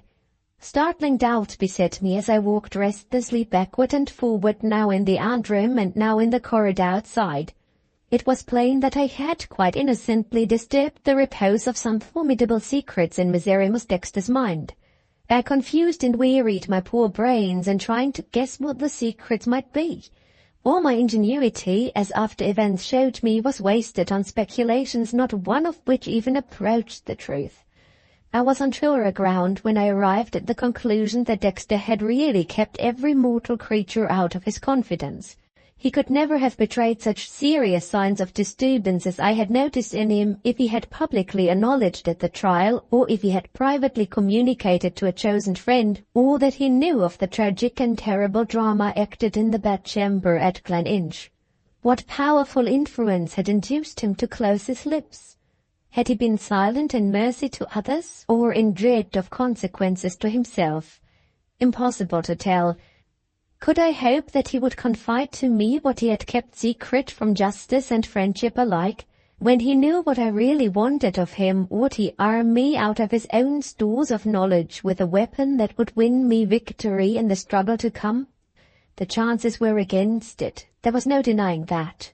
Still the end was worth trying for. The caprice of the moment might yet stand my friend with such a wayward being as Miserrimus Dexter. My plans and project were sufficiently strange, sufficiently wide of the ordinary limits of a woman's thought and actions to attract his sympathies. Who knows, I thought to myself, if I may not take his confidence by surprise by simply telling him the truth. The interval expired, the door was thrown open, the voice of my host summoned me again to the inner room. "Welcome back," said Miserrimus Dexter. "Dear Mrs. Valeria, I'm quite myself again. How are you?" He looked and spoke with the easy cordiality of an old friend. During the period of my absence, short as it was, another change had passed over this most multiform of living beings. His eyes sparkled with good humour, his cheeks were flushing under a new excitement of some sort. Even his dress had gone alteration since I had seen it last. He now wore an extemporized cap of white paper, his ruffles were tucked up, a clean apron was thrown over the sea-green coverlet. He hacked his chair before me, bowing and smiling, and waved me to a seat with the grace of a dancing-master chastened by the dignity of a lord-in-waiting. "I am going to cook," he announced, with the most engaging simplicity. "We both stand in need of refreshment before we return to the serious business of our interview. You see me in my cook's dress, forgive it. There is a form in these things. I am a great stickler for forms. I have been taking some wine. Please sanction that proceedings by taking some wine too." He filled a goblet of ancient Venetian glass with a purple-red liquor, beautiful to see. "Burgundy," he said. "The king of wine, and this is the king of Burgundies, Clos Vougeot. I drink to your health and happiness." He filled a second goblet for himself and honored the toast by draining it to the bottom. I now understood the sparkle in his eye and the flush in his cheeks. It was my interest not to offend him. I drank a little of this wine, and I quite agreed with him. I thought it delicious. "What shall we eat?" he asked. "It must be something worthy of our Clos Vougeot. Ariel is good at roasting and boiling joints, poor wretch, but I don't insult your taste by offering you Ariel's cooking. Plain joints," he exclaimed with an expression of refined disgust. "Bah, a man who eats a plain joint is only one remove from a cannibal or a butcher. Will you leave it to me to discover something more worthy of us? Let us go to the kitchen." He wheeled his chair around and invited me to accompany him with a courteous wave of his hand. I followed the chair to some closed curtains at one end of the room which I had not hitherto noticed. Drawing aside the curtains, he revealed to view an alcove in which stood a neat little gas stove for cooking. Drawers and cupboards, plates, dishes, and saucepans were ranged around the alcove, all on a miniature scale, all scrupulously bright and clean. "Welcome to the kitchen," said Miserrimus Dexter. He drew out of a recess in the wall a marble slab, which served as a table, and reflected profoundly with his hand to his head. "I have it," he cried, and opening one of the cupboards next, took from it a black bottle of a form that was new to me. Sounding this bottle with a spike, he pierced and produced to view some little irregularly formed black objects, which might have been familiar enough to a woman accustomed to the luxurious tables of the rich, but which were a new revelation to a person like myself who had led a simple country life in the house of a clergyman with small means. When I saw my host carefully lay out these occult substances of uninviting appearance on a clean napkin, and then plunge once more into profound reflection at the sight of them, my curiosity could be no longer restrained. I ventured to say, "What are those things, Mr. Dexter, and are we really going to eat them?" He stared at the rash question, and looked at me with hands outspread in irrepressible astonishment. "Where is our boasted progress?" he cried. "What is education but a name? Here is a cultivated person who doesn't know truffles when she sees them."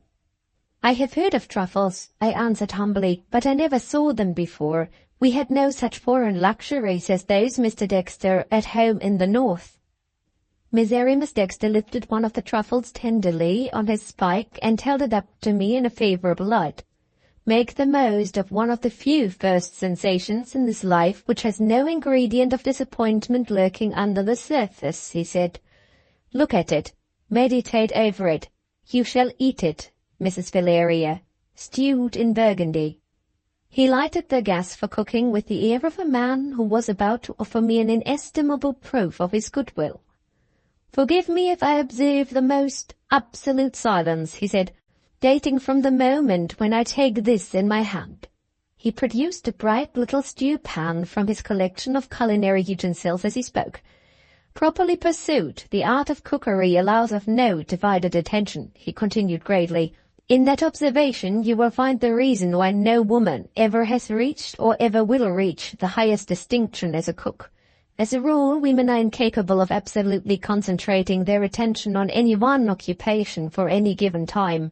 Their minds will run on something else, say, typically, for the sake of illustration, their sweetheart or their new bonnet. The one obstacle, Mrs. Valeria, to your rising equal to the men in the various industrial processes of life is not raised, as the women vainly suppose, by the defective instructions of the age they live in. No, the obstacle is in themselves. No institutions that can be devised to encourage them will ever be strong enough to contend successfully with the sweetheart and the new bonnet. A little while ago, for instance, I was instrumental in getting women employed in our local post office here. The other day I took the trouble, a serious business to me, of getting downstairs and wheeling myself away to the office to see how they were getting on.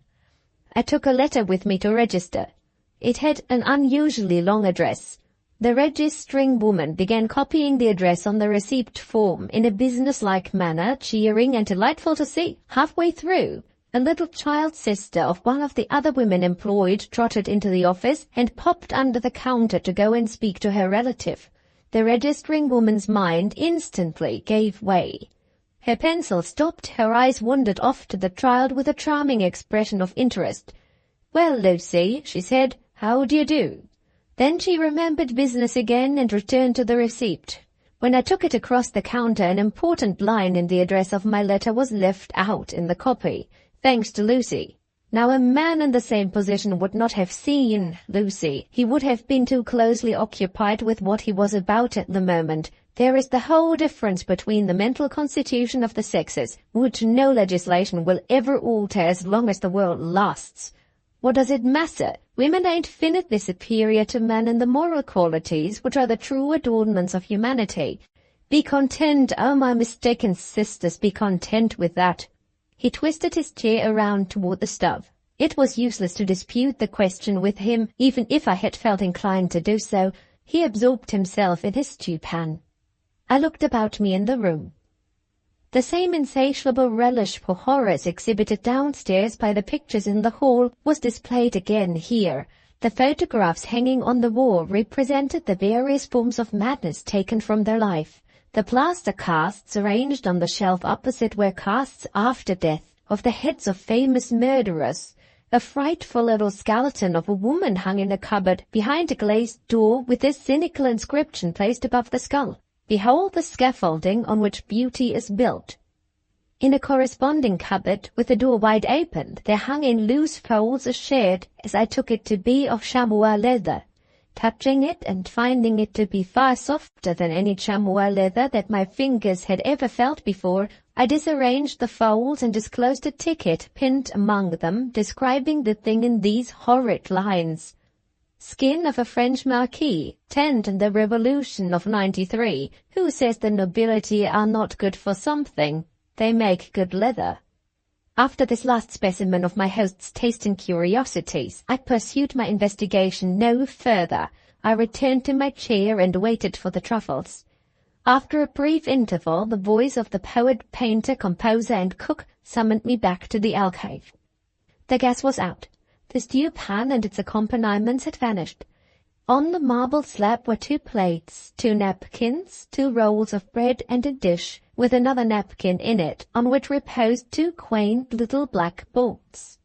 Miserrimus Dexter, regarding me with a smile of benevolent interest, put one of the balls on my plate and took the other himself.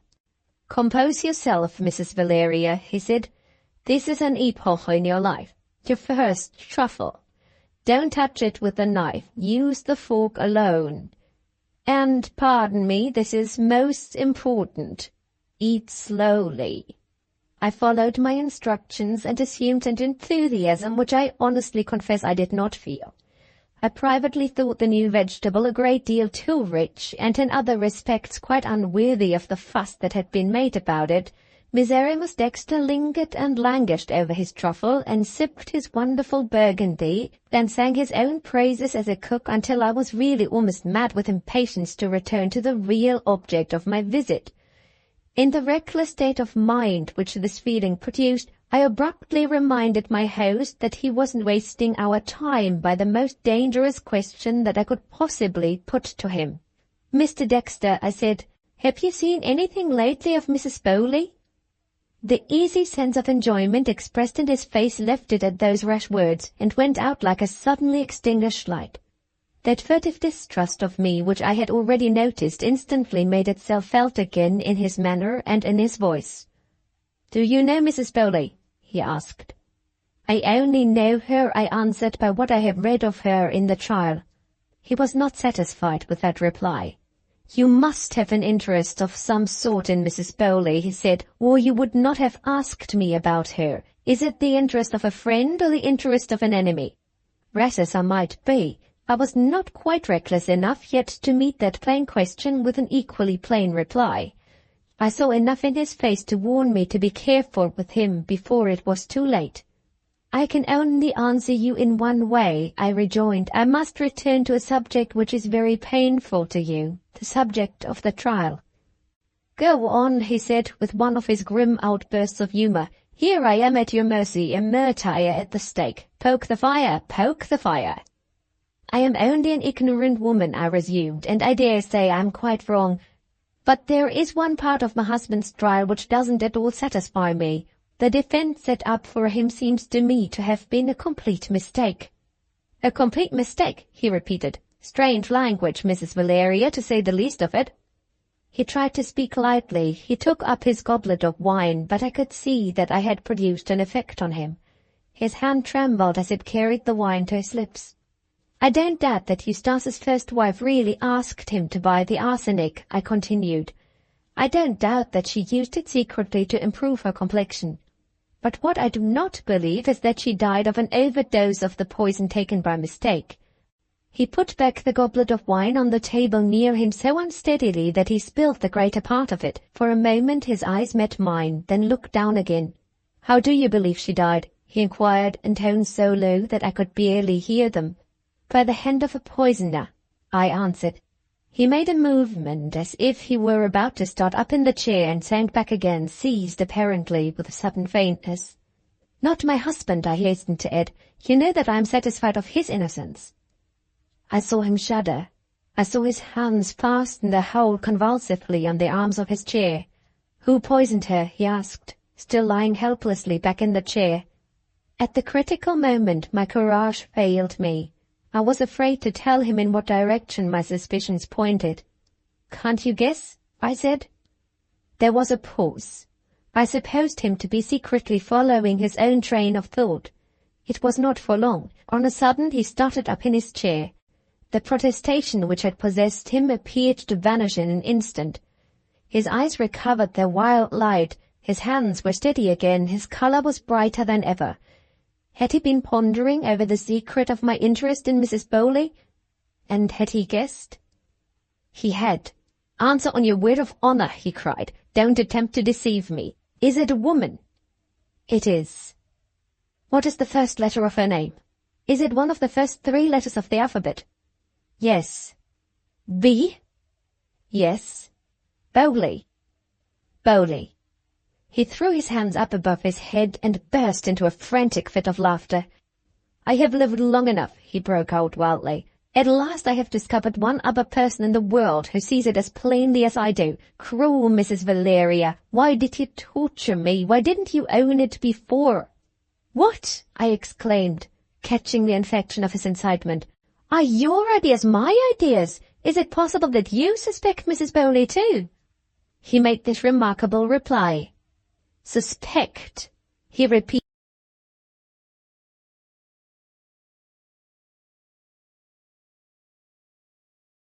Chapter 30. The Indictment of Mrs. Bowley. I started to my feet and looked at Miserrimus Dexter. I was too much agitated to be able to speak to him.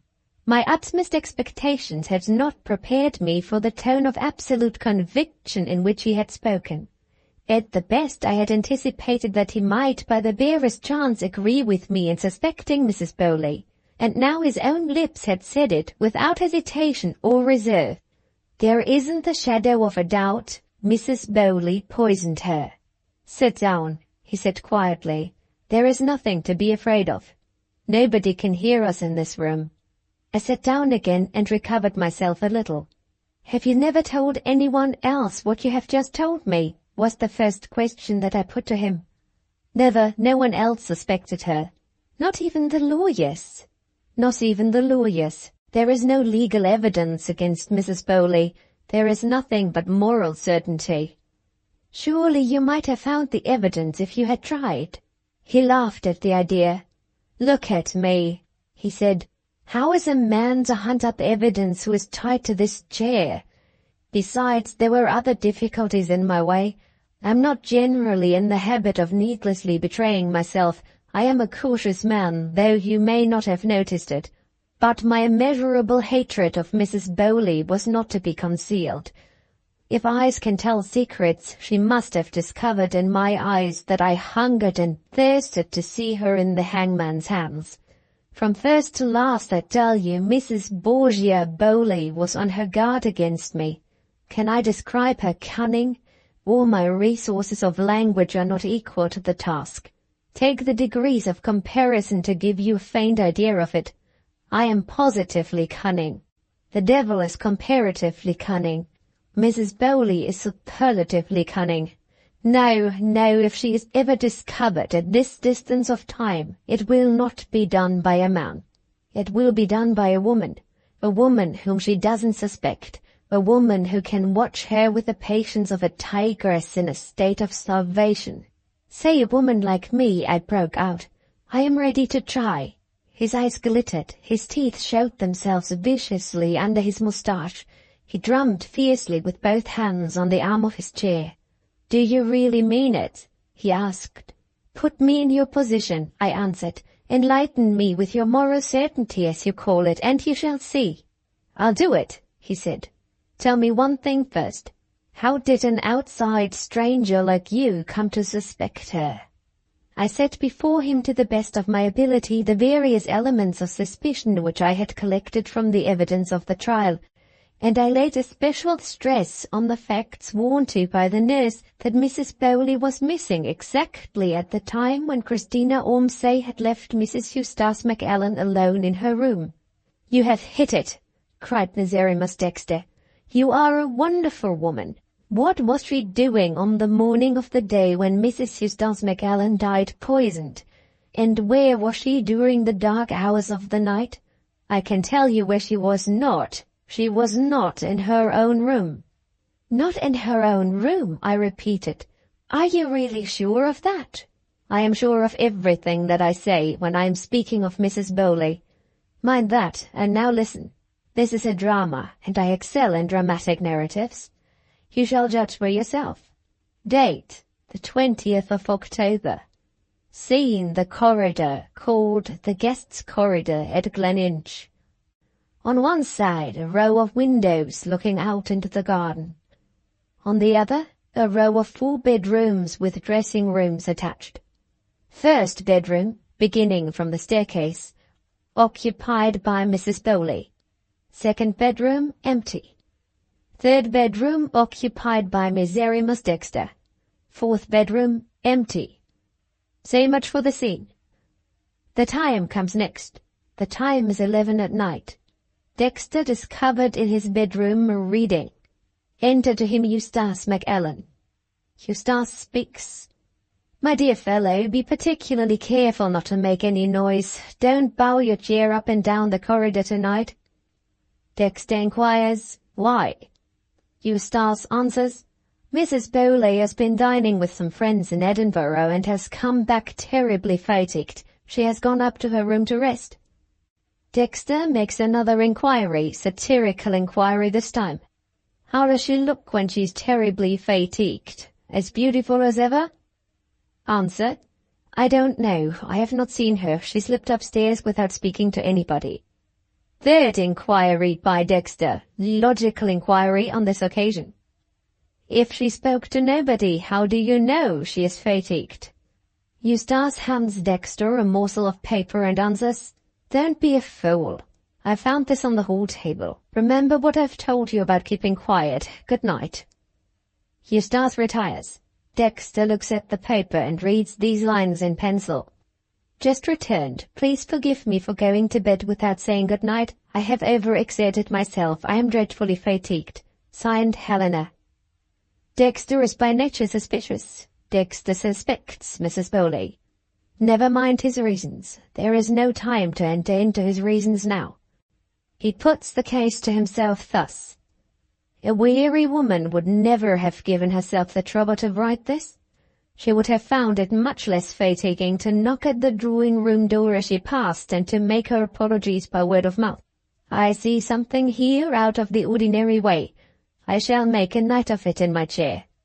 Very good. Dexter proceeds to make a night of it. He opens his door, wheels himself softly into the corridor, locks the doors of the 2 empty bedrooms and returns, with the keys in his pocket, to his own room. "Now," says D to himself, "if I hear a door softly opened in this part of the house, I shall know for certain it is Mrs. Bowley's door." Upon that he closes his own door, leaving the tiniest little chink to look through, puts out his light, and waits and watches at his tiny little chink. Just a cat at a mouse hole. The corridor is the only place he wants to see, and a lamp burns there all night. 12 o'clock strikes. He hears the doors below bolted and locked, and nothing happens. 12:30, and nothing still. The house is as silent as a grave. 1 o'clock, 2 o'clock. Same silence. 2:30, and something happens at last. Dexter hears a sound close by in the corridor. It is the sound of a handle turning very softly in a door. In the only door that can be opened, the door of Mrs. Bowley's room. Dexter drops noiselessly from his chair onto his hands, lies flat on the floor at his chink and listens. He hears the handle closed again. He sees a dark object flit by him. He pops his head out of his door, down on the floor where nobody would think of looking for him. And what does he see? Mrs. Bowley. There she goes, with a long brown cloak over her shoulders, which she wears when she is driving, floating behind her.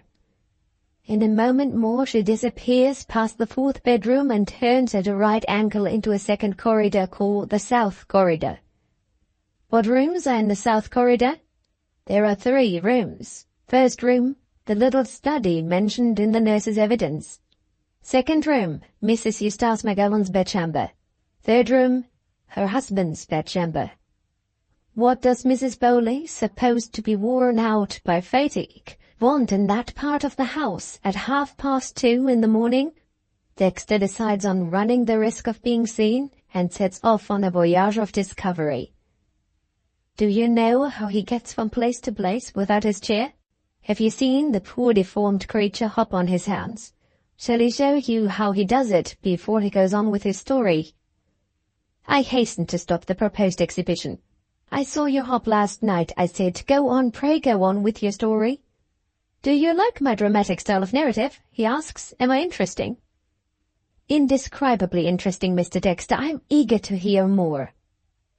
He smiled in high approval of his own abilities. "I am equally good at autobiographical style," he says. "Shall we try that next by way of variety?" "Anything you like," I cried, losing all patience with him, "if you will only go on." Part 2. Autobiographical style, he announced with a wave of his hand. I hopped along the guest's corridor and turned into the South Corridor. I stopped at the little study. Door open, nobody there.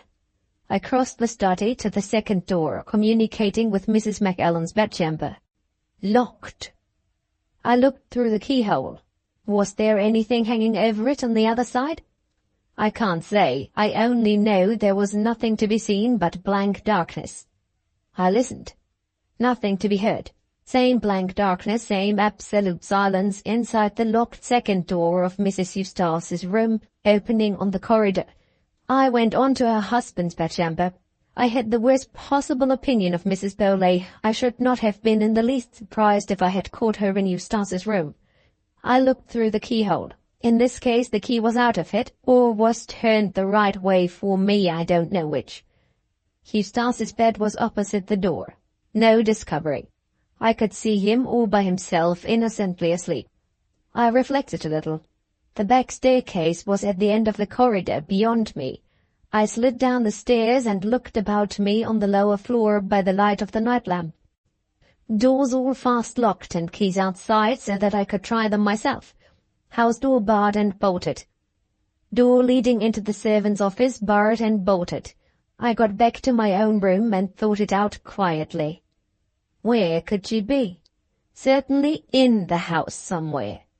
Where? I had made sure of the other rooms. The field of search was exhausted. She could only be in Mrs. McAllen's room, the one room which had baffled my investigations, the only room which had not lent itself to examination. Add to this that the key of the door in the study communicating with Mrs. McAllen's room was stated in the nurse's evidence to be missing. And don't forget that the dearest object of Mrs. Bowley's life, on the showing of her own letter read at the trial, was to be Eustace McAllen's happy wife. Put these things together in your own mind and you will know what my thoughts were, as I sat waiting for events in my chair without my telling you. Toward 4 o'clock, strong as I am, fatigue got the better of me. I fell asleep. Not for long. I awoke with a start and looked at my watch. 25 minutes past 4. Had she got back to her room while I was asleep? I hopped to her door and listened. Not a sound. I softly opened the door. The room was empty. I went back again to my own room to wait and watch. It was hard work to keep my eyes open. I drew up the window to let the cool air refresh me. I fought hard with exhausted nature, and exhausted nature won. I fell asleep again. This time it was 8 in the morning when I awoke. I have goodish ears, as you may have noticed. I heard women's voices talking under my open window. I peeped out. Mrs. Bowley and her maid in close confabulation. Mrs. Bowley and her maid looking guiltily about them to make sure that they were neither seen nor heard. "Take care, ma'am," I heard the maid say. "That horrid deformed monster is as sly as a fox. Mind he doesn't discover you." Mrs. Bowley answered, "You go first and look out in front. I will follow you and make sure there's nobody behind us." With that they disappeared around the corner of the house. In 5 minutes more I heard the door of Mrs. Bowley's room softly opened and closed again. 3 hours later the nurse met her in the corridor, innocently on her way to make inquiries at Mrs. Eustace McAllen's door. What do you think of these circumstances? What do you think of Mrs. Bowley and her maid having something to say to each other which they didn't dare say in the house, for fear of my being behind some door listening to them? What do you think of these discoveries of mine being made on the very morning when Mrs. Eustace was taken ill, on the very day when she died by a poisonous hand? Do you see your way to the guilty person? And has mad Miserrimus Dexter been of some assistance to you so far? I was too violently excited to answer him. The way to the vindication of my husband's innocence was opened to me at last. "Where is she?" I cried. "And where is that servant who is in her confidence?" "I can't tell you," he said. "I don't know." "Where can I inquire? Can you tell me that?" He considered a little. "There is one man who must know where she is, or who could find it out for you," he said. "Who is he? What is his name?" "He's a friend of Eustace's, Major Fitzdavid." "I know him. I am going to dine with him next week. He has asked you to dine too." Miserrimus Dexter laughed contemptuously. "Major Fitzdavid may do very well for the ladies," he said. "The ladies can treat him as a species of elderly human lapdog." "I don't dine with lapdogs. I have said no. You go. He or some of his ladies may be of use to you. Who are the guests? Did he tell you?" "There was a French lady whose name I forget," I said. and Lady Clorinda." "That will do. She's a friend of Mrs. Bowley's. She is sure to know where Mrs. Bowley is. Come to me the moment you have got your information. Find out if the maid is with her. She's the easiest to deal with of the two. Only make the maid open her lips, and we've got Mrs. Bowley.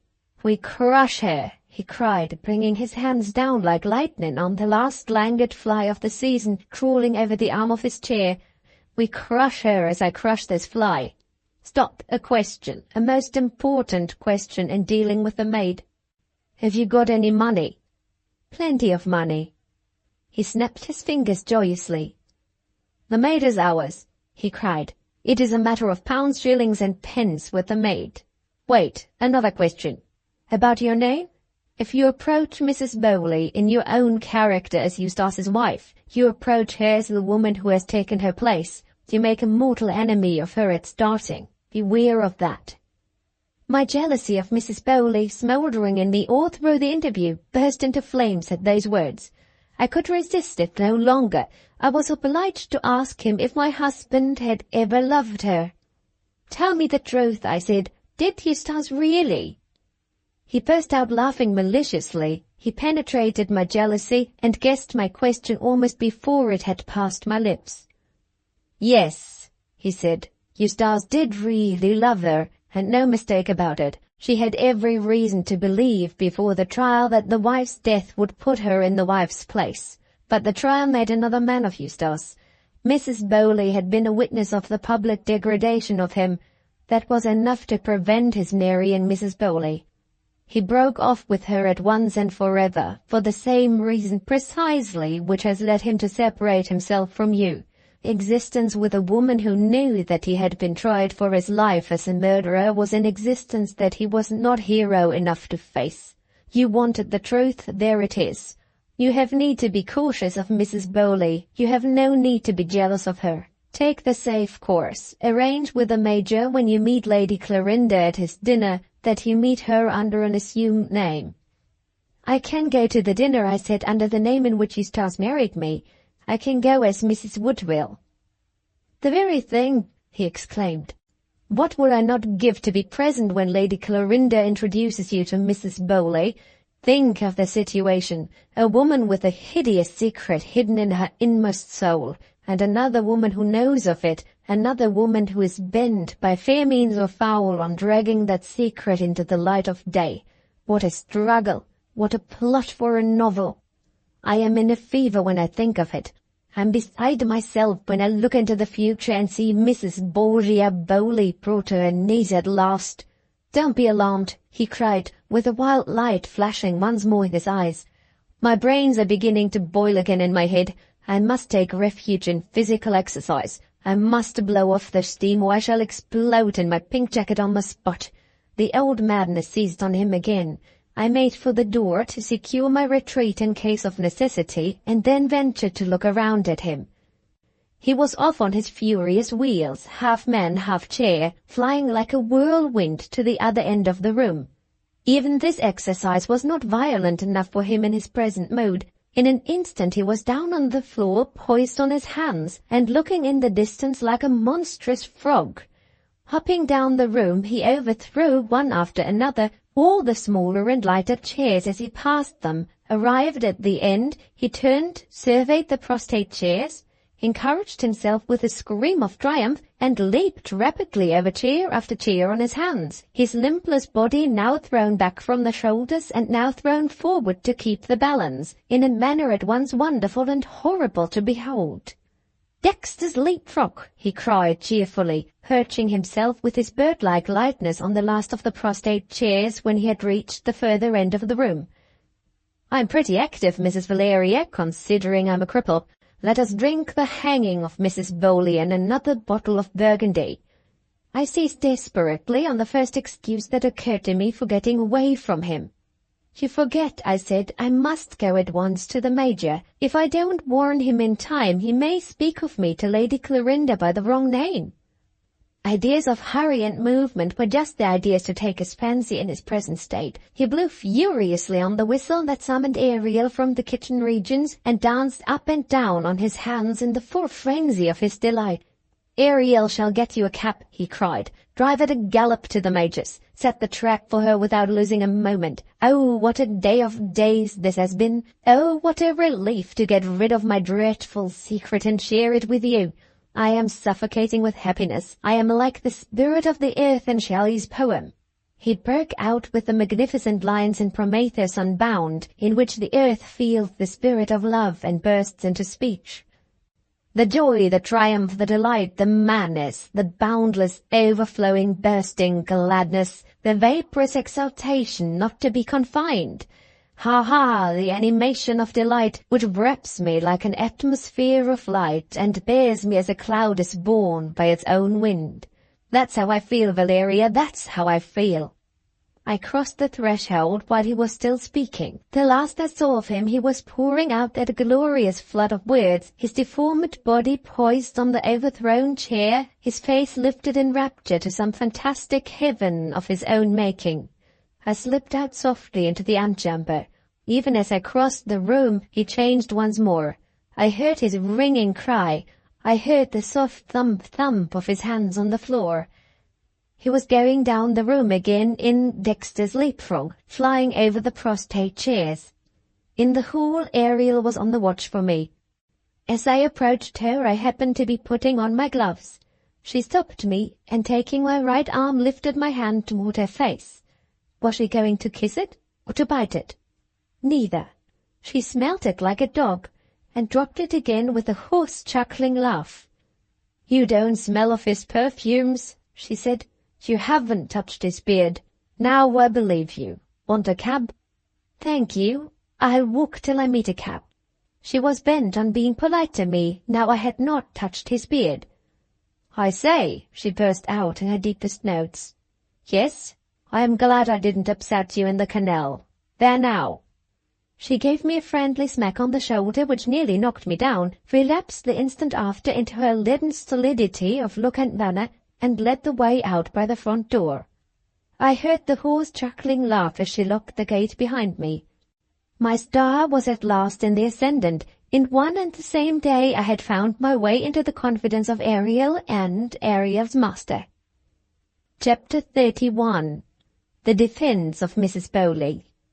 The days that elapsed before Major Fitzdavid's dinner party were precious days to me. My long interview with Miserrimus Dexter had disturbed me far more seriously than I suspected at the time. It was not until some hours after I had left him that I really began to feel how my nerves had been tried by all that I had seen and heard during my visit at his house. I started at the slightest noise. I dreamed of dreadful things. I was ready to cry without reason at one moment, and to fly into a passion without reason at another. Absolute rest was what I wanted, and, thanks to my good Benjamin, was what I got.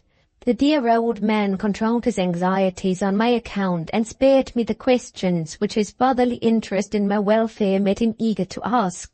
It was tacitly understood between us that all conversation on the subject of my visit to Miserrimus Dexter, of which it is needless to say he strongly disapproved, should be deferred until repose had restored my energies of body and mind. I saw no visitors. Mrs. Macallan came to the cottage, and Major Fitzdavid came to the cottage, one of them to hear what had passed between Miserrimus Dexter and myself, and the other to amuse me with the latest gossip about the guests at the forthcoming dinner. Benjamin took it on himself to make my apologies and to spare me the exertion of receiving my visitors. We hired a little open carriage and took long drives in the pretty country lane still left flourishing within a few miles of the northern suburb of London. At home we sat and talked quietly of old times, or played at backgammon and dominoes, and so for a few happy days led the peaceful, unadventurous life which was good for me. When the day of the dinner arrived, I felt restored to my customary health. I was ready again and eager again for the introduction to Lady Clorinda and the discovery of Mrs. Bowley. Benjamin looked a little sadly at my flushed face as we drove to Major Fitzdavid's house. "Ah, my dear," he said in his simple way, "I see you're well again. You have had enough of our quiet life already." My recollection of events and persons in general at the dinner party is singularly indistinct. I remember that we were very merry, and as easy and familiar with one another as if we had been old friends. I remember that Madame Mirliflor was unapproachably superior to the other women present in the perfect beauty of her dress, and in the ample justice which she did to the luxurious dinner set before us. I remember the Major's young prima donna, more round-eyed, more overdressed, more shrill and strident as the coming queen of song than ever. I remember the Major himself always kissing our hands, always luring us to indulge in dainty dishes and drinks, always making love, always detecting resemblances between us, always under the charm and never once out of his character as elderly Don Juan from the beginning of the evening to the end. I remember dear old Benjamin completely bewildered, drinking into corners, blushing when he was personally drawn into the conversation, frightened at Madame Mirliflor, bashful with Lady Clorinda, submissive to the Major, suffering under the music, and from the bottom of his honest old heart wishing himself home again. In there, as to the members of that cheerful little gathering, my memory finds its limits, with one exception. The appearance of Lady Clorinda is as present to me as if I had met her yesterday, and of the memorable conversation which we two held together privately toward the close of the evening, it is no exaggeration to say that I can still call to mind absolutely every word. I see her dress, I hear her voice again while I write. She was attired, I remember, with that extreme assumption of simplicity which always defeats its own end by irresistibly suggesting art. She wore plain white muslin over white silk, without trimming or ornament of any kind. Her rich brown hair, dressed in defiance of the prevailing fashion, was thrown back from her forehead and gathered into a simple knot behind, without adornment of any sort. A little white ribbon encircled her neck, fastened by the only article of jewellery that she wore, a tiny diamond brooch. She was unquestionably handsome, but her beauty was of the somewhat hard and angular type which is so often seen in English women of her race, the nose and chin too prominent and too firmly shaped, the well-opened grey eyes full of spirit and dignity, but wanting in tenderness and mobility of expression. Her manner had all the charm which fine breeding can confer, exquisitely polite, easily cordial, showing that perfect yet unobtrusive confidence in herself which in England seems to be the natural outgrowth of preeminent social rank. If you had accepted her for what she was on the surface, you would have said, "Here is the model of a noble woman who is perfectly free from pride." And if you had taken a liberty with her on the strength of that conviction, she would have made you remember it to the end of your life. We got on together admirably. I was introduced as Mrs. Woodville by previous arrangement with the Major, effected through Benjamin. Before the dinner was over we had promised to exchange visits. Nothing but the opportunity was wanting to lead Lady Clorinda into talking as I wanted her to talk of Mrs. Bowley. Late in the evening the opportunity came. I had taken refuge from the terrible bravura singing of the Major's strident prima donna in the back drawing-room. As I had hoped and anticipated, after a while Lady Clorinda, missing me from the group around the piano, came in search of me. She seated herself by my side, out of sight and out of hearing of our friends in the front room, and to my infinite relief and delight touched on the subject of Miserrimus Dexter of her own accord. Something I had said of him when his name had been accidentally mentioned at dinner remained in her memory, and led us by perfectly natural graduation into speaking of Mrs. Bowley. At last, I thought to myself, the Major's little dinner will bring me my reward. And what a reward it was when it came! My heart sinks in me again, as it sank on that never-to-be-forgotten evening, while I sit at my desk thinking of it. "So Dexter really spoke to you of Mrs. Bowley?" exclaimed Lady Clorinda. "You have no idea how you surprise me." "May I ask why?" "He hates her. The last time I saw him he wouldn't allow me to mention her name. It is one of his innumerable oddities. If any such feeling as sympathy is a possible feeling in such a nature as his, he ought to like Helena Bowley. She is the most completely unconventional person I know. When she does break out, poor dear, she says things and does things which are almost reckless enough to be worthy of Dexter himself. I wonder whether you would like her." "You have kindly asked me to visit you, Lady Clorinda. Perhaps I may meet her at your house." "I hope you will not wait until that is likely to happen," she said. Helena's last whim is to fancy that she has got the gout of all the maladies in the world. She is always at some wonderful baths in Hungary or Bohemia, I don't remember which, and where she will go or what she will do next it is perfectly impossible to say. Dear Mrs. Woodville, is the heat of the fire too much for you? You are looking quite pale. I felt that I was looking pale. The discovery of Mrs. Bowley's absence from England was a shock for which I was quite unprepared. For a moment it unnerved me. "Shall we go into the other room?" asked Lady Clarinda. To go into the other room would be to drop the conversation. I was determined not to let that catastrophe happen. It was just possible that Mrs. Bowley's maid might have quitted her service or might have been left behind in England. My information would not be complete until I knew what had become of the maid. I pushed my chair back a little from the fireplace and took a hand-screen from a table near me. It might be made useful in hiding my face if any more disappointments were in store for me. "Thank you, Lady Clarinda. I was only a little too near the fire. I shall do admirably here. You surprised me about Mrs. Bowley. From what Mr. Dexter said to me, I had imagined—" "Oh, you must not believe anything Dexter tells you," interposed Lady Clarinda. "He delights in mystifying people, and he purposely misled you, I have no doubt. If all that I hear is true, he ought to know more of Helena Bowley's strange freaks and fancies than most people. He all but discovered her in one of her adventures down in Scotland, which reminds me of the story in Auber's charming opera. What is it called? I shall forget my own name next. I mean the opera in which the two nuns slip out of the convent and go to the ball. Listen, how very odd. That vulgar girl is singing the castanet song in the second act at this moment. Major, what opera is the young lady singing from?" The Major was scandalized at this interruption. He bustled into the back room, whispered, "Hush, hush, my dear lady, the Domino Noir," and bustled back again to the piano. "Of course," said Lady Clarinda, "how stupid of me, the Domino Noir, and how strange that you should forget it too."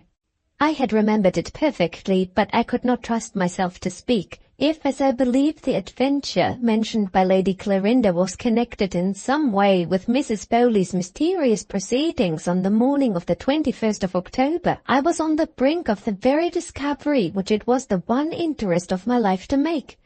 I held the screen so as to hide my face, and said in the steadiest voice that I could command at the moment, "Pray go on. Tell me what the adventure was." Lady Clarinda was quite flattered by my eager desire to hear the coming narrative. "I hope my story will be worthy of the interest which you are so good as to feel in it," she said. "If you only knew Helena, it is so like her. I have it, you must know, from her maid. She has taken a woman who speaks foreign languages with her to Hungary, and she has left the maid with me. A perfect treasure. I should be only too glad if I could keep her in my service. She has but one defect, a name I hate. Phoebe. Well, Phoebe and her mistress were staying at a place near Edinburgh called, I think, Gleninch. The house belonged to that Mr. McAllen, who was afterward tried, you remember it, of course, for poisoning his wife. A dreadful case. But don't be alarmed, my story has nothing to do with it. My story has to do with Helena Bowley. One evening, while she was staying at Gleninch, she was engaged to dine with some English friends visiting Edinburgh. The same night, also in Edinburgh, there was a masked ball given by somebody whose name I forget. The ball, almost an unparalleled event in Scotland, was reported to be not at all a reputable affair. All sorts of amusing people were to be there. Ladies of doubtful virtue, you know, and gentlemen on the outlying limits of society, and so on. Helena's friends had contrived to get cards and were going, in spite of the objections, in the strictest incognito, of course, trusting to their masks. And Helena herself was bent on going with them if she could only manage it without being discovered at Gleninch. Mr. McAllen was one of the straight-laced people who disapproved of the ball. No lady, he said, could show herself at such an entertainment without compromising her reputation. What stuff! Well, Helena, in one of her wildest moments, hit on a way of going to the ball without discovery, which was really as ingenious as a plot in a French play. She went to the dinner in the carriage from Gleninch, having sent Phoebe to Edinburgh before her. It was not a grand dinner, a little friendly gathering, no evening dress. When the time came for going back to Gleninch, what do you think Helena did? She sent her maid back in the carriage instead of herself. Phoebe was dressed in her mistress's cloak and bonnet and veil. She was instructed to run upstairs the moment she got to the house, leaving on the hall table a little note of apology, written by Helena, of course, pleading fatigue as an excuse for not saying good night to her host. The mistress and the maid were about the same height, and the servants naturally never discovered the trick. Phoebe got up to her mistress's room safely enough. There her instructions were to wait until the house was quiet for the night, and then to steal up to her own room. While she was waiting, the girl fell asleep. She only awoke at 2 in the morning, or later. It didn't much matter, as she thought. She stole out on tiptoe and closed the door behind her. Before she was at the end of the corridor, she fancied she heard something. She waited until she was safe on the upper story, and then she looked over the banister. There was Dexter, so like him, hopping about on his hands. Did you ever see it? The most grotesquely horrible exhibition you can imagine. There was Dexter hopping about and looking through keyholes, evidently in search of the person who had left the room at 2 in the morning, and no doubt taking Phoebe for her mistress, seeing that she had forgotten to take her mistress's cloak off her shoulders. The next morning early, Helena came back in a hired carriage from Edinburgh, with a hat and mantle borrowed from her English friends. She left the carriage in the road and got into the house by way of the garden, without being discovered this time by Dexter or by anybody. Clever and daring, wasn't it? And as I said just now, quite a new version of the domino noir. You will wonder, as I do, how it was that Dexter didn't make mischief in the morning. He would have done it, no doubt, but even he was silenced, as Phoebe told me, by the dreadful event that happened in the house on the same day. My dear Mrs. Woodville, the heat of this room is certainly too much for you. Take my smelling bottle. Let me open the window. I was just able to answer, Pray say nothing. Let me slip out into the open air. I made my way unobserved to the landing and sat down on the stairs to compose myself where nobody could see me. In a moment more I felt a hand laid gently on my shoulder, and discovered good Benjamin looking at me in dismay. Lady Clarinda had considerately spoken to him and had assisted him in quietly making his retreat from the room, while his host's attention was still absorbed by the music. "My dear child," he whispered, "what is the matter?" "Take me home and I will tell you," was all that I could say. Chapter 32. A specimen of my wisdom. The scene must follow my erratic movements. The scene must close on London for a while and open in Edinburgh. 2 days had passed since Major Fitzdavid's dinner party. I was able to breathe again freely after the utter destruction of all my plans for the future and of all the hopes that I had founded on them. I could now see that I had been trebly in the wrong. Wrong in hastily and cruelly suspecting an innocent woman, wrong in communicating my suspicions without an attempt to verify them previously to another person, wrong in accepting the flighty interferences and conclusions of Miserrimus Dexter as if they had been solid truths. I was so ashamed of my folly when I thought of the past, so completely discouraged, so rudely shaken in my confidence in myself when I thought of the future, that for once in a way I accepted sensible advice when it was offered to me. "My dear," said good old Benjamin, after we had thoroughly talked over my discomfiture on our return from the dinner party, "judging by what you tell me of him, I don't fancy Mr. Dexter. Promise me that you will not go back to him until you have first consulted some person who is fitter to guide you through this dangerous business than I am." I gave him my promise on one condition. "If I fail to find the person," I said, "will you undertake to help me?" Benjamin pledged himself to help me cheerfully. The next morning, when I was brushing my hair and thinking over my affairs, I called to mind a forgotten resolution of mine at the time I first read the report of my husband's trial. I mean the resolution, if Miserrimus Dexter failed me, to apply to one of the 2 agents or solicitors, as we should term them, who had prepared Eustace's defence, namely Mr. Playmore. This gentleman, it may be remembered, had especially recommended himself to my confidence by his friendly interference when the sheriff's officers were in search of my husband's papers. Referring back to the evidence of Isaiah Schoolcraft, I found that Mr. Playmore had been called in to assist and advise Eustace by Miserrimus Dexter. He was therefore not only a friend on whom I might rely, but a friend who was personally acquainted with Dexter as well. Could there be a fitter man to apply to for enlightenment in the darkness that had now gathered around me? Benjamin, when I put the question to him, acknowledged that I had made a sensible choice on this occasion, and at once exerted himself to help me. He discovered through his own lawyer the address of Mr. Playmore's London agents, and from these gentlemen he obtained for me a letter of introduction to Mr. Playmore himself. I had nothing to conceal from my new adviser, and I was properly described in the letter as Eustace Macallan's second wife.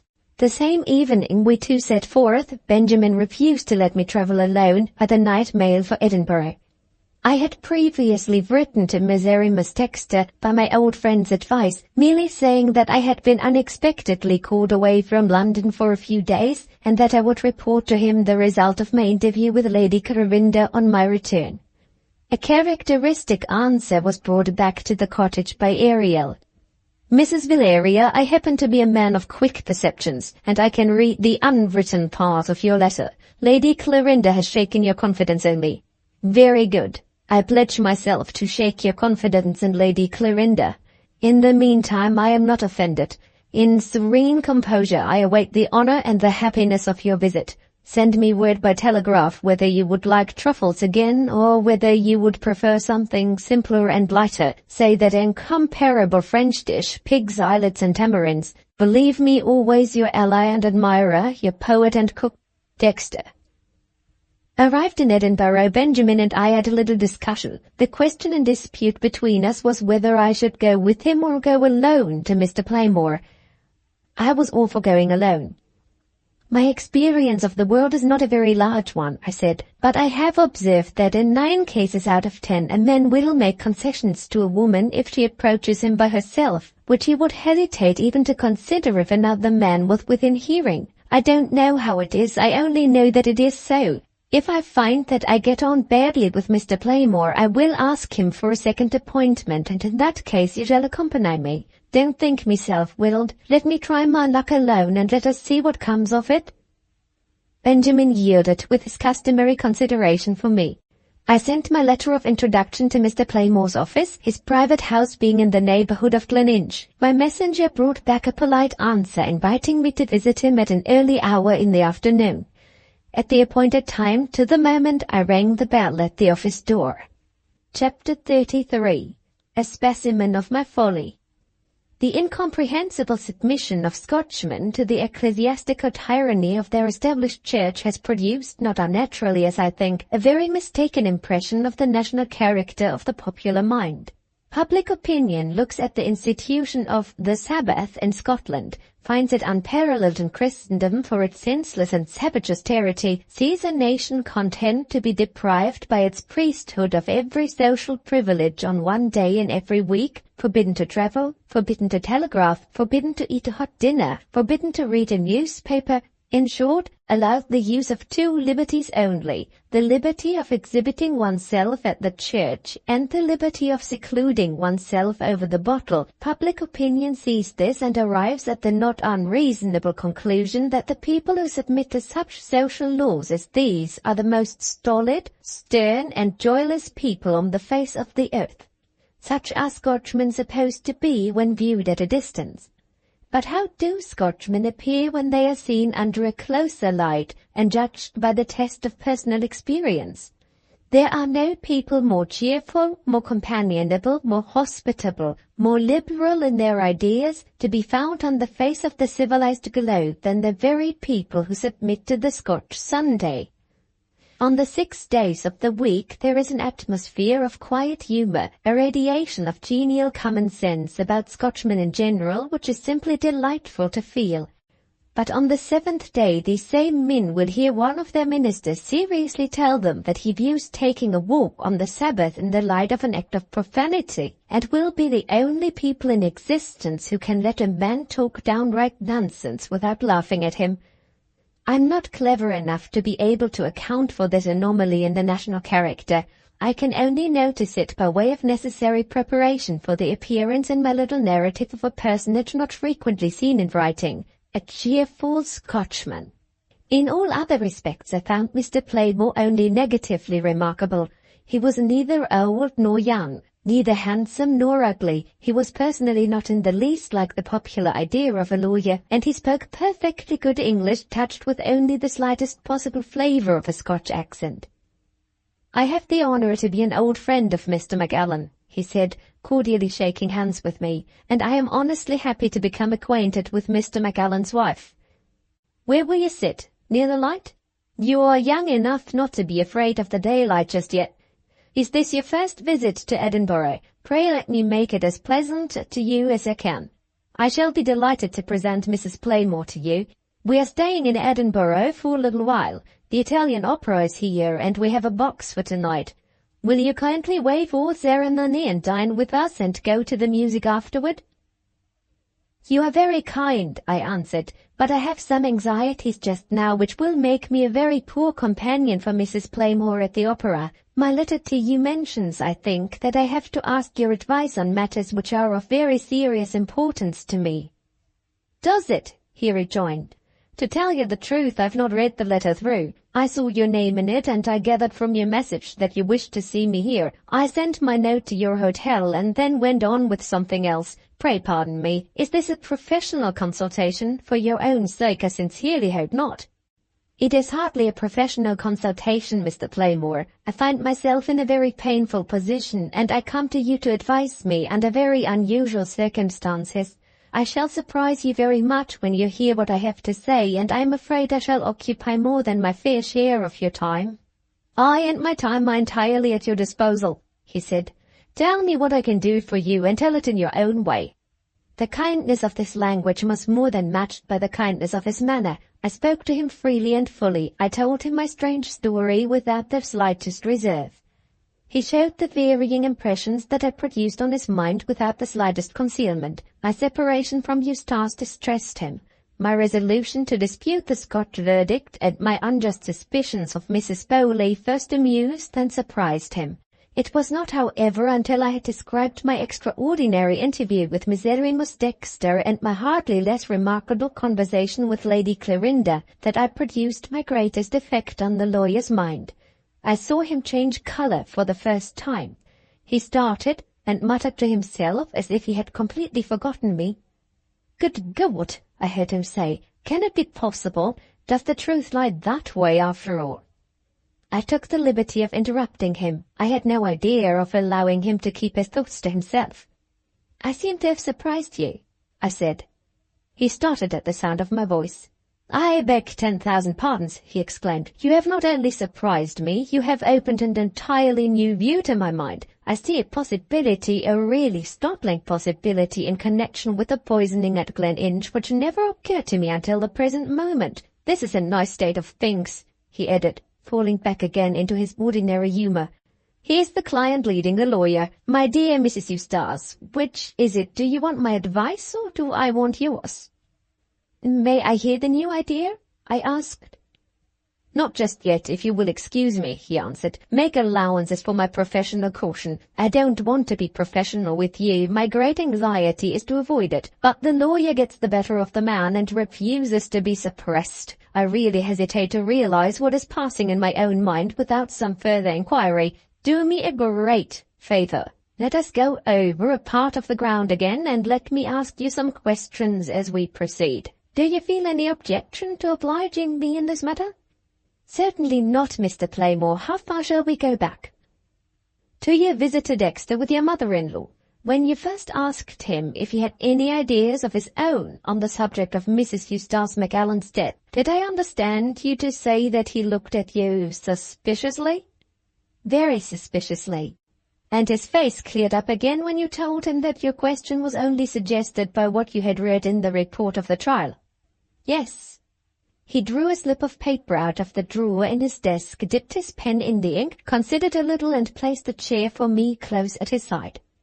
"The lawyer disappears," he said, "and the man resumes his proper place. There shall be no professional mysteries between you and me." As your husband's old friend, Mrs. Eustace, I feel no common interest in you. I see a serious necessity for warning you before it is too late, and I can only do so to any good purpose by running a risk on which few men in my place would venture. Personally and professionally, I am going to trust you, though I am a Scotchman and a lawyer. Sit here and look over my shoulder while I make my notes. You will see what is passing in my mind if you see what I write. I sat down by him and looked over his shoulder without the smallest pretence of hesitation. He began to write as follows. The poisoning at Gleninch. Queries. In what position does Miserrimus Dexter stand toward the poisoning, and what does he, presumably, know about that matter? He has ideas which are secrets. He suspects that he has betrayed them, or that they have been discovered in some way inconceivable to himself. He is palpably relieved when he finds that this is not the case. The pen stopped, and the questions went on. Let us advance to your second visit, said Mr. Playmore. When you saw Dexter alone, tell me again what he did and how he looked when you informed him that you were not satisfied with the Scotch verdict. I repeated what I have already written in these pages. The pen went back to the paper again and added these lines. He hears nothing more remarkable than that a person visiting him who is interested in the case refuses to accept the verdict at the Macallan trial as a final verdict and proposes to reopen the inquiry. What does he do upon that? He exhibits all the symptoms of a panic or terror. He sees himself in some incomprehensible danger. He is frantic at one moment and servile at the next. He must and will know what this disturbing person really means. And when he is informed on that point, he first turns pale and doubts the evidence of his own senses, and next, with nothing said to justify it, gratuitously accuses his visitor of suspecting somebody. Query here.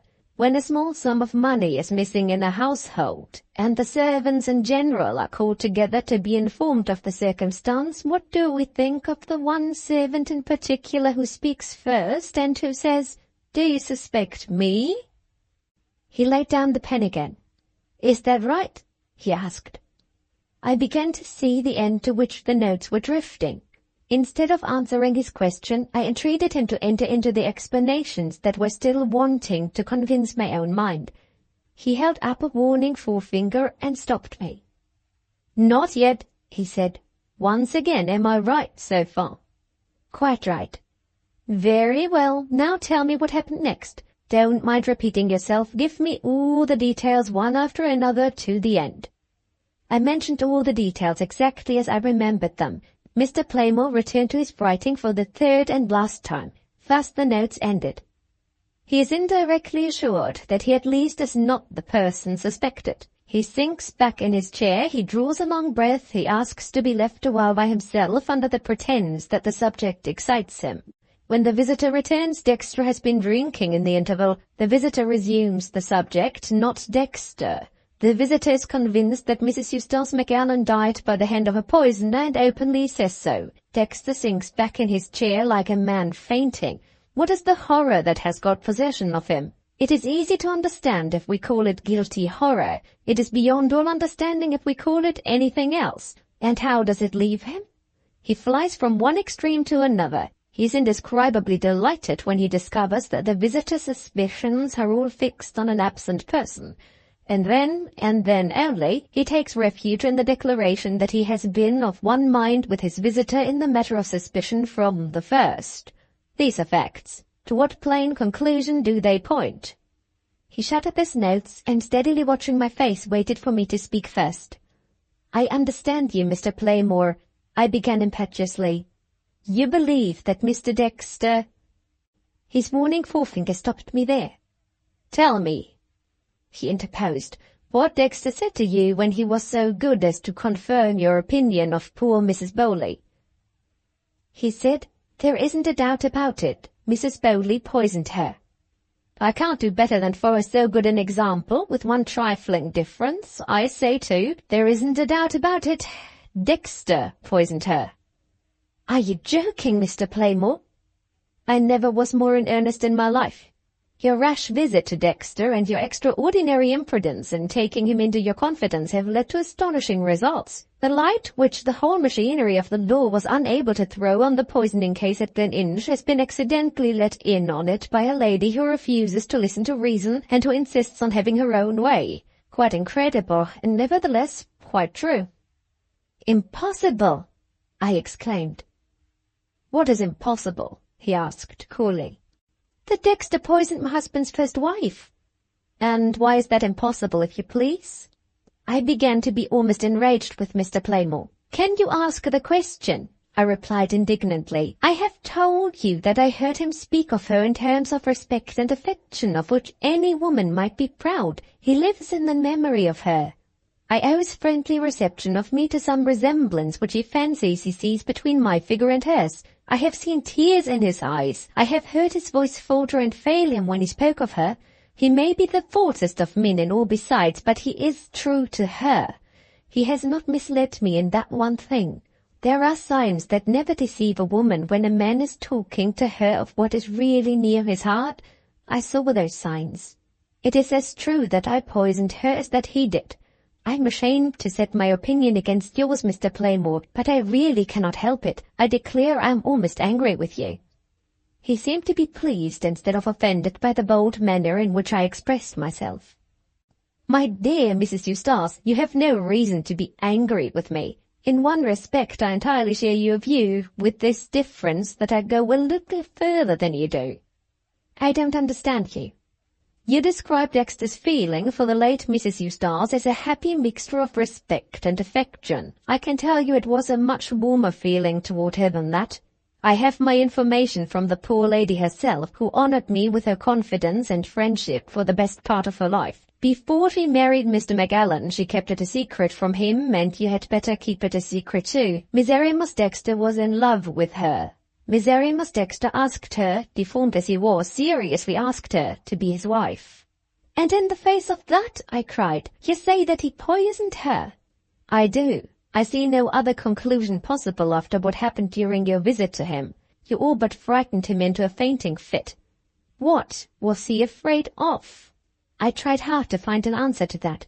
I even embarked on an answer without quite knowing where my own words might lead me.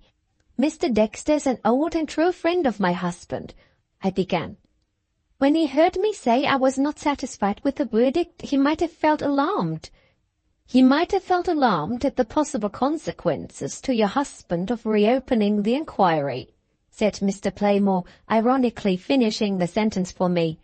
"Rather far-fetched, Mrs. Eustace, and not very consistent with your faith in your husband's innocence. Clear your mind of one mistake," he continued seriously, "which may fatally mislead you if you persist in pursuing your present course. Miserrimus Dexter, you may take my word for it, ceased to be your husband's friend on the day when your husband married his first wife. Dexter has kept up appearances, I grant you, both in public and in private. His evidence in his friend's favor at the trial was given with a deep feeling which everybody expected from him. Nevertheless, I firmly believe, looking under the surface, that Mr. McAllen has no bitterer enemy living than Miserrimus Dexter." He turned me cold. I felt that here at least he was right. My husband had wooed and won the woman who had refused Dexter's offer of marriage. Was Dexter the man to forgive that? My own experience answered me and said, no. "Bear in mind what I have told you," Mr. Playmore proceeded, "and now let us get on to your own position in this matter and to the interests that you have at stake. Try to adopt my point of view for the moment, and let us inquire what chance we have of making any further advance toward a discovery of the truth. It is one thing to be morally convinced, as I am, that Miserrimus Dexter is the man who ought to have been tried for the murder at Gleninch, and it is another thing at this distance of time to lay our hands on the plain evidence which can alone justify anything like a public assertion of his guilt. There, as I see it, is the insuperable difficulty in the case.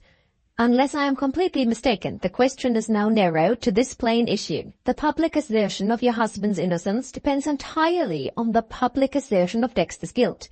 How are you to arrive at that result? There is not a particle of evidence against him. You can only convict Dexter on Dexter's own confession. Are you listening to me?" I was listening most unwillingly. If he were right, things had indeed come to that terrible pass.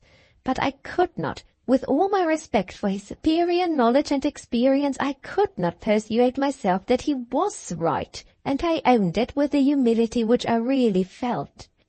He smiled good-humouredly. "At any rate," he said, "you will admit that Dexter has not freely opened his mind to you thus far. He is still keeping something from your knowledge which you are interested in discovering." "Yes, I admit that." "Very good. What applies to your view of the case applies to mine. I say he is keeping from you the confession of his guilt. You say he is keeping from you information which may fasten the guilt on some other person.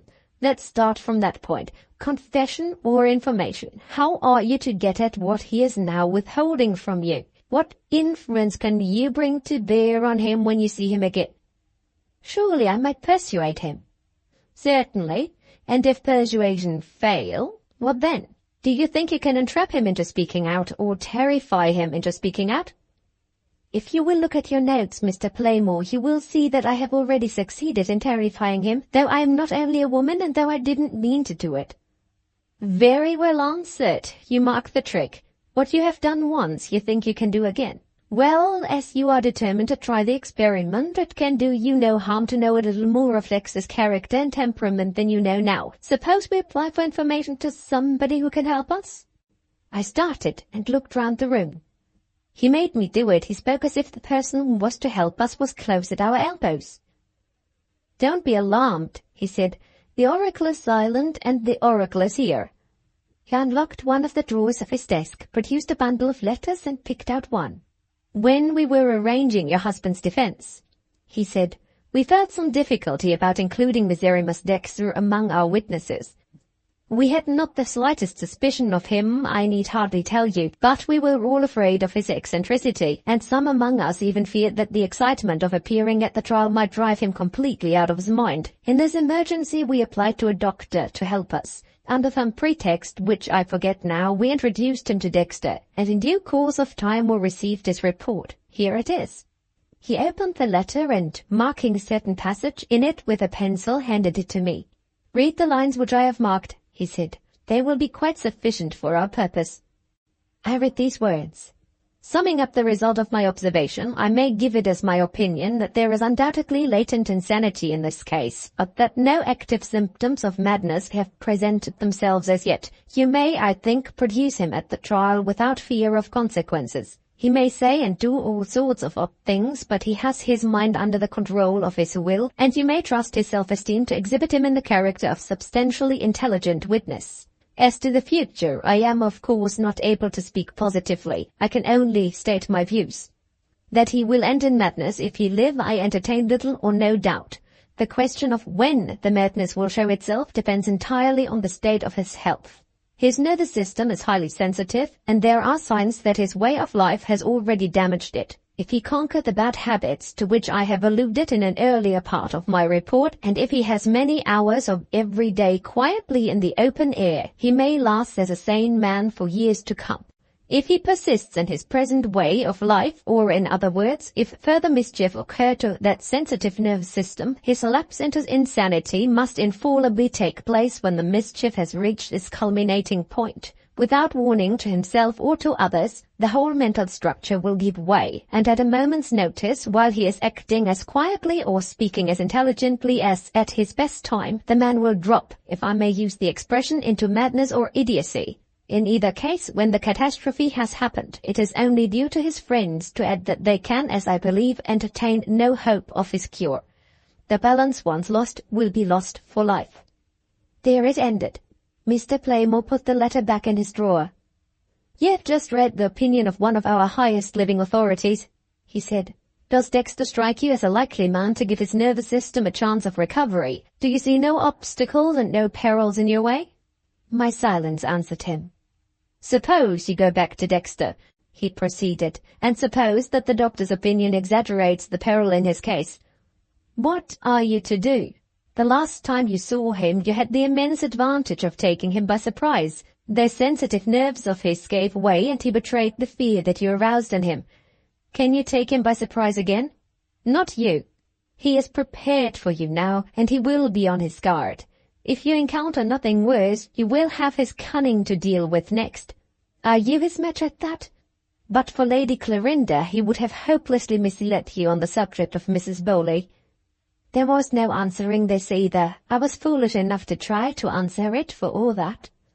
He told me the truth so far as he knew it, I rejoined. He really saw what he said he saw in the corridor at Gleninch. He told you the truth, returned Mr. Playmore, because he was cunning enough to see that the truth would help him in irritating your suspicions. You don't really believe that he shared your suspicions. Well, why not? I said. He was as ignorant of what Mrs. Bowley was really doing on that night as I was, until I met Lady Clarinda. It remains to be seen whether he will not be as much astonished as I was when I tell him what Lady Clarinda told me. This smart reply produced an effect which I had not anticipated. To my surprise, Mr. Playmore abruptly dropped all further discussion on his side. He appeared to despair of convincing me, and he owned it indirectly in his next words. "Will nothing that I can say to you," he asked, "induce you to think as I think in this matter?" "I have not your ability or your experience," I answered. "I'm sorry to say I can't think as you think." "And are you really determined to see Miserrimus Dexter again?" "I have engaged myself to see him again." He waited a little and thought over it. "You have honored me by asking for my advice," he said. "I earnestly advise you, Mrs. Eustace, to break your engagement. I go even further than that. I entreat you not to see Dexter again." Just what my mother-in-law had said, just what Benjamin and Major Fitzdavid had said. They were all against me, and still I held out. I wonder, when I look back at it, at my own obstinacy. I'm almost ashamed to relate that I made Mr. Playmore no reply. He waited, still looking at me. I felt irritated by that fixed look. I arose and stood before him with my eyes on the floor. He arose in his turn. He understood that the conference was over. "Well, well," he said, with a kind of sad good humour, "I suppose it is unreasonable of me to expect that a young woman like you should share any opinion with an old lawyer like me. Let me only remind you that our conversation must remain strictly confidential for the present, and then let us change the subject. Is there anything that I can do for you? Are you alone in Edinburgh?" "No, I'm travelling with an old friend of mine who has known me from childhood." "And do you stay here tomorrow?" "I think so." "Will you do me one favour? Will you think over what has passed between us, and will you come back to me in the morning?" "Willingly, Mr. Playmore, if it is only to thank you again for your kindness." On that understanding we parted. He sighed, the cheerful man sighed as he opened the door for me. Women are contradictory creatures. That sigh affected me more than all his arguments. I felt myself blush for my own headstrong resistance to him as I took my leave and turned away into the street. Chapter 34. Gleninch. "Aha," said Benjamin complacently, "so the lawyer thinks, as I do, that he will be highly imprudent if you go back to Mr. Dexter. A hard-headed, sensible man, the lawyer, no doubt. You will listen to Mr. Playmore, won't you, though you wouldn't listen to me?" I had of course respected Mr. Playmore's confidence in me when Benjamin and I met on my return to the hotel. Not a word relating to the lawyer's horrible suspicion of Miserrimus Dexter has passed my lips. "You must forgive me, my old friend," I said, answering Benjamin. "I am afraid it has come to this. Try as I may, I can listen to nobody who advises me. On our way here I honestly meant to be guided by Mr. Playmore. We should never have taken this long journey if I had not honestly meant it. I have tried hard to be a teachable, reasonable woman, but there is something in me that won't be taught. I am afraid I shall go back to Dexter." Even Benjamin lost all patience with me this time. "What is bred in the bone," he said, quoting the old proverb, "will never come out of the flesh. In years gone by, you were the most obstinate child that ever made a mess in a nursery. Oh dear me, we might as well have stayed in London." "No," I replied. "Now we have travelled to Edinburgh, we will see something interesting to me at any rate, which we should never have seen if we had not left London. My husband's country house is within a few miles of us here. Tomorrow we will go to Gleninch." "Where the poor lady was poisoned?" asked Benjamin, with a look of dismay. "You mean that place?" "Yes, I want to see the room in which she died. I want to go all over the house." Benjamin crossed his hands resignedly on his lap. "I try to understand the new generation," said the old man sadly, "but I can't manage it. The new generation beats me." I sat down to write to Mr. Playmore about the visit to Gleninch. The house in which the tragedy had occurred that had blighted my husband's life was, to my mind, the most interesting house in the habitable globe. The prospect of visiting Gleninch had indeed, to tell the truth, strongly influenced my resolution to consult the Edinburgh lawyer. I sent my note to Mr. Playmore by a messenger and received the kindest reply in return. If I would wait until the afternoon, he would get the day's business done and would take us to Gleninch in his own carriage. Benjamin's obstinacy, in his own quiet way and on certain occasions only, was quite a match for mine. He had privately determined, as one of the old generation, to have nothing to do with Gleninch. Not a word on the subject escaped him until Mr. Playmore's carriage was at the hotel door. At that appropriate moment Benjamin remembered an old friend of his in Edinburgh. "Will you please excuse me, Valeria? My friend's name is Saunders, and he will take it unkindly of me if I don't dine with him today." Apart from the associations that I connected with it, there was nothing to interest a traveller at Gleninch. The country around was pretty and well cultivated, and nothing more. The park was, to an English eye, wild and badly kept. The house had been built within the last 70 or 80 years. Outside it was as bare of all ornament as a factory, and as gloomily heavy in effect as a prison. Inside, the deadly dreariness, the close, oppressive solitude of a deserted dwelling wearied the eye and weighed on the mind from the roof to the basement. The house had been shut up since the time of the trial. A lonely old couple, man and wife, had the keys and the charge of it. The man shook his head in silent and sorrowful disapproval of our intrusion when Mr. Playmore ordered him to open the doors and shutters and let the light in on the dark, deserted place. Fires were burning in the library and the picture gallery to preserve the treasures which they contained from the damp. It was not easy at first to look at the cheerful blaze without fancying that the inhabitants of the house must surely come in and warm themselves. Ascending to the upper floor, I saw the rooms made familiar to me by the report of the trial. I entered the little study with the old books on the shelves, and the key still missing from the locked door of communication with the bedchamber. I looked into the room in which the unhappy mistress of Gleninch had suffered and died. The bed was left in its place. The sofa on which the nurse had snatched her intervals of repose was at its foot. The Indian cabinet in which the crumpled paper with the grains of arsenic had been found still held its little collection of curiosities. I moved on its pivot the invalid table on which she had taken her meals and written her poems, poor soul. The place was dreary and dreadful. The heavy air felt as if it were still burdened with its horrid load of misery and distrust. I was glad to get out, after a passing glance at the room which Eustace had occupied in those days, into the guests' corridor. There was the bedroom, at the door of which Miserrimus Dexter had waited and watched.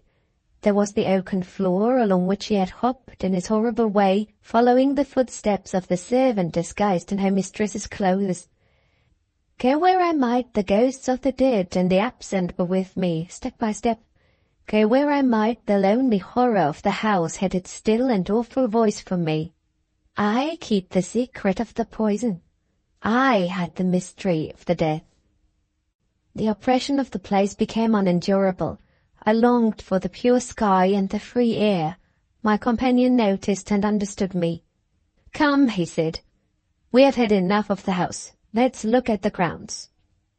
In the grey quiet of the evening we roamed about the lonely gardens and threaded our way through the rank neglected shrubberies. Wandering here and wandering there, we drifted into the kitchen garden, with one little patch still barely cultivated by the old man and his wife, and all the rest a wilderness of weeds. Beyond the far end of the garden, divided from it by a low paling of wood, there stretched a patch of waste ground sheltered on three sides by trees. In one lost corner of the ground an object, common enough elsewhere, attracted my attention here. The object was a dust heap. The great size of it and the curious situation in which it was placed aroused a moment's languid curiosity in me. I stopped and looked at the dust and ashes, at the broken crockery and the old iron. Here there was a torn hat, and there some fragments of rotten old boots, and scattered around a small attendant litter of torn paper and frowsy rags. "What are you looking at?" asked Mr. Playmore. "At nothing more remarkable than the dust heap," I answered. "In tidy England, I suppose you would have all that carted away out of sight," said the lawyer. "We don't mind in Scotland as long as the dust heap is far enough away not to be smelt at the house. Besides, some of it sifted comes in useful as manure for the garden. Here the place is deserted and the rubbish in consequence has not been disturbed. Everything at Gleninch, Mrs. Eustace, the big dust heap included, is waiting for the new mistress to set it to rights. One of these days you may be queen here, who knows?" "I shall never see this place again," I said. "Never is a long day," returned my companion, "and time has its surprises in store for all of us." We turned away and walked back in silence to the park gate at which the carriage was waiting. On the return to Edinburgh, Mr. Playmore directed the conversation to topics entirely unconnected with my visit to Gleninch. He saw that my mind stood in need of relief, and he most good-naturedly and successfully exerted himself to amuse me. It was not until we were close to the city that he touched on the subject of my return to London. "Have you decided yet on the day when you leave Edinburgh?" he asked. "We leave Edinburgh," I replied, "by the train of tomorrow morning." "Do you still see no reason to alter the opinions which you expressed yesterday? Does your speedy departure mean that?" "I am afraid it does, Mr. Playmore. When I am an older woman, I may be a wiser woman. In the meantime, I can only trust to your indulgence if I still blindly blunder on in my own way." He smiled pleasantly and patted my hand, then changed on a sudden and looked at me gravely and attentively before he opened his lips again. "This is my last opportunity of speaking to you before you go," he said. "May I speak freely?" "As freely as you please, Mr. Playmore. Whatever you may say to me will only add to my grateful sense of your kindness." "I have very little to say, Mrs. Eustace, and that little begins with a word of caution. You told me yesterday that, when you paid your last visit to Miserrimus Dexter, you went to him alone. Don't do that again. Take somebody with you." "Do you think I'm in any danger, then?" "Not in the ordinary sense of the word. I only think that a friend may be useful in keeping Dexter's audacity. He is one of the most impudent men living, within proper limits. Then again, in case anything worth remembering and acting on should fall from him in his talk, a friend may be valuable as witness. In your place, I should have a witness with me who could take notes, but then I'm a lawyer and my business is to make a fuss about trifles. Let me only say, go with a companion when you next visit Dexter, and be on your guard against yourself when you take turns on Mrs. Bowley." "On my guard against myself? What do you mean?" "Practice, my dear Mrs. Eustace, has given me an eye for the little weaknesses of human nature. You are quite naturally disposed to be jealous of Mrs. Bowley, and you are in consequence not in full possession of your excellent common sense when Dexter uses that lady as a means of blindfolding you. Am I speaking too freely?" "Certainly not. It's very degrading to me to be jealous of Mrs. Bowley. My vanity suffers dreadfully when I think of it, but my common sense yields to conviction. I dare say you're right." "I am delighted to find that we agree on one point," he rejoined dryly. "I don't despair yet of convincing you in that far more serious matter which is still in dispute between us, and, what is more, if you will throw no obstacles in the way, I look to Dexter himself to help me." This aroused my curiosity. How Miserrimus Dexter could help him in that or in any other way was a riddle beyond my reading. "You propose to repeat to Dexter all that Lady Clorinda told you about Mrs. Bowley," he went on, "and you think it is likely that Dexter will be overwhelmed as you were overwhelmed when he hears the story. I'm going to venture on a prophecy. I say that Dexter will disappoint you. Far from showing any astonishment, he will boldly tell you that you have been duped by a deliberately false statement of facts, invented and set afloat in her own guilty interests by Mrs. Bowley. Now tell me, if you really try in that way to renew your unfounded suspicion of an innocent woman, will that shake your confidence in your own opinion? It will entirely destroy my confidence in my own opinion, Mr. Playmore. Very good. I shall expect you to write to me in any case, and I believe we shall be of one mind before the week is out. Keep strictly secret all that I said to you yesterday about Dexter. Don't even mention my name when you see him. Thinking of him as I think now, I would as soon touch the hand of a hangman as the hand of that monster. God bless you. Goodbye. So he said his farewell words at the door of the hotel. Kind, genial, clever, but oh, how easily prejudiced, how shockingly obstinate in holding to his own opinion. And what an opinion! I shuddered as I thought of it. Chapter 35. Mr. Playmore's Prophecy. We reached London between 8 and 9 in the evening. Strictly methodical in all his habits, Benjamin had telegraphed to his housekeeper from Edinburgh to have supper ready for us by 10 o'clock, and to send the cabman whom he always employed to meet us at the station. Arriving at the villa, we were obliged to wait for a moment to let a pony chaise get by us before we could draw up at Benjamin's door. The chaise passed very slowly, driven by a rough-looking man with a pipe in his mouth. But for the man, I might have doubted whether the pony was quite a stranger to me. As things were, I thought no more of the matter. Benjamin's respectable old housekeeper opened the garden gate and startled me by bursting into a devout ejaculation of gratitude at the sight of her master. "The Lord be praised, sir," she cried. "I thought you would never come back." "Anything wrong?" asked Benjamin, in his own impenetrably quiet way. The housekeeper trembled at the question and answered in this enigmatical words. "My mind's upset, sir, and whether things are wrong or whether things are right is more than I can say. Hours ago a strange man came in and asked—" She stopped as if she were completely bewildered, looked for a moment vacantly at her master and suddenly addressed herself to me. "And asked," she proceeded, "when you was expected back, ma'am. I told him what my master had telegraphed, and the man says upon that, 'Wait a bit,' he says, 'I'm coming back.' He came back in a minute or less, and he carried a thing in his arms, which curdled my blood, it did, and set me shaking from the crown of my head to the sole of my foot. I know I ought to have stopped it, but I couldn't stand upon my legs, much less put the man out of the house. In he went, with your leave, or by your leave, Mr. Benjamin, sir, in he went with the thing in his arms straight through to your library, and there it has been all these hours, and there it is now. I've spoken to the police, but they wouldn't interfere, and what to do next is more than my poor head can tell. Don't you go in by yourself, ma'am, you'll be frightened out of your wits, you will." I persisted in entering the house for all that. Aided by the pony, I easily solved the mystery of the housekeeper's otherwise unintelligible narrative. Passing through the dining-room, where the supper table was already laid for us, I looked through the half-open library door. Yes, there was Miserrimus Dexter, arrayed in his pink jacket, fast asleep in Benjamin's favourite armchair. No coverlet hid his horrible deformity. Nothing was sacrificed to conventional ideas of propriety in his extraordinary dress. I could hardly wonder that the poor old housekeeper trembled from head to foot when she spoke of him.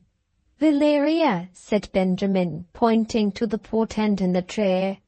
"Which is it, an Indian idol or a man?"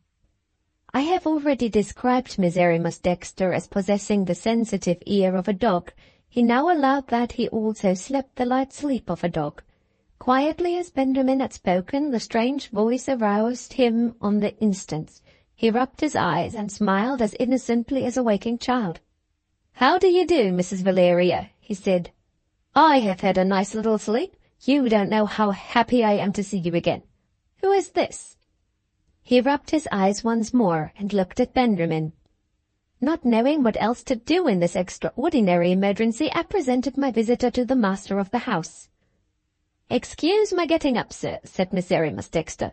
"I can't get up. I have no legs. You look as if you thought I was occupying your chair. If I am committing an intrusion, be so good as to put your umbrella under me and give me a jerk. I shall fall on my hands, and I shan't be offended with you. I will submit to a tumble and a scolding, but please don't break my heart by sending me away." That beautiful woman there can be very cruel sometimes, sir, when the fit takes her. She went away when I stood in the sorest need of a little talk with her.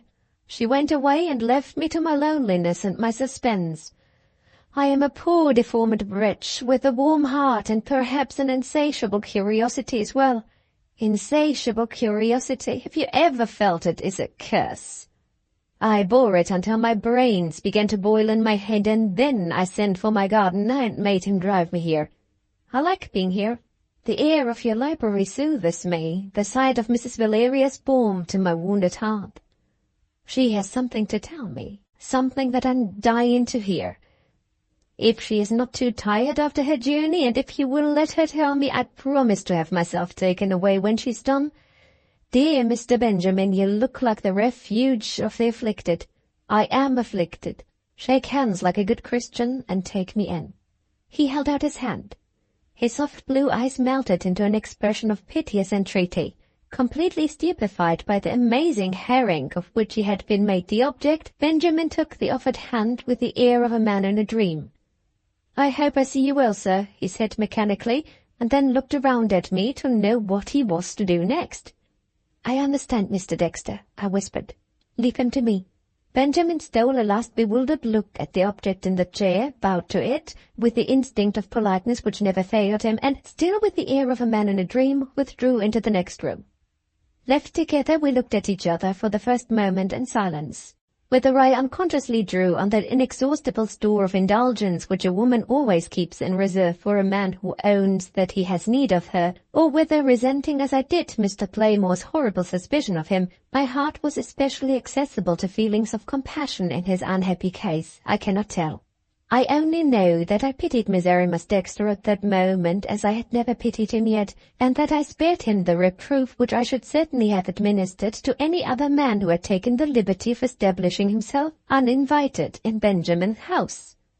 He was the first to speak. "Lady Clorinda has destroyed your confidence in me," he began wildly.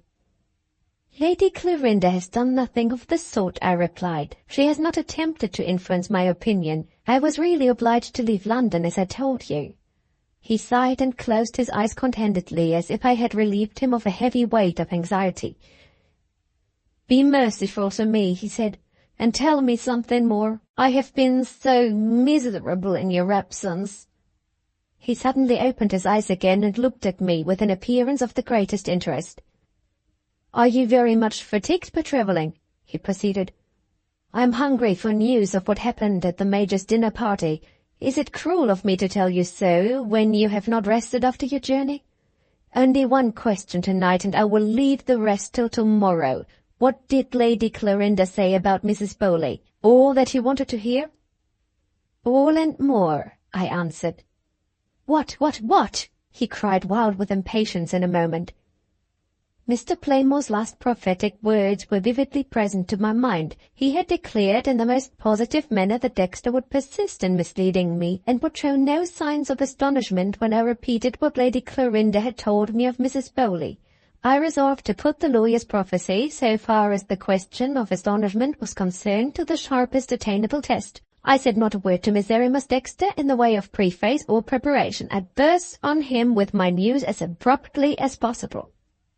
"The person you saw in the corridor was not Mrs. Bowley," I said. "It was the maid, dressed in her mistress's cloak and hat. Mrs. Bowley herself was not in the house at all. Mrs. Bowley herself was dancing at a masked ball in Edinburgh. There is what the maid told Lady Clorinda, and there is what Lady Clorinda told me." In the absorbing interest of the moment, I poured out those words one after another as fast as they would pass my lips. Miserrimus Dexter completely falsified the lawyer's prediction. He shuddered under the shock. His eyes opened wide with amazement. "Say it again," he cried. "I can't take it all in at once. You stun me." I was more than contented with this result. I triumphed in my victory. For once I had really some reason to feel satisfied with myself. I had taken the Christian and merciful side in my discussion with Mr. Playmore, and I had won my reward. I could sit in the same room with Miserrimus Dexter and feel the blessed conviction that I was not breathing the same air with the poisoner. Was it not worth the visit to Edinburgh to have made sure of that? In repeating at his own desire what I had already said to him, I took care to add the details which made Lady Clarinda's narrative coherent and credible. He listened throughout with breathless attention, here and there repeating the words after me to impress them the more surely and the more deeply on his mind. "What is to be said? What is to be done?" he asked, with a look of blank despair. "I can't believe it. From first to last, strange as it is, it sounds true." How would Mr. Playmore have felt if he had heard those words? I did him the justice to believe that he would have felt heartily ashamed of himself. "There is nothing to be said," I rejoined, "except that Mrs. Bowley is innocent and that you and I have done her grievous wrong. Don't you agree with me?" "I entirely agree with you," he answered, without an instant's hesitation. "Mrs. Bowley is an innocent woman. The defence at the trial was the right defence after all." He folded his arms complacently. He looked perfectly satisfied to leave the matter there. I was not of this mind. To my own amazement, I now found myself the least reasonable person of the two. Miserrimus Dexter, to use the popular phrase, had given me more than I had bargained for. He had not only done all that I had anticipated in the way of falsifying Mr. Playmore's prediction, he had actually advanced beyond my limits. I could go the length of recognizing Mrs. Bowley's innocence, but at that point I stopped. If the defence at the trial were the right defence, farewell to all hope of asserting my husband's innocence. I held to that hope as I held to my love and my life. "Speak for yourself," I said. "My opinion of the defence remains unchanged." He started and knit his brows as if I had disappointed and displeased him. "Does that mean that you are determined to go on?" "It does." He was downright angry with me. He cast his customary politeness to the winds. "Absurd, impossible!" he cried contemptuously. "You have yourself declared that we've wronged an innocent woman when we suspected Mrs. Bowley. Is there anyone else whom we can suspect? It's ridiculous to ask the question. There's no alternative left but to accept the facts as they are and to stir no further in the matter of the poisoning at Gleninch. It's childish to dispute plain conclusions. You must give up." "You may be angry with me if you will, Mr. Dexter. Neither your anger nor your arguments will make me give up." He controlled himself by an effort. He was quiet and polite again when he next spoke to me. "Very well. Pardon me for a moment if I absorb myself in my own thoughts. I want to do something which I have not done yet." "What may that be, Mr. Dexter?" "I am going to put myself into Mrs. Bowley's skin and to think with Mrs. Bowley's mind. Give me a minute, thank you." What did he mean? What new transformation of him was passing before my eyes? Was there ever such a puzzle of a man as this? Who that saw him now intently pursuing his new train of thought would have recognized him as the childish creature who had woke so innocently and had astonished Benjamin by the infantine nonsense which he talked? It is said, and said truly, that there are many sides to every human character.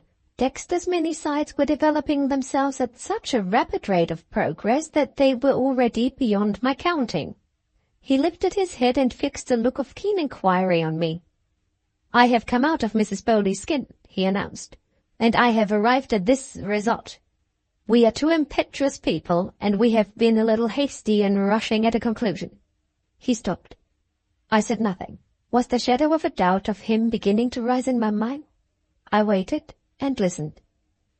"I am as fully satisfied as ever of the truth of what Lady Clarinda told you," he proceeded. "But I see on consideration what I failed to see at the time. The story admits of two interpretations, one on the surface and another under the surface.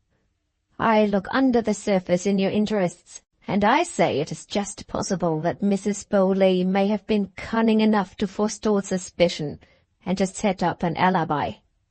I am ashamed to own that I did not understand what he meant by the last word, alibi. He saw that I was not following him and spoke out more plainly. "Was the maid something more than her mistress's passive accomplice?" he said. "Was she the hand that her mistress used? Was she on her way to give the first dose of poison when she passed me in this corridor? Did Mrs. Bowley spend the night in Edinburgh so as to have her defence ready if suspicion fell upon her?" My shadowy doubt of him became substantial doubt when I heard that. Had I absolved him a little too readily? Was he really trying to renew my suspicions of Mrs. Bowley as Mr. Playmore had foretold? This time I was obliged to answer him. In doing so, I unconsciously employed one of the phrases which the lawyer had used to me during my first interview with him. "That sounds rather far-fetched, Mr. Dexter," I said. To my relief, he made no attempt to defend the new view that he had advanced. "It is far-fetched," he admitted. "When I say it was just possible, though I didn't claim much for my idea, I said more for it perhaps than it deserved. Dismiss my view as ridiculous. What are you to do next? If Mrs. Bowley is not the poisoner, either by herself or by her maid, who is? She is innocent, and Eustace is innocent. Where is the other person whom you can suspect?" "Have I poisoned her?" he cried, with his eyes flashing and his voice rising to its highest notes. Does anybody suspect me? I loved her, I adored her, I have never been the same man since her death. Hush, I will trust you with a secret. Don't tell your husband. It might be the destruction of our friendship. I would have married her before she met with Eustace if she would have taken me. When the doctors told me she had died poisoned, ask Dr. Jerome what I suffered. He can tell you. All through that horrible night I was awake, watching my opportunity until I found my way to her. I got into the room and took my last leave of the cold remains of the angel whom I loved. I cried over her. I kissed her. For the first and last time, I stole one little lock of her hair. I have worn it ever since. I have kissed it night and day. Oh, God, the room comes back to me. The dead face comes back to me. Look, look. He tore from its place of concealment at his bosom a little locket, fastened by a ribbon round his neck. He threw it to me where I sat and burst into a passion of tears. A man in my place might have known what to do. Being only a woman, I yielded to the compassionate impulse of the moment. I got up and crossed the room to him.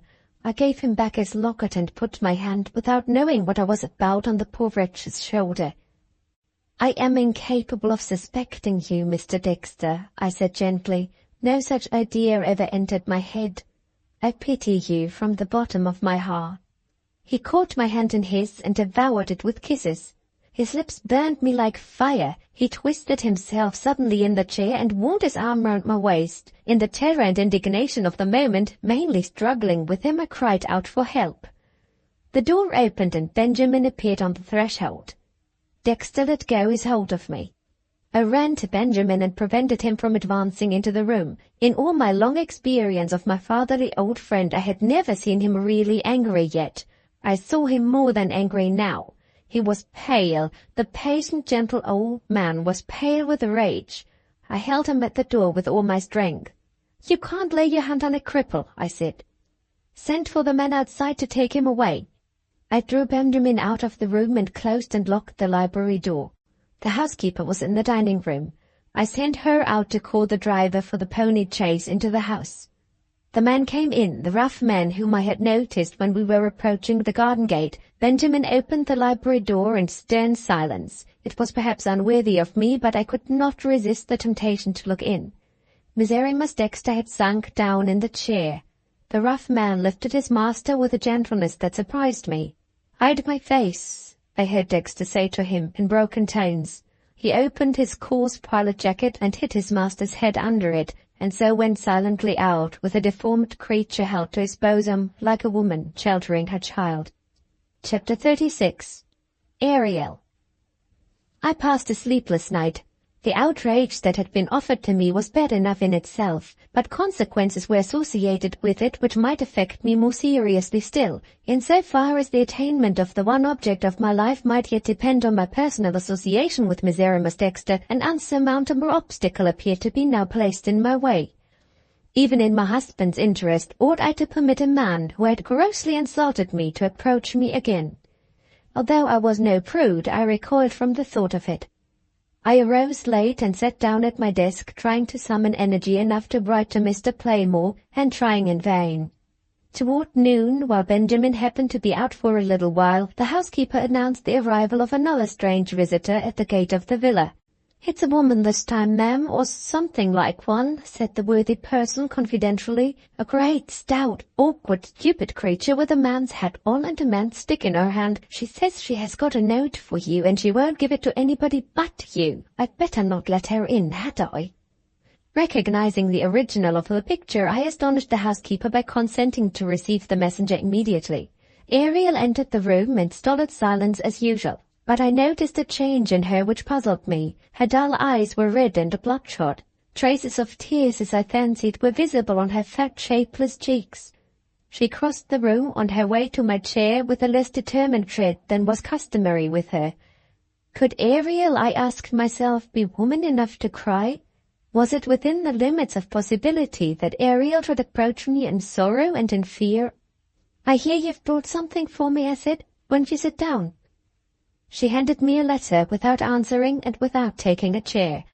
I opened the envelope. The letter inside was written by Miserrimus Dexter. It contained these lines: "Try to pity me, if you have any pity left for a miserable man. I have bitterly expiated the madness of a moment. If you could see me, even you would own that my punishment has been heavy enough. For God's sake, don't abandon me. I was beside myself when I let the feelings that you have awakened in me get the better of my control. It shall never show itself again. It shall be a secret that dies with me. Can I expect you to believe this? No, I won't ask you to believe me. I won't ask you to trust me in the future. If you ever consent to see me again, let it be in the presence of any third person whom you may appoint to protect you. I deserve that. I will submit to it. I will wait till time has composed your angry feeling against me. All I ask now is leave to hope. Say to Ariel, I forgive him, and one day I will let him see me again. She will remember it for love of me. If he sent her back without a message, he sent me to the madhouse. Ask her if you don't believe me. Miserrimus Dexter." I finished the strange letter and looked at Ariel. She stood with her eyes on the floor and held out to me the thick walking stick which she carried in her hand. "Take the stick," were the first words she said to me. "Why am I to take it?" I asked. She struggled a little with her sluggish working mind and slowly put her thoughts into words. "You're angry with the master," she said. "Take it out on me. Here's the stick. Beat me." "Beat you?" I exclaimed. "My back's broad," said the poor creature. "I won't make a row. I bear it. Drat you, take the stick. Don't vex him. Whack it out on my back. Beat me." She roughly forced the stick into my hand. She turned her poor shapeless shoulders to me, waiting for the blow. It was at once dreadful and touching to see her. The tears rose in my eyes. I tried gently and patiently to reason with her. Quite useless. The idea of taking the master's punishment on herself was the one idea in her mind. "Don't vex him," she repeated. "Beat me." "What do you mean by vexing him?" I asked. She tried to explain and failed to find the words. She showed me by imitation, as a savage might have shown me, what she meant. Striding to the fireplace, she crouched on the rug and looked into the fire with a horrible vacant stare. Then she clasped her hands over her forehead and rocked slowly to and fro, still staring into the fire. "There's how he sits," she said with a sudden burst of speech. "Hours on hours, there's how he sits. Notices nobody, cries about you." The picture she presented recalled to my memory the report of Dexter's health and the doctor's plain warning of peril waiting for him in the future. Even if I could have resisted Ariel, I must have yielded to the vague dread of consequences which now shook me in secret. "Don't do that," I cried. She was still rocking herself in imitation of the master, and still staring into the fire with her hands on her head. "Get up, pray. I'm not angry with him now. I forgive him." She rose on her hands and knees and waited, looking up intently into my face. In that attitude, more like a dog than a human being, she repeated her customary petition when she wanted to fix words that interested her in her mind. "Say it again." I did as she bade me. She was not satisfied. "Say it as it is in the letter," she went on. "Say it as the master said it to me." I looked back at the letter and repeated the form of message contained in the latter part of it, word for word. "I forgive him, and one day I will let him see me again." She sprang to her feet at a bound. For the first time since she had entered the room, her dull face began to break slowly into light and life. "That's it," she cried. "Here if I can say it too. Here if I got it by heart." Teaching her exactly as I should have taught a child, I slowly fastened the message word by word on her mind. "Now rest yourself," I said, "and let me give you something to eat and drink after your long walk." I might as well have spoken to one of the chairs. She snatched up her stick from the ground and burst out with a hoarse shout of joy. "I've got it by heart," she cried. "This will cool the master's head. Hooray!" She dashed out into the passage like a wild animal escaping from its cage. I was just in time to see her tear open the garden gate and set forth on her walk back at a pace which made it hopeless to attempt to follow and stop her. I returned to the sitting-room, pondering on a question which had perplexed wiser heads than mine. Could a man who was hopelessly and entirely wicked have indeed such devoted attachment to him as Dexter had inspired in the faithful woman who had just left me, in the rough gardener who had carried him out so gently on the previous night? Who can decide? The greatest scoundrel living always has a friend, in a woman or a dog. I sat down again at my desk and made another attempt to write to Mr. Playmore. Recalling for the purpose of my letter all that Miserrimus Dexter had said to me, my memory dwelt with special interest on the strange outbreak of feeling which had led him to betray the secret of his infatuation for Eustace's first wife. I saw again the ghastly scene in the death chamber, the deformed creature crying over the corpse in the stillness of the first dark hours of the new day. The horrible picture took a strange hold on my mind. I arose and walked up and down and tried to turn my thoughts some other way. It was not to be done. The scene was too familiar to me to be easily dismissed. I had myself visited the room and looked at the bed.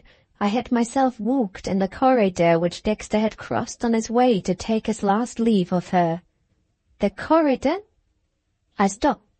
My thoughts suddenly took a new direction, uninfluenced by any effort of my will. What other association besides the association with Dexter did I connect with the corridor? Was it something I had seen during my visit to Gleninch? No. Was it something I had read? I snatched up the report of the trial to see. It opened at a page which contained the nurse's evidence. I read the evidence through again without recovering the lost remembrance until I came to these lines close at the end. Before bedtime I went upstairs to prepare the remains of the deceased lady for the coffin. The room in which she lay was locked, the door leading into Mr. Macallan's room being secured as well as the door leading into the corridor. The keys had been taken away by Mr. Gale. 2 of the men servants were posted outside the bedroom to keep watch. They were to be relieved at 4 in the morning. That was all they could tell me. There was my lost association with the corridor. There was what I ought to have remembered when Miserrimus Dexter was telling me of his visit to the dead. How had he got into the bedroom, the doors being locked and the keys being taken away by Mr. Gale? There was but one of the locked doors of which Mr. Gale had not got the key, the door of communication between the study and the bedroom. The key was missing from this. Had it been stolen? And was Dexter the thief? He might have passed by the men on the watch while they were asleep, or he might have crossed the corridor in an unguarded interval while the men were being relieved. But how could he have got into the bedchamber except by way of the locked study door?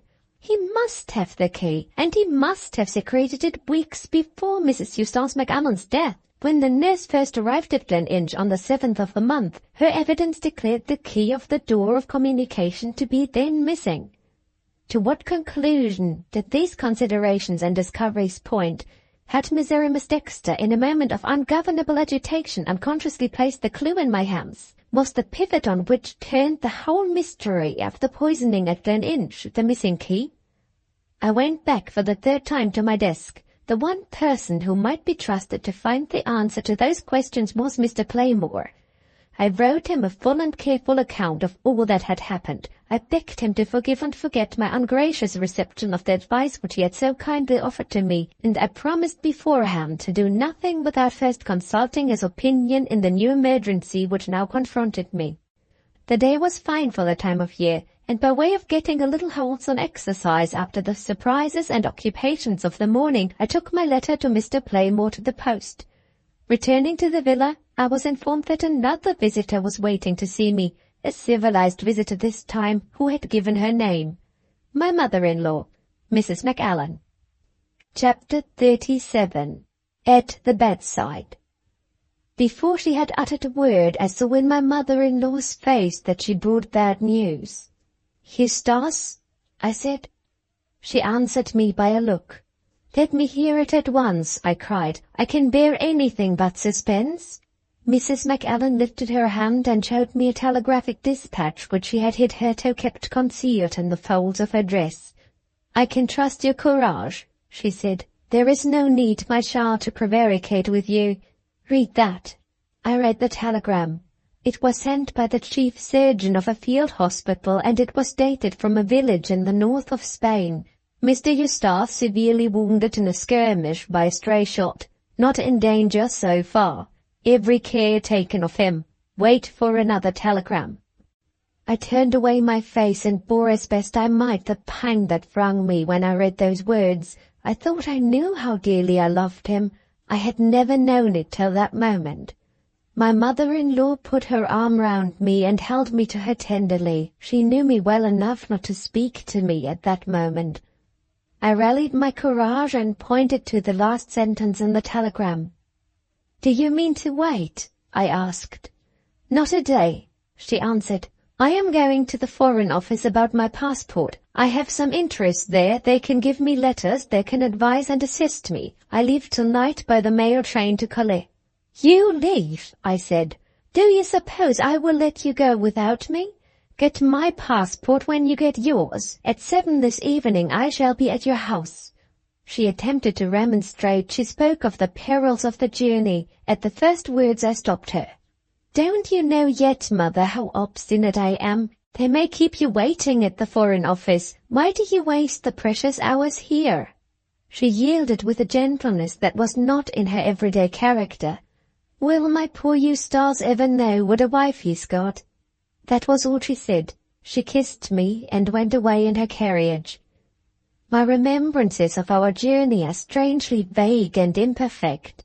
As I try to recall them, the memory of those more recent and more interesting events which occurred after my return to England gets between me and my adventures in Spain, and seems to force these last into a shadowy background until they look like adventures that happened many years since.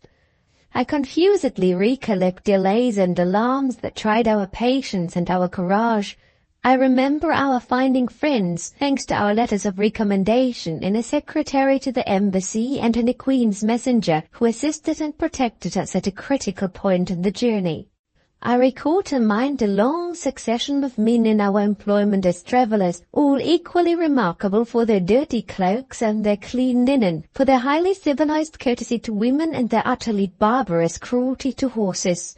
Last and most important of all, I see again, more clearly than I can see anything else, the one wretched bedroom of a squalid village inn in which we found our poor darling, prostrate between life and death, insensible to everything that passed in the narrow little world that lay around his bedside. There was nothing romantic or interesting in the accident which had put my husband's life in peril. He had ventured too near the scene of the conflict, a miserable affair, to rescue a poor lad who lay wounded on the field, mortally wounded as the event proved. A rifle bullet had struck him in the body. His brethren of the field hospital had carried him back to their quarters at the risk of their lives. He was a great favourite with all of them, patient and gentle and brave, only wanting a little more judgment to be the most valuable recruit who had joined the Brotherhood. In telling me this, the surgeon kindly and delicately added a word of warning as well. The fever caused by the wound had brought with it delirium as usual. My poor husband's mind, in so far as his wandering words might interpret it, was filled by the one image of his wife. The medical attendant had heard enough in the course of his ministrations at the bedside to satisfy him that any sudden recognition of me by Eustace, if he recovered, might be attended by the most lamentable results. As things were at that sad time, I might take my turn at nursing him without the slightest chance of his discovering me, perhaps for weeks and weeks to come. But on the day when he was declared out of danger, if that happy day ever arrived, I must resign my place at his bedside and must wait to show myself until the surgeon gave me leave. My mother-in-law and I relieved each other regularly, day and night, in the sick room. In the hours of his delirium, hours that recurred with a pitiless regularity, my name was always on my poor darling's fevered lips. The ruling idea in him was the fine, dreadful idea which I had vainly combated at our last interview. In the face of the verdict pronounced at the trial, it was impossible even for his wife to be really and truly persuaded that he was an innocent man. All the wild pictures which his distempered imagination drew were equally inspired by that one obstinate conviction. He fancied himself to be still living with me under those dreadful conditions. Do what he might, I was always recalling to him the terrible ordeal through which he had passed. He acted his part, and he acted mine. He gave me a cup of tea, and I said to him, "We quarrelled yesterday, Eustace. Is it poisoned?" He kissed me in token of our reconciliation, and I laughed and said, "It's morning now, my dear. Shall I die by 9 o'clock tonight?" I was ill in bed, and he gave me my medicine. I looked at him with a doubting eye. I said to him, "You are in love with another woman. Is there anything in the medicine that the doctor doesn't know of?" Such was the horrible drama which now perpetually acted itself in his mind. Hundreds and hundreds of times I heard him repeat it, almost always in the same words. On other occasions his thoughts wandered away to my desperate project of proving him to be an innocent man. Sometimes he laughed at it. Sometimes he mourned over it. Sometimes he devised cunning schemes for placing unsuspected obstacles in my way. He was especially hard on me when he was inventing his preventive stratagems. He cheerfully instructed the visionary people who assisted him not to hesitate at offending or distressing me. "Never mind if you make her angry. Never mind if you make her cry. It's all for her good. It's all to save the poor fool from dangers she doesn't dream of. You mustn't pity her when she says she does it for my sake. See, she is going to be insulted. She's going to be deceived. She's going to disgrace herself without knowing it. Stop her, stop her." It was weak of me, I know. I ought to have kept the plain fact that he was out of his senses always present to my mind. Still, it's true that my hours passed at my husband's pillow were many of them hours of mortification and misery, of which he, poor dear, was the innocent and only cause. The weeks passed, and he still hovered between life and death. I kept no record of the time, and I cannot now recall the exact date on which the first favourable change took place. I only remember that it was towards sunrise on a fine winter morning, when we were relieved at last of our heavy burden of suspense. The surgeon happened to be by the bedside when his patient awoke. The first thing he did, after looking at Eustace, was to caution me by a sign to be silent and to keep out of sight. My mother-in-law and I both knew what this meant. With full hearts we thanked God together for giving us back the husband and the son. The same evening, being alone, we ventured to speak of the future, for the first time since we had left home. "The surgeon tells me," said Mrs. McAllen, "that Eustace is too weak to be capable of bearing anything in the nature of a surprise for some days to come. We have time to consider whether he is or is not to be told that he owes his life as much to your care as to mine. Can you find it in your heart to leave him, Valeria, now that God's mercy has restored him to you and to me?" "If I only consulted my own heart," I answered, "I should never leave him again." Mrs. McAllen looked at me in grave surprise. "What else have you to consult?" she asked. "If we both live," I replied, "I have to think of the happiness of his life and the happiness of mine in the years that are to come. I can bear a great deal, mother, but I cannot endure the misery of his leaving me for the second time." "You wrong him, Valeria. I firmly believe you wrong him in thinking it possible that he can leave you again. Dear Mrs. McAllen, have you forgotten already what we have both heard him say of me while we have been sitting by his bedside? We have heard the ravings of a man in delirium. It is surely hard to hold Eustace responsible for what he said when he was out of his senses." "It is harder still," I said, "to resist his mother when she is pleading for him. Dearest and best of friends, I don't hold Eustace responsible for what he said in his fever. but I do take warning by it. The wildest words that fell from him were, one and all, the faithful echo of what he said to me in the best days of his health and his strength. What hope have I that he will recover with an altered mind toward me? Absence has not changed it, suffering has not changed it. In the delirium of fever and in the full possession of his reason, he has the same dreadful doubt of me. I see but one way of winning him back. I must destroy at its roots his motive for leaving me. It is hopeless to persuade him that I believe in his innocence. I must show him that belief is no longer necessary. I must prove to him that his position toward me has become the position of an innocent man. Valeria, Valeria, you are wasting time and words. You have tried the experiment, and you know as well as I do that the thing is not to be done. I had no answer to that. I could say no more than I had said already. Suppose you go back to Dexter out of sheer compassion for a mad and miserable wretch who has already insulted you, proceeded my mother-in-law. You can only go back accompanied by me or by some other trustworthy person. You can only stay long enough to humour the creature's wayward fancy and to keep his crazy brain quiet for a time.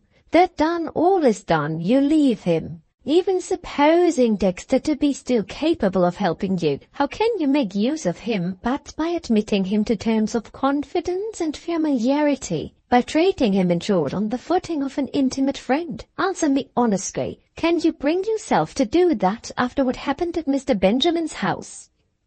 I had told her of my last interview with Miserrimus Dexter in the natural confidence that she inspired in me as a relative and fellow-traveller, and this was the use to which she turned her information. I suppose I had no right to blame her. I suppose the motive sanctioned everything. At any rate, I had no choice but to give offence or to give an answer.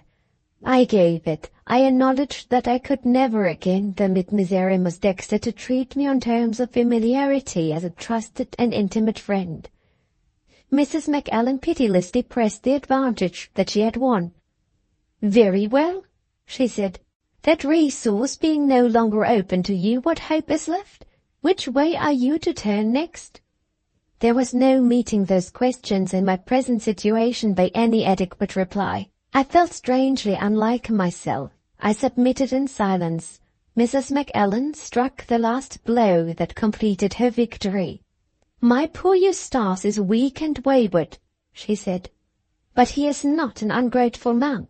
My child, you have returned him good for evil. You have proved how faithfully and how devotedly you love him, by suffering all hardships and risking all dangers for his sake. Trust me and trust him. He cannot resist you. Let him see the dear face that he has been dreaming of looking at him again with all the old love in it, and he is yours once more, my daughter, yours for life."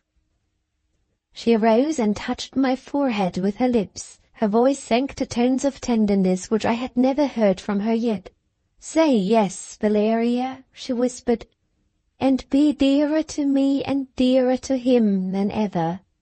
My heart sided with her. My energies were worn out. No letter had arrived from Mr. Playmore to guide and to encourage me.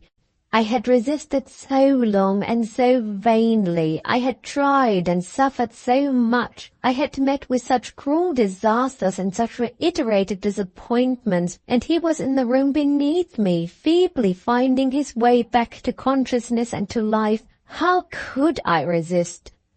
It was all over. In saying yes, if Eustace confirmed his mother's confidence in him, I was saying adieu to the one cherished ambition, the one dear and noble hope of my life. I knew it, and I said yes. And so goodbye to the grand struggle, and so welcome to the new resignation which owned that I had failed. My mother-in-law and I slept together under the only shelter that the inn could offer to us, a sort of loft at the top of the house. The night that followed our conversation was bitterly cold. We felt the chilly temperature in spite of the protection of our dressing gowns and our travelling wrappers. My mother-in-law slept, but no rest came to me. I was too anxious and too wretched, thinking over my changed position and doubting how my husband would receive me, to be able to sleep. Some hours, as I suppose, must have passed, and I was still absorbed in my own melancholy thoughts, when I suddenly became conscious of a new and strange sensation which astonished and alarmed me. I started up in the bed, breathless and bewildered. The movement awakened Mrs. Macallan. "Are you ill?" she asked. "What is the matter with you?" I tried to tell her as well as I could. She seemed to understand me before I had done. She took me tenderly in her arms and pressed me to her bosom.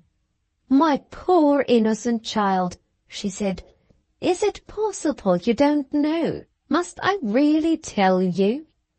She whispered her next words. Shall I ever forget the tumult of feelings which the whisper aroused in me, the strange medley of joy and fear and wonder and relief and pride and humility which filled my whole being and made a new woman of me from that moment? Now, for the first time, I knew it. If God spared me for a few months more, the most enduring and the most sacred of all human joys might be mine, the joy of being a mother. I don't know how the rest of the night passed. I only find my memory again when the morning came, and when I went out by myself to breathe the crisp, wintry air on the open moor behind the inn. I have said that I felt like a new woman. The morning found me with a new resolution and a new courage. When I thought of the future, I had not only my husband to consider now. His good name was no longer his own or mine. It might soon become the most precious inheritance that he could leave to his child. What had I done while I was in ignorance of this? I had resigned the hope of cleansing his name from the stain that rested on it, a stain still, no matter how little it might look in the eye of the law. Our child might live to hear malicious tongues say, "Your father was tried for the vilest of all murders and was never absolutely acquitted of the charge." Could I face the glorious perils of childbirth with that possibility present to my mind? No, not until I had made one more effort to lay the conscience of Miserrimus Dexter bare to my view, not until I had once again renewed the struggle and brought the truth that vindicated the husband and the father to the light of day. I went back to the house with my new courage to sustain me. I opened my heart to my friend and mother and told her frankly of the change that had come over me since we had last spoken of Eustace. She was more than disappointed. She was almost offended with me.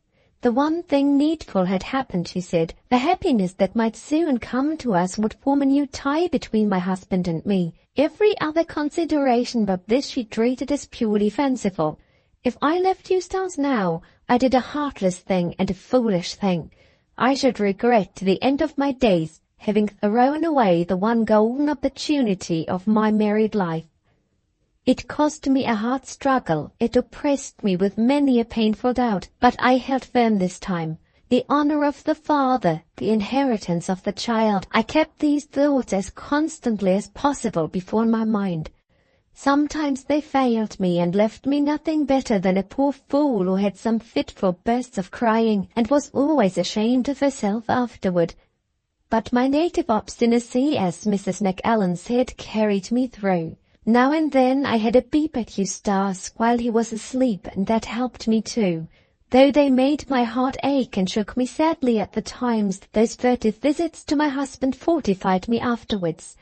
I cannot explain how this happened. It seems so contradictory. I can only repeat it as one of my experiences at that troubled time. I made one concession to Mrs. Macallan. I consented to wait for 2 days before I took any steps for returning to England, on the chance that my mind might change in the interval. It was well for me that I yielded so far. On the second day, the director of the field hospital sent to the post office at our nearest town for letters addressed to him or to his care. The messenger brought back a letter for me. I thought I recognized the handwriting, and I was right. Mr. Playmore's answer had reached me at last. If I had been in any danger of changing my mind, the good lawyer would have saved me in the nick of time. The extract that follows contains the pith of his letter, and shows how he encouraged me when I stood in sore need of a few cheering and friendly words. "Let me tell you now," he wrote, "what I have done toward verifying the conclusion to which your letter points. I have traced one of the servants who was appointed to keep watch in the corridor on the night when the first Mrs. Eustace died at Gleninch. The man perfectly remembers that Miserrimus Dexter suddenly appeared before him and his fellow servant long after the house was quiet for the night. Dexter said to him, "I suppose there is no harm in going into the study to read. I can't sleep after what has happened. I must relieve my mind somehow." The men had no orders to keep anyone out of the study. They knew that the door of communication with the bedchamber was locked and that the keys of the two other doors of communication were in the possession of Mr. Gale. They accordingly permitted Dexter to go into the study. He closed the door that opened on the corridor, and remained absent for some time, in the study as the men supposed, in the bedchamber as we know from what he let out at his interview with you. Now he could enter that room, as you rightly imagine, in but one way, by being in possession of the missing key. How long he remained there I cannot discover. The point is of little consequence. The servant remembers that he came out of the study again as pale as death, and that he passed on without a word on his way back to his own room. These are facts. The conclusion to which they lead is serious in the last degree. It justifies everything that I confided to you in my office at Edinburgh. You remember what passed between us. I say no more. As to yourself next, you have innocently aroused in Miserrimus Dexter a feeling toward you which I need not attempt to characterize. There is a certain something, I saw it myself, in your figure and in some of your movements, which does recall the late Mrs. Eustace to those who knew her well, and which has evidently had its effect on Dexter's morbid mind. Without dwelling further on the subject, let me only remind you that he has shown himself, as a consequence of your influence over him, to be incapable, in his moments of agitation, of thinking before he speaks while he is in your presence. It is not merely possible, it is highly probable, that he may betray himself far more seriously than he has betrayed himself yet, if you give him the opportunity. I owe it to you, knowing what your interests are, to express myself plainly on this point. I have no sort of doubt that you have advanced one step nearer to the end which you have in view in the brief interval since you left Edinburgh. I see in your letter and in my discoveries irresistible evidence that Dexter must have been in secret communication with the deceased lady. Innocent communication, I am certain, so far as she was concerned, not only at the time of her death, but perhaps for weeks before it. I cannot disguise from myself or from you my own strong persuasion that if you succeed in discovering the nature of this communication, in all human likelihood you prove your husband's innocence by the discovery of the truth. As an honest man, I am bound not to conceal this. And as an honest man also, I am equally bound to add that, not even with your reward in view, can I find it in my conscience to advise you to risk what you must risk if you see Miserrimus Dexter again. In this difficult and delicate matter I cannot and will not take the responsibility. The final decision must rest with yourself. One favour only I entreat you to grant. Let me hear what you resolve to do as soon as you know it yourself. The difficulties which my worthy correspondent felt were no difficulties to me. I did not possess Mr. Playmore's judicial mind. My resolution was settled before I had read his letter through. The mail to France crossed the frontier the next day. There was a place for me under the protection of the conductor if I chose to take it, without consulting a living creature, rash as usual, headlong as usual. I took it. Chapter 38. On the journey back. If I had been travelling homeward in my own carriage, the remaining chapters of this narrative would never have been written. Before we had been an hour on the road, I should have called to the driver and should have told him to turn back. Who can be always resolute? In asking that question, I speak of the women, not of the men. I had been resolute in turning a deaf ear to Mr. Playmore's doubts and cautions, resolute in holding out against my mother-in-law, resolute in taking my place by the French mail. Until 10 minutes after we had driven away from the inn my courage held out, and then it failed me. Then I said to myself, "You wretch, you've deserted your husband." For hours afterward, if I could have stopped the mail, I would have done it. I hated the conductor, the kindest of men. I hated the Spanish ponies that drew us, the cheeriest animals that ever jingled a string of bells. I hated the bright day that would make things pleasant, and the bracing air that forced me to feel the luxury of breathing whether I liked it or not. Never was a journey more miserable than my safe and easy journey to the frontier. But one little comfort helped me to bear my heartache resignedly, a stolen morsel of Eustace's hair. We had started at an hour of the morning when he was still sound asleep. I could creep into his room and kiss him, and cry over him softly, and cut off a stray lock of his hair without danger of discovery. How I summoned resolution enough to leave him is to this hour not clear to my mind. I think my mother-in-law must have helped me without meaning to do it. She came into the room with an erect head and a cold eye. She said with an unmerciful emphasis on the word, "If you mean to go, Valeria, the carriage is here."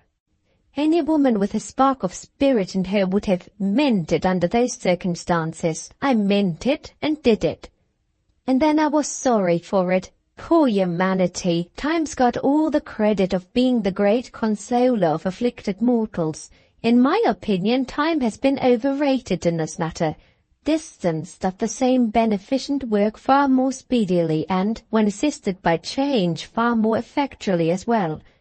On the railroad to Paris, I became capable of taking a sensible view of my position. I could now remind myself that my husband's reception of me, after the first surprise and the first happiness had passed away, might not have justified his mother's confidence in him. Admitting that I ran a risk in going back to Miserrimus Dexter, should I not have been equally rash in another way if I had returned uninvited to a husband who had declared that our conjugal happiness was impossible, and that our married life was at an end? Besides, who could say that the events of the future might not yet justify me, not only to myself but to him? I might yet hear him say, "She was inquisitive when she had no business to inquire. She was obstinate when she ought to have listened to reason. She left my bedside when other women would have remained. But in the end, she atoned for it all. She turned out to be right." I rested a day in Paris and wrote 3 letters. One to Benjamin, telling him to expect me the next evening. One to Mr. Playmore, warning him in good time that I meant to take a last effort to penetrate the mystery at Gleninch. One to Eustace, of a few lines only, owning that I had helped to nurse him through the dangerous part of his illness, confessing the one reason which had prevailed with me to leave him, and entreating him to suspend his opinion of me until time had proved that I loved him more dearly than ever. This last letter I enclosed to my mother-in-law, leaving it to her discretion to choose the right time for giving it to her son. I positively forbade Mrs. Macallan, however, to tell Eustace of the new tie between us. Although he had separated himself from me, I was determined that he should not hear it from other lips than mine. Never mind why. There are certain little matters which I must keep to myself, and this is one of them. My letters being written, my duty was done. I was free to play my last card in the game, the darkly doubtful game which was neither quite for me nor quite against me as the chances now stood. Chapter 39. On the Way to Dexter. I declare to heaven, Valeria, I believe that monster's madness is infectious, and you've caught it. This was Benjamin's opinion of me on my safe arrival at the villa after I had announced my intention of returning Miserrimus Dexter's visit in his company. Being determined to carry my point, I could afford to try the influence of mild persuasion. I begged my good friend to have a little patience with me. "And do remember what I've already told you," I added. "It is of serious importance to me to see Dexter again." I only heaped fuel on the fire. "See him again," Benjamin repeated indignantly. "See him, after he grossly insulted you, under my roof, in this very room? I can't be awake, I must be asleep and dreaming." It was wrong of me, I know, but Benjamin's virtuous indignation was so very virtuous that it let the spirit of mischief loose in me. I really could not resist the temptation to outrage his sense of propriety by taking an audaciously liberal view of the whole matter. "Gently, my good friend, gently," I said. "We must make allowances for a man who suffers under Dexter's infirmities and lives Dexter's life, and really we must not let our modesty lead us beyond reasonable limits." I began to think that I took rather a prudish view of the thing myself at the time. A woman who respects herself and whose whole heart is with her husband is not so very seriously injured when a wretched crippled creature is rude enough to put his arm around her waist. Virtuous indignation, if I may venture to say so, is sometimes very cheap indignation. Besides, I have forgiven him, and you must forgive him too. There's no fear of his forgetting himself again while you are with me. His house is quite a curiosity. It's sure to interest you. The pictures alone are worth the journey. I will write to him today, and we will go and see him together tomorrow. We owe it to ourselves if we don't owe it to Mr. Dexter to pay this visit. If you will look about you, Benjamin, you will see that benevolence towards everybody is the great virtue of the time we live in. Poor Mr. Dexter must have the benefit of the prevailing fashion. Come, march with the age, open your mind to the new ideas." Instead of accepting this polite invitation, worthy old Benjamin flew at the age we lived in like a bull at a red cloth. "Oh, the new ideas, the new ideas! By all manner of means, Valeria, let's have the new ideas. The old morality's all wrong, the old ways are all worn out. Let's march with the age we live in. Nothing comes amiss to the age we live in. The wife in England and the husband in Spain, married or not married, living together or not living together, it's all one to the new ideas. I will go with you, Valeria. I'll be worthy of the generation I live in.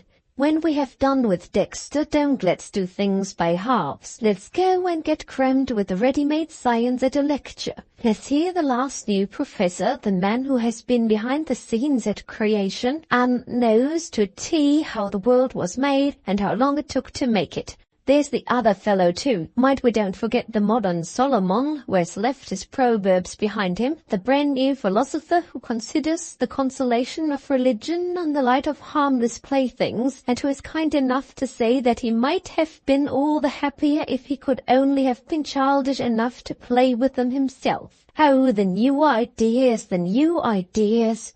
What consoling, elevating, beautiful discoveries have been made by the new ideas. We were all monkeys before we were men, and molecules before we were monkeys. And what does it matter? And what does anything matter to anybody? I'm with you, Valeria, I'm ready. The sooner the better. Come to Dexter, come to Dexter. I am so glad you agree with me, I said, but let's do nothing in a hurry. 3 o'clock tomorrow will be time enough for Mr. Dexter. I will write at once and tell him to expect us. Where are you going? I'm going to clear my mind of cant, said Benjamin sternly. I'm going into the library. What are you going to read? I am going to read Puss in Boots and Jack and the Beanstalk and anything else I can find that doesn't march with the age we live in. With that parting shot at the new ideas, my old friend left me for a time. Having dispatched my note, I found myself beginning to revert with a certain feeling of anxiety to the subject of Miserrimus Dexter's health. How had he passed through the interval of my absence from England? Could anybody within my reach tell me news of him? To inquire of Benjamin would only be to provoke a new outbreak. While I was still considering, the housekeeper entered the room on some domestic errand. I asked at a venture if she had heard anything more, while I had been away, of the extraordinary person who had so seriously alarmed her on a former occasion. The housekeeper shook her head and looked as if she thought it in bad taste to mention the subject at all. "About a week after you'd gone away, ma'am," she said, with extreme severity of manner and with excessive carefulness in her choice of words. "The person you mention had the impudence to send a letter to you. The messenger was informed by my master's orders that you had gone abroad, and he and his letter were both sent about their business together. Not long afterward, ma'am, I happened while drinking tea with Mrs. Macallan's housekeeper to hear of the person again. He himself called in his chaise at Mrs. Macallan's to inquire about you there. How he can contrive to sit without legs to balance him is beyond my understanding, but that's neither here nor there. Legs or no legs, the housekeeper saw him, and she says, as I say, she will never forget him to her dying day.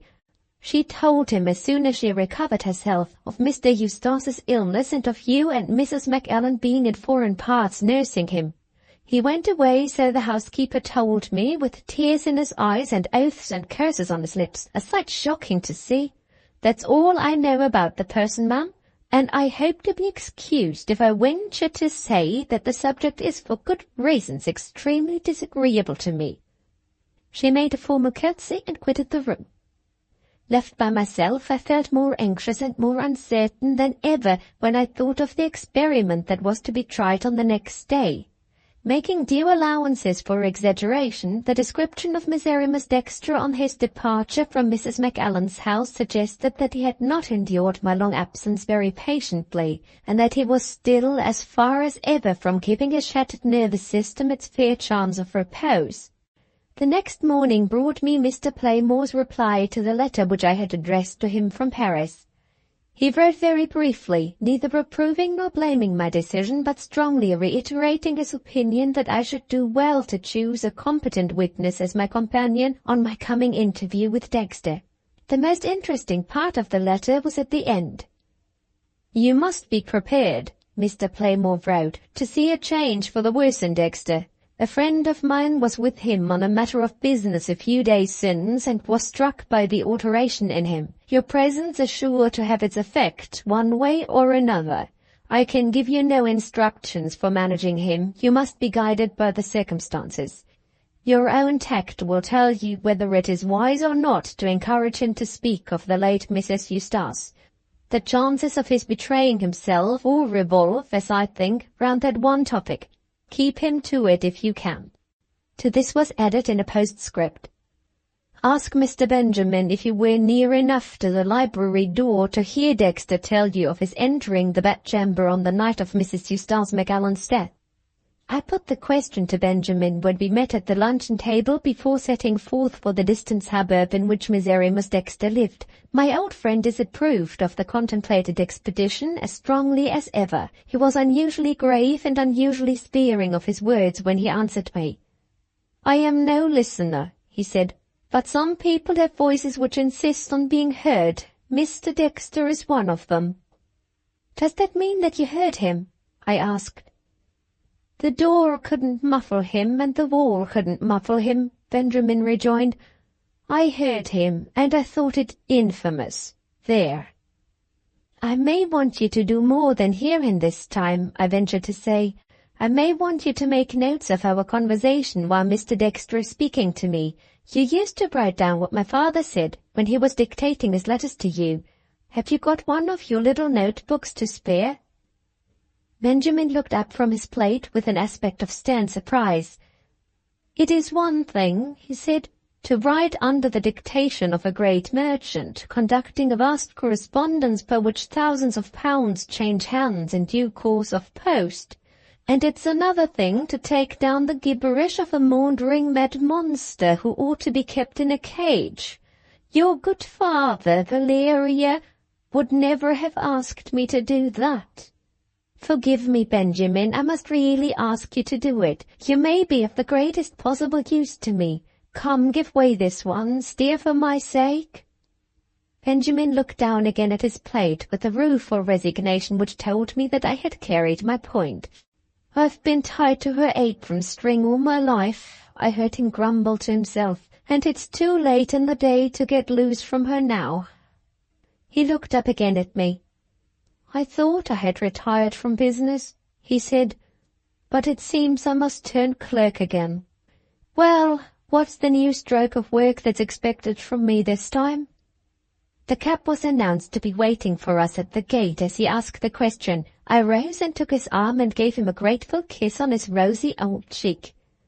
"Only two things," I said. "Sit down behind Mr. Dexter's chair so that he can't see you, but take care to place yourself at the same time so that you can see me." "The less I see of Mr. Dexter, the better I shall be pleased," growled Benjamin. What am I to do after I have taken my place behind him? You are to wait until I make you a sign, and when you see it you are to begin writing down in your notebook what Mr. Dexter is saying, and you are to go on until I make another sign, which means leave off. Well, said Benjamin, what's the sign for begin, and what's the sign for leave off? I was not quite prepared with an answer to this. I asked him to help me with a hint. No, Benjamin would take no active part in the matter. He was resigned to be employed in the capacity of passive instrument, and there all concession ended so far as he was concerned. Left to my own resources, I found it no easy matter to invent a telegraphic system which should sufficiently inform Benjamin without awakening Dexter's quick suspicion. I looked into the glass to see if I could find the necessary suggestion in anything that I wore. My earrings supplied me with the idea of which I was in search. I shall take care to sit in an armchair, I said. When you see me, rest my elbow on the chair and lift my hand to my earring, as if I were playing with it. Write down what he says, and go on until, well, suppose we say until you hear me move my chair. At that sound stop. You understand me? I understand you. We started for Dexter's house. Chapter 40. Nemesis at last. The gardener opened the gate to us on this occasion. He had evidently received his orders in anticipation of my arrival. "Mrs. Valeria?" he asked. "Yes." "And friend?" "And friend. Please to step upstairs, you know the house." Crossing the hall, I stopped for a moment and looked at a favorite walking cane which Benjamin still kept in his hand. "Your cane will only be in your way," I said. "Had he not better leave it here?" "My cane may be useful upstairs," retorted Benjamin gruffly. "I haven't forgotten what happened in the library." It was no time to contend with him. I led the way up the stairs. Arriving at the upper flight of stairs, I was startled by hearing a sudden cry from the room above. It was like the cry of a person in pain, and it was twice repeated before we entered the circular antechamber. I was the first to approach the inner room and to see the many-sided Miserrimus Dexter in another new aspect of his character. The unfortunate Ariel was standing before a table with a dish of little cakes placed in front of her. Round each of her breasts was tied a string, the free ends of which, at a distance of a few yards, were held in Miserrimus Dexter's hands. "Try again, my beauty," I heard him say as I stopped on the threshold of the door. "Take a cake." At the word of command, Ariel submissively stretched out one arm toward the dish. Just as she touched the cake with the tips of her fingers, her hand was jerked away by a pull at the string, so savagely cruel in the nimble and devilish violence of it that I felt inclined to snatch Benjamin's cane out of his hand and break it over Miserrimus Dexter's back. Ariel suffered the pain this time in Spartan silence. The position in which she stood enabled her to be the first to see me at the door. She had discovered me. Her teeth were set, her face was flushed under the struggle to restrain herself. Not even a sigh escaped her in my presence. "Drop the string," I called out indignantly. "Release her, Mr. Dexter, or I shall leave the house." At the sound of my voice he burst out with a shrill cry of welcome. His eyes fastened on me with a fierce, devouring delight. Come in," he cried. "See what I am reduced to in the maddening suspense of waiting for you. See how I kill the time when the time parts us. Come in. I am in one of my malicious humours this morning, caused entirely, Mrs. Valeria, by my anxiety to see you. When I am in my malicious humours, I must tease something. I am teasing Ariel. Look at her. She has had nothing to eat all day, and she hasn't been quick enough to snatch a morsel of cake yet. You needn't pity her. Ariel has no nerves. I don't hurt her." "Ariel has no nerves," echoed the poor creature, frowning at me for interfering between her master and herself. "He doesn't hurt me." I heard Benjamin beginning to swing his cane behind him. "Drop the string," I reiterated more vehemently than ever. "Drop it, or I shall instantly leave you." Miserrimus Dexter's delicate nerves shuddered at my violence. "What a glorious voice!" he exclaimed, and dropped the string. "Take the cakes," he added, addressing Ariel in his most imperial manner. She passed me, with the strings hanging from her swollen wrists and the dish of cakes in her hand. She nodded her head at me defiantly. "Ariel has got no nerves," she repeated proudly. "He doesn't hurt me." "You see," said Miserrimus Dexter, "there is no harm done, and I dropped the strings when you told me. Don't begin by being hard on me, Mrs. Valeria, after your long absence." He paused. Benjamin, standing silent in the doorway, attracted his attention for the first time. "Who is this?" he asked, and wheeled his chair suspiciously nearer to the door. "Oh, I know, he cried, before I could answer. "This is the benevolent gentleman who looked like the refuge of the afflicted when I saw him last. You have altered for the worse since then, sir. You have stepped into quite a new character. You personify retributive justice now. Your new protector, Mrs. Valeria, I understand." He bowed low to Benjamin with ferocious irony. "Your humble servant, Mr. Retributive Justice. I have deserved you, and I submit to you. Walk in, sir. I will take care that your new office shall be a sinecure. This lady is the light of my life. Catch me failing in respect to her if you can." He backed his chair before Benjamin, who listened to him in contemptuous silence until he reached the part of the room in which I was sounding. "Your hand, light of my life," he murmured in his gentlest tones. "Your hand, only to show that you have forgiven me." I gave him my hand. "One," he whispered entreatingly. "Only one?" He kissed my hand once respectfully and dropped it with a heavy sigh. "Ah, poor Dexter," he said, pitying himself with the whole sincerity of his egotism. "A warm heart wasted in solitude, mocked by deformity. Sad, sad, oh poor Dexter." He looked round again at Benjamin with another flash of his ferocious irony. "A beauteous day, sir," he said, with mock conversational courtesy. "Seasonable weather indeed after the late long-continued rains. Can I offer you any refreshment? Won't you sit down? Retributive justice, when it is no taller than you are, looks best in a chair." "And a monkey looks best in a cage," rejoined Benjamin, enraged at the satirical reference to his shortness of stature. "I was waiting, sir, to see you get into your swing." The retort produced no effect on Miserrimus Dexter. It appeared to have passed by him unheard. He had changed again. He was thoughtful. He was subdued. His eyes were fixed on me with a sad and rapt attention. I took the nearest armchair, first casting a glance at Benjamin, which he immediately understood. He placed himself behind Dexter, at an angle which commanded a view of my chair. Ariel, silently devouring her cakes, crouched on a stool at the master's feet and looked up at him like a faithful dog. There was an interval of quiet and repose. I was able to observe Miserrimus Dexter uninterruptedly for the first time since I had entered the room. I was not surprised. I was nothing less than alarmed by the change for the worse in him since we had last met. Mr. Playmore's letter had not prepared me for the serious deterioration in him which I could now discern. His features were pinched and worn. The whole face seemed to have wasted strangely in substance and size since I had last seen it. The softness in his eyes was gone. Blood-red veins were intertwined all over them now. They were set in a piteous and vacant stare. His once firm hands looked withered. They trembled as they lay on the coverlet. The paleness of his face, exaggerated perhaps by the black velvet jacket that he wore, had a sodden and sickly look. The fine outline was gone. The multitudinous little wrinkles at the corners of his eyes had deepened. His hair sank into his shoulders when he leaned forward in his chair. Years appeared to have passed over him instead of months while I had been absent from England.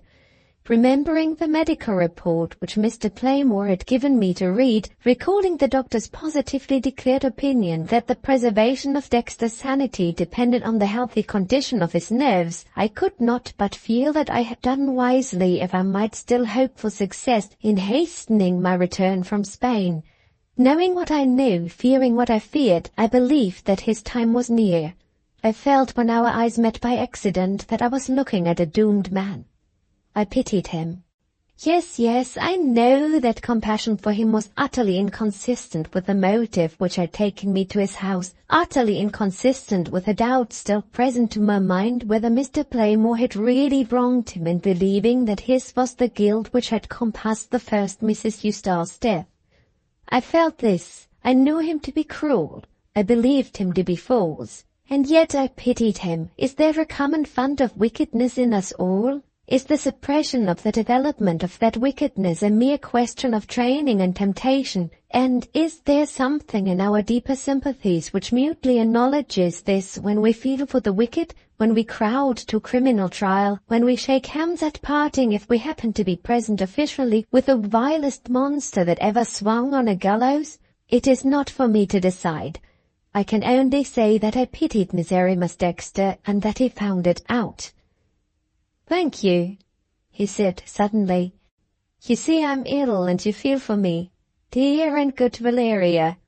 "This lady's name, sir, is Mrs. Eustace MacAllan," interposed Benjamin, speaking sternly behind him. "The next time you address her, remember, if you please, that you have no business with her Christian name."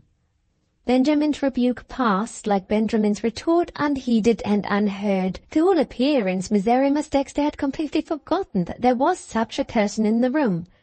"You have delighted me with the sight of you," he went on. "Add to the pleasure by letting me hear your voice. Talk to me of yourself. Tell me what you've been doing since you left England." It was necessary to my object to set the conversation afloat, and this was as good a way of doing it as any other. I told him plainly how I had been employed during my absence. "So you're still fond of Eustace?" he said bitterly. "I love him more dearly than ever." He lifted his hand and hid his face. After waiting a while, he went on, speaking in an odd muffled manner, still under cover of his hands. "And you leave Eustace in Spain," he said.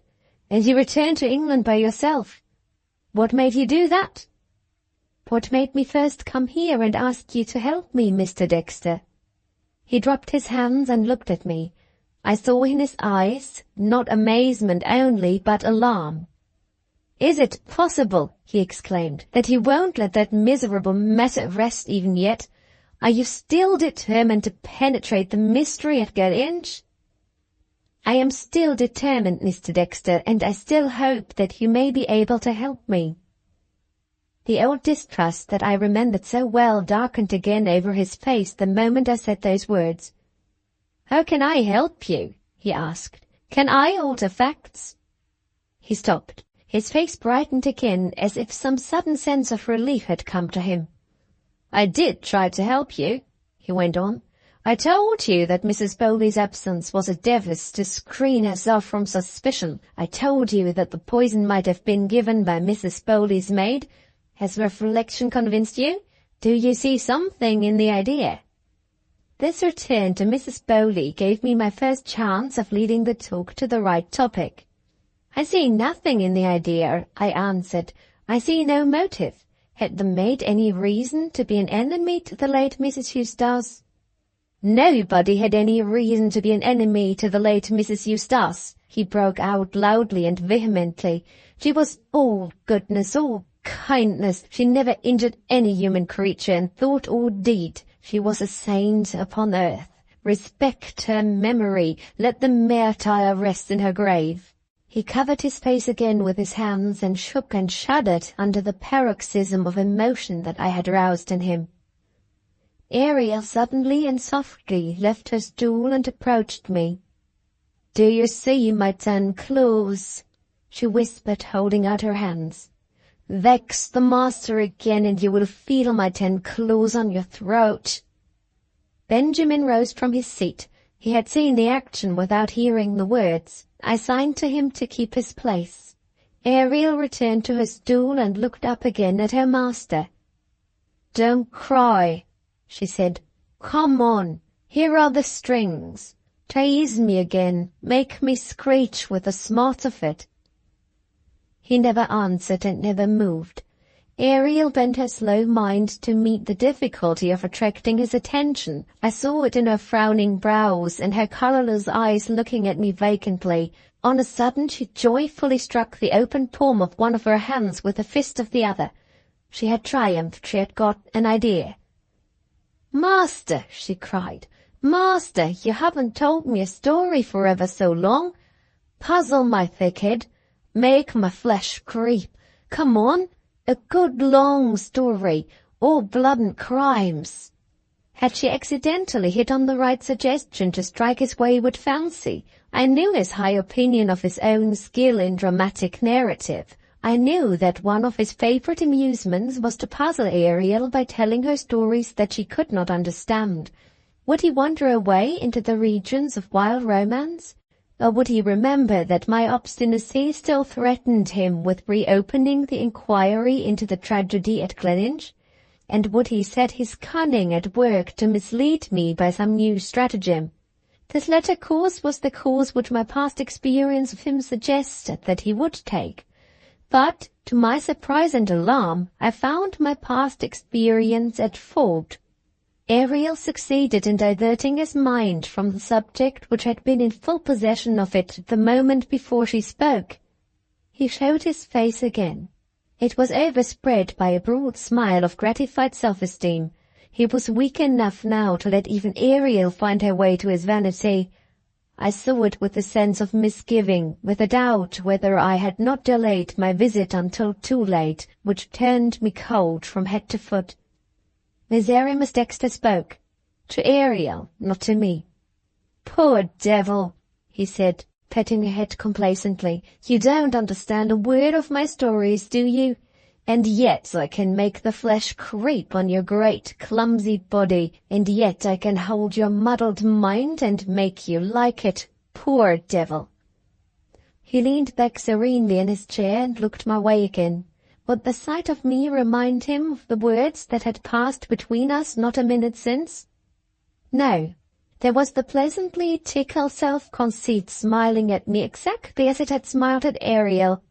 "I excel in dramatic narrative, Mrs. Valeria," he said, "and this creature here on the stool is a remarkable proof of it. She's quite a psychological study when I tell her one of my stories. It is really amusing to see the half-witted wretch's desperate efforts to understand me. You shall have a specimen. I have been out of spirits while you were away. I haven't told her a story for weeks past. I will tell her one now. Don't suppose it's an effort for me. My invention is inexhaustible. You are sure to be amused. You are naturally serious, but you are sure to be amused. I am naturally serious too, and I always laugh at her." Ariel clapped her great shapeless hands. "He always laughs at me," she said, with a proud look of superiority directed straight at me. I was at a loss, seriously at a loss what to do. The outbreak which I had provoked in leading him to speak of the late Mrs. Eustace warned me to be careful and to wait for my opportunity before I reverted to that subject. How else could I turn the conversation so as to lead him little by little toward the betrayal of the secrets which he was keeping from me? In this uncertainty, one thing only seemed to be plain. To let him tell his story would be simply to let him waste the precious minutes. With a vivid remembrance of Ariel's 10 claws, I decided nevertheless on discouraging Dexter's new whim at every possible opportunity and by every means in my power. "Now, Mrs. Valeria," he began loudly and loftily, "listen. Now, Ariel, bring your brains to a focus. I improvise poetry. I improvise fiction. We will begin with the good old formula of the fairy stories. Once upon a time." I was waiting for my opportunity to interrupt him when he interrupted himself. He stopped with a bewildered look. He put his hand to his head and passed it backward and forward over his forehead. He laughed feebly. "I seem to want rousing," he said. Was his mind gone? There had been no signs of it until I had unhappily stirred his memory of the dead mistress of Gleninch. Was the weakness which I had already noticed, was the bewilderment which I now saw, attributable to the influence of a passing disturbance only? In other words, had I witnessed nothing more serious than a first warning to him and to us? Would he soon recover himself if he were patient and gave him time? Even Benjamin was interested at last. I saw him trying to look at Dexter around the corner of the chair. Even Ariel was surprised and uneasy. She had no dark glances to cast at me now. We all waited to see what he would do, to hear what he would say next. "My harp," he cried. "Music will rouse me." Ariel brought him his harp. "Master," she said wonderingly, "what's come to you?" He waved his hand, commanding her to be silent. "Ode to Invention," he announced loftily, addressing himself to me. "Poetry and music improvised by Dexter. Silence, attention!" His fingers wandered feebly over the harp strings, awakening no melody, suggesting no words. In a little while his hand dropped. His head sank forward gently and rested on the frame of the harp. I started to my feet and approached him. Was it a sleep, or was it a swoon? I touched his arm and called to him by his name. Ariel instantly stepped between us with a threatening look at me. At the same moment Miserrimus Dexter raised his head. My voice had reached him. He looked at me with a curious contemplative quietness in his eyes which I had never seen in them before. "Take away the harp," he said to Ariel, speaking in languid tones, like a man who was very weary. The mischievous, half-witted creature, in sheer stupidity or in downright malice, I am not sure which, irritated him once more. "Why, master?" she asked, staring at him with the harp hugged in her arms. "What's come to you? Where's the story?" "We don't want the story," I interposed. "I have many things to say to Mr. Dexter which I have not said yet." Ariel lifted a heavy hand. "You will have it," she said, and advanced toward me. At the same moment the master's voice stopped her. "Put away the harp, you fool," he repeated sternly, "and wait for the story until I choose to tell it." She took the harp submissively back to its place at the end of the room. Miserrimus Dexter moved his chair a little closer to mine. "I know what will rouse me," he said confidentially. "Exercise will do. I've had no exercise lately. Wait a little and you will see." He put his hands on the machinery of the chair and started on his customary course down the room. Here again the ominous change in him showed itself under a new form. The pace at which he travelled was not the furious pace that I remembered. The chair no longer rushed under him on rumbling and whistling wheels. It went, but it went slowly. Up the room and down the room he painfully urged it, and then he stopped for want of breath. We followed him. Ariel was first and Benjamin was by my side. He motioned impatiently to both of them to stand back and to let me approach him alone. "I'm out of practice," he said faintly. "I hadn't the heart to make the wheels roar and the floor tremble while you were away." Who would not have pitied him? Who would have remembered his misdeeds at that moment?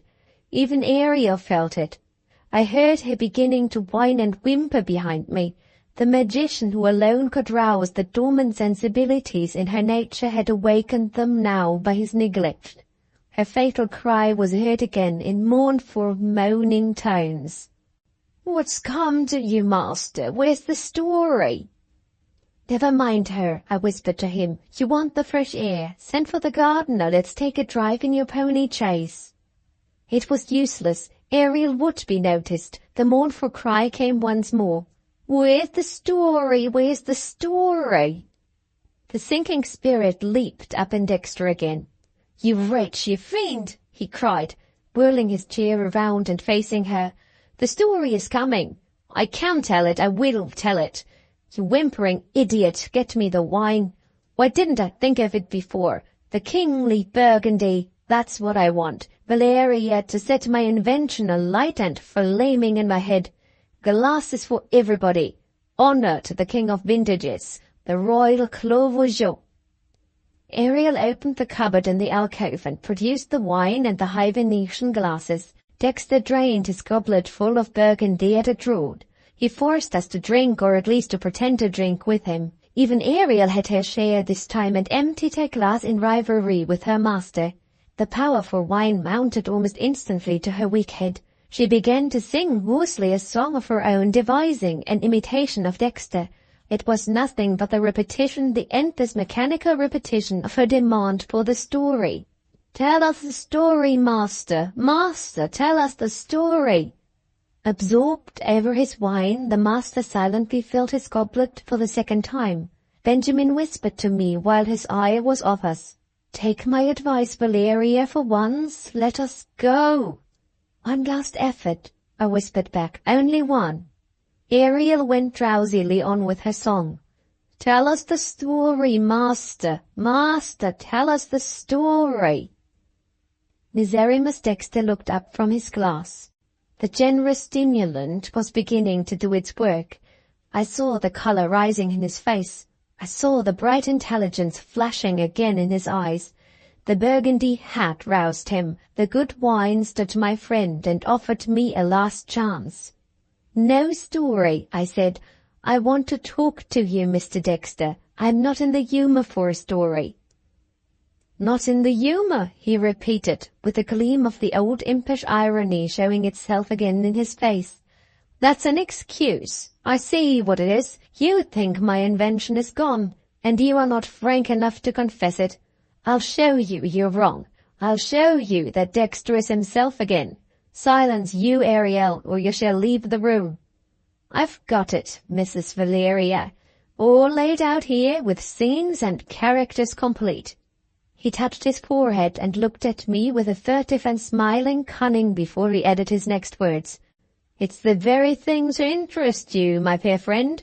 It's the story of a mistress and a maid.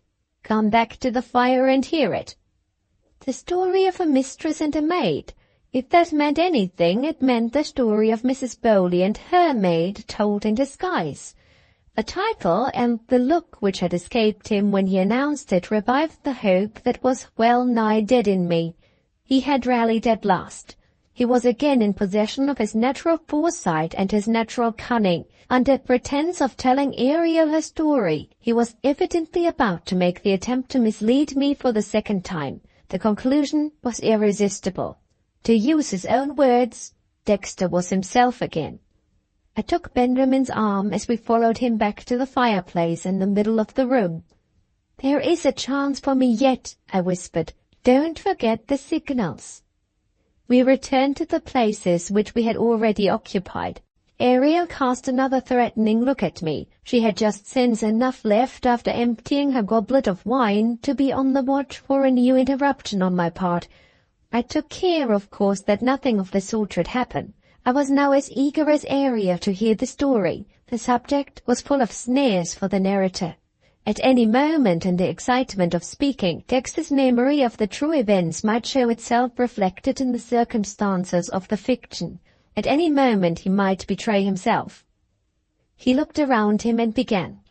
My public, are you seated? My public, are you ready? He asked gaily. Your face a little more this way, he added in his softest and tenderest tones, motioning me to turn my full face toward him. Surely I am not asking too much. You look at the meanest creature that crawls. Look at me. Let me find my inspiration in your eyes. Let me feed my hungry admiration on your form. Come, have one little pitying smile left for the man whose happiness you have wrecked. Thank you, light of my life, thank you. He kissed his hand to me and threw himself back luxuriously in his chair. The story, he resumed, the story at last. In what form shall I cast it? In the dramatic form, the oldest way, the truest way, the shortest way of telling a story. Title first, a short title, a taking title. Mistress and Maid. Scene, the land of Romans, Italy. Time, the age of Romans, the 15th century. Ha! Look at Ariel. She knows no more about the 15th century than the cat in the kitchen, and yet she is interested already. Happy Ariel. Ariel looked at me again in the double intoxication of the wine and the triumph. I know no more than the cat in the kitchen, she repeated with a broad grin of gratified vanity. I am happy, Ariel. What are you? Miserrimus Dexter laughed uproariously. Didn't I tell you, he said, isn't she fun? Persons of the drama, he resumed, 3 in number, women only. Angelica, a noble lady, noble alike in spirit and in birth. Cunegonda, a beautiful devil in woman's form. Damoride, her unfortunate maid. First scene. A dark vaulted chamber in a castle. Time, evening. The owls are hooting in the wood.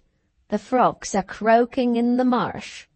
Look at Ariel, her flesh creeps. She shudders audibly. Admirable Ariel. My rival in the master's favor eyed me defiantly. Admirable Ariel, she repeated in drowsy accents. Miserrimus Dexter paused to take up his goblet of Burgundy, placed close at hand on a little sliding table attached to his chair. I watched him narrowly as he sipped the wine. The flush was still mounting in his face. The light was still brightening in his eyes. He set down his glass again with a jovial smack of his lips, and went on. Persons present in the water chamber, Cunegonda and Damoride. Cunegonda speaks. Damoride. Madame. Who lies ill in the chamber above us? Madame, the noble lady Angelica. A pause. Cunegonda speaks again. Damoride. Madame. How does Angelica like you? Madame, the noble lady, sweet and good to all who approach her, is sweet and good to me. Have you attended on her, Damoride? Sometimes, madame, when the nurse was weary. Has she taken her healing medicine from your hand? Once or twice, madame, when I happened to be by. Damoride, take this key and open the casket on the table here. Damoride obeys. Do you see a green vial in the casket? I see it, madame. Take it out. Damoride obeys. Do you see a liquid in the green vial? Can you guess what it is? No, madame. Shall I tell you? Damoride bows respectfully. Poison is in the vial. Damoride starts. She shrinks from the poison. She would fain put it aside. Her mistress signs to her to keep it in her hand. Her mistress speaks. Damoride, I have told you one of my secrets. Shall I tell you another?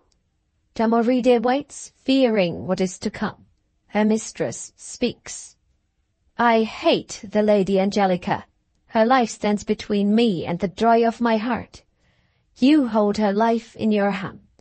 Damoride drops on her knees. She's a devout person. She crosses herself and then she speaks. Mistress, you terrify me. Mistress, what do I hear?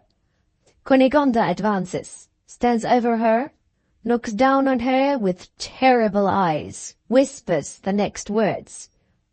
Damoride, the Lady Angelica must die, and I must not be suspected.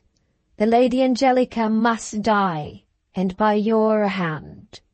He paused again, to sip the wine once more, now to drink a deep draught of it this time. Was the stimulant beginning to fail him already? I looked at him attentively as he laid himself back again in his chair to consider for a moment before he went on. The flush on his face was as deep as ever, but the brightness in his eyes was beginning to fade already. I had noticed that he spoke more and more slowly as he advanced to the later dialogue of the scene. Was he feeling the effort of invention already? Had the time come when the wine had done all that the wine could do for him? We waited. Ariel sat watching him with vacantly staring eyes and vacantly open mouth. Benjamin, impenetrably expecting the signal, kept his open notebook on his knee, covered by his hand. Miserrimus Dexter went on. Damoride hears those terrible words. Damoride clasps her hands in entreaty. Oh, madame, madame, how can I kill the dear and noble lady? What motive have I for harming her? Cunegonda answers. You have the motive of obeying me. Damoride falls with her face on the floor at her mistress's feet. Madame, I cannot do it. Madame, I dare not do it. Cunegonda answers, You run no risk. I have my plan for diverting discovery from myself and my plan for diverting discovery from you. Damoride repeats, I cannot do it. I dare not do it. Cunegonda's eyes flash lightnings of rage. She takes from its place of concealment in her bosom.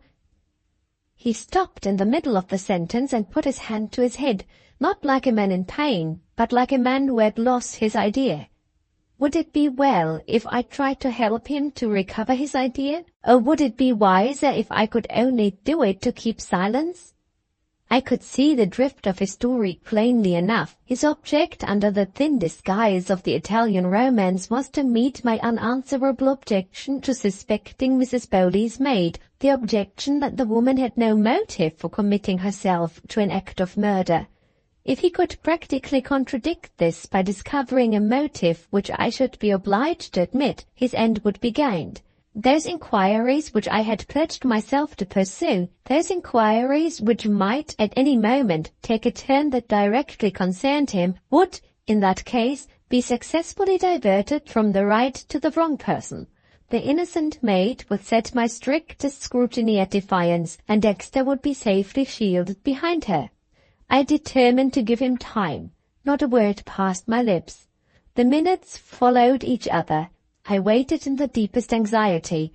It was a trying and a critical moment. If he succeeded in inventing a probable motive, and in shaping it neatly to suit the purpose of his story, he would prove by that act alone that there were reserves of mental power still left in him which the practised eye of the Scotch doctor had failed to see.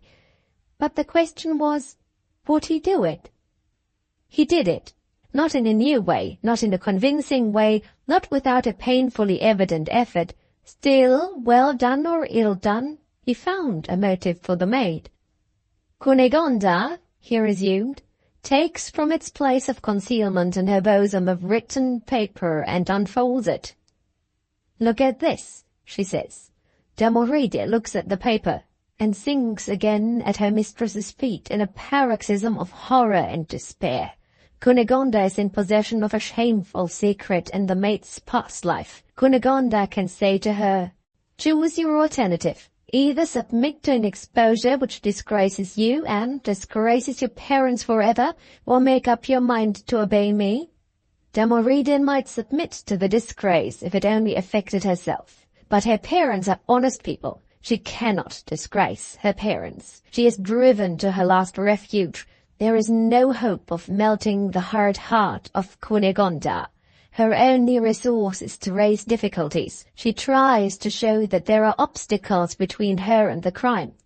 Madame, madame, she cries, how can I do it when the nurse is there to see me?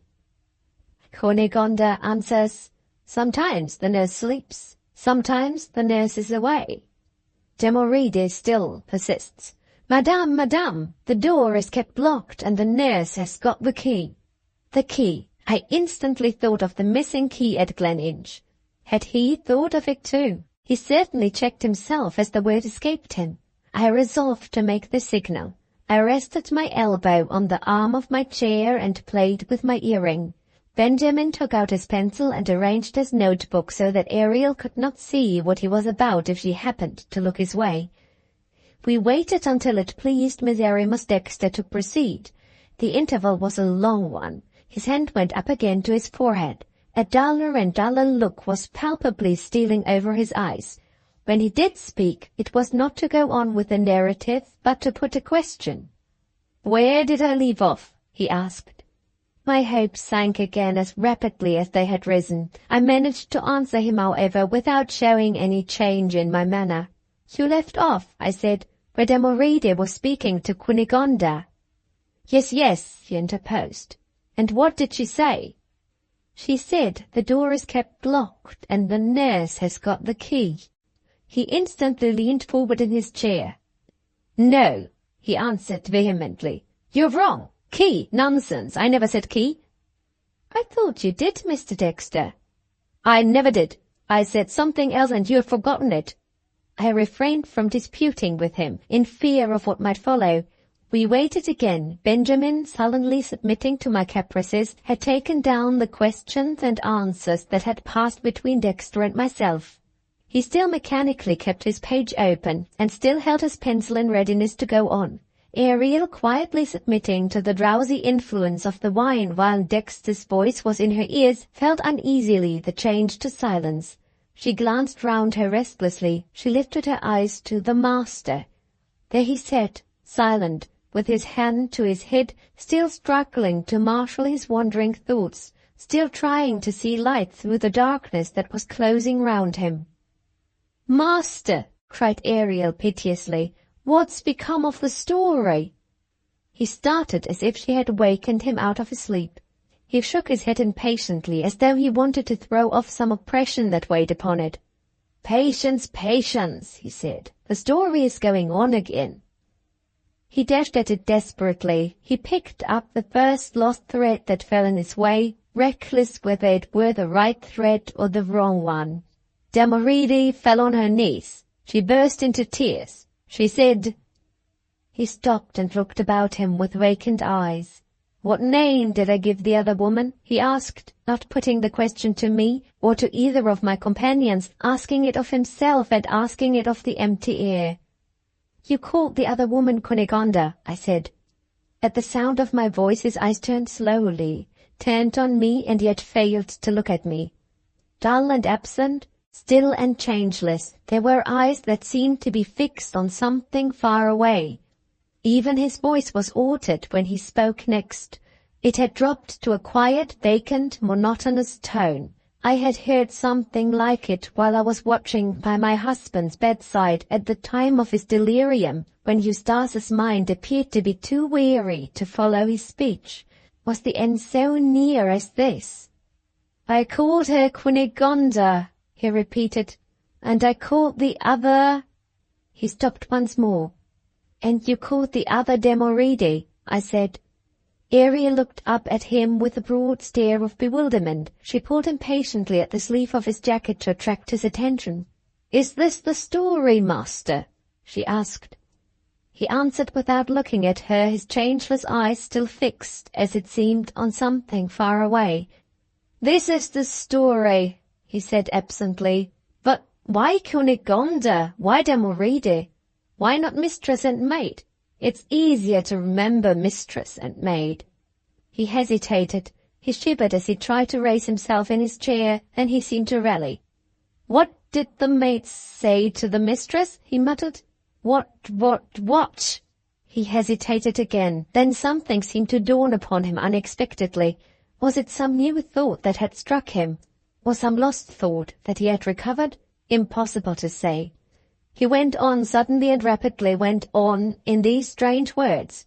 "The lesser," the maid said, "the lesser. Oh, my heart, every word a dagger in my heart. Oh, you letter, horrible, horrible, horrible letter." What in God's name was he talking about? What did those words mean? Was he unconsciously pursuing his faint and fragmentary recollections of a past time at Gleninch, under the delusion that he was going on with the story? In the wreck of the other faculties, was memory the last to sink? Was the truth, the dreadful truth, glimmering on me dimly through the awful shadows cast before it by the advancing eclipse of the brain? My breath failed me, and nameless horror crept through my whole being.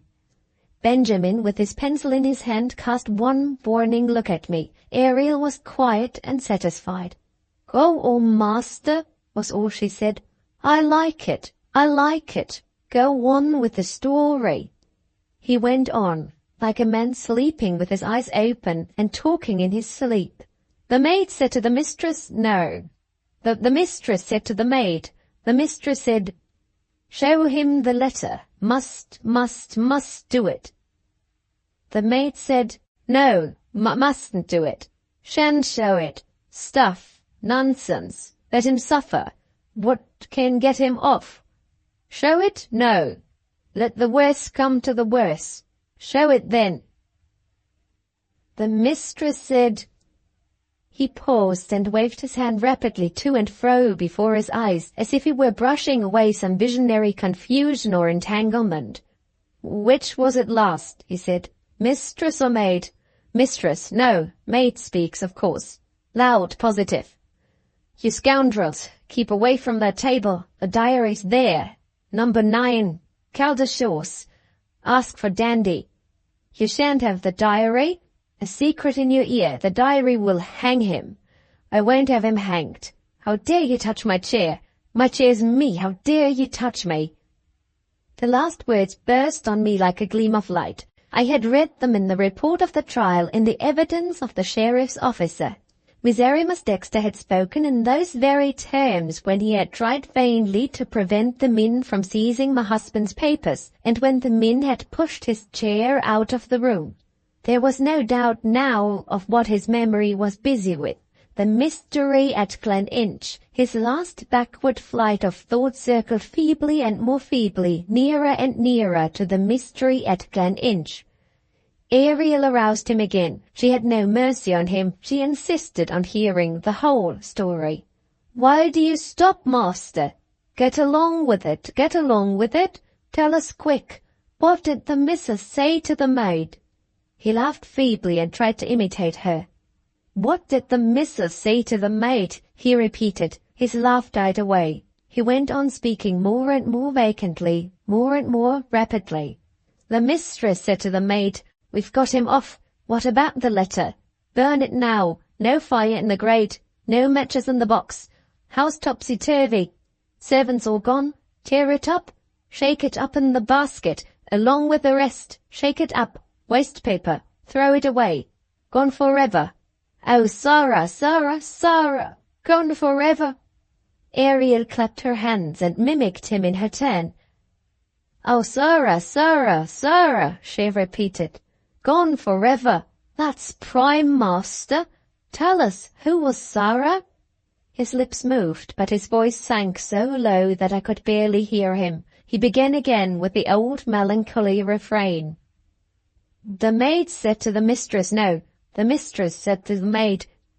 He stopped abruptly and raised himself erect in the chair. He threw up both his hands above his head and burst into a frightful screaming laugh. Funny. Why don't you laugh? Funny, funny, funny, funny, ha ha." He fell back in the chair.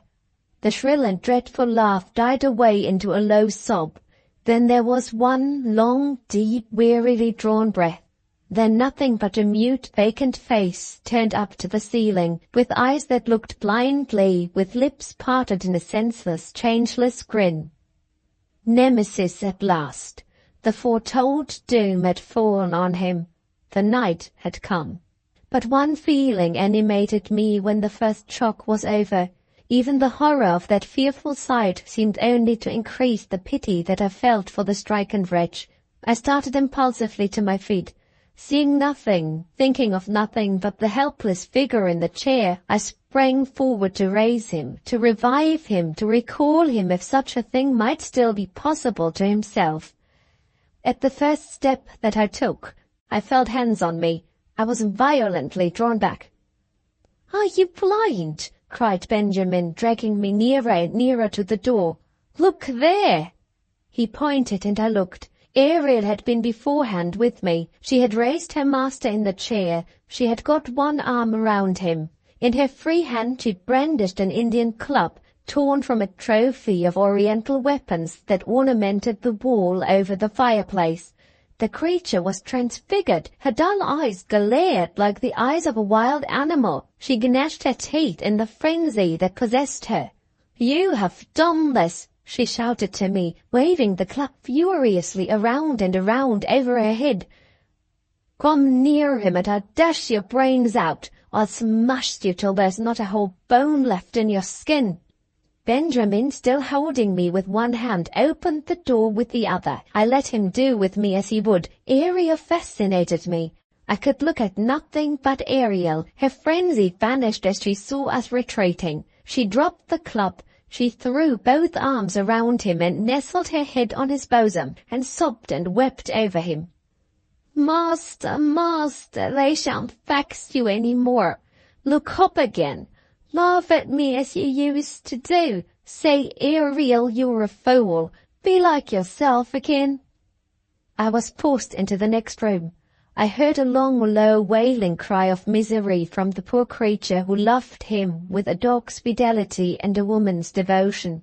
The heavy door was closed between us. I was in the quiet antechamber, crying over that piteous sight, clinging to my kind of old friend, as helpless and as useless as a child. Benjamin turned the key in the lock. "There's no use in crying about it," he said quietly. "It would be more to the purpose, Valeria, if you thanked God that you have got out of that room safe and sound. Come with me."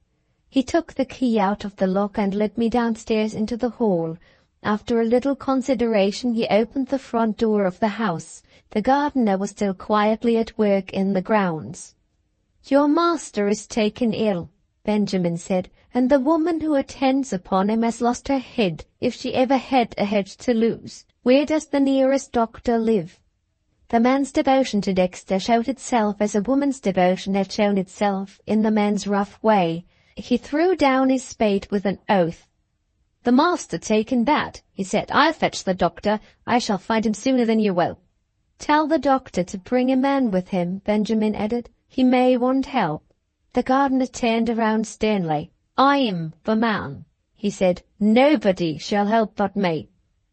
He left us. I sat down on one of the chairs in the hall and did my best to compose myself. Benjamin walked to and fro, deep in thought.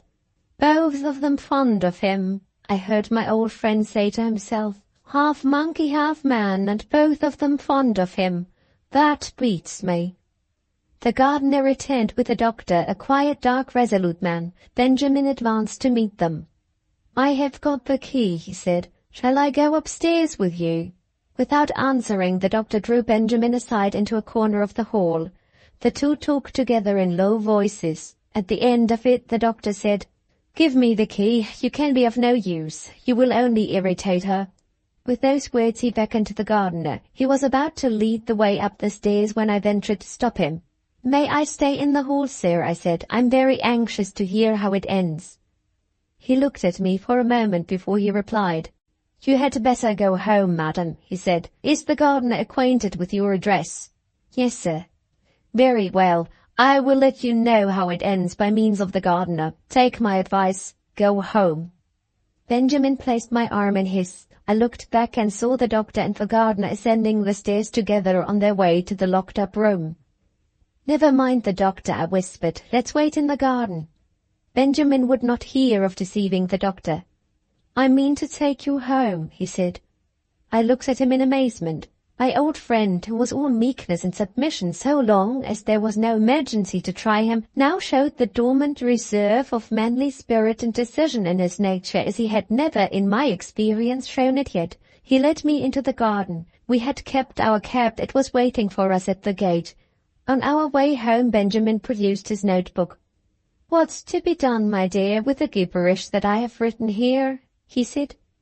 "Have you written it all down?" I asked in surprise.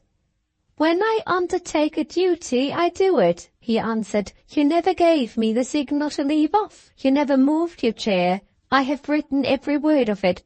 What shall I do? Throw it out the cab window?" "Give it to me." "What are you going to do with it?" "I don't know yet. I will ask Mr. Playmore." Chapter 41. Mr. Playmore in a New Character. By that night's post, although I was far from being fit to make the exertion, I wrote to Mr. Playmore to tell him what had taken place and to beg for his earliest assistance and advice. The notes in Benjamin's book were partly written in shorthand and were on that account of no use to me in their existing condition. At my request he made 2 fair copies. One of the copies I enclosed in my letter to Mr. Playmore. The other I laid by me on my bedside table when I went to rest. Over and over again, through the long hours of the wakeful night, I read and reread the last words which had dropped from Miserrimus Dexter's lips. Was it possible to interpret them to any useful purpose? At the very outset they seemed to set interpretation at defiance. After trying vainly to solve the hopeless problem, I did at last what I might as well have done at first. I threw down the paper in despair.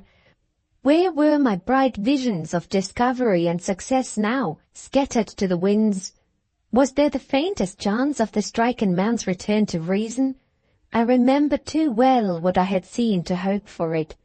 The closing lines of the medical report which I had read in Mr. Playmore's office recurred to my memory in the stillness of the night. When the catastrophe has happened, his friends can entertain no hope of his cure. The balance once lost will be lost for life. The confirmation of that terrible sentence was not long in reaching me. On the next morning the gardener brought a note containing the information which the doctor had promised to give me on the previous day. Miserrimus Dexter and Ariel were still where Benjamin and I had left them together in the long room. They were watched by skilled attendants waiting the decision of Dexter's nearest relative, a younger brother who lived in the country and who had been communicated with by telegraph. It had been found impossible to part the faithful Ariel from her master without using the bodily restraints adopted in cases of raging insanity. The doctor and the gardener, both unusually strong men, had failed to hold the poor creature when they first attempted to remove her on entering the room. Directly they permitted her to return to her master, the frenzy vanished. She was perfectly quiet and contented so long as they let her sit at his feet and look at him. Sad as this was, the report of Miserrimus Dexter's condition was more melancholy still. My patient is in a state of absolute imbecility. Those were the words in the doctor's letter, and the gardener's simple narrative confirmed them as the truest words that could have been used. He was utterly unconscious of poor Ariel's devotion to him. He did not even appear to know that she was present in the room. For hours together he remained in a state of utter lethargy in his chair. He showed an animal interest in his meals and a greedy animal enjoyment of eating and drinking as much as he could get, and that was all. This morning, the honest gardener said to me at parting, we thought he seemed to wake up a bit. Looked about him, you know, and made queer signs with his hands. I couldn't make out what he meant, no more could the doctor. She knew, poor thing, she did. Went and got him his harp, and put his hand up to it. Lord bless you, no use. He couldn't play no more than I can. Twanged at it anyhow and grinned and gabbled to himself. No, he'll never come right again. Any person can see that without the doctor to help him. Enjoys his meals, as I told you, and that's all. It would be the best thing that could happen if it would please God to take him. There's no more to be said. I wish you good morning, ma'am. He went away with the tears in his eyes, and he left me, I own it, with the tears in mine. An hour later there came some news which revived me. I received a telegram from Mr. Playmore, expressed in these welcome words. Obliged to go to London by tonight's mail train. Expect me to breakfast tomorrow morning. The appearance of the lawyer at our breakfast table duly followed the appearance of his telegram. His first words cheered me up. To my infinite surprise and relief, he was far from sharing the despondent view which I took of my position. I don't deny, he said, that there are some serious obstacles in your way, but I should never have called here before attending to my professional business in London if Mr. Benjamin's notes had not produced a very strong impression on my mind. For the first time, as I think, you really have a prospect of success. For the first time, I feel justified in offering, under certain restrictions, to help you. That miserable wretch, in the collapse of his intelligence, has done what he would never have done in the possession of his sense and his cunning. He has let us see the first precious glimmerings of the light of truth. Are you sure it is the truth? I asked. In two important particulars, he answered, I know it to be the truth. Your idea about him is the right one. His memory, as you suppose, was the least injured of his faculties, and was the last to give way under the strain of trying to tell that story. I believe his memory to have been speaking to you, unconsciously to himself, in all that he said from the moment when the first reference to the letter escaped him to the end. But what does the reference to the letter mean? I asked. For my part, I'm entirely in the dark about it. So am I, he answered frankly. The chief one amongst the obstacles which I mentioned just now is the obstacle presented by that same letter. The late Mrs. Eustace must have been connected with it in some way, or Dexter would never have spoken of it as a dagger in his heart. Dexter would never have coupled her name with the words which describe the tearing up of the letter and the throwing of it away. I can arrive with some certainty at this result, and I can get no further. I have no more idea than you have of who wrote the letter or of what was written in it. If we are ever to make that discovery, probably the most important discovery of all, we must dispatch our first inquiries a distance of 3,000 miles. In plain English, my dear lady, we must send to America. This, naturally enough, took me completely by surprise. I waited eagerly to hear why we were to send to America. It rests with you, he proceeded, when you hear what I have to tell you, to say whether you will go to the expense of sending a man to New York or not. I can find the right man for the purpose, and I estimate the expense, including a telegram. Never mind the expense, I interposed, losing all patience with the eminently Scotch view of the case, which put my purse in the first place of importance. I don't care for the expense. I want to know what you have discovered. He smiled. She doesn't care for the expense, he said to himself pleasantly. How like a woman! I might have retorted, he thinks of the expense before he thinks of anything else. How like a Scotchman! As it was, I was too anxious to be witty. I only drummed impatiently with my fingers on the table and said, Tell me, tell me. He took out the fair copy from Benjamin's notebook, which I had sent to him, and showed me these among Dexter's closing words. What about the letter? Burn it now. No fire in the grate, no matches in the box. House topsy-turvy, servants all gone. Do you really understand what those words mean? I asked. I look back into my own experience, he answered, and I understand perfectly what the words mean. And can you make me understand them too? Easily. In those incomprehensible sentences, Dexter's memory has correctly recalled certain facts. I have only to tell you the facts, and you will be as wise as I am. At the time of the trial, your husband surprised and distressed me by insisting on the instant dismissal of all the household servants at Gleninch. I was instructed to pay them a quarter's wages in advance, to give them the excellent written characters which their good conduct thoroughly deserved, and to see the house clear of them at an hour's notice. Eustace's motive for this summary proceeding was much the same motive which animated his conduct toward you. If I am ever to return to Gleninch, he said, I cannot face my honest servants after the infamy of having stood my trial for murder. There was his reason. Nothing that I could say to him, poor fellow, shook his resolution. I dismissed the servants accordingly. At an hour's notice they quitted the house, leaving their work for the day all undone. The only persons placed in charge of Gleninch were persons who lived on the outskirts of the park, that is to say, the lodge-keeper and his wife and daughter. On the last day of the trial I instructed the daughter to do her best to make the rooms tidy. She was a good girl enough, but she had no experience as a housemaid. It would never enter her head to lay the bedroom fires ready for lighting, or to replenish the empty match-boxes. Those chance words that dropped from Dexter would no doubt exactly describe the state of his room when he returned to Gleninch with the prisoner and his mother from Edinburgh.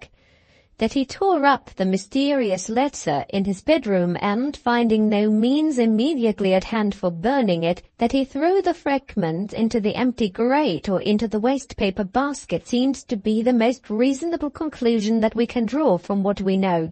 In any case, he would not have much time to think about it. Everything was done in a hurry on that day. Eustace and his mother, accompanied by Dexter, left for England the same evening by the night train. I myself locked up the house and gave the keys to the lodge-keeper. It was understood that he was to look after the preservation of the reception rooms on the ground floor, and that his wife and daughter were to perform the same service between them in the rooms upstairs.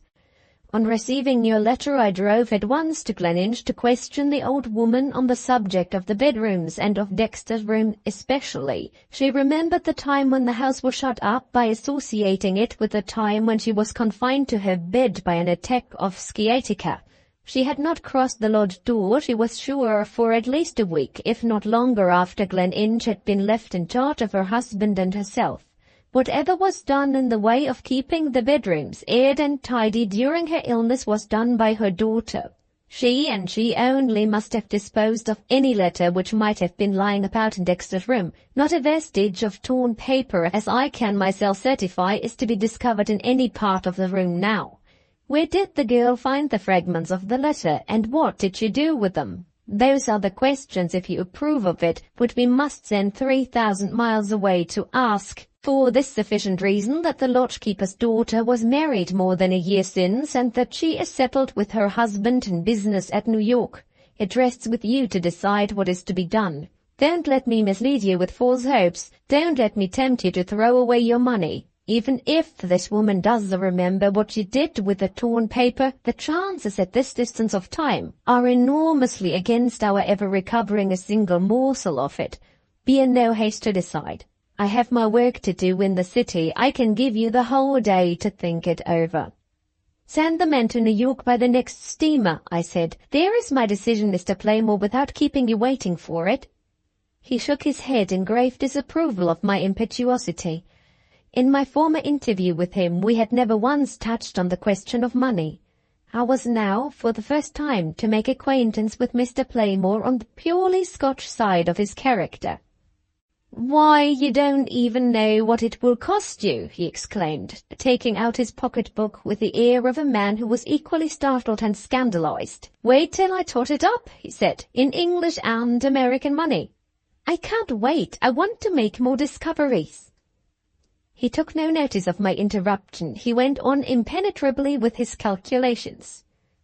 "The man will go second class and will take a return ticket. Very well, his ticket includes his food, and being, thank God, a teetotaler, he won't waste your money in buying liquor on board. Arrived at New York, he will go to a cheap German house, where he will, as I am credibly informed, be boarded and lodged at the rate—" By this time, my patience being completely worn out, I had taken my cheque-book from the table drawer, had signed my name, and had handed the blank cheque across the table to my legal adviser.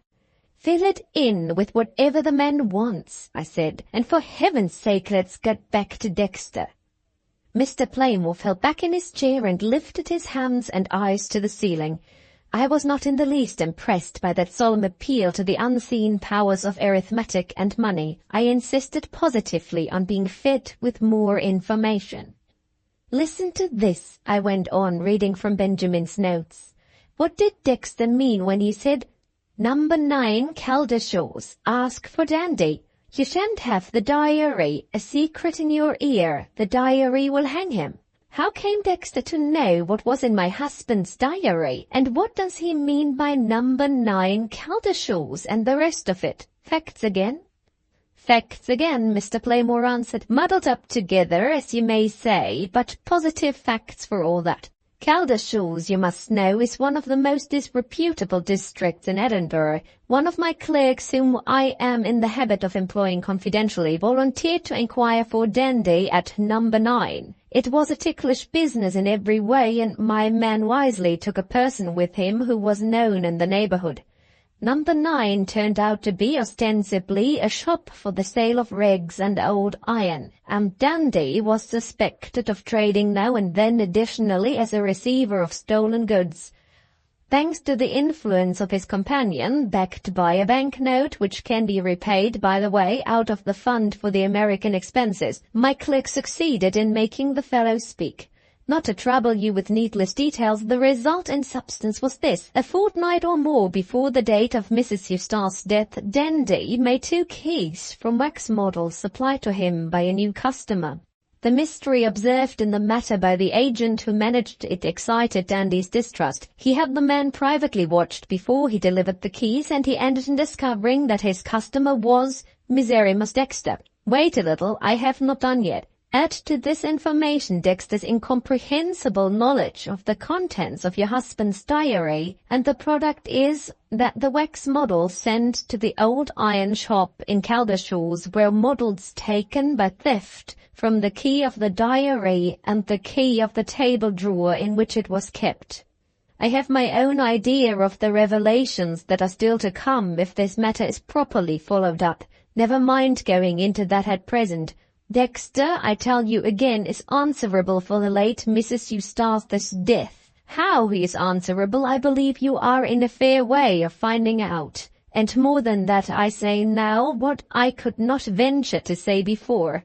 It is a duty toward justice as well as a duty toward your husband to bring the truth to light. As for the difficulties to be encountered, I don't think they need daunt you. The greatest difficulties give way in the end when they are attacked by the united alliance of patient resolution and economy.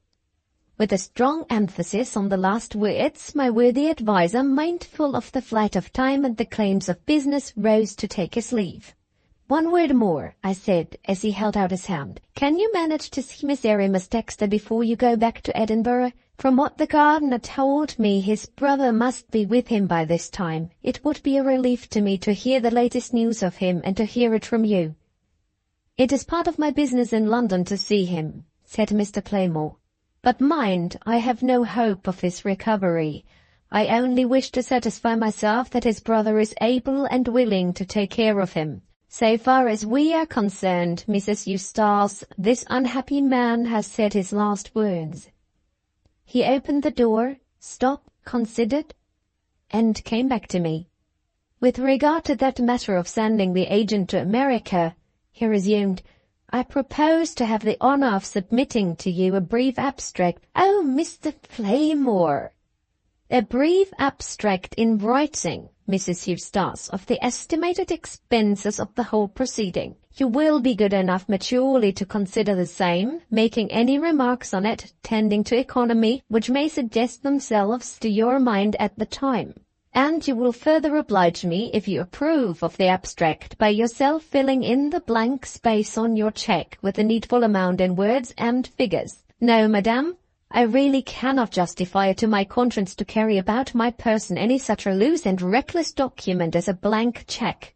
There's a total disregard for the first claims of prudence and economy implied in this small slip of paper, which is nothing less than a flat contradiction of the principles that have governed my whole life. I can't submit to flat contradiction. Good morning, Mrs. Eustace." "Good morning." He laid my cheque on the table with a low bow and left me. Among the curious developments of human stupidity which occasionally present themselves to view, surely the least excusable is the stupidity which to this day persists in wondering why the Scotch succeed so well in life. Chapter 42. More Surprises. The same evening I received my abstract by the hands of a clerk. It was an intensely characteristic document. My expenses were remorselessly calculated downward to shillings and even to pence, and our unfortunate messenger's instructions in respect to his expenditure were reduced to a nicety which must have made his life in America nothing less than a burden to him. In mercy to the man, I took the liberty, when I wrote back to Mr. Playmore, of slightly increasing the indicated amount of the figures which were to appear on the cheque. I ought to have better known the correspondent whom I had to deal with. Mr. Playmore's reply, informing me that our emissary had started on his voyage, returned a receipt in due form, and the whole of the surplus money to the last farthing. A few hurried lines accompanied the abstract, and stated the result of the lawyer's visit to Miss Dexter. There was no change for the better. There was no change at all. Mr. Dexter, the brother, had arrived at the house accompanied by a medical man accustomed to the charge of the insane. The new doctor declined to give any definite opinion on the case until he had studied it carefully with plenty of time at his disposal. It had been accordingly arranged that he should remove Miss Dexter to the asylum of which he was the proprietor as soon as the preparations for receiving the patient could be completed.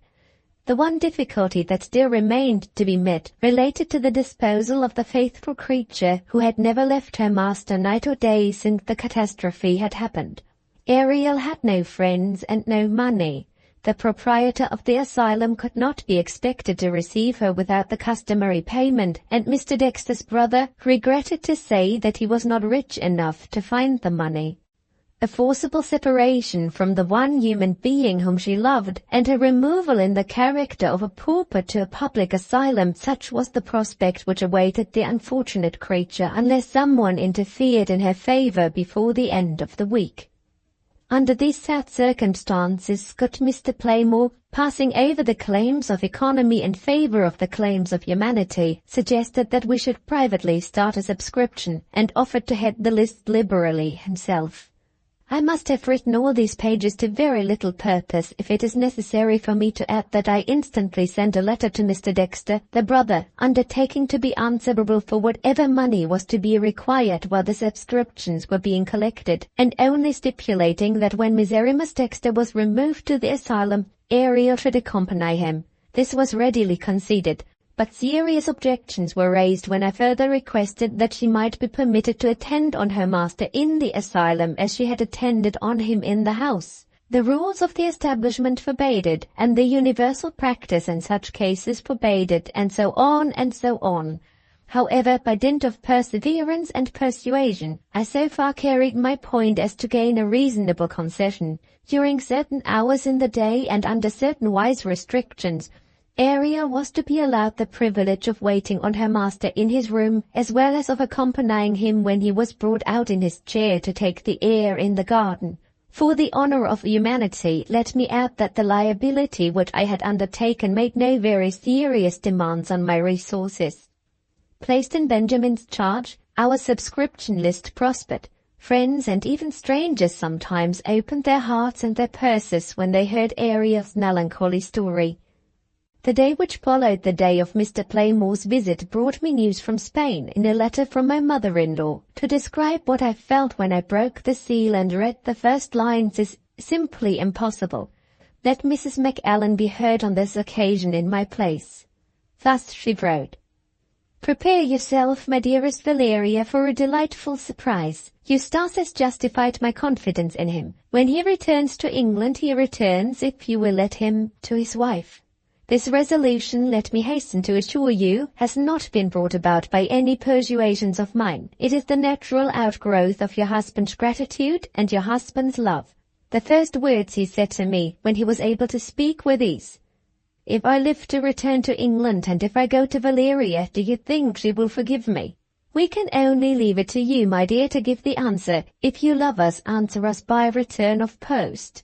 Having now told you what he said when I first informed him that you had been his nurse, and remember, if it seems very little, that he is still too weak to speak except with difficulty, I shall purposely keep my letter back for a few days. My object is to give him time to think, and to frankly tell you of it if the interval produces any change in his resolution. 3 days have passed, and there is no change. He has but one feeling now. He longs for the day which is to unite him again to his wife. But there is something else connected with Eustace that you ought to know, and that I ought to tell you.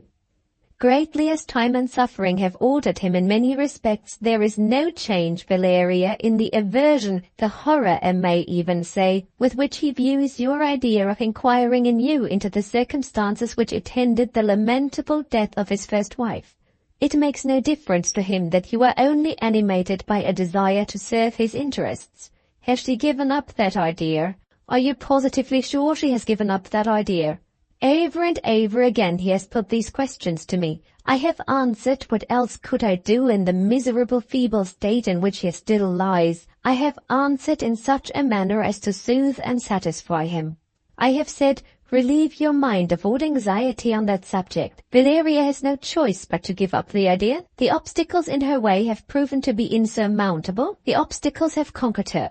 This, if you remember, was what I really believed would happen when you and I spoke of that painful topic, and I have heard nothing from you since which has tended to shake my opinion in the smallest degree. If I am right, as I pray God I may be, in the view that I take, you have only to confirm me in your reply, and all will be well.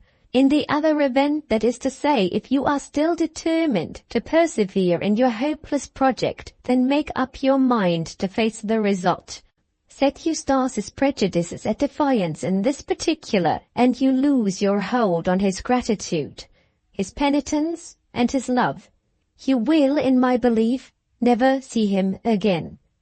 I express myself strongly in your own interests, my dear, and for your own sake. When you reply, write a few lines to Eustace enclosed in your letter to me. As for the date of our departure, it is still impossible for me to give you any definite information. Eustace recovers very slowly. The doctor has not yet allowed him to leave his bed, and when we do travel, we must journey by easy stages. It will be at least 6 weeks, at the earliest, before we can hope to be back again in dear old England. Affectionately yours, Catherine Macallan. I laid down the letter and did my best, vainly enough for some time, to compose my spirits. To understand the position in which I now found myself, it is only necessary to remember one circumstance. The messenger to whom we had committed our inquiries was at that moment crossing the Atlantic on his way to New York. What was to be done? I hesitated. Shocking as it may seem to some people, I hesitated. There was really no need to hurry my decision. I had the whole day before me. I went out and took a wretched, lonely walk, and turned the matter over in my mind.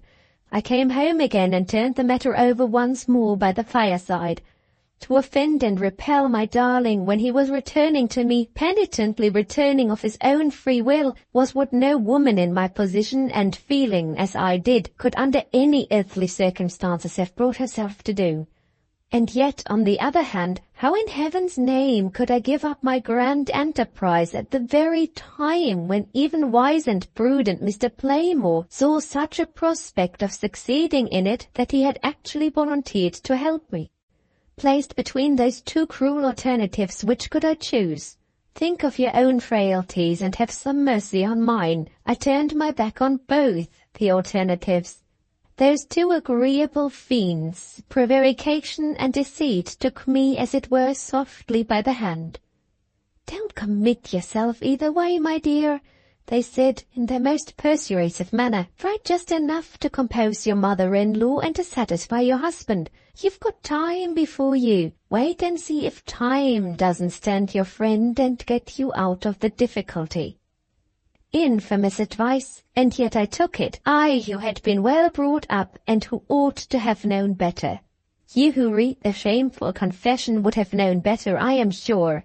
You are not included in the prayer book category among the miserable sinners.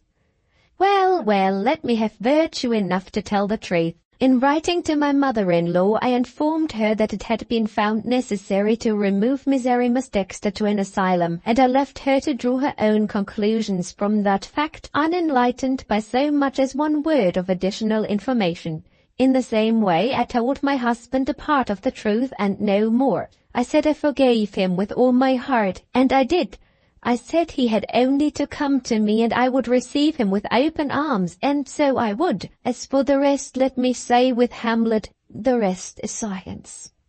Having dispatched my unworthy letters, I found myself growing restless and feeling the want of a change. It would be necessary to wait at least 8 or 9 days before we could hope to hear by telegraph from New York. I bade farewell for a time to my dear and admirable Benjamin, and betook myself to my old home in the north at the vicarage of my uncle Starkweather.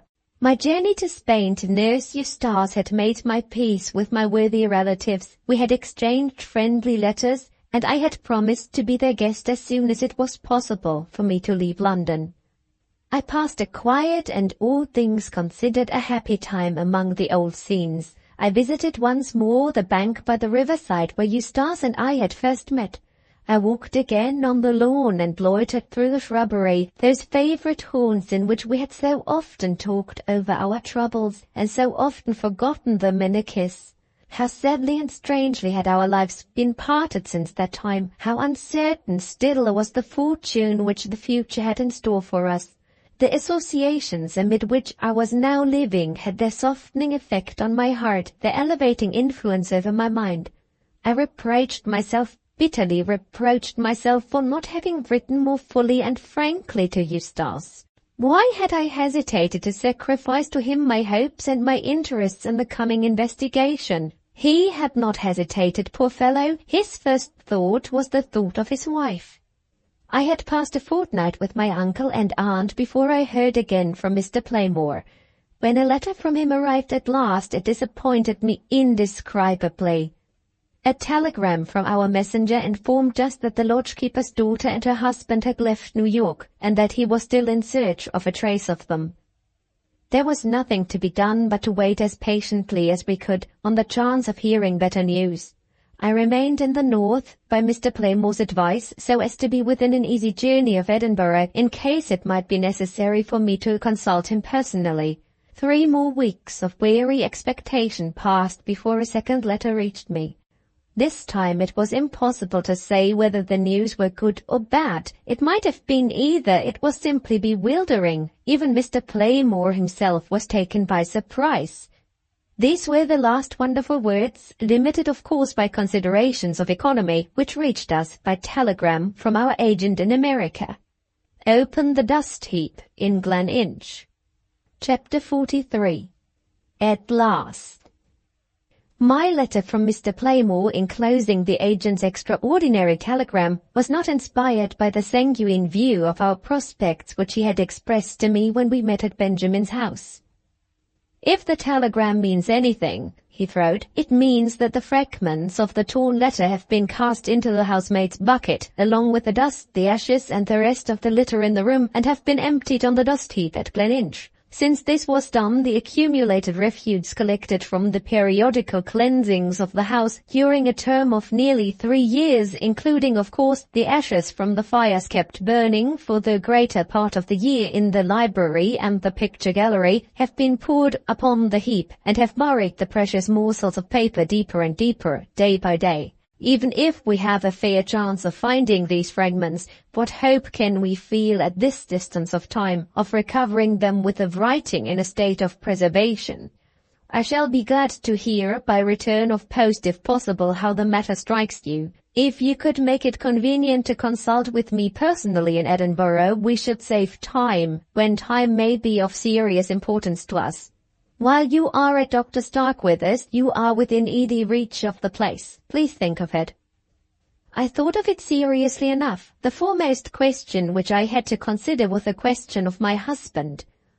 The departure of the mother and son from Spain had been so long delayed by the surgeon's orders that the travellers had only advanced on their homeward journey as far as Bordeaux, when I had last heard from Mrs. Macallan 3 or 4 days since. Allowing for an interval of repose at Bordeaux, and for the slow rate at which they would be compelled to move afterward, I might still expect them to arrive in England some time before a letter from the agent in America could reach Mr. Playmore. How in this position of affairs I could contrive to join the lawyer in Edinburgh after meeting my husband in London, it was not easy to see. The wise and the right way, as I thought, was to tell Mr. Playmore frankly that I was not mistress of my own movements, and that he had better address his next letter to me at Benjamin's house. Writing to my legal adviser in this sense, I had a word of my own to add on the subject of the torn letter. In the last years of my father's life I had travelled with him in Italy, and I had seen in the museum at Naples the wonderful relics of a bygone time discovered among the ruins of Pompeii. By way of encouraging Mr. Playmore, I now reminded him that the eruption which had overwhelmed the town had preserved, for more than 1600 years, such perishable things as the straw in which pottery had been packed, the paintings on house walls, the dresses worn by the inhabitants, and, most noticeable of all in our case, a piece of ancient paper still attached to the volcanic ashes which had fallen over it. If these discoveries had been made after a lapse of 16 centuries, under a layer of dust and ashes on a large scale, surely we might hope to meet with similar cases of preservation after a lapse of 3 or 4 years only, under a layer of dust and ashes on a small scale. Taking for granted, what was perhaps doubtful enough, that the fragments of the letter could be recovered, my own conviction was that the writing on them, though it might be faded, would certainly still be legible.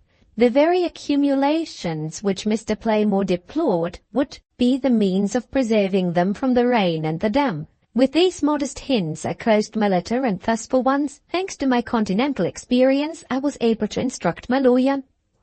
Another day passed, and I heard nothing of the travellers. I began to feel anxious. I made my preparations for my journey southward overnight, and I resolved to start for London the next day, unless I heard of some change in Mrs. Macallan's travelling arrangements in the interval. The post of the next morning decided my course of action. It brought me a letter from my mother-in-law, which added one more to the memorable dates in my domestic calendar. Eustace and his mother had advanced as far as Paris on their homeward journey, when a cruel disaster had befallen them. The fatigues of travelling and the excitement of his anticipated meeting with me had proved together to be too much for my husband. He had held out as far as Paris with the greatest difficulty, and he was now confined to his bed again, struck down by a relapse. The doctors this time had no fear for his life, provided that his patience would support him through a lengthened period of the most absolute repose. "It now rests with you, Valeria," Mrs. Macallan wrote, "to fortify and comfort Eustace under this new calamity. Do not suppose that he has ever blamed or thought of blaming you for leaving him with me in Spain as soon as he was declared to be out of danger. It was I who left her, he said to me when we first talked about it, and it is my wife's right to expect that I should go back to her." Those were his words, my dear, and he has done all he can to abide by them. Helpless in his bed, he now asks you to take the will for the deed and to join him in Paris. I think I know you well enough, my child, to be sure that you will do this, and I need only add one word of caution before I close my letter. Avoid all reference not only to the trial, you will do that of your own accord, but even to our house at Gleninch. You will understand how he feels in his present state of nervous depression when I tell you that I should never have ventured on asking you to join him here if your letter had not informed me that your visits to Dexter were at an end. Would you believe it? His horror of anything which recalls our past troubles is still so vivid that he has actually asked me to give my consent to selling Gleninch. So Eustace's mother wrote of him, but she had not trusted entirely to her own powers of persuasion. A slip of paper was enclosed in her letter, containing these 2 lines traced in pencil, oh so feebly and so wearily, by my poor darling himself. "I am too weak to travel any further, Valeria. Will you come to me and forgive me?" A few pencil marks followed, but they were illegible. The writing of those 2 short sentences had exhausted him. "It's not saying much for myself, I know, but having confessed it when I was wrong, let me at least record it when I did what was right. I decided instantly on giving up all further connection with the recovery of the torn letter. If Eustace asked me the question, I was resolved to be able to answer truly. I have made the sacrifice that assures your tranquillity. When resignation was hardest, I have humbled my obstinate spirit, and I have given way for my husband's sake." There was half an hour to spare before I left the vicarage for the railway station. In that interval I wrote again to Mr. Playmore, telling him plainly what my position was and withdrawing, at once and forever, from all share in investigating the mystery which lay hidden under the dust heap at Gleninch. Chapter 44. Our New Honeymoon. It is not to be disguised or denied that my spirits were depressed on my journey to London, to resign the one cherished purpose of my life when I had suffered so much in pursuing it, and when I had to all appearance so nearly reached the realization of my hopes, was putting to a hard trial a woman's fortitude and a woman's sense of duty. Still, even if the opportunity had been offered to me, I would not have recalled my letter to Mr. Playmore. "It is done and well done," I said to myself, "and I have only to wait a day to be reconciled to it, when I give my husband my first kiss." I had planned and hoped to reach London in time to start for Paris by the night mail, but the train was twice delayed on the long journey from the north, and there was no help for it but to sleep at Benjamin's villa and to defer my departure until the morning. It was of course impossible for me to warn my old friend of the change in my plans. My arrival took him by surprise. I found him alone in his library, with a wonderful illumination of lamps and candles, absorbed over some morsels of torn paper scattered on the table before him. "What in the world are you about?" I asked. Benjamin blushed. I was going to say like a young girl, but young girls have given up blushing in these latter days of the age we live in. "Oh, nothing," he said confusedly. "Don't notice it." He stretched out his hand to brush the morsels of paper off the table. Those morsels raised a sudden suspicion in my mind. I stopped him. "You have heard from Mr. Playmore," I said. "Tell me the truth, Benjamin, yes or no?" Benjamin blushed a shade deeper and answered, "Yes." "Where is the letter?" "I mustn't show it to you, Valeria." This, need I say, made me determined to see the letter. My best way of persuading Benjamin to show it to me was to tell him of the sacrifice that I had made to my husband's wishes. "I have no further voice in the matter," I added when I had done. "It now rests entirely with Mr. Playmore to go on to give up, and this is my last opportunity of discovering what he really thinks about it. Don't I deserve some little indulgence? Have I no claim to look at the letter? Benjamin was too much surprised and too much pleased with me when he heard what had happened to be able to resist my entreaties. He gave me the letter. Mr. Playmore wrote to appeal confidentially to Benjamin as a commercial man. In the long course of his occupation in business, it was just possible that he might have heard of cases in which documents have been put together again after having been torn up by design or by accident. Even if his experience failed in this particular, he might be able to refer to some authority in London who would be capable of giving an opinion on the subject. By way of explaining his strange request, Mr. Playmore reverted to the notes which Benjamin had taken at Miserrimus Dexter's house, and informed him of the serious importance of the gibberish, which he had reported under protest. The letter closed by recommending that any correspondence which ensued should be kept a secret from me, on the ground that it might excite false hopes in my mind if I were informed of it. I now understood the tone which my worthy adviser had adopted in writing to me. His interest in the recovery of the letter was evidently so overpowering that common prudence compelled him to conceal it from me in case of ultimate failure.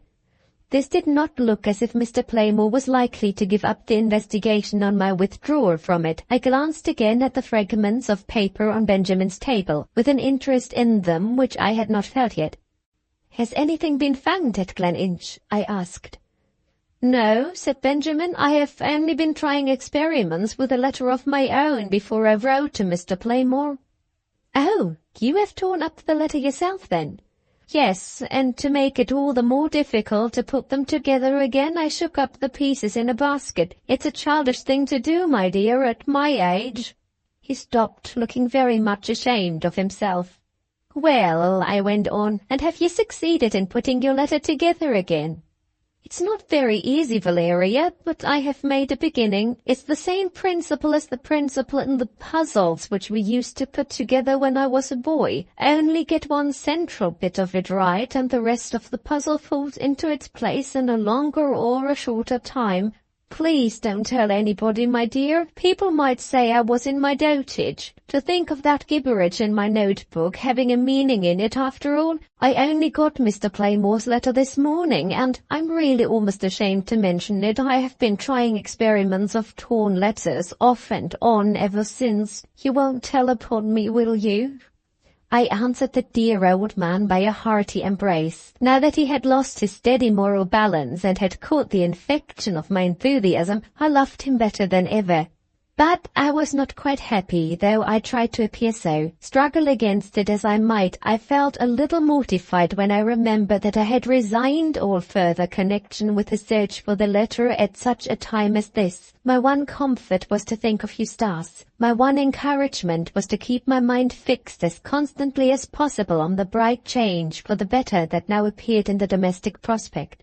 Here, at least, there was no disaster to fear. Here I could honestly feel that I had triumphed. My husband had come back to me of his own free will. He had not given way under the hard weight of evidence. He had yielded to the nobler influences of his gratitude and his love. And I had taken him to my heart again, not because I had made discoveries which left him no other alternative than to live with me, but because I believed in the better mind that had come to him and loved and trusted him without reserve. Was it not worth some sacrifice to have arrived at this result? True, most true. And yet I was a little out of spirits. Well, the remedy was within a day's journey. The sooner I was with Eustace, the better. Early the next morning I left London for Paris by the tidal train. Benjamin accompanied me to the terminus. "I shall write to Edinburgh by today's post," he said, in the interval before the train moved out of the station. "I think I can find the man Mr. Playmore wants to help him if he decides to go on. Have you any message to send, Valeria?" "No, I have done with it, Benjamin. I have nothing more to say." "Shall I write and tell you how it ends if Mr. Playmore does really try the experiment at Gleninch?" I answered as I felt, a little bitterly. "Yes," I said, "write and tell me if the experiments fail." My old friend smiled. He knew me better than I knew myself. "All right," he said resignedly. "I have got the address of your banker's correspondent in Paris. You will have to go there for money, my dear, and you may find a letter waiting for you in the office when you least expect it. Let me hear how your husband goes on. Goodbye, and God bless you." That evening I was restored to Eustace. He was too weak, poor fellow, even to raise his head from the pillow. I knelt down at the bedside and kissed him. His languid, weary eyes kindled with a new life as my lips touched his. "I must try to live now," he whispered, "for your sake." My mother-in-law had delicately left us together. When he said those words, the temptation to tell him of the new hope that had come to brighten our lives was more than I could resist. "You must try to live now, Eustace," I said, "for someone else besides me." His eyes looked wonderingly into mine. "Do you mean my mother?" he asked. I laid my head on his bosom and whispered back, "I mean your child." I had all my reward for all that I had given up. I forgot Mr. Playmore, I forgot Gleninch. Our new honeymoon dates in my remembrance from that day. The quiet time passed in the by-street in which we lived. The outer stir and tumult of Parisian life ran its daily course around us, unnoticed and unheard. Steadily, though slowly, Eustace gained strength. The doctors, with a word or two of caution, left him almost entirely to me. "You are his physician," they said. "The happier you make him, the sooner he will recover." The quiet, monotonous round of my new life was far from wearying me. I, too, wanted repose. I had no interests, no pleasures out of my husband's room. Once, and only once, the placid surface of our lives was just gently ruffled by an allusion to the past. Something that I accidentally said reminded Eustace of our last interview at Major Fitzdavid's house. He referred very delicately to what I had then said of the verdict pronounced on him at the trial, and he left me to infer that a word from my lips, confirming what his mother had already told him, would quiet his mind at once and forever. My answer involved no embarrassment or difficulties. I could and did honestly tell him that I had made his wishes my law. But it was hardly in womanhood, I am afraid, to be satisfied with merely replying and to leave it there. I thought it due to me that Eustace too should concede something in the way of an assurance which might quiet my mind. As usual with me, the words followed the impulse to speak them. "Eustace," I asked, "are you quite cured of those cruel doubts which once made you leave me?" His answer, as he afterwards said, made me blush with pleasure. "Ah, Valeria, I should never have gone away if I had known you then as well as I know you now." So the last shadows of distrust melted away out of our lives. The very remembrance of the turmoil and the trouble of my past days in London seemed now to fade from my memory. We were lovers again. We were absorbed again in each other. We would almost fancy that our marriage dated back once more to a day or two since.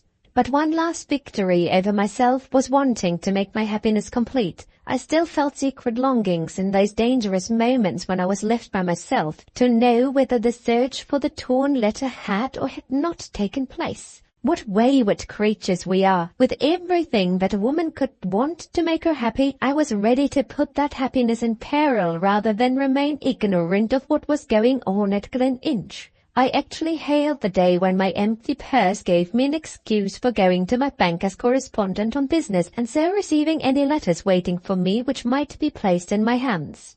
I applied for my money without knowing what I was about, wondering all the time whether Benjamin had written to me or not. My eyes wandered over the desks and tables in the office, looking for letters furtively. Nothing of the sort was visible. But a man appeared from an inner office, an ugly man who was yet beautiful to my eyes for this sufficient reason. He had a letter in his hand, and he said, "Is this for you, ma'am?" A glance at the address showed me Benjamin's handwriting. Had they tried the experiment of recovering the letter? And had they failed? Somebody put my money in my bag and politely let me out to the little hired carriage which was waiting for me at the door. I remember nothing distinctly until I opened the letter on my way home. The first words told me that the dust heap had been examined, and that the fragments of the torn letter had been found. Chapter 45. The Dust Heap Disturbed. My head turned giddy. I was obliged to wait and let my overpowering agitation subside before I could read any more. Looking at the letter again after an interval, my eyes fell accidentally on a sentence near the end which surprised and startled me. I stopped the driver of the carriage at the entrance to the street in which our lodgings were situated, and told him to take me to the beautiful park of Paris, the famous Bois de Boulogne. My object was to gain time enough in this way to read the letter carefully through by myself and to ascertain whether I ought or ought not to keep the receipt of it a secret before I confronted my husband and his mother at home. This precaution taken, I read the narrative which my good Benjamin had so wisely and so thoughtfully written for me. Treating the various incidents methodically, he began with a report which had arrived in due course of mail from our agent in America. Our man had successfully traced the lodge-keeper's daughter and her husband to a small town in one of the western states. Mr. Playmore's letter of introduction at once secured him a cordial reception from the married pair and a patient hearing when he stated the object of his voyage across the Atlantic. His first questions led to no very encouraging results. The woman was confused and surprised and was apparently quite unable to exert her memory to any useful purpose. Fortunately, her husband proved to be a very intelligent man. He took the agent privately aside and said to him, "I understand my wife and you don't. Tell me exactly what it is you want to know and leave it to me to discover how much she remembers and how much she forgets."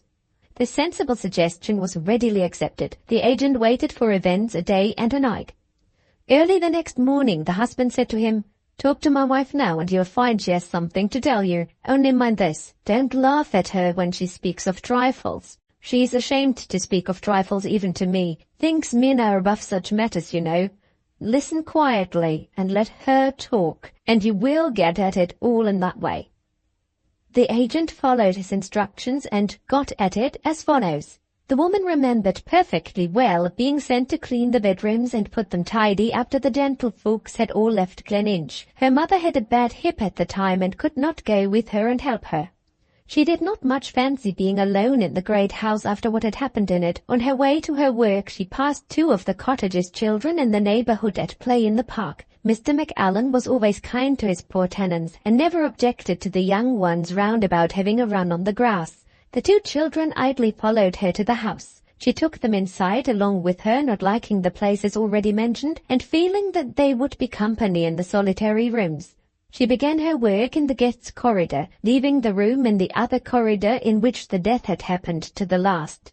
There was very little to do in the two first rooms. There was not litter enough when she had swept the floors and cleaned the grates to even half fill the housemaid's bucket which she carried with her. The children followed her about and, all things considered, were very good company in the lonely place. The third room, that is to say the bedchamber which had been occupied by Miserrimus Dexter, was in a much worse state than the other two, and wanted a great deal of tidying. She did not much notice the children here, being occupied with her work. The litter was swept up from the carpet, and the cinders and ashes were taken out of the grate, and the whole of it was in the bucket when her attention was recalled to the children by hearing one of them cry. She looked about the room without at first discovering them. A fresh outburst of crying led her in the right direction, and showed her the children under a table in a corner of the room. The youngest of the two had got into a waste-paper basket. The eldest had found an old bottle of gum with a brush fixed in the cork, and was gravely painting the face of the smaller child with what little remained of the contents of the bottle. Some natural struggles on the part of the little creature had ended in the overthrow of the basket, and the usual outburst of crying had followed as a matter of course. In this state of things the remedy was soon applied. The woman took the bottle away from the eldest child and gave it a box on the ear. The younger one she set on its legs again, and she put the two in the corner to keep them quiet. This done, she swept up such fragments of the torn paper in the basket as had fallen on the floor, threw them back again into the basket along with the gum bottle, fetched the bucket and emptied the basket into it, and then proceeded to the fourth and last room in the corridor, where she finished her work for that day. Leaving the house with the children after her, she took the filled bucket to the dust heap and emptied it in a hollow place among the rubbish, about halfway up the mound. Then she took the children home, and there was an end of it for the day. Such was the result of the appeal made to the woman's memory of domestic events at Gleninch. The conclusion at which Mr. Playmore arrived from the facts admitted to him was that the chances were now decidedly in favour of the recovery of the letter. Thrown in nearly midway between the contents of the housemaid's pocket, the torn morsels would be protected above as well as below when they were emptied on the dust heap. Succeeding weeks and months would add to that protection by adding to the accumulated refuse. In the neglected condition of the grounds, the dust heap had not been disturbed in search of manure. There it had stood untouched from the time when the family left Gleninch to the present day. And there, hidden deep somewhere in the mound, the fragments of the letter must be. Such were the lawyer's conclusions. He had written immediately to communicate them to Benjamin, and thereupon what had Benjamin done? After having tried his powers of construction on his own correspondence, the prospect of experimenting on the mysterious letter itself had proved to be a temptation too powerful for the old man to resist. "I almost fancy, my dear, this business of yours has bewitched me," he vowed. "You see, I have the misfortune to be an idle man. I have time to spare and money to spare, and the end of it is that I am here at Gleninch, engaged on my own sole responsibility, with good Mr. Playmore's permission, in searching the dust heap." Benjamin's description of his first view of the field of action at Gleninch followed these characteristic lines of apology. I passed over the description without ceremony. My remembrance of the scene was too vivid to require any prompting of that sort. I saw again in the dim evening light the unsightly mound which had so strangely attracted my attention at Gleninch. I heard again the words in which Mr. Playmore had explained to me the custom of the dust heap in Scotch country houses. What had Benjamin and Mr. Playmore done? What had Benjamin and Mr. Playmore found? For me the true interest of the narrative was there, and to that portion of it I eagerly turned next.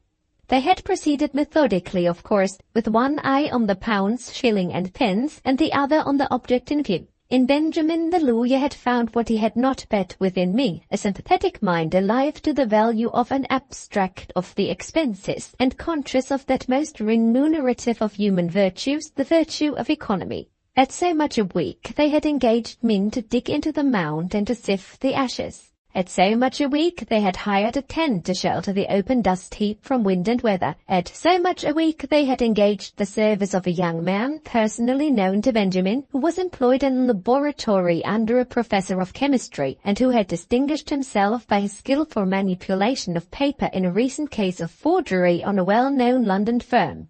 Armed with these preparations they had begun the work. Benjamin and the young chemist living at Gleninch and taking it in turns to superintend the proceedings. 3 days of labour with the spade and the sieve produced no results of the slightest importance. However, the matter was in the hands of 2 quietly determined men. They declined to be discouraged. They went on. On the 4th day the first morsels of paper were found. Upon examination they proved to be the fragments of a tradesman's prospectus. Nothing dismayed, Benjamin and the young chemist still persevered. At the end of the day's work more pieces of paper were turned up. These proved to be covered with written characters. Mr. Playmore, arriving at Gleninch as usual every evening on the conclusion of his labours in the law, was consulted as to the handwriting. After careful examination he declared that the mutilated portions of sentences submitted to him had been written, beyond all doubt, by Eustace Macallan's first wife. The discovery aroused the enthusiasm of the searchers to fever height. Spades and sieves were from that moment forbidden utensils. However unpleasant the task might be, hands alone were used in the further examination of the mound. The first and foremost necessity was to place the morsels of paper in flat cardboard boxes prepared for the purpose, in the order as they were found.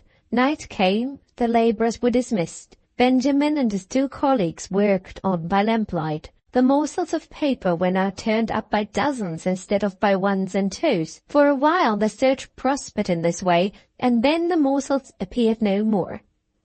Had they all been recovered, or would renewed hand-digging yield more yet?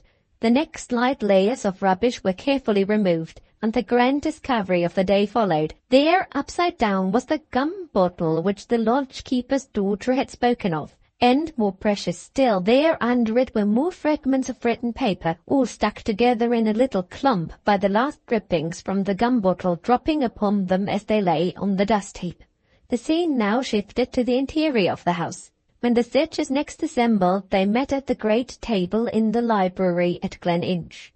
Benjamin's experience with the puzzles which he had put together in the days of his boyhood proved to be of some use to his companions. The fragments accidentally stuck together would in all probability be found to fit each other, and would certainly in any case be the easiest fragments to reconstruct as a centre to start from.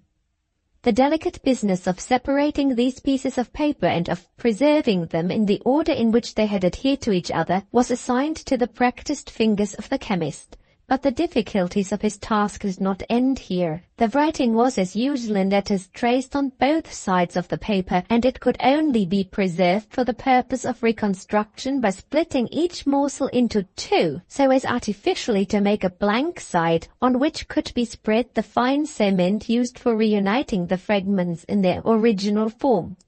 To Mr. Playmore and Benjamin, the prospect of successfully putting the letter together under these disadvantages seemed to be almost hopeless. Their skilled colleague soon satisfied them that they were wrong. He drew their attention to the thickness of the paper, note paper of the strongest and best quality, on which the writing was traced.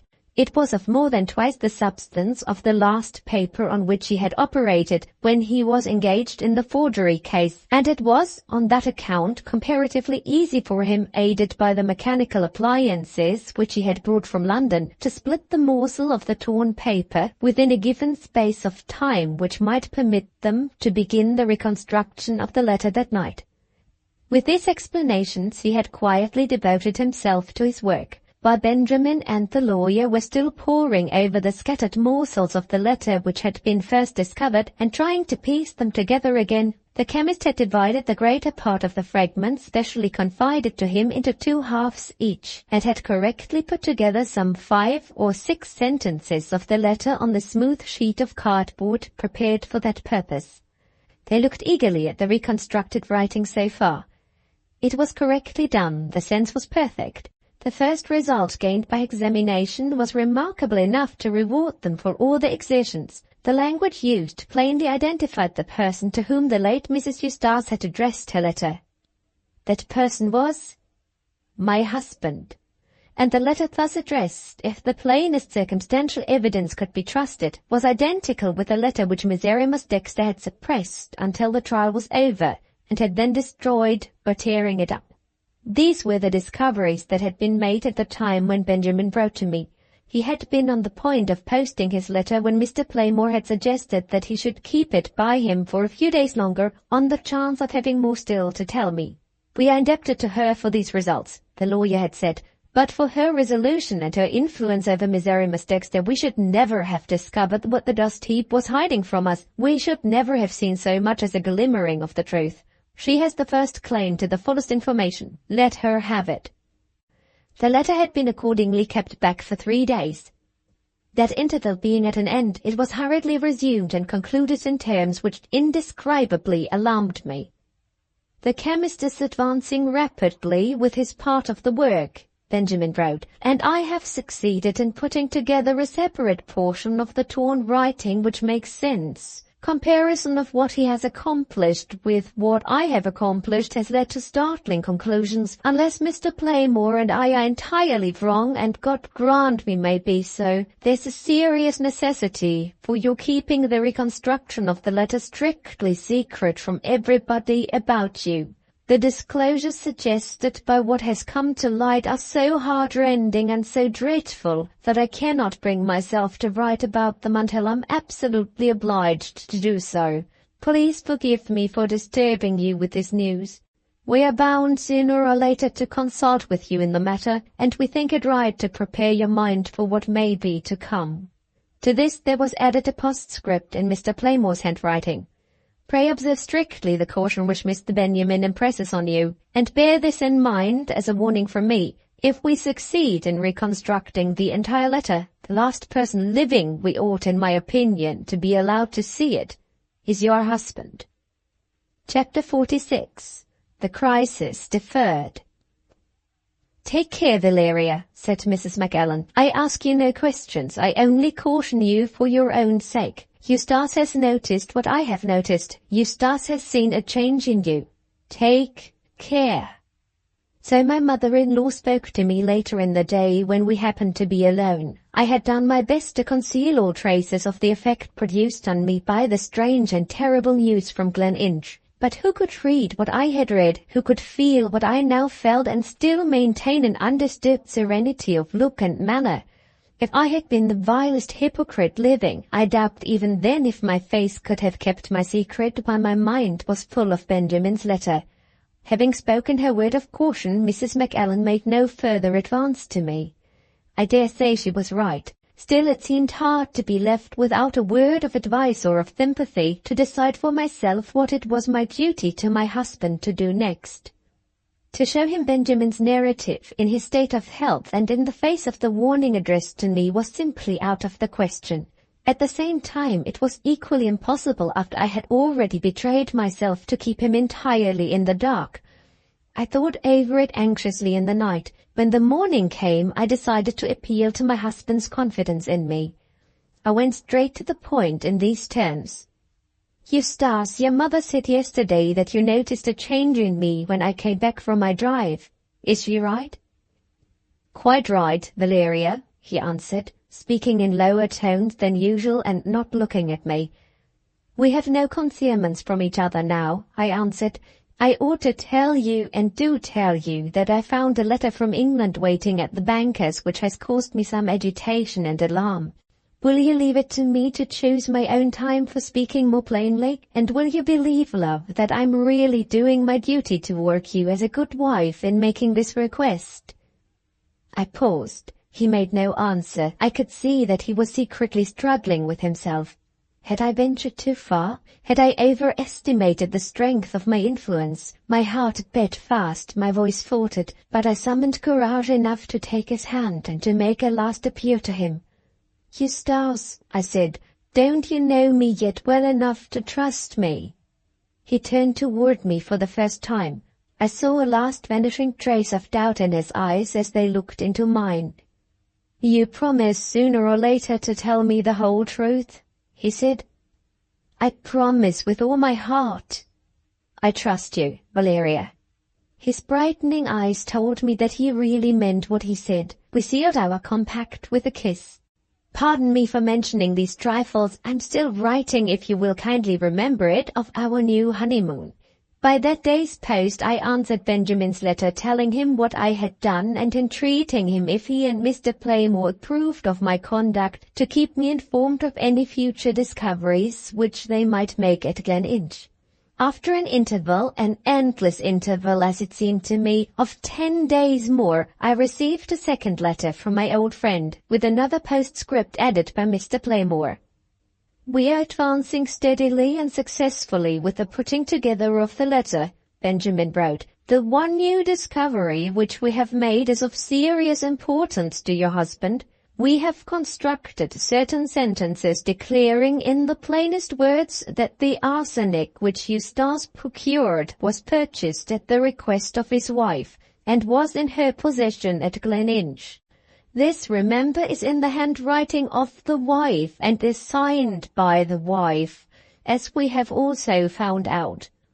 Unfortunately, I am obliged to add that the objection to taking your husband into our confidence, mentioned when I last wrote, still remains in force, in greater force, I may say, than ever. The more we make out of the letter, the more inclined we are, if we only studied our own feelings, to throw it back into the dust heap, in mercy to the memory of the unhappy writer. I shall keep this open for a day or two. If there is more news to tell you by that time, you will hear of it from Mr. Playmore." Mr. Playmore's postscript followed, dated 3 days later. "The concluding part of the late Mrs. Macallan's letter to your husband," the lawyer wrote, "has proved accidentally to be the first part which we have succeeded in piecing together. With the exception of a few gaps still left here and there, the writing of the closing paragraphs has been perfectly reconstructed. I have neither the time nor the inclination to write to you on this sad subject in any detail. In a fortnight more, at the longest, we shall, I hope, send you a copy of the letter, complete from the first line to the last. Meanwhile, it is my duty to tell you that there is one bright side to this otherwise deplorable and shocking document. Legally speaking as well as morally speaking, it absolutely vindicates your husband's innocence, and it may be lawfully used for this purpose if he can reconcile it to his conscience and to the mercy due to the memory of the dead to permit the public exposure of the letter in court. Understand me, he cannot be tried again on what we call the criminal charge for certain technical reasons with which I need not trouble you. But if the facts which were involved at the criminal trial can also be shown to be involved in a civil action, and in this case they can, the entire matter may be made the subject of a new legal inquiry, and the verdict of a second jury completely vindicating your husband may thus be obtained. Keep this information to yourself for the present. Preserve the position which you have so sensibly adopted towards Eustace until you have read the restored letter. When you have done this, my own idea is that you will shrink in pity to him from letting him see it. How he is to be kept in ignorance of what we have discovered is another question, the discussion of which must be deferred until we can consult together. Until that time comes, I can only repeat my advice. Wait till the next news reaches you from Gleninch. I waited. What I suffered, what Eustace thought of me does not matter. Nothing matters now but the facts. In less than a fortnight more the task of restoring the letter was completed, excepting certain instances in which the morsel of the torn paper had been irretrievably lost and in which it had been necessary to complete the sentence in harmony with the writer's intention. The whole letter had been put together and the promised copy of it was forwarded to me in Paris. Before you, too, read that dreadful letter, do me one favor. Let me briefly remind you of the circumstances under which Eustace Macallan married his first wife. Remember that the poor creature fell in love with him without awakening any corresponding affection on his side. Remember that he separated himself from her and did all he could to avoid her when he found this out. Remember that she presented herself at his residence in London without a word of warning, that he did his best to save her reputation, that he failed through no fault of his own, and that he rashly ended in a moment of despair by marrying her to silence the scandal that must otherwise have blighted her life as a woman for the rest of her days. Bear all this in mind. It is the sworn testimony of respectable witnesses, and pray do not forget, however foolishly and blamable he may have written about her in the secret pages of his diary, that he was proved to have done his best to conceal from his wife the aversion which the poor soul inspired in him, and that he was, in the opinion of those who could best judge him, at least a courteous and a considerate husband, if he could be no more. And now take the letter. It asks but one favor of you. It asks to be read by the light of Christ's teaching. Judge not, that ye be not judged. Chapter 47. The Wife's Confession. Gleninch, October 19th, 1800-something. My husband, I have something very painful to tell you about one of your oldest friends. You have never encouraged me to come to you with any confidence of mine. If you had allowed me to be as familiar with you as some wives are with their husbands, I should have spoken to you personally instead of writing. As it is, I don't know how you might receive what I have to say to you if I said it by word of mouth. So I write. The man against whom I warn you is still a guest in this house, Miserrimus Dexter. No falser or wickeder creature walks the earth. Don't throw my letter aside. I have waited to say this until I could find proof that might satisfy you. I have got the proof. You may remember that I ventured to express some disapproval when you first told me you had asked this man to visit us. If you had allowed me time to explain myself, I might have been bold enough to give you a good reason for the aversion I felt towards your friend. But you would not wait. You hastily and most unjustly accused me of feeling prejudiced against the miserable creature on account of his deformity. No other feeling than compassion for deformed persons has ever entered my mind. I have indeed almost a fellow feeling for them, being the next worst thing myself to a deformity, a plain woman.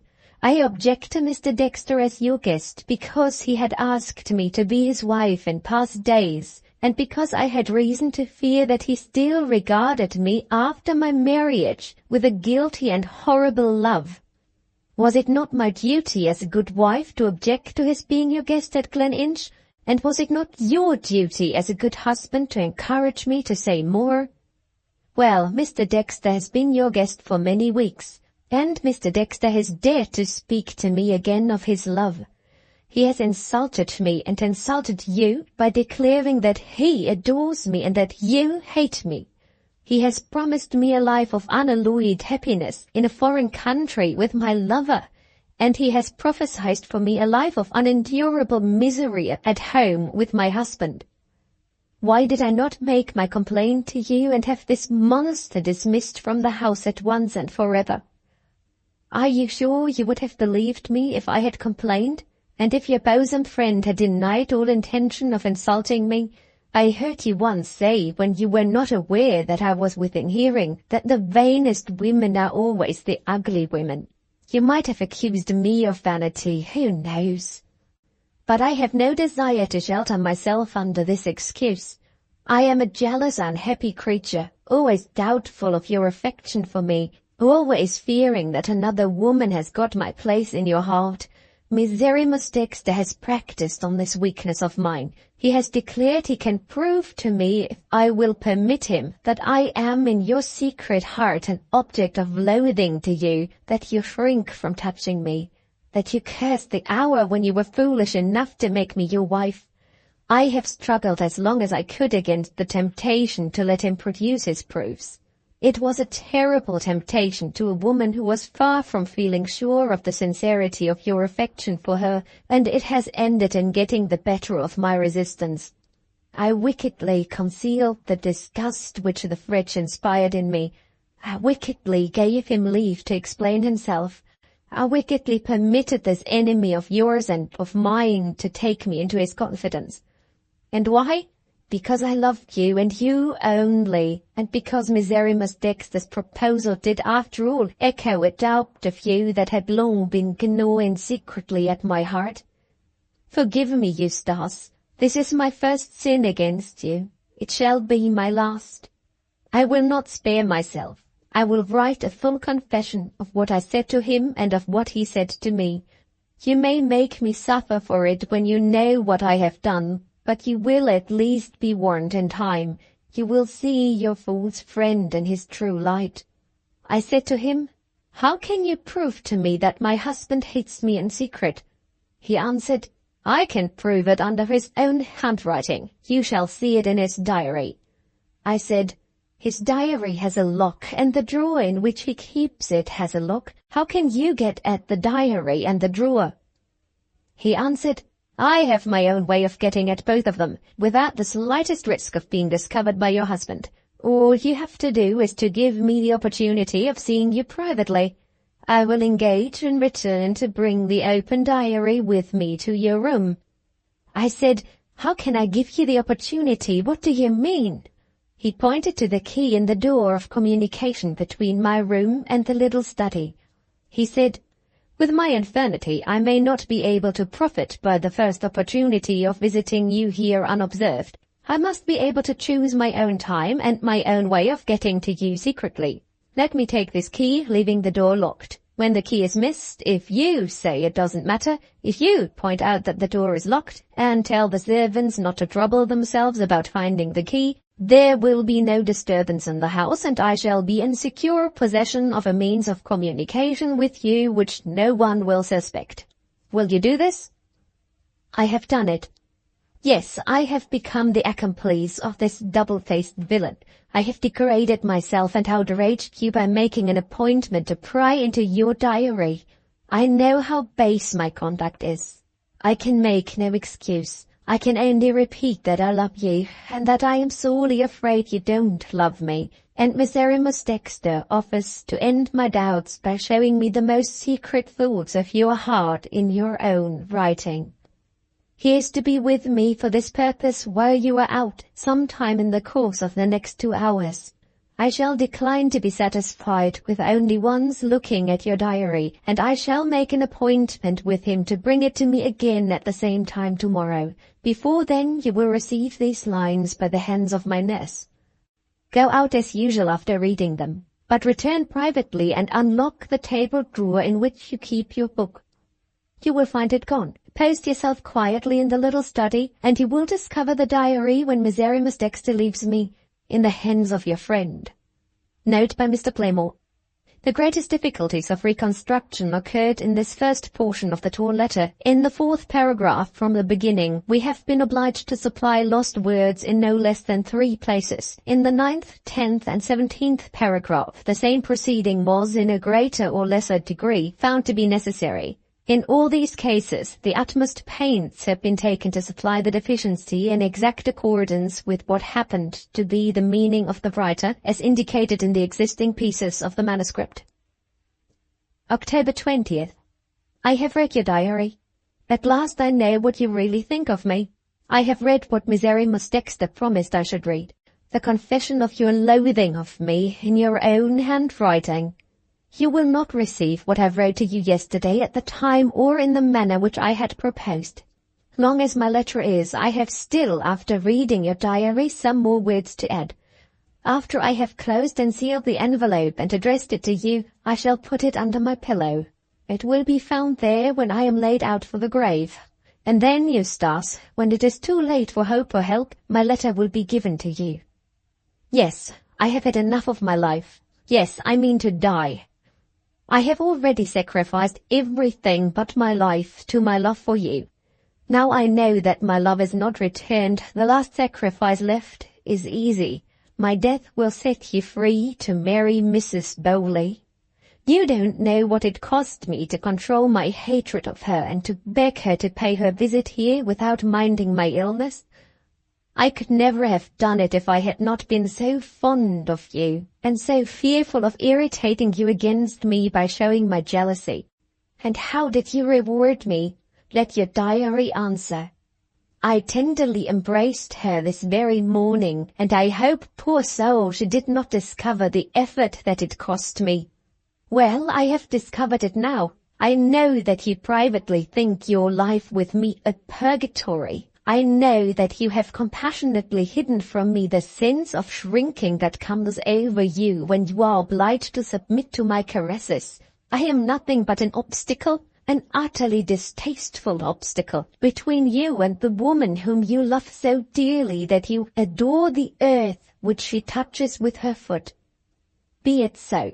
I will stand in your way no longer. It is no sacrifice and no merit on my part. Life is unendurable to me. Now I know that the man whom I love with all my heart and soul secretly shrinks from me whenever I touch him. I have got the means of death close at hand. The arsenic that I twice asked you to buy for me is in my dressing case. I deceived you when I mentioned some commonplace domestic reasons for wanting it. My true reason was to try if I could not improve my ugly complexion, not from any vain feeling of mine, only to make myself look better and more lovable in your eyes. I have taken some of it for that purpose, but I have got plenty left to kill myself with. The poison will have its use at last. It might have failed to improve my complexion. It will not fail to relieve you of your ugly wife. Don't let me be examined after death. Show this letter to the doctor who attends me. It will tell him that I have committed suicide. It will prevent any innocent persons from being suspected of poisoning me. I want nobody to be blamed or punished. I shall remove the chemist's label and carefully empty the bottle containing the poison, so that he may not suffer on my account. I must wait here and rest a little while, then take up my letter again. It's far too long already, but these are my farewell words. I may surely dwell a little on my last talk with you. October 21st, 2 o'clock in the morning. I sent you out of the room yesterday when you came in to ask how I had passed the night, and I spoke of you shamefully, Eustace, after you had gone to the hired nurse who attends on me. Forgive me, I'm almost beside myself now. You know why. 3:30. Oh, my husband, I have done the deed which will relieve you of the wife whom you hate. I have taken the poison, all of it that was left in the paper packet, which was the first that I found.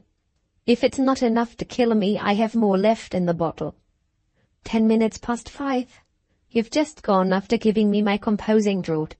My courage failed me at the sight of you. I thought to myself, if you look at me kindly, I will confess what I've done and let him save my life. You never looked at me at all. You only looked at the medicine. I let you go without saying a word. 5:30. I begin to feel the first effects of the poison. The nurse is asleep at the foot of my bed. I won't call for assistance. I won't wake her. I will die. 9:30. The agony was beyond my endurance. I awoke the nurse. I have seen the doctor. Nobody suspects anything. Strange to say, the pain has left me. I have evidently taken too little of the poison. I must open the bottle which contains the larger quantity. Fortunately, you are not near me. My resolution to die, or rather my loathing of life, remains as bitterly unaltered as ever. To make sure of my courage, I have forbidden the nurse to send for you. She has just gone downstairs by my orders. I am free to get the poison out of my dressing case. 10 minutes to 10. I had just time to hide the bottle after the nurse had left me when you came into my room. I had another moment of weakness when I saw you. I determined to give myself a last chance of life. That is to say, I determined to offer you a last opportunity of treating me kindly. I asked you to get me a cup of tea. If in paying me this little attention you only encouraged me by one fond word or one fond look, I resolved not to take the second dose of poison. You obeyed my wishes, but you were not kind. You gave me my tea, Eustace, as if you were giving a drink to your dog. And then you wondered in a languid way, thinking, I suppose, of Mrs. Bowley all the time, at my dropping the cup in handing it back to you. I really could not help it. My hand would tremble. In my place, your hand might have trembled too, with the arsenic under the bedclothes. You politely hoped, before he went away, that the tea would do me good. And oh God, you could not even look at me when you said that. You looked at the broken bits of the teacup. The instant you were out of the room, I took the poison. A double dose this time. I have a little request to make here, while I think of it.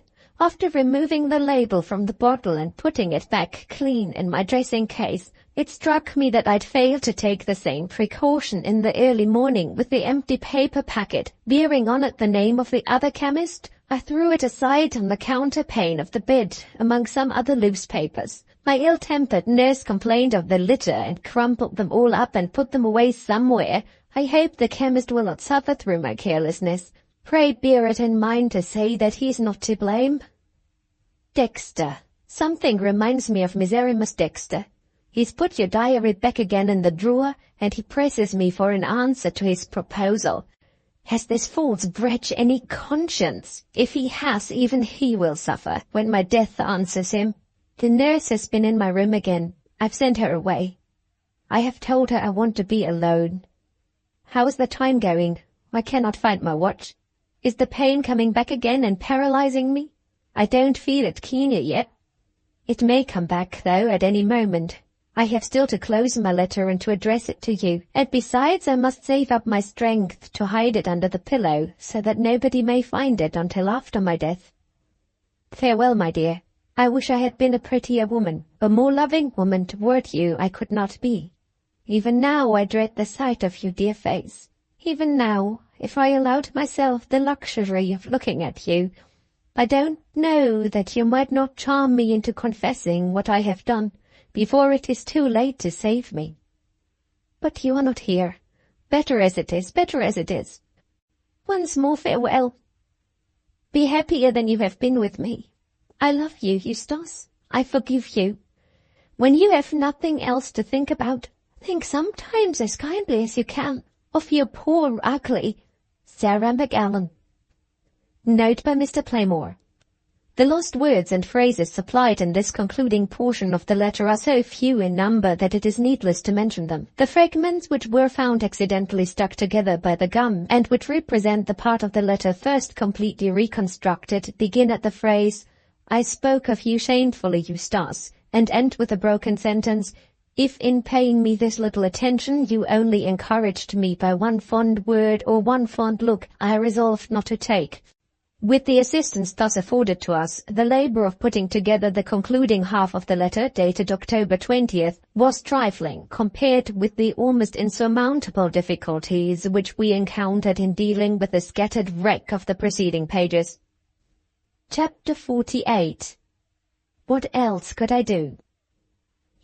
As soon as I could dry my eyes and compose my spirits after reading the words pitiable and dreadful farewell, my first thought was of Eustace. My first anxiety was to prevent him from ever reading what I had read.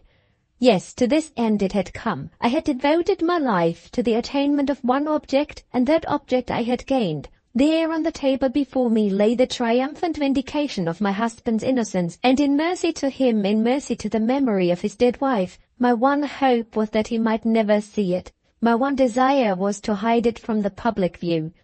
I looked back at the strange circumstances under which the letter had been discovered. It was all my doing, as the lawyer had said.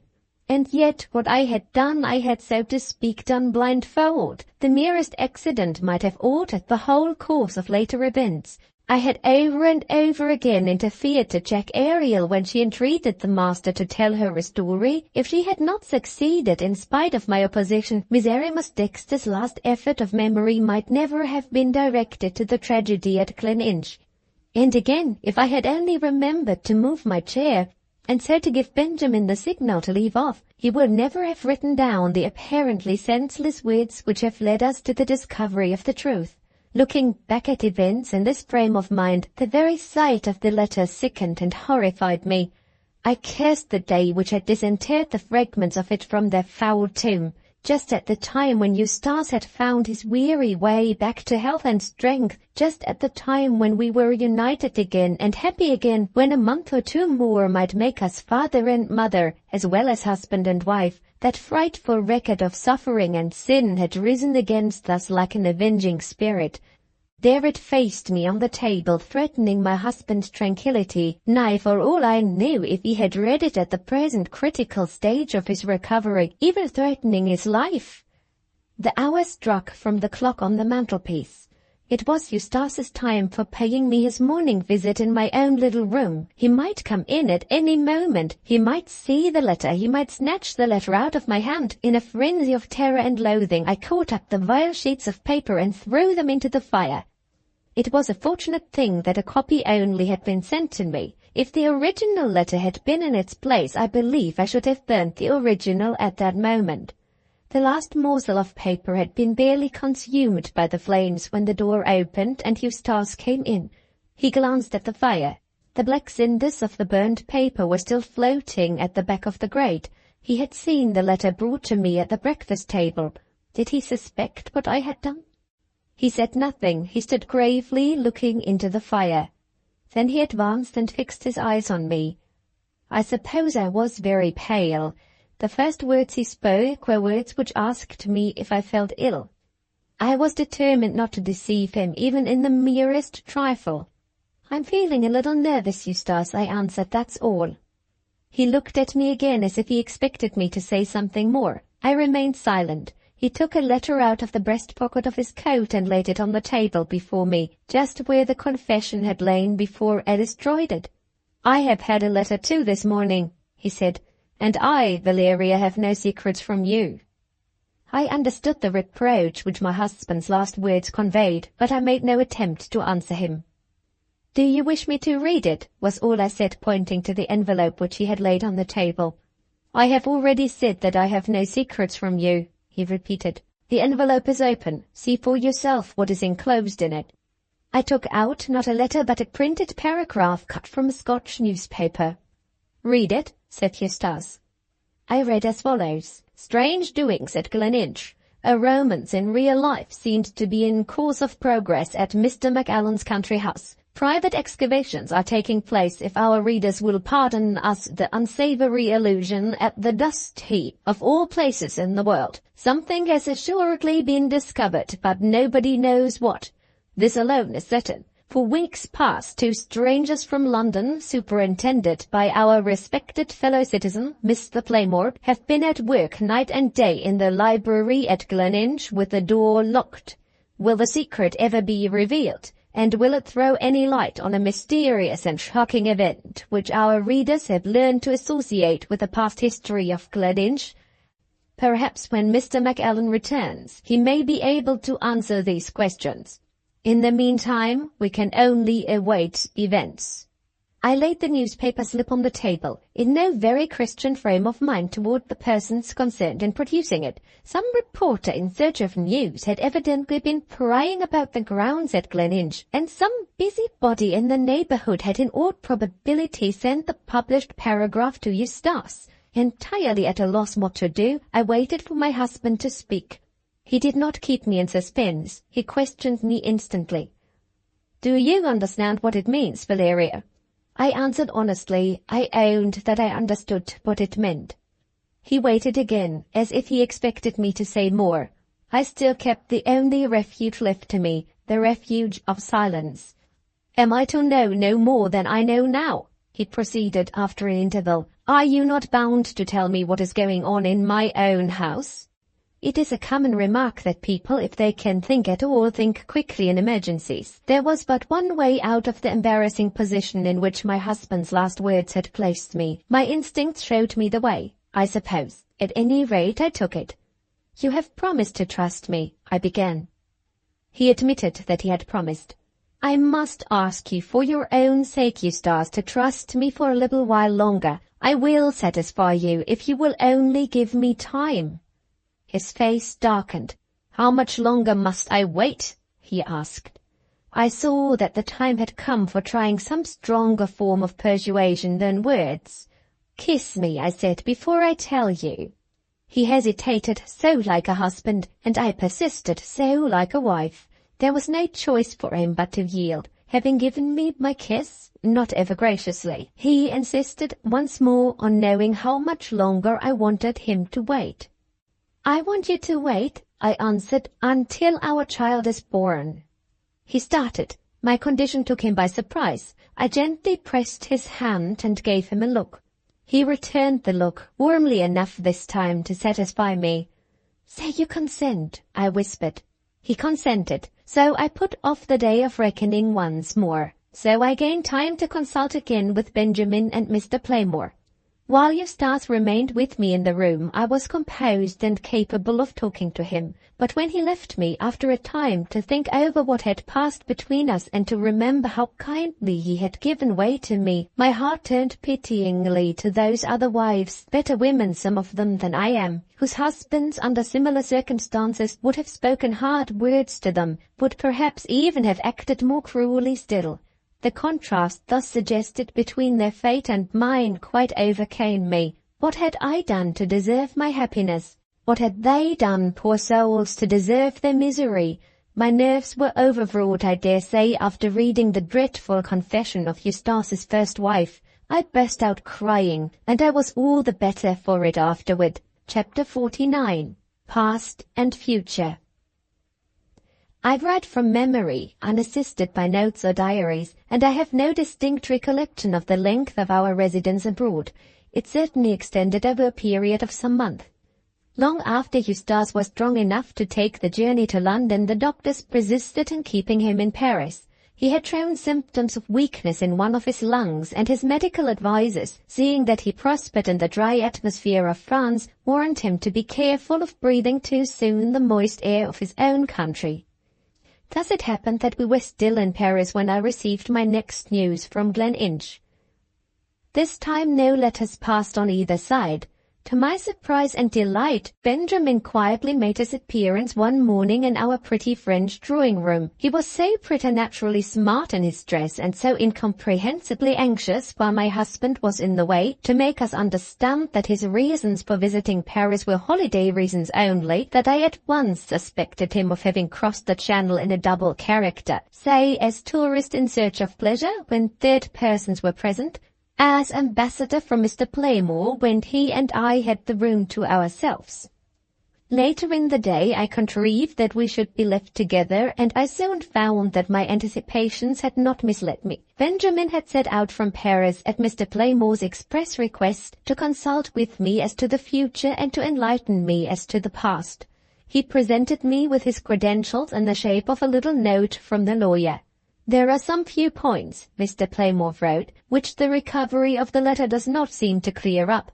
I have done my best with Mr. Benjamin's assistance to find the right explanation of these debatable matters, and I have treated the subject for the sake of brevity in the form of questions and answers. Will you accept me as interpreter after the mistakes I made when you consulted me in Edinburgh?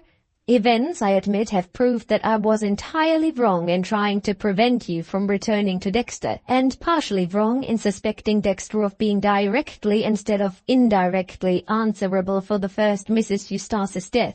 I frankly make my confession, and leave you to tell Mr. Benjamin whether you think my new catechism worthy of examination or not." I thought his new catechism, as he called it, decidedly worthy of examination. If you don't agree with this view, and if you are dying to be done with me and my narrative, pass on to the next chapter by all means.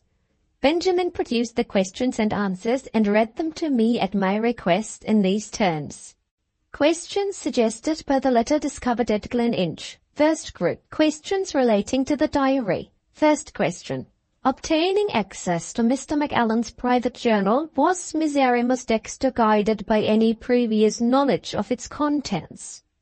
Answer. It is doubtful if he had any such knowledge. The probabilities are that he noticed how carefully Mr. Macallan secured his diary from observation, that he inferred therefrom the existence of dangerous domestic secrets in the locked-up pages, and that he speculated on using those secrets for his own purpose when he caused the false keys to be made. Second question. To what motive are we to attribute Miserrimus Dexter's interference with the sheriff's officers on the day when they seized Mr. Macallan's diary along with his other papers? Answer. In replying to this question, we must first do justice to Dexter himself. Infamously as we now know him to have acted, the man was not a downright fiend.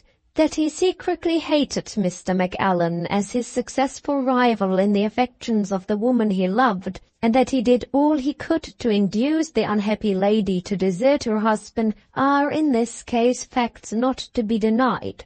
On the other hand, it is fairly to be doubted whether he were additionally capable of permitting the friend who trusted him to be tried for murder through his fault without making an effort to save the innocent man.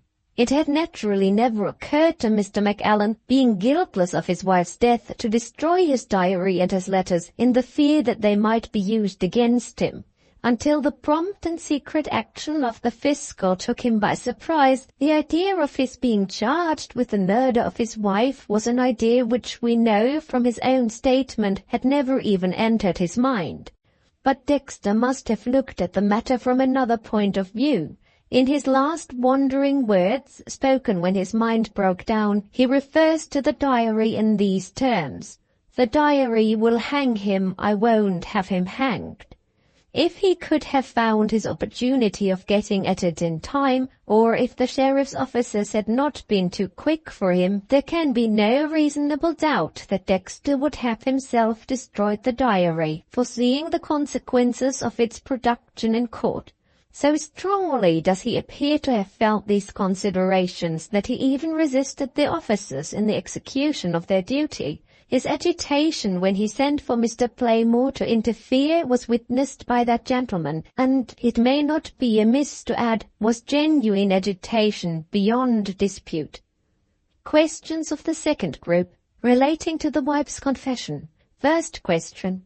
What prevented Dexter from destroying the letter when he first discovered it under the dead woman's pillow?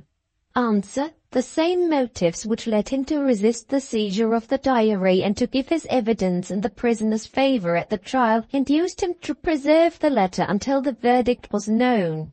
Looking back once more at his last words as taken down by Benjamin, he may infer that if the verdict had been guilty, he would not have hesitated to save the innocent husband by producing the wife's confession. There are degrees in all wickedness. Dexter was wicked enough to suppress the letter which wounded his vanity by revealing him as an object for loathing and contempt, but he was not wicked enough deliberately to let an innocent man perish on the scaffold. He was capable of exposing the rival whom he hated to the infamy and torture of a public accusation of murder, but in the event of an adverse verdict he shrank before the dire cruelty of letting him be hanged. Reflect in this connection on what he must have suffered, villain as he was, when he first read the wife's confession. He had calculated on undermining her affection for her husband, and whither had his calculations led him? He had driven the woman whom he loved to the last dreadful refuge of death by suicide. Give these considerations their due weight, and you will understand that some little redeeming virtue might show itself as the result even of this man's remorse. Second question. What motive influenced Miserrimus Dexter's conduct when Mrs. Valeria McAllen informed him that she proposed reopening the inquiry into the poisoning at Gleninch? Answer. In all probability Dexter's guilty fears suggested to him that he might have been watched on the morning when he secretly entered the chamber in which the first Mrs. Eustace lay dead. Feeling no scruples himself to restrain him from listening at doors and looking through keyholes, he would be all the more ready to suspect other people of the same practices. With this dread in mind, it would naturally occur to his mind that Mrs. Valeria might meet with the person who had watched him, and might hear all that the person had discovered, unless he let her astray at the outset of her investigations. Her own jealous suspicion of Mrs. Bowley offered him the chance of easily doing this, and he was all the readier to profit by the chance, being himself animated by the most hostile feeling toward that lady. He knew her as the enemy who destroyed the domestic peace of the mistress of the house. He loved the mistress of the house, and he hated her enemy accordingly. The preservation of his guilty secret and the persecution of Mrs. Bowley. There you have the greater and the lesser motive of his conduct in his relations with Mrs. Eustace II. Note by the writer of the narrative. Look back for a further illustration of this point of view to the scene at Benjamin's house, chapter 35, where Dexter in a moment of ungovernable agitation betrays his own secret to Valeria. Benjamin laid down his notes and took off his spectacles. "We have not thought it necessary to go further than this," he said. "Is there any point you can think of that is still left unexplained?" I reflected.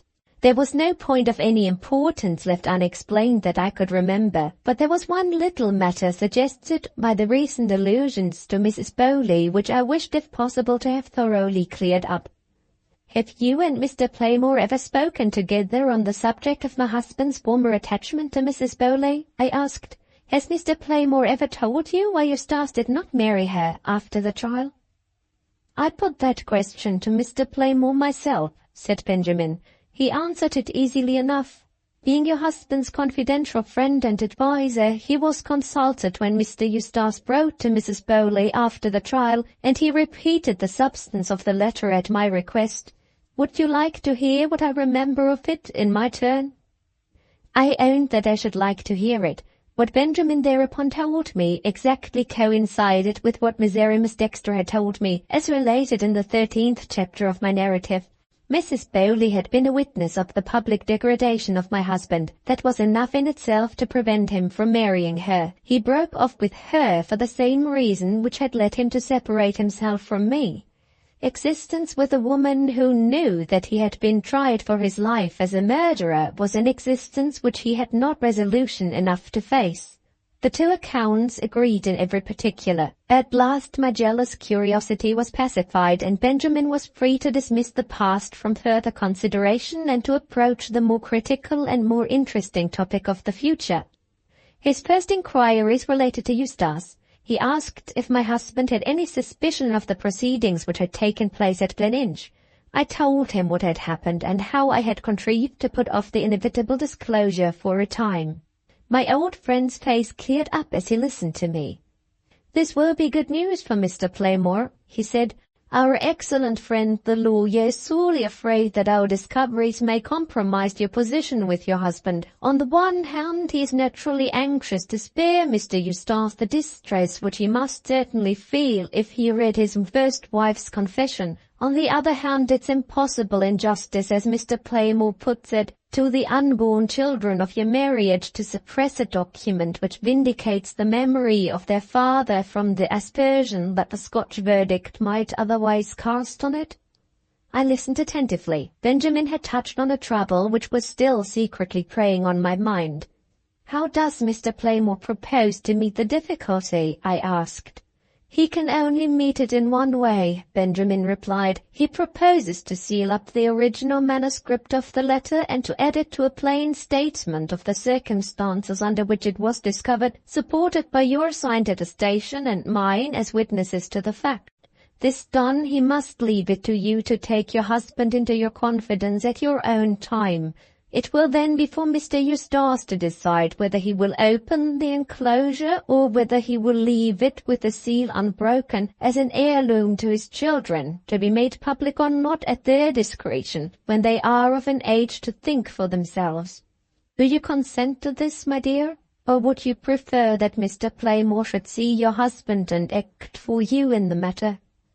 I decided without hesitation to take the responsibility on myself.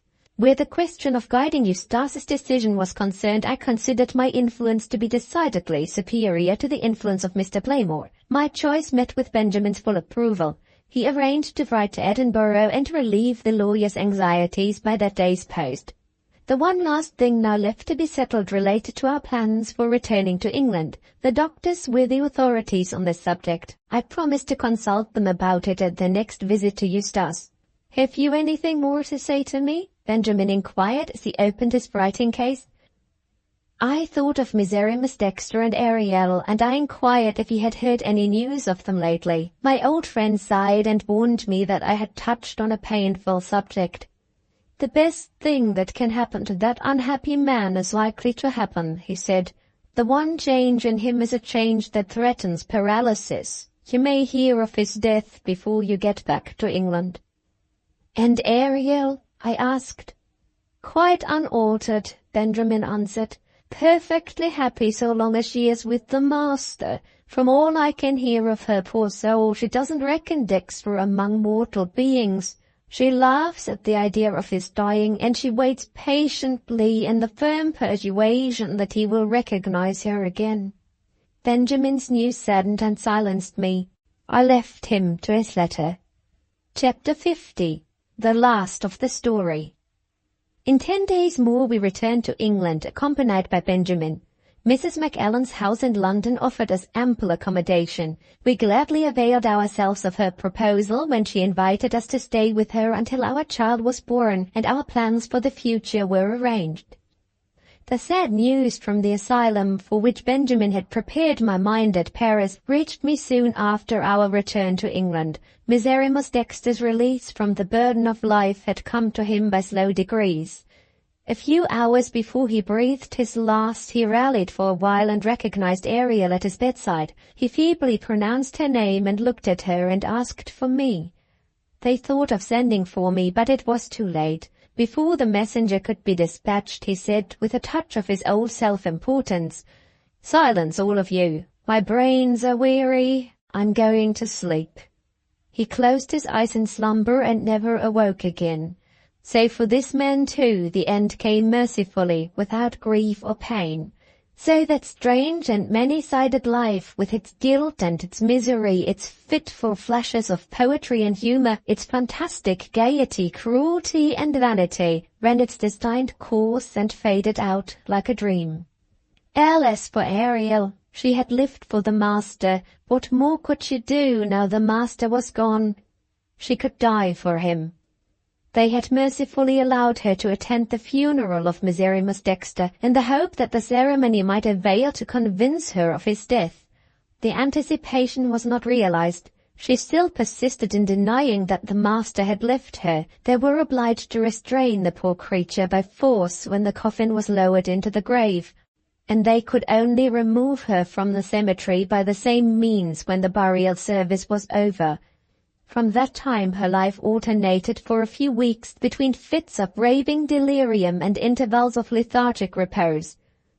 At the annual ball given in the asylum, when the strict superintendence of the patients was in some degree relaxed, the alarm was raised a little before midnight that Ariel was missing. The nurse in charge had left her asleep and had yielded to the temptation of going downstairs to look at the dancing. When the woman returned to her post, Ariel was gone. The presence of strangers and the confusion incidental to the festival offered her facilities for escaping which would not have presented themselves at any other time. That night the search for her proved to be useless. The next morning brought with it the last touching and terrible tidings of her. She had strayed back to the burial ground, and she had been found toward sunrise, dead of cold and exposure on Miserrimus Dexter's grave. Faithful to the last, Ariel had followed the master. Faithful to the last, Ariel had died on the master's grave. Having written these sad words, I turn willingly to a less painful theme. Events had separated me from Major Fitzdavid after the date of the dinner party which had witnessed my memorable meeting with Lady Clorinda. From that time I heard little or nothing of the Major, and I am ashamed to say I had almost entirely forgotten him when I was reminded of the modern Don Juan by the amazing appearance of wedding cards addressed to me at my mother-in-law's house. The Major had settled in life at last, and more wonderful still, the Major had chosen as the lawful ruler of his household and himself the future Queen of Song, the round-eyed, overdressed young lady with a strident soprano voice. We paid our visit of congratulations in due form, and we really did feel for Major Fitzdavid. The ordeal of marriage had so changed my gay and gallant admirer of former times that I hardly knew him again. He had lost all his pretensions to youth. He had become hopelessly and undisguisedly an old man. Standing behind the chair on which his imperious young wife sat enthroned, he looked at her submissively between every two words that he addressed to me, as if he waited for her permission to open his lips and speak. Whenever she interrupted him, and she did it over and over again without ceremony, he submitted with a senile docility and admiration at once absurd and shocking to see. "Isn't she beautiful?" he said to me in his wife's hearing. "What a figure and what a voice! You remember her voice? It's a loss, my dear lady, an irretrievable loss to the operatic stage. Do you know, when I think what that grand creature might have done, I sometimes ask myself if I really had any right to marry her. I feel, upon my honor, I feel as if I had committed a fraud on the public." As for the favoured object of this quaint mixture of admiration and regret, she was pleased to receive me graciously as an old friend. While Eustace was talking to the Major, the bride drew me aside out of her hearing and explained her motives for marrying with a candour which was positively shameless. "You see, we're a large family at home, quite unprovided for," this odious young woman whispered in my ear. "It's all very well about my being a queen of song and the rest of it. Lord bless you, I've been often enough to the opera, and I've learned enough of my music master to know what it takes to make a fine singer. I haven't the patience to work at it as those foreign women do. A parcel of brazen-faced Jezebels. I hate them. No, between you and me, it was a great deal easier to get the money by marrying the old gentleman. Here I am, provided for, and there's all my family provided for too, and nothing to do but to spend the money. I'm fond of my family. I'm a good daughter and sister, I am. See how I'm dressed. Look at the furniture. I haven't played my cards badly, have I? It's a great advantage to marry an old man. You can twist him round your little finger. Happy? Oh, yes, I'm quite happy, and I hope you are too. Where are you living now? I shall call soon and have a long gossip with you. I always had a sort of liking for you, and now I'm as good as you are, I want to be friends."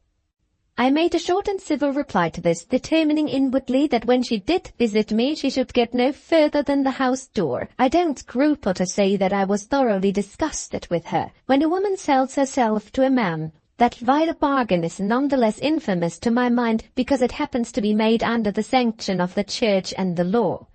As I sit at the desk thinking, my picture of the Major and his wife vanishes from my memory, and the last scene in my story comes slowly into view. The place is my bedroom. The persons, both, if you will be pleased to excuse them, in bed, are myself and my son. He is already 3 weeks old, and he is now lying fast asleep by his mother's side. My good Uncle Starkweather is coming to London to baptize him. Mrs. Macallan will be his godmother, and his godfathers will be Benjamin and Mr. Playmore. I wonder whether my christening will pass off more merrily than my wedding? The doctor has just left the house, and some little perplexity about me. He has found me reclining as usual latterly in my armchair, but on this particular day he has detected symptoms of exhaustion, which he finds quite unaccountable under the circumstances, and which warn him to exert his authority by sending me back to bed. The truth is that I have not taken the doctor into my confidence. There are 2 causes for those signs of exhaustion which have surprised my medical attendant, and the names of them are anxiety and suspense. On this day I have at last summoned courage enough to perform the promise which I made to my husband in Paris. He is informed by this time how his wife's confession was discovered. He knows, on Mr. Playmore's authority, that the letter may be made the means, if he so will it, of publicly vindicating his innocence in a court of law. And, last and most important of all, he is now aware that the confession itself has been kept a sealed secret from him out of compassionate regard for his own peace of mind, as well as for the memory of the unhappy woman who was once his wife. These necessary disclosures I have communicated to my husband, not by word of mouth. When the time came, I shrank from speaking to him personally of his first wife, but by a written statement of the circumstances, taken mainly out of my letters received in Paris from Benjamin and Mr. Playmore. He has now had ample time to read all that I have written to him, and to reflect on it in the retirement of his own study. I am waiting with the fatal letter in my hand, and my mother-in-law is waiting in the next room to me, to hear from his own lips whether he decides to break the seal or not. The minutes pass, and we still fail to hear his footsteps on the stairs. My doubts as to which way his decision may turn affect me more and more uneasily the longer I wait. The very possession of the letter in the present excited state of my nerves oppresses and revolts me. I shrink from touching it or looking at it. I move it about restlessly from place to place on the bed, and still I cannot keep it out of my mind. At last an odd fancy strikes me. I lift up one of the baby's hands and put the letter under it, and so associate the dreadful record of sin and misery with something innocent and pretty that seems to hallow and to purify it. The minutes pass, the half-hour longer strikes from the clock on the chimney-piece, and at last I hear him. He knocks softly and opens the door.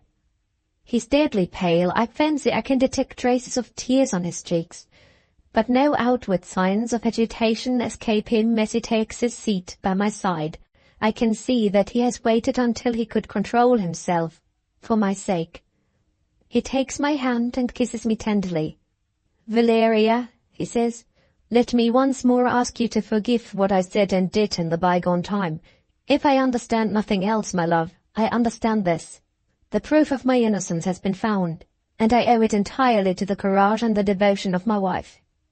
I wait a little to enjoy the full luxury of hearing him say those words, to revel in the love and the gratitude that moisten his dear eyes as they look at me. Then I rouse my resolution and put the momentous question on which our future depends. "Do you wish to see the letter, Eustace?" Instead of answering directly, he questions me in his turn. "Have you got the letter here?" "Yes." "See it up." "See it up." He waits a little, considering what he is going to say next before he says it. "Let me be sure that I know exactly what it is I have to decide," he proceeds. "Suppose I insist on reading the letter." There I interrupt him. I know it is my duty to restrain myself, but I cannot do my duty. "My darling, don't talk of reading the letter. Pray spare yourself." He holds up his hand for silence. "I'm not thinking of myself," he says. "I'm thinking of my dead wife. If I give up the public vindication of my innocence in my own lifetime, if I leave the seal of the letter unbroken, do you say, as Mr. Playmore says, that I shall be acting mercifully and tenderly toward the memory of my wife? Oh, Eustace, there cannot be the shadow of a doubt of it. Shall I be making some little atonement for any pain that I may have thoughtlessly caused her to suffer in her lifetime? Yes. And, Valeria, shall I please you?" My darling, you will enchant me. Where is the letter? In your son's hand, Eustace. He goes round to the other side of the bed and lifts the baby's little pink hand to his lips. For a while he waits so, in sad and secret communion with himself.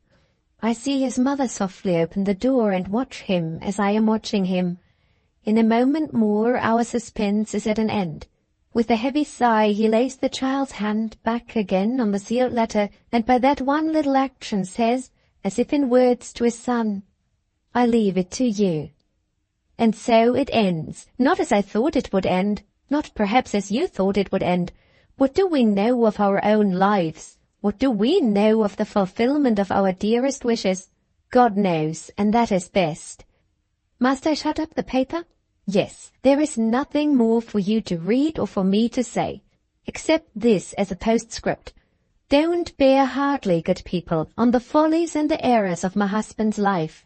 Abuse me as much as you please, but pray think kindly of Eustace for my sake. The end. Thank you very much for watching. Please don't forget to subscribe our channel for more stories.